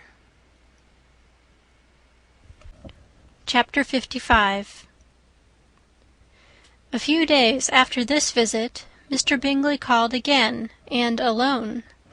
His friend had left him that morning for London, but was to return home in 10 days' time. He sat with them above an hour, and was in remarkably good spirits. Mrs. Bennet invited him to dine with them, but, with many expressions of concern, he confessed himself engaged elsewhere. "Next time you call," said she, "I hope we shall be more lucky." He should be particularly happy at any time, etc., etc., and if she would give him leave, would take an early opportunity of waiting on them. "Can you come tomorrow?" Yes, he had no engagement at all for tomorrow, and her invitation was accepted with alacrity. He came, and in such very good time that the ladies were none of them dressed. In ran Mrs. Bennet to her daughter's room, in her dressing-gown, and with her hair half finished, crying out, "My dear Jane, make haste and hurry down. He is come. Mr. Bingley is come. He is indeed. Make haste, make haste. Here, Sarah, come to Miss Bennet this moment, and help her on with her gown. Never mind Miss Lizzie's hair." "We will be down as soon as we can," said Jane, "but I dare say Kitty is forwarder than either of us, for she went upstairs half an hour ago." "Oh, hang Kitty! What has she to do with it? Come, be quick, be quick! Where is your sash, my dear?" But when her mother was gone, Jane would not be prevailed on to go down without one of her sisters. The same anxiety to get them by themselves was visible again in the evening. After tea, Mr. Bennet retired to the library, as was his custom, and Mary went upstairs to her instrument. 2 obstacles of the 5 being thus removed, Mrs. Bennet sat looking and winking at Elizabeth and Catherine for a considerable time without making any impression on them. Elizabeth would not observe her, and when at last Kitty did, she very innocently said, "What is the matter, mamma? What do you keep winking at me for? What am I to do?" "Nothing, child, nothing. I did not wink at you." She then sat still 5 minutes longer, but, unable to waste such a precious occasion, she suddenly got up, and saying to Kitty, "Come here, my love, I want to speak to you," took her out of the room. Jane instantly gave a look at Elizabeth which spoke her distress at such premeditation, and her entreaty that she would not give in to it. In a few minutes Mrs. Bennet half opened the door and called out, "Lizzie, my dear, I want to speak with you." Elizabeth was forced to go. "We may as well leave them by themselves, you know," said her mother, as soon as she was in the hall. "Kitty and I are going upstairs to sit in my dressing-room." Elizabeth made no attempt to reason with her mother, but remained quietly in the hall till she and Kitty were out of sight, then returned into the drawing-room. Mrs. Bennet's schemes for this day were ineffectual. Bingley was everything that was charming, except the professed lover of her daughter. His ease and cheerfulness rendered him a most agreeable addition to their evening party, and he bore, with the ill-judged officiousness of the mother, and heard all her silly remarks with a forbearance and command of countenance particularly grateful to the daughter. He scarcely needed an invitation to stay supper, and before he went away an engagement was formed, chiefly through his own and Mrs. Bennet's means, for his coming next morning to shoot with her husband. After this day Jane said no more of her indifference. Not a word passed between the sisters concerning Bingley, but Elizabeth went to bed in the happy belief that all must speedily be concluded, unless Mr. Darcy returned within the stated time. Seriously, however, she felt tolerably persuaded that all this must have taken place with that gentleman's concurrence. Bingley was punctual to his appointment, and he and Mr. Bennet spent the morning together, as had been agreed on. The latter was much more agreeable than his companion expected. There was nothing of presumption or folly in Bingley that could provoke his ridicule, or disgust him into silence, and he was more communicative and less eccentric than the other had ever seen him. Bingley, of course, returned with him to dinner, and in the evening Mrs. Bennet's invention was again at work to get everybody away from him and her daughter. Elizabeth, who had a letter to write, went into the breakfast-room for that purpose soon after tea, for as the others were all going to sit down to cards, she could not be wanted to counteract her mother's schemes. But on returning to the drawing-room, when her letter was finished, she saw, to her infinite surprise, there was reason to fear that her mother had been too ingenious for her. On opening the door, she perceived her sister and Bingley standing together over the hearth, as if engaged in earnest conversation, and had this led to no suspicion, the faces of both, as they hastily turned round and moved away from each other, would have told it all. Their situation was awkward enough, but hers, she thought, was still worse. Not a syllable was uttered by either, and Elizabeth was on the point of going away again, when Bingley, who as well as the other had sat down, suddenly rose, and, whispering a few words to her sister, ran out of the room. Jane could have no reserves from Elizabeth, where confidence would give pleasure, and instantly embracing her, acknowledged, with the liveliest emotion, that she was the happiest creature in the world. "'Tis too much," she added, "by far too much. I do not deserve it. Oh, why is not everybody as happy?" Elizabeth's congratulations were given with a sincerity, a warmth, a delight, which words could but poorly express. Every sentence of kindness was a fresh source of happiness to Jane. But she would not allow herself to stay with her sister, or say half that remained to be said for the present. "I must go instantly to my mother," she cried. "I would not on any account trifle with her affectionate solicitude, or allow her to hear it from anyone but myself. He is gone to my father already. Oh, Lizzie, to know what I have to relate will give such pleasure to all my dear family. How shall I bear so much happiness?" She then hastened away to her mother, who had purposely broken up the card party, and was sitting upstairs with Kitty. Elizabeth, who was left by herself, now smiled at the rapidity and ease with which an affair was finally settled that had given them so many previous months of suspense and vexation. "And this," said she, "is the end of all his friend's anxious circumspection, of all his sister's falsehood and contrivance, the happiest, wisest, most reasonable end." In a few minutes she was joined by Bingley, whose conference with her father had been short and to the purpose. "Where is your sister?" said he hastily as he opened the door. "With my mother upstairs. She will be down in a moment, I dare say." He then shut the door, and, coming up to her, claimed the good wishes and affection of a sister. Elizabeth honestly and heartily expressed her delight in the prospect of their relationship. They shook hands with great cordiality, and then, till her sister came down, she had to listen to all he had to say of his own happiness and of Jane's perfections, and, in spite of his being a lover, Elizabeth really believed all his expectations of felicity to be rationally founded, because they had for basis the excellent understanding and super-excellent disposition of Jane, and a general similarity of feeling and taste between her and himself. It was an evening of no common delight to them all. The satisfaction of Miss Bennet's mind gave a glow of such sweet animation to her face as made her look handsomer than ever. Kitty simpered and smiled, and hoped her turn was coming soon.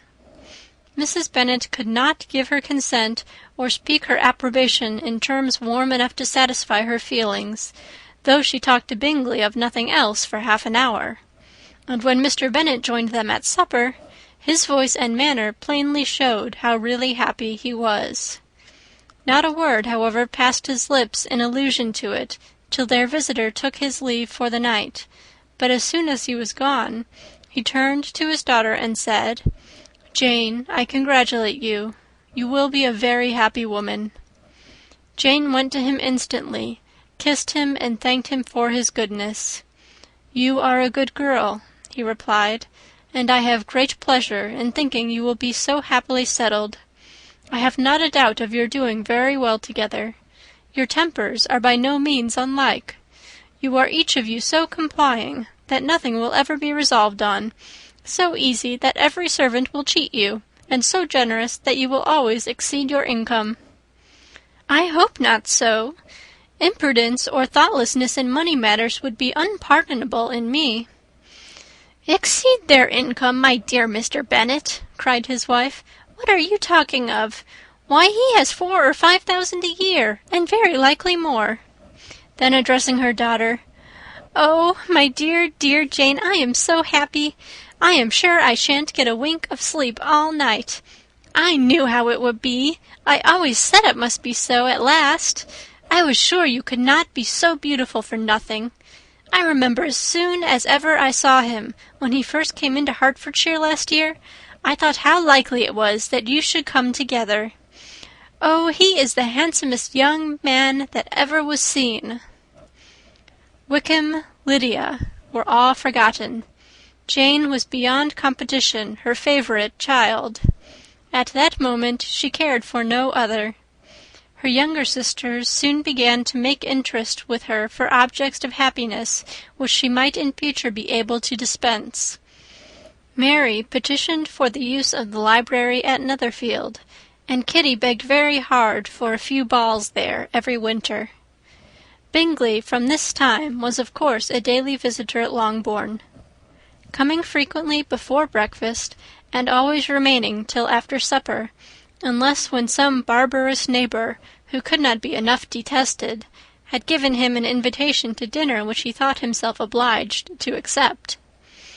Elizabeth had now but little time for conversation with her sister, for while he was present, Jane had no attention to bestow on anyone else, but she found herself considerably useful to both of them in those hours of separation that must sometimes occur. In the absence of Jane, he always attached himself to Elizabeth for the pleasure of talking of her, and when Bingley was gone, Jane constantly sought the same means of relief.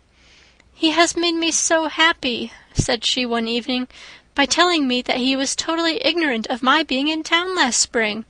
I had not believed it possible." "I suspected as much," replied Elizabeth. "But how did he account for it?" "It must have been his sister's doing. They were certainly no friends to his acquaintance with me, which I cannot wonder at, since he might have chosen so much more advantageously in many respects. But when they see, as I trust they will, that their brother is happy with me, they will learn to be contented, and we shall be on good terms again, though we can never be what we once were to each other." "That is the most unforgiving speech," said Elizabeth, "that I ever heard you utter. Good girl! It would vex me indeed to see you again the dupe of Miss Bingley's pretended regard." "Would you believe it, Lizzie, that when he went to town last November, he really loved me, and nothing but a persuasion of my being indifferent would have prevented his coming down again?" "He made a little mistake, to be sure, but it is to the credit of his modesty." This naturally introduced a panegyric from Jane on his diffidence and the little value he put on his own good qualities. Elizabeth was pleased to find that he had not betrayed the interference of his friend, for, though Jane had the most generous and forgiving heart in the world, she knew it was a circumstance which must prejudice her against him. "I am certainly the most fortunate creature that ever existed," cried Jane. "Oh, Lizzie, why am I thus singled from my family, and blessed above them all? If I could but see you as happy, if there were but such another man for you!" "If you were to give me 40 such men, I could never be so happy as you. Till I have your disposition, your goodness, I never can have your happiness. No, no, let me shift for myself, and perhaps, if I have very good luck, I may meet with another Mr. Collins in time." The situation of affairs in the Longbourn family could not be long a secret. Mrs. Bennet was privileged to whisper it to Mrs. Phillips, and she ventured, without any permission, to do the same by all her neighbours in Meryton. The Bennets were speedily pronounced to be the luckiest family in the world, though only a few weeks before, when Lydia had first run away, they had been generally proved to be marked out for misfortune. Chapter 56.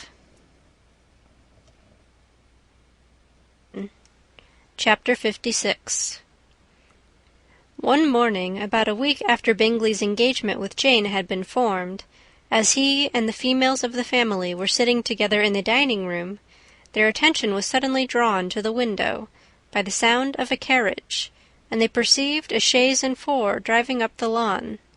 It was too early in the morning for visitors, and besides, the equipage did not answer to that of any of their neighbours.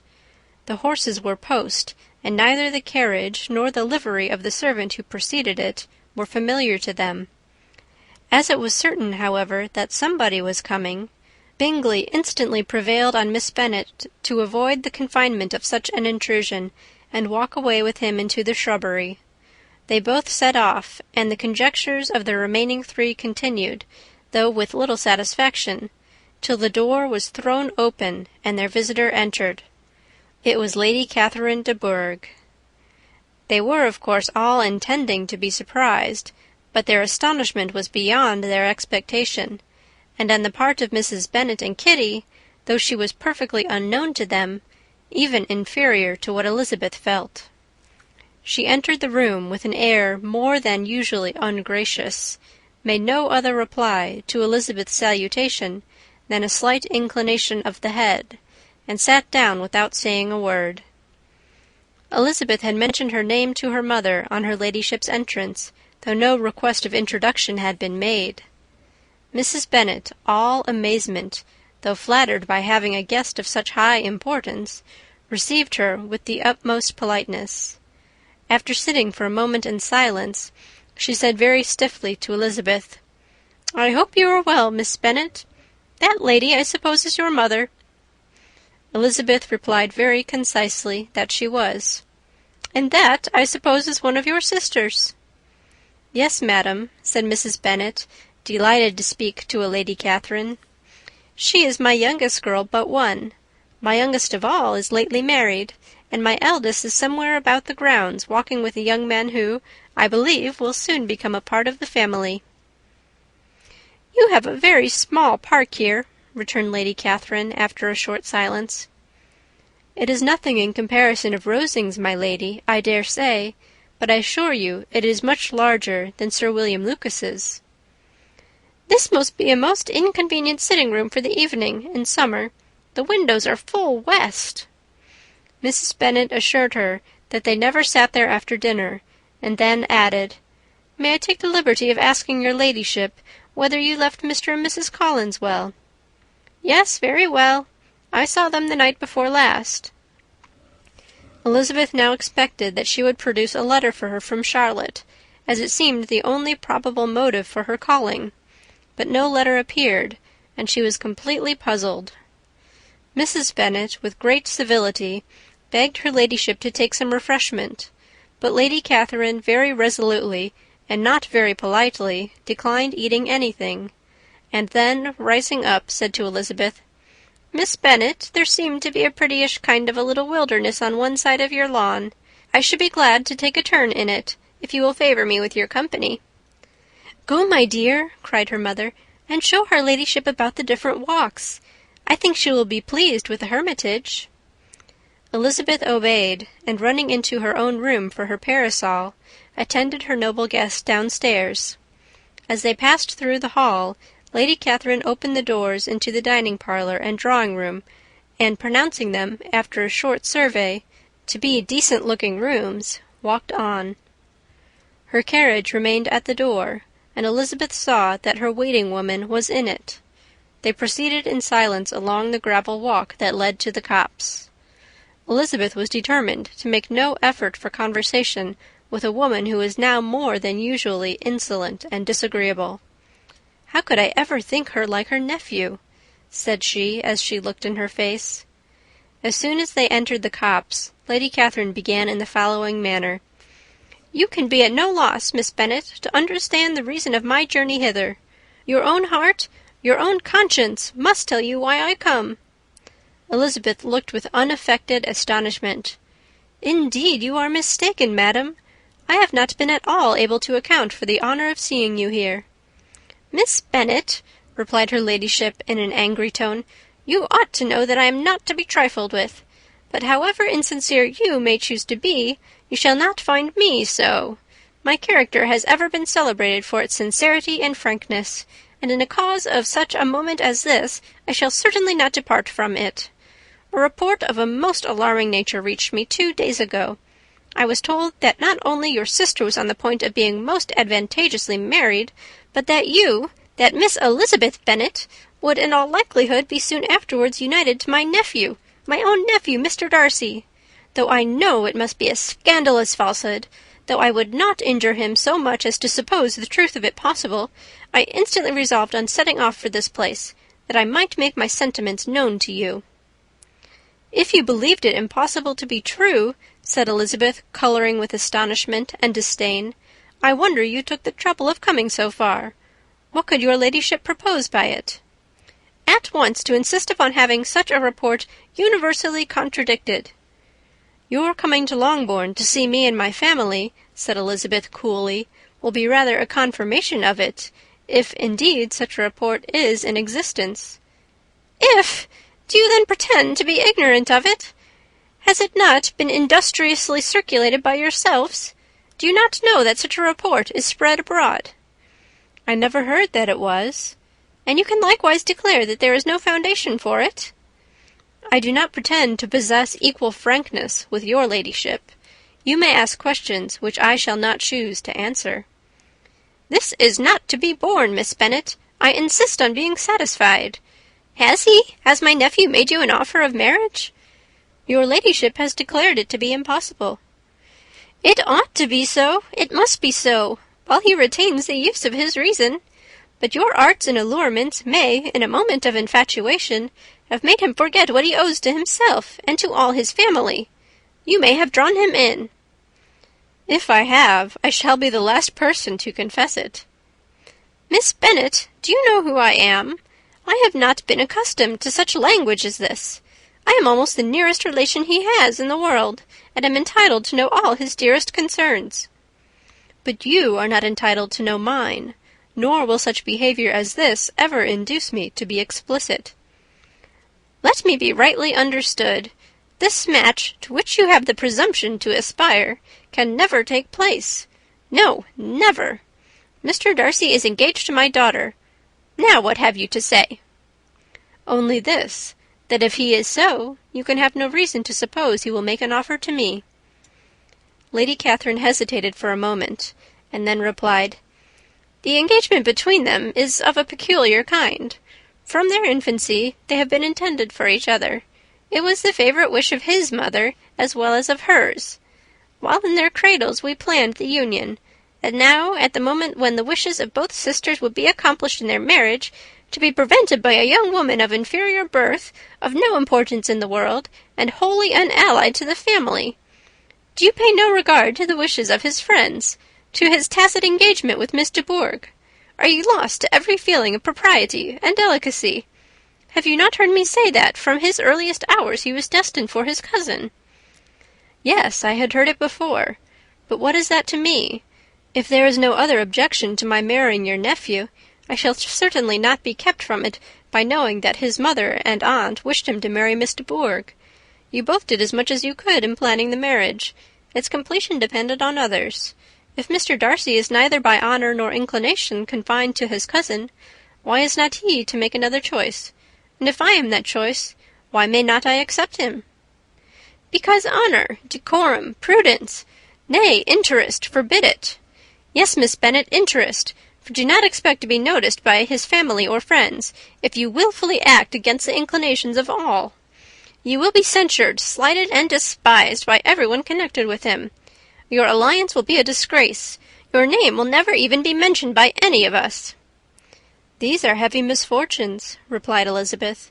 "But the wife of Mr. Darcy must have such extraordinary sources of happiness necessarily attached to her situation, that she could, upon the whole, have no cause to repine." "Obstinate, headstrong girl, I am ashamed of you. Is this your gratitude for my attentions to you last spring? Is nothing due to me on that score? Let us sit down.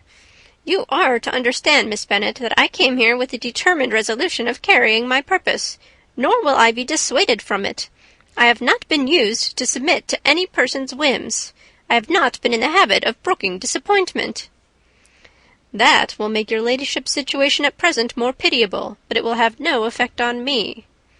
"I will not be interrupted. Hear me in silence. My daughter and my nephew are formed for each other. They are descended on the maternal side from the same noble line, and on the father's from respectable, honourable, and ancient, though untitled, families. Their fortune on both sides is splendid. They are destined for each other by the voice of every member of their respective houses. And what is to divide them? The upstart pretensions of a young woman without family connections or fortune? Is this to be endured? But it must not, shall not be. If you were sensible of your own good, you would not wish to quit the sphere in which you have been brought up. In marrying your nephew, I should not consider myself as quitting that sphere. He is a gentleman. I am a gentleman's daughter. So far we are equal." "True, you are a gentleman's daughter. But who was your mother? Who are your uncles and aunts? Do not imagine me ignorant of their condition." "Whatever my connections may be," said Elizabeth, "if your nephew does not object to them, they can be nothing to you." "Tell me once and for all, are you engaged to him?" Though Elizabeth would not, for the mere purpose of obliging Lady Catherine, have answered this question, she could not but say, after a moment's deliberation, "I am not." Lady Catherine seemed pleased. "And will you promise me never to enter into such an engagement?" "I will make no promise of the kind." "Miss Bennet, I am shocked and astonished. I expected to find a more reasonable young woman. But do not deceive yourself into a belief that I will ever recede. I shall not go away till you have given me the assurance I require." "And I certainly never shall give it. I am not to be intimidated into anything so wholly unreasonable. Your ladyship wants Mr. Darcy to marry your daughter, but would my giving you the wished-for promise make their marriage at all more probable? Supposing him to be attached to me, would my refusing to accept his hand make him wish to bestow it on his cousin? Allow me to say, Lady Catherine, that the arguments with which you have supported this extraordinary application have been as frivolous as the application was ill-judged. You have widely mistaken my character, if you think I can be worked on by such persuasions as these. How far your nephew might approve of your interference in his affairs I cannot tell, but you have certainly no right to concern yourself in mine. I must beg, therefore, to be importuned no further on this subject." "Not so hasty, if you please. I have by no means done. To all the objections I have already urged, I have still another to add. I am no stranger to the particulars of your youngest sister's infamous elopement. I know it all, that the young man's marrying her was a patched-up business, at the expense of your father and uncles.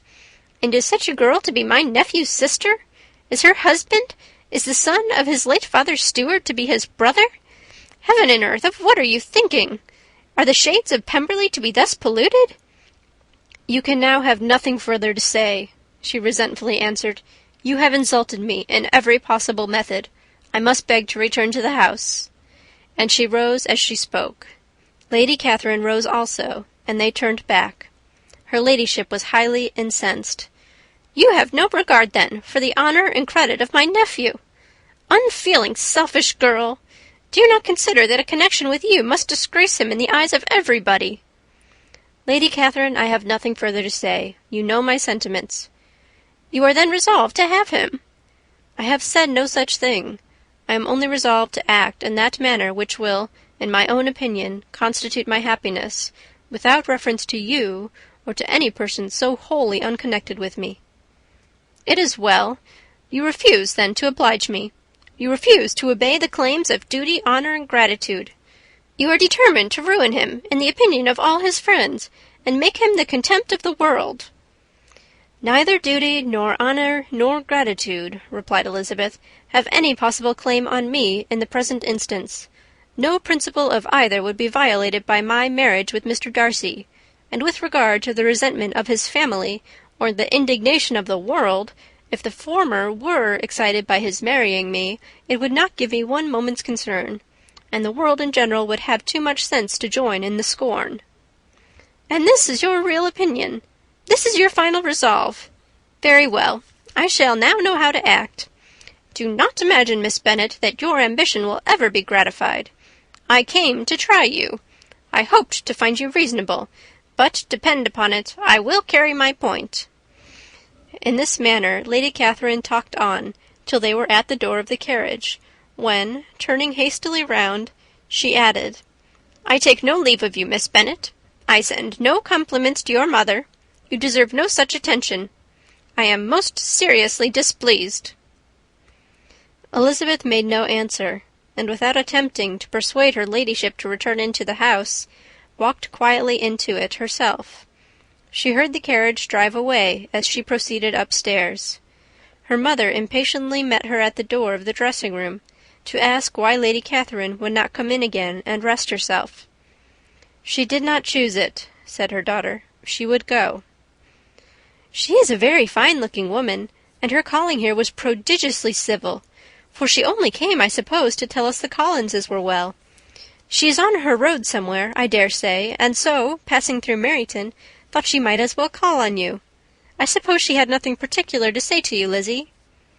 Elizabeth was forced to give into a little falsehood here, for to acknowledge the substance of their conversation was impossible. End of chapter 56. Chapter 57. The discomposure of spirits which this extraordinary visit threw Elizabeth into could not be easily overcome, nor could she, for many hours, learn to think of it less than incessantly.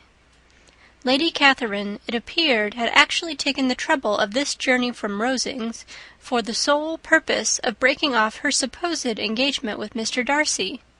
It was a rational scheme, to be sure, but from what the report of their engagement could originate, Elizabeth was at a loss to imagine, till she recollected that his being the intimate friend of Bingley, and her being the sister of Jane, was enough, at a time when the expectation of one wedding made everybody eager for another, to supply the idea.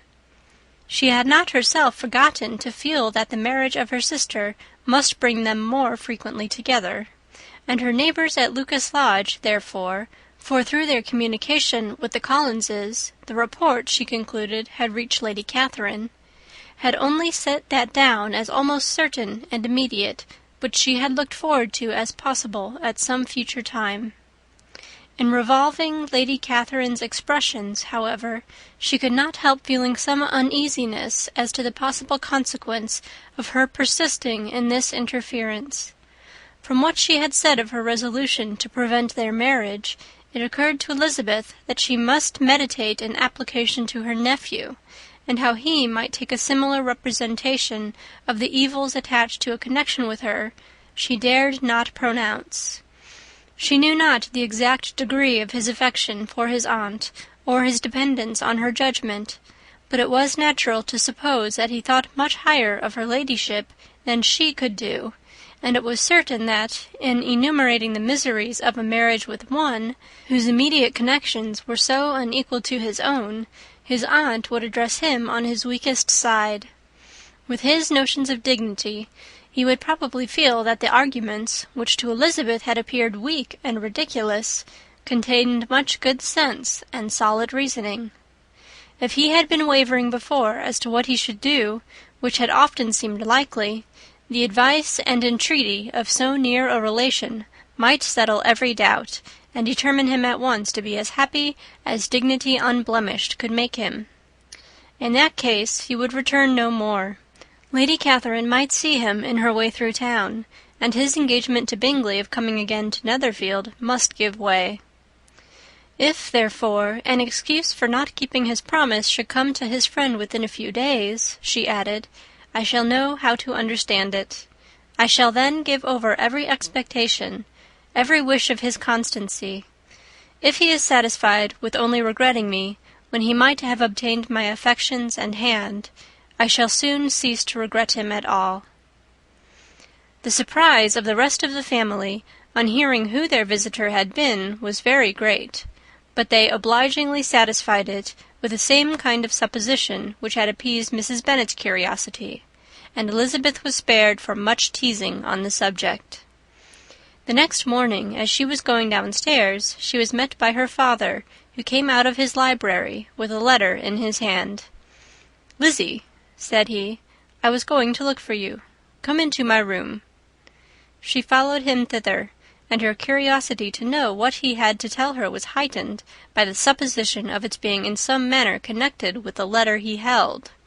It suddenly struck her that it might be from Lady Catherine, and she anticipated with dismay all the consequent explanations. She followed her father to the fireplace, and they both sat down. He then said, "I have received a letter this morning that has astonished me exceedingly. As it principally concerns yourself, you ought to know its contents. I did not know before that I had 2 daughters on the brink of matrimony. Let me congratulate you on a very important conquest." The colour now rushed into Elizabeth's cheeks, in the instantaneous conviction of its being a letter from the nephew instead of the aunt, and she was undetermined whether most to be pleased that he explained himself at all, or offended that his letter was not rather addressed to herself, when her father continued, "You look conscious. Young ladies have great penetration in such matters as these, but I think I may defy even your sagacity to discover the name of your admirer. This letter is from Mr. Collins." "From Mr. Collins? And what can he have to say?" "Something very much to the purpose, of course.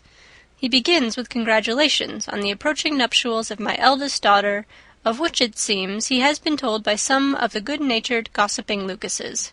I shall not sport with your impatience by reading what he says on that point. What relates to yourself is as follows. Having thus offered you the sincere congratulations of Mrs. Collins and myself on this happy event, let me now add a short hint on the subject of another, of which we have been advertised by the same authority. Your daughter Elizabeth, it is presumed, will not long bear the name of Bennet, after her elder sister has resigned it, and the chosen partner of her fate may be reasonably looked up to as one of the most illustrious personages in the land. Can you possibly guess, Lizzie, who is meant by this? This young gentleman is blessed in a peculiar way with everything the heart of mortal can most desire, splendid property, noble kindred, and extensive patronage.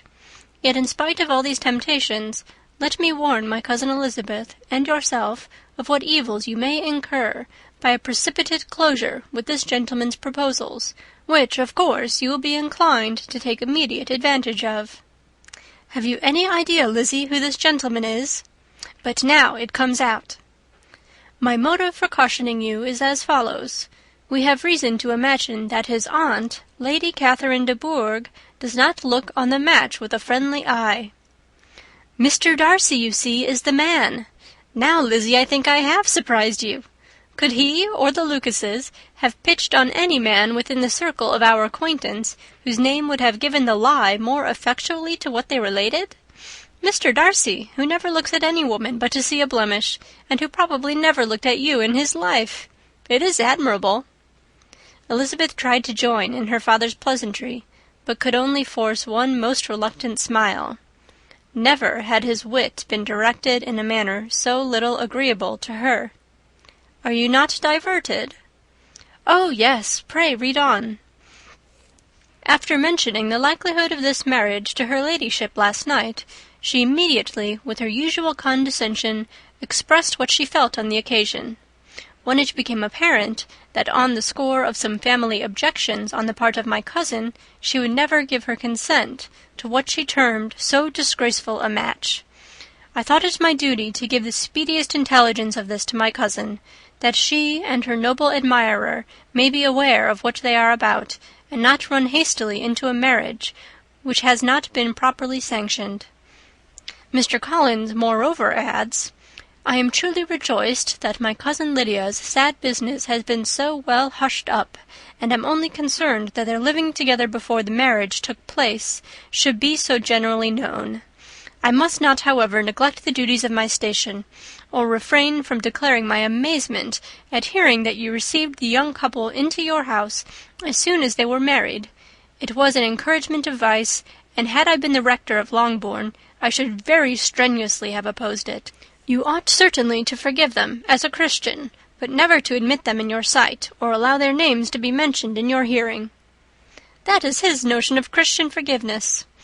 The rest of his letter is only about his dear Charlotte's situation and his expectation of a young olive branch.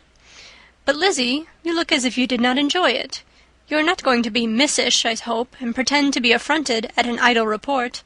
For what do we live, but to make sport for our neighbours, and laugh at them in our turn? Oh, cried Elizabeth, I am excessively diverted, but it is so strange.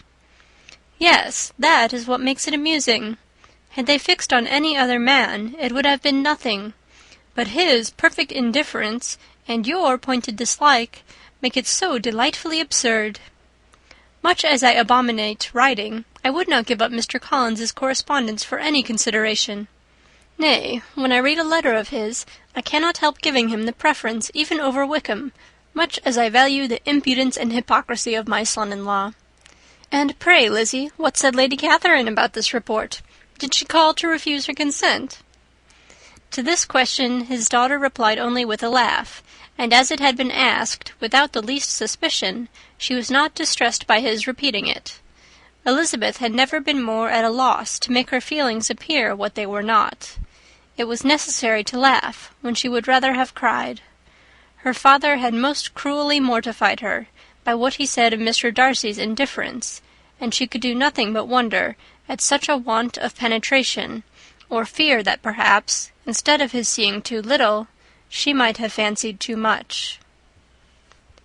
End of chapter 57. And Prejudice by Jane Austen. Chapter 58.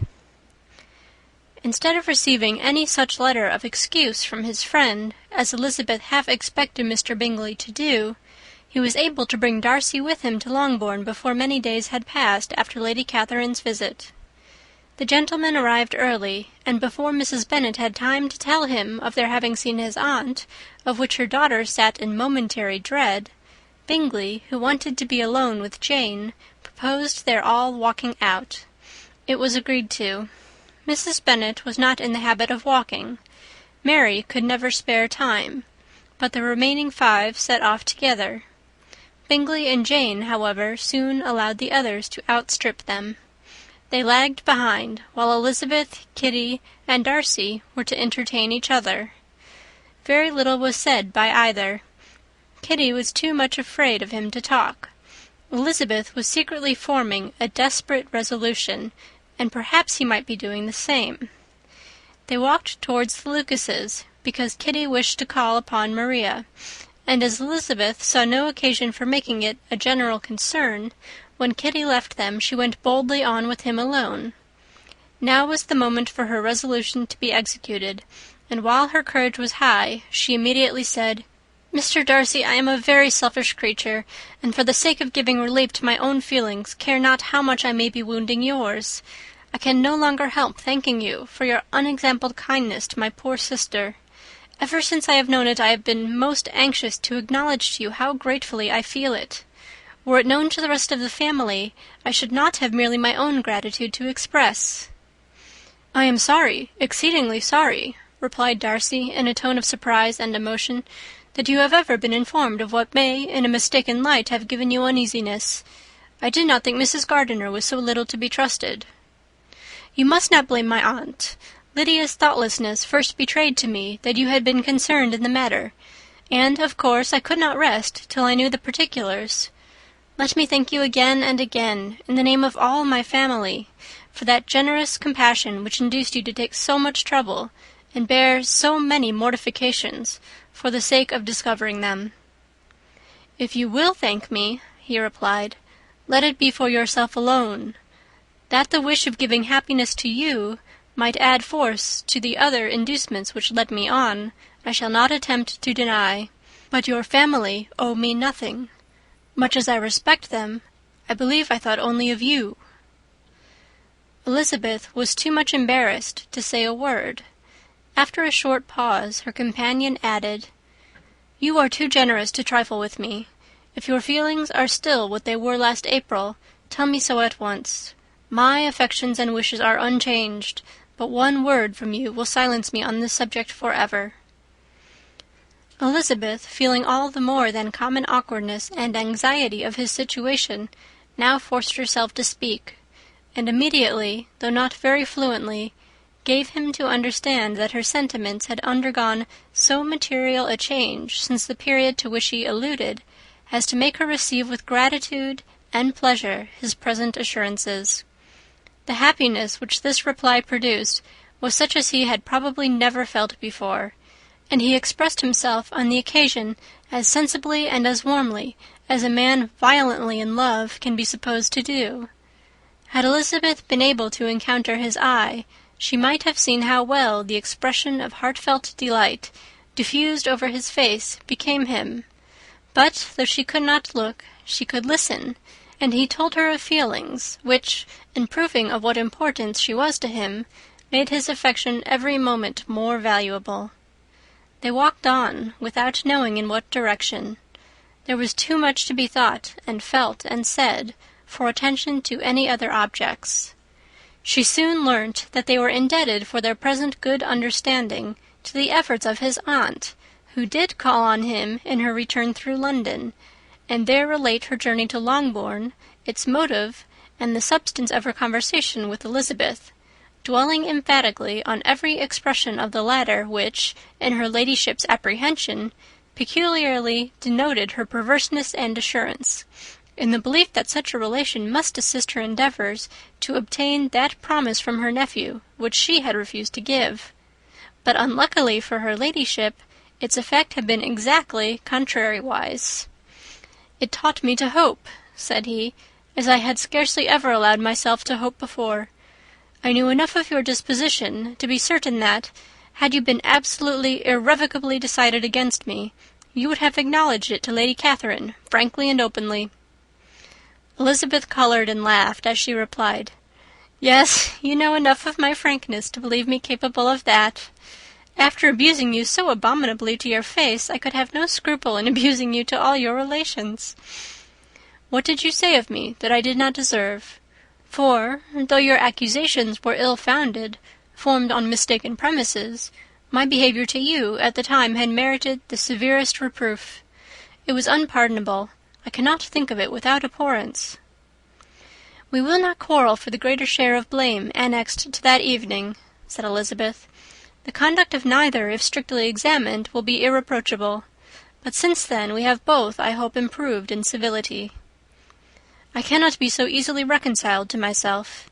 The recollection of what I then said, of my conduct, my manners, my expressions during the whole of it, is now, and has been many months, inexpressibly painful to me. Your reproof, so well applied, I shall never forget. Had you behaved in a more gentlemanlike manner. Those were your words. You know not, you can scarcely conceive how they have tortured me, though it was some time, I confess, before I was reasonable enough to allow their justice.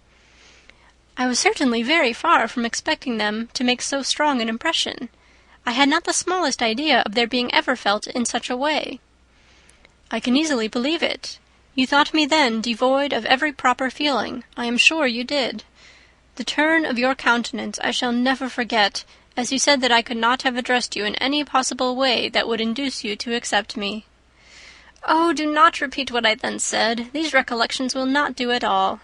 I assure you that I have long been most heartily ashamed of it." Darcy mentioned his letter. "Did it?" said he. "Did it soon make you think better of me? Did you, on reading it, give any credit to its contents?" She explained what its effect on her had been, and how gradually all her former prejudices had been removed. "I knew," said he, "that what I wrote must give you pain, but it was necessary. I hope you have destroyed the letter. There was one part especially, the opening of it, which I should dread your having the power of reading again. I can remember some expressions which might justly make you hate me." "The letter shall certainly be burnt, if you believe it essential to the preservation of my regard. But, though we have both reason to think my opinions not entirely unalterable, they are not, I hope, quite so easily changed as that implies." "When I wrote that letter," replied Darcy, "I believed myself perfectly calm and cool, but I am since convinced that it was written in a dreadful bitterness of spirit." "The letter perhaps began in bitterness, but it did not end so. The adieu is charity itself. But think no more of the letter. The feelings of the person who wrote and the person who received it are now so widely different from what they were then, that every unpleasant circumstance attending it ought to be forgotten. You must learn some of my philosophy. Think only of the past, as its remembrance gives you pleasure." "I cannot give you credit for any philosophy of the kind. Your retrospections must be so totally void of reproach that the contentment arising from them is not of philosophy, but, what is much better, of innocence. But with me it is not so. Painful recollections will intrude, which cannot, which ought not, to be repelled. I have been a selfish being all my life, in practice, though not in principle. As a child I was taught what was right, but I was not taught to correct my temper. I was given good principles, but left to follow them in pride and conceit. Unfortunately, an only son, for many years an only child, I was spoilt by my parents, who, though good themselves, my father particularly all that was benevolent and amiable, allowed, encouraged, almost taught me to be selfish and overbearing, to care for none beyond my own family circle, to think meanly of all the rest of the world, to wish at least to think meanly of their sense and worth compared with my own. Such I was from 8 to 28, and such I might still have been, but for you, dearest, loveliest Elizabeth. What do I not owe you? You taught me a lesson, hard indeed at first, but most advantageous. By you I was properly humbled. I came to you without a doubt of my reception. You showed me how insufficient were all my pretensions to please a woman worthy of being pleased." "Had you then persuaded yourself that I should?" "Indeed I had. What will you think of my vanity? I believed you to be wishing, expecting my addresses. My manners must have been in fault, but not intentionally, I assure you. I never meant to deceive you, but my spirits might often lead me wrong. How you must have hated me after that evening!" "Hate you? I was angry perhaps at first, but my anger soon began to take a proper direction. I am almost afraid of asking what you thought of me when we met at Pemberley. You blamed me for coming?" "No, indeed. I felt nothing but surprise." "Your surprise could not be greater than mine in being noticed by you. My conscience told me that I deserved no extraordinary politeness, and I confess that I did not expect to receive more than my due." "My object then," replied Darcy, "was to show you, by every civility in my power, that I was not so mean as to resent the past, and I hoped to obtain your forgiveness, to lessen your ill opinion by letting you see that your reproofs had been attended to. How soon any other wishes introduced themselves I can hardly tell, but I believe in about half an hour after I had seen you." He then told her of Georgiana's delight in her acquaintance, and of her disappointment at its sudden interruption, which naturally leading to the cause of that interruption, she soon learnt that his resolution of following her from Derbyshire in quest of her sister had been formed before he quitted the inn, and that his gravity and thoughtfulness there had arisen from no other struggles than what such a purpose must comprehend. She expressed her gratitude again, but it was too painful a subject to each to be dwelt on farther. After walking several miles in a leisurely manner, and too busy to know anything about it, they found at last, on examining their watches, that it was time to be at home. What would become of Mr. Bingley and Jane? Was a wonder which introduced the discussion of their affairs. Darcy was delighted with their engagement. His friend had given him the earliest information of it. "I must ask whether you were surprised?" said Elizabeth. "Not at all. When I went away I felt that it would soon happen." "That is to say, you had given your permission. I guessed as much." And though he exclaimed at the term, she found that it had been pretty much the case. "On the evening before my going to London," said he, "I made a confession to him, which I believe I ought to have made long ago. I told him of all that had occurred to make my former interference in his affairs absurd and impertinent. His surprise was great. He had never had the slightest suspicion. I told him, moreover, that I believed myself mistaken in supposing, as I had done, that your sister was indifferent to him, and as I could easily perceive that his attachment to her was unabated, I felt no doubt of their happiness together." Elizabeth could not help smiling at his easy manner of directing his friend. "Did you speak from your own observation," said she, "when you told him that my sister loved him, or merely from my information last spring?" "From the former. I had narrowly observed her during the 2 visits which I had lately made here, and I was convinced of her affection." "And your assurance of it, I suppose, carried immediate conviction to him?" "It did. Bingley is most unaffectedly modest. His diffidence had prevented his depending on his own judgment in so anxious a case, but his reliance on mine made everything easy. I was obliged to confess one thing, which for a time, and not unjustly, offended him. I could not allow myself to conceal that your sister had been in town 3 months last winter, that I had known it and purposely kept it from him.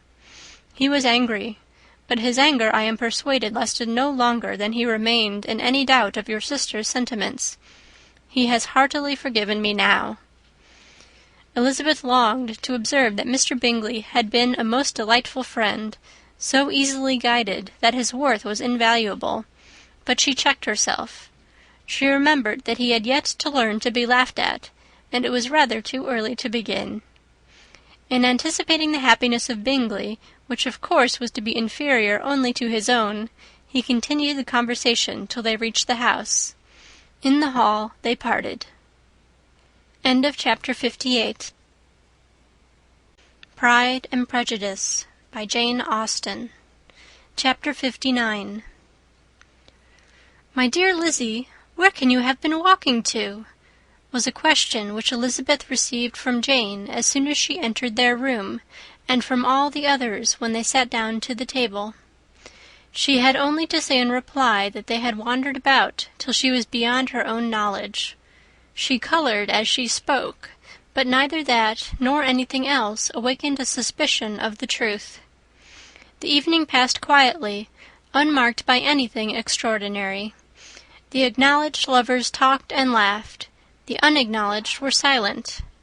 Darcy was not of a disposition in which happiness overflows in mirth, and Elizabeth, agitated and confused, rather knew that she was happy than felt herself to be so, for besides the immediate embarrassment, there were other evils before her. She anticipated what would be felt in the family when her situation became known.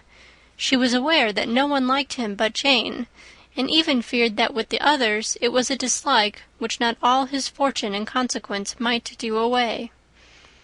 At night she opened her heart to Jane. Though suspicion was very far from Miss Bennet's general habits, she was absolutely incredulous here. "You are joking, Lizzie. This cannot be. Engaged to Mr. Darcy? No, no, you shall not deceive me. I know it to be impossible." "This is a wretched beginning indeed. My sole dependence was on you, and I am sure nobody else will believe me if you do not.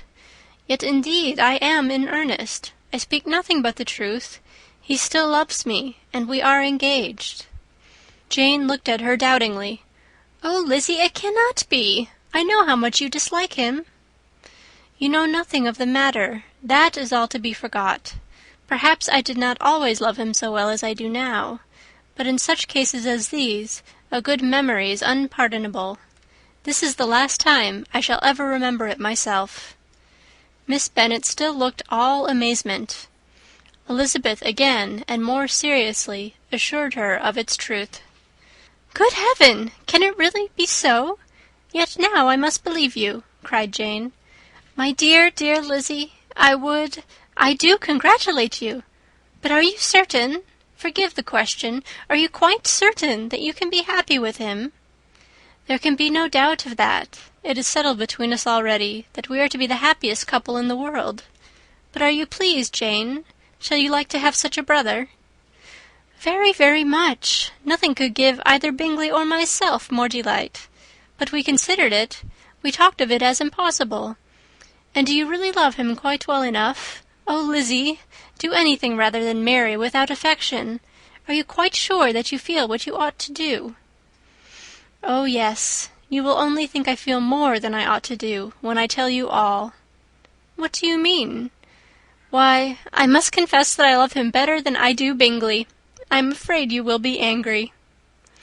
"My dearest sister, now be serious. I want to talk very seriously. Let me know everything that I am to know without delay. Will you tell me how long you have loved him?" "It has been coming on so gradually that I hardly know when it began. But I believe I must date it from my first seeing his beautiful grounds at Pemberley." Another entreaty that she would be serious, however, produced the desired effect, and she soon satisfied Jane by her solemn assurances of attachment.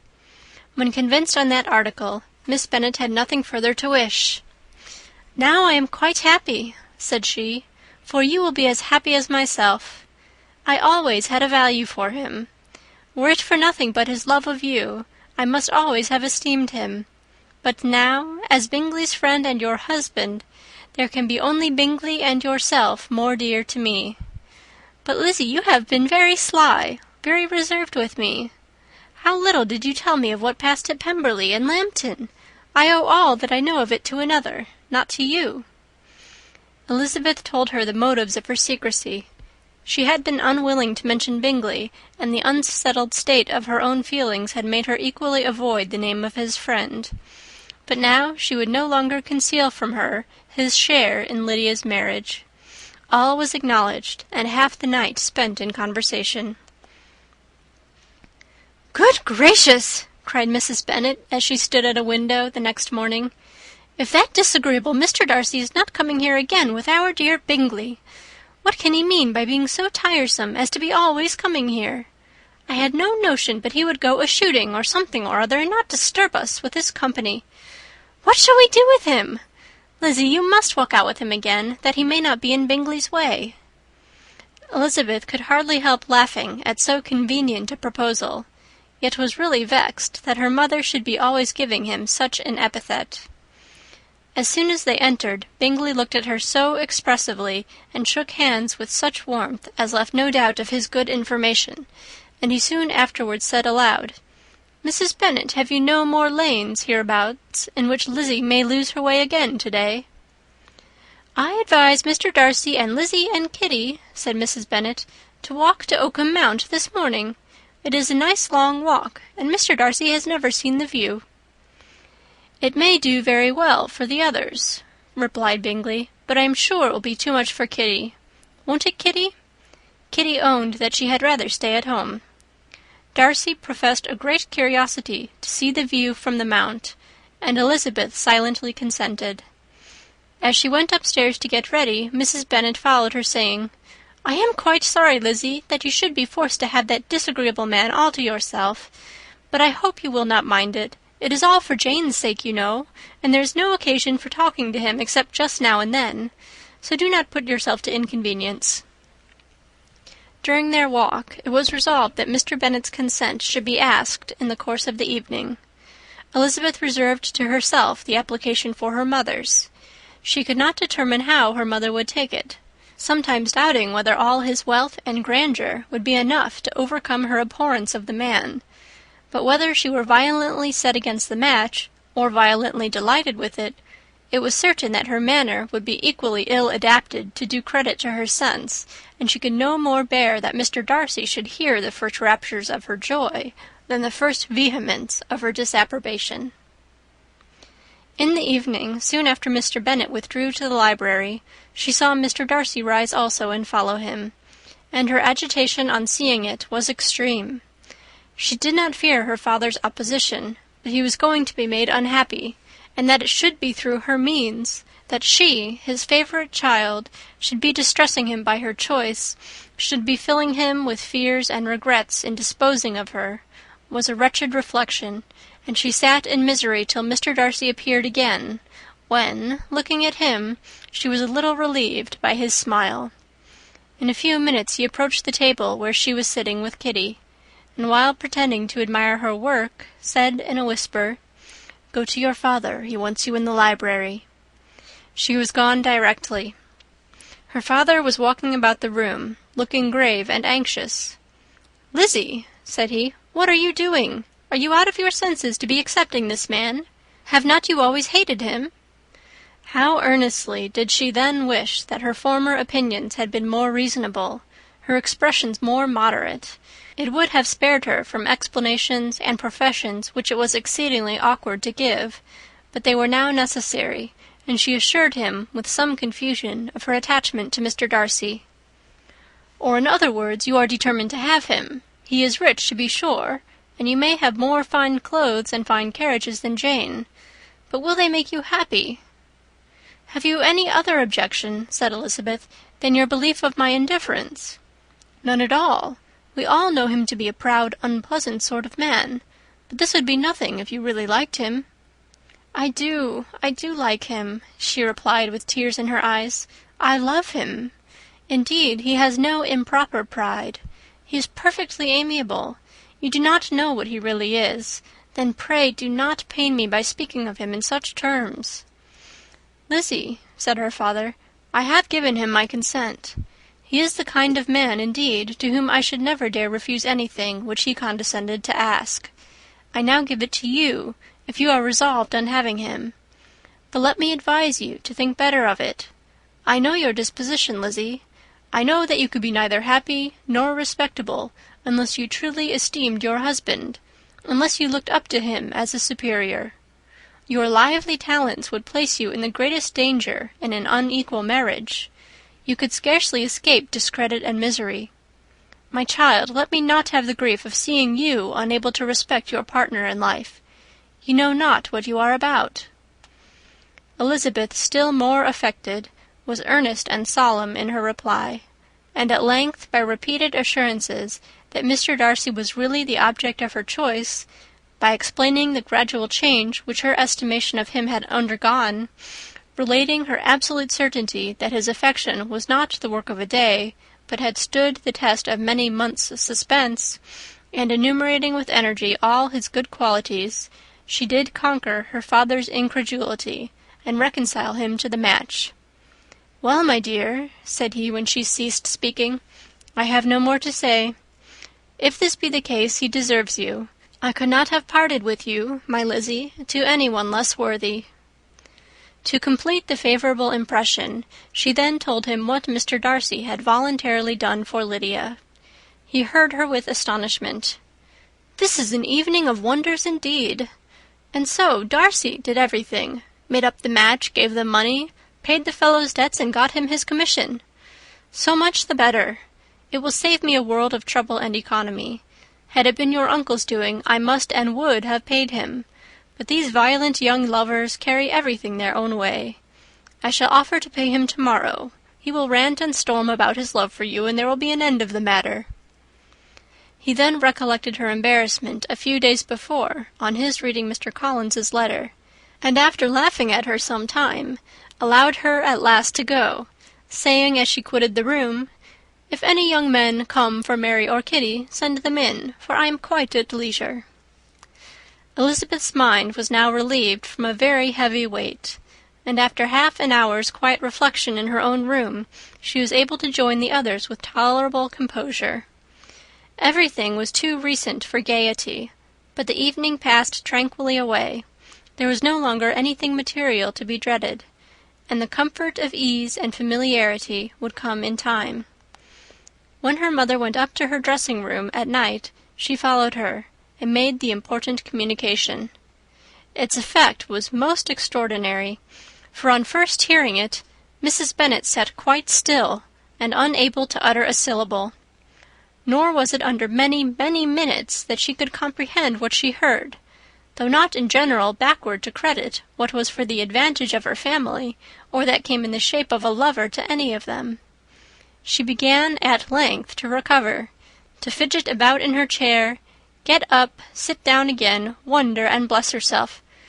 "Good gracious! Lord bless me! Only think! Dear me!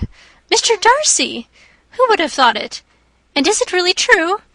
Oh, my sweetest Lizzy! How rich and how great you will be! What pin money! What jewels! What carriages you will have! Jane's is nothing to it, nothing at all. I am so pleased, so happy. Such a charming man, so handsome, so tall.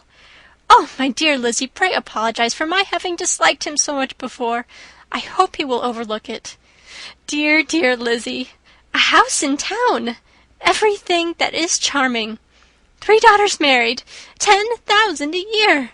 Oh, Lord, what will become of me? I shall go distracted." This was enough to prove that her approbation need not be doubted, and Elizabeth, rejoicing that such an effusion was heard only by herself, soon went away. But before she had been 3 minutes in her own room, her mother followed her. "My dearest child," she cried, "I can think of nothing else. 10,000 a year, and very likely more. 'Tis as good as a lord, and a special license. You must and shall be married by a special license. But, my dearest love, tell me what dish Mr. Darcy is particularly fond of, that I may have it tomorrow." This was a sad omen of what her mother's behaviour to the gentleman himself might be, and Elizabeth found that, though in the certain possession of his warmest affection, and secure of her relations' consent, there was still something to be wished for. But the morrow passed off much better than she expected, for Mrs. Bennet luckily stood in such awe of her intended son-in-law that she ventured not to speak to him, unless it was in her power to offer him any attention or mark her deference for his opinion. Elizabeth had the satisfaction of seeing her father taking pains to get acquainted with him, and Mr. Bennet soon assured her that he was rising every hour in his esteem. "I admire all my 3 son-in-laws highly," said he. "Wickham, perhaps, is my favourite, but I think I shall like your husband quite as well as Jane's." Chapter 59. Pride and Prejudice by Jane Austen. Chapter 60. Elizabeth's spirits soon rising to playfulness again, she wanted Mr. Darcy to account for his having ever fallen in love with her. "How could you begin?" said she. I can comprehend your going on charmingly, when you had once made a beginning, but what could set you off in the first place? I cannot fix on the hour, or the spot, or the look, or the words which laid the foundation. It is too long ago. I was in the middle before I knew that I had begun. My beauty you had early withstood, and as for my manners, my behaviour to you was at least always bordering on the uncivil, and I never spoke to you without rather wishing to give you pain than not. Now be sincere. Did you admire me for my impertinence? For the liveliness of your mind, I did. You may as well call it impertinence at once. It was very little less. The fact is that you were sick of civility, of deference, of officious attention. You were disgusted with the women who were always speaking and looking and thinking for your approbation alone. I roused and interested you because I was so unlike them. Had you not been really amiable, you would have hated me for it. But in spite of the pains you took to disguise yourself, your feelings were always noble and just, and in your heart you thoroughly despised the persons who so assiduously courted you. There, I have saved you the trouble of accounting for it. And really, all things considered, I begin to think it perfectly reasonable. To be sure, you knew no actual good of me, but nobody thinks of that when they fall in love. Was there no good in your affectionate behaviour to Jane while she was ill at Netherfield? Dearest Jane, who could have done less for her? But make a virtue of it by all means. My good qualities are under your protection, and you are to exaggerate them as much as possible. And in return it belongs to me to find occasions for teasing and quarrelling with you as often as may be. And I shall begin directly by asking you what made you so unwilling to come to the point at last. What made you so shy of me when you first called, and afterwards dined here? Why, especially when you called, did you look as if you did not care about me? Because you were grave and silent, and gave me no encouragement. But I was embarrassed, and so was I. You might have talked to me more when you came to dinner. A man who had felt less might. How unlucky that you should have a reasonable answer to give, and that I should be so reasonable as to admit it. But I wonder how long you would have gone on if you had been left to yourself. I wonder when you would have spoken if I had not asked you. My resolution of thanking you for your kindness to Lydia had certainly great effect. Too much, I am afraid. For what becomes of the moral, if our comfort springs from a breach of promise? For I ought not to have mentioned the subject. This will never do. You need not distress yourself. The moral will be perfectly fair. Lady Catherine's unjustifiable endeavours to separate us were the means of removing all my doubts. I am not indebted for my present happiness to your eager desire of expressing your gratitude. I was not in a humour to wait for any opening of yours. My aunt's intelligence had given me hope, and I was determined at once to know everything. Lady Catherine has been of infinite use, which ought to make her happy, for she loves to be of use. But tell me, what did you come down to Netherfield for? Was it merely to ride to Longbourn and be embarrassed, or had you intended any more serious consequence? My real purpose was to see you, and to judge, if I could, whether I might ever hope to make you love me. My avowed one, or what I avowed to myself, was to see whether your sister were still partial to Bingley, and if she were, to make the confession to him which I have since made. Shall you ever have courage to announce to Lady Catherine what is to befall her? I am more likely to want more time than courage, Elizabeth, but it ought to be done, and if you will give me a sheet of paper, it shall be done directly. And if I had not a letter to write myself, I might sit by you and admire the evenness of your writing, as another young lady once did. But I have an aunt, too, who must not be longer neglected. From an unwillingness to confess how much her intimacy with Mr. Darcy had been overrated, Elizabeth had never yet answered Mrs. Gardiner's long letter. But now, having that to communicate which she knew would be most welcome, she was almost ashamed to find that her uncle and aunt had already lost 3 days of happiness, and immediately wrote as follows. I would have thanked you before, my dear aunt, as I ought to have done, for your long, kind, satisfactory detail of particulars, but to say the truth I was too cross to write. You supposed more than really existed. But now suppose as much as you choose. Give a loose rein to your fancy. Indulge your imagination in every possible flight which the subject will afford, and unless you believe me actually married, you cannot greatly err. You must write again very soon, and praise him a great deal more than you did in your last. I thank you again and again for not going to the Lakes. How could I be so silly as to wish it? Your idea of the ponies is delightful. We will go round the park every day. I am the happiest creature in the world. Perhaps other people have said so before, but not one with such justice. I'm happier even than Jane. She only smiles. I laugh. Mr. Darcy sends you all the love in the world that he can spare from me. You are all to come to Pemberley at Christmas. Yours, etc. Mr. Darcy's letter to Lady Catherine was in a different style, and still different from either was what Mr. Bennet sent to Mr. Collins in reply to his last. Dear Sir, I must trouble you once more for congratulations. Elizabeth will soon be the wife of Mr. Darcy. Console Lady Catherine as well as you can, but if I were you, I would stand by the nephew. He has more to give. Yours sincerely, etc. Miss Bingley's congratulations to her brother on his approaching marriage were all that was affectionate and insincere. She wrote even to Jane on the occasion to express her delight, and repeat all her former professions of regard. Jane was not deceived, but she was affected, and though feeling no reliance on her, could not help writing her a much kinder answer than she knew she deserved.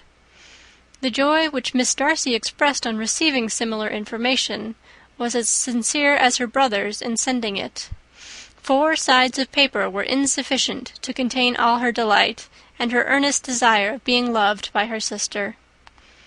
Before any answer could arrive from Mr. Collins, or any congratulations to Elizabeth from his wife, the Longbourn family heard that the Collinses were coming themselves to Lucas Lodge. The reason of this sudden removal was soon evident. Lady Catherine had been rendered so exceedingly angry by the contents of her nephew's letter that Charlotte, really rejoicing in the match, was anxious to get away till the storm was blown over. At such a moment the arrival of her friend was a sincere pleasure to Elizabeth, though in the course of their meetings she must sometimes think the pleasure dearly bought, when she saw Mr. Darcy exposed to all the parading and obsequious civility of her husband. He bore it, however, with admirable calmness. He could even listen to Sir William Lucas when he complimented him on carrying away the brightest jewel of the country, and expressed his hopes of their all meeting frequently at St. James's with very decent composure. If he did shrug his shoulders, it was not till Sir William was out of sight. Mrs. Phillips's vulgarity was another, and perhaps a greater, tax on his forbearance, and though Mrs. Phillips, as well as her sister, stood in too much awe of him to speak with the familiarity which Bingley's good humour encouraged, yet whenever she did speak she must be vulgar. Nor was her respect for him, though it made her more quiet, at all likely to make her more elegant. Elizabeth did all she could to shield him from the frequent notice of either, and was ever anxious to keep him to herself, and to those of her family with whom he might converse without mortification, and though the uncomfortable feelings arising from all this took from the season of courtship much of its pleasure, it added to the hope of the future, and she looked forward with delight to the time when they should be removed from society so little pleasing to either, to all the comfort and elegance of their family party at Pemberley. End of chapter 60. Chapter 61. Happy for all her maternal feelings was the day on which Mrs. Bennet got rid of her 2 most deserving daughters. With what delighted pride she afterwards visited Mrs. Bingley, and talked of Mrs. Darcy, may be guessed. I wish I could say, for the sake of her family, that the accomplishment of her earnest desire in the establishment of so many of her children produced so happy an effect as to make her a sensible, amiable, well-informed woman for the rest of her life, though perhaps it was lucky for her husband, who might not have relished domestic felicity in so unusual a form, that she still was occasionally nervous and invariably silly. Mr. Bennet missed his second daughter exceedingly. His affection for her drew him oftener from home than anything else could do. He delighted in going to Pemberley, especially when he was least expected. Mr. Bingley and Jane remained at Netherfield only a 12-month.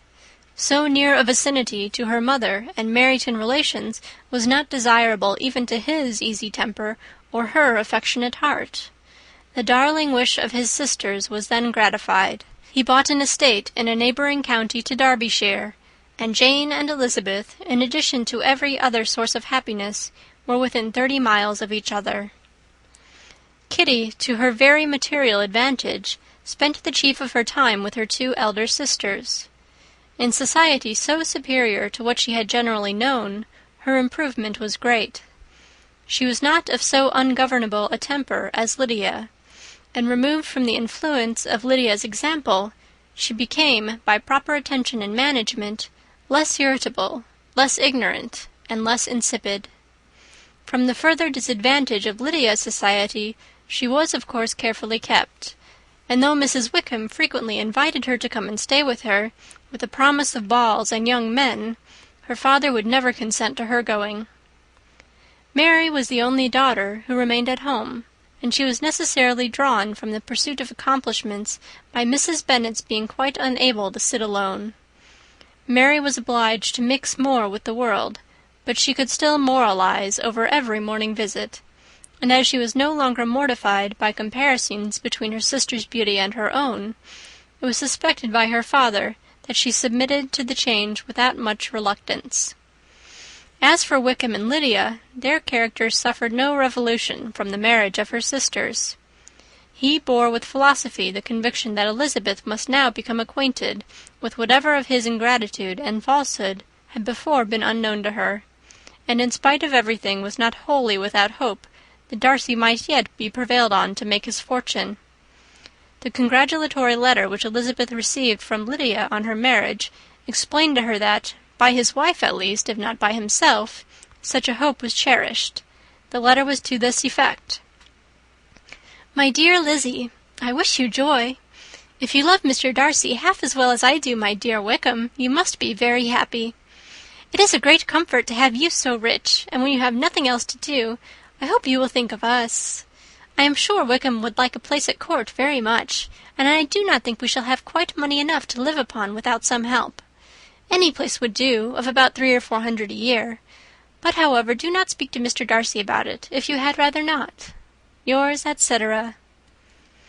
As it happened that Elizabeth had much rather not, she endeavoured in her answer to put an end to every entreaty and expectation of the kind. Such relief, however, as it was in her power to afford, by the practice of what might be called economy in her own private expenses, she frequently sent them. It had always been evident to her that such an income as theirs, under the direction of 2 persons so extravagant in their wants and heedless of the future, must be very insufficient to their support, and whenever they changed their quarters, either Jane or herself were sure of being applied to for some little assistance towards discharging their bills. Their manner of living, even when the restoration of peace dismissed them to a home, was unsettled in the extreme. They were always moving from place to place in quest of a cheap situation, and always spending more than they ought. His affection for her soon sunk into indifference. Hers lasted a little longer, and in spite of her youth and her manners, she retained all the claims of reputation which her marriage had given her. Though Darcy could never receive him at Pemberley, yet for Elizabeth's sake he assisted him further in his profession.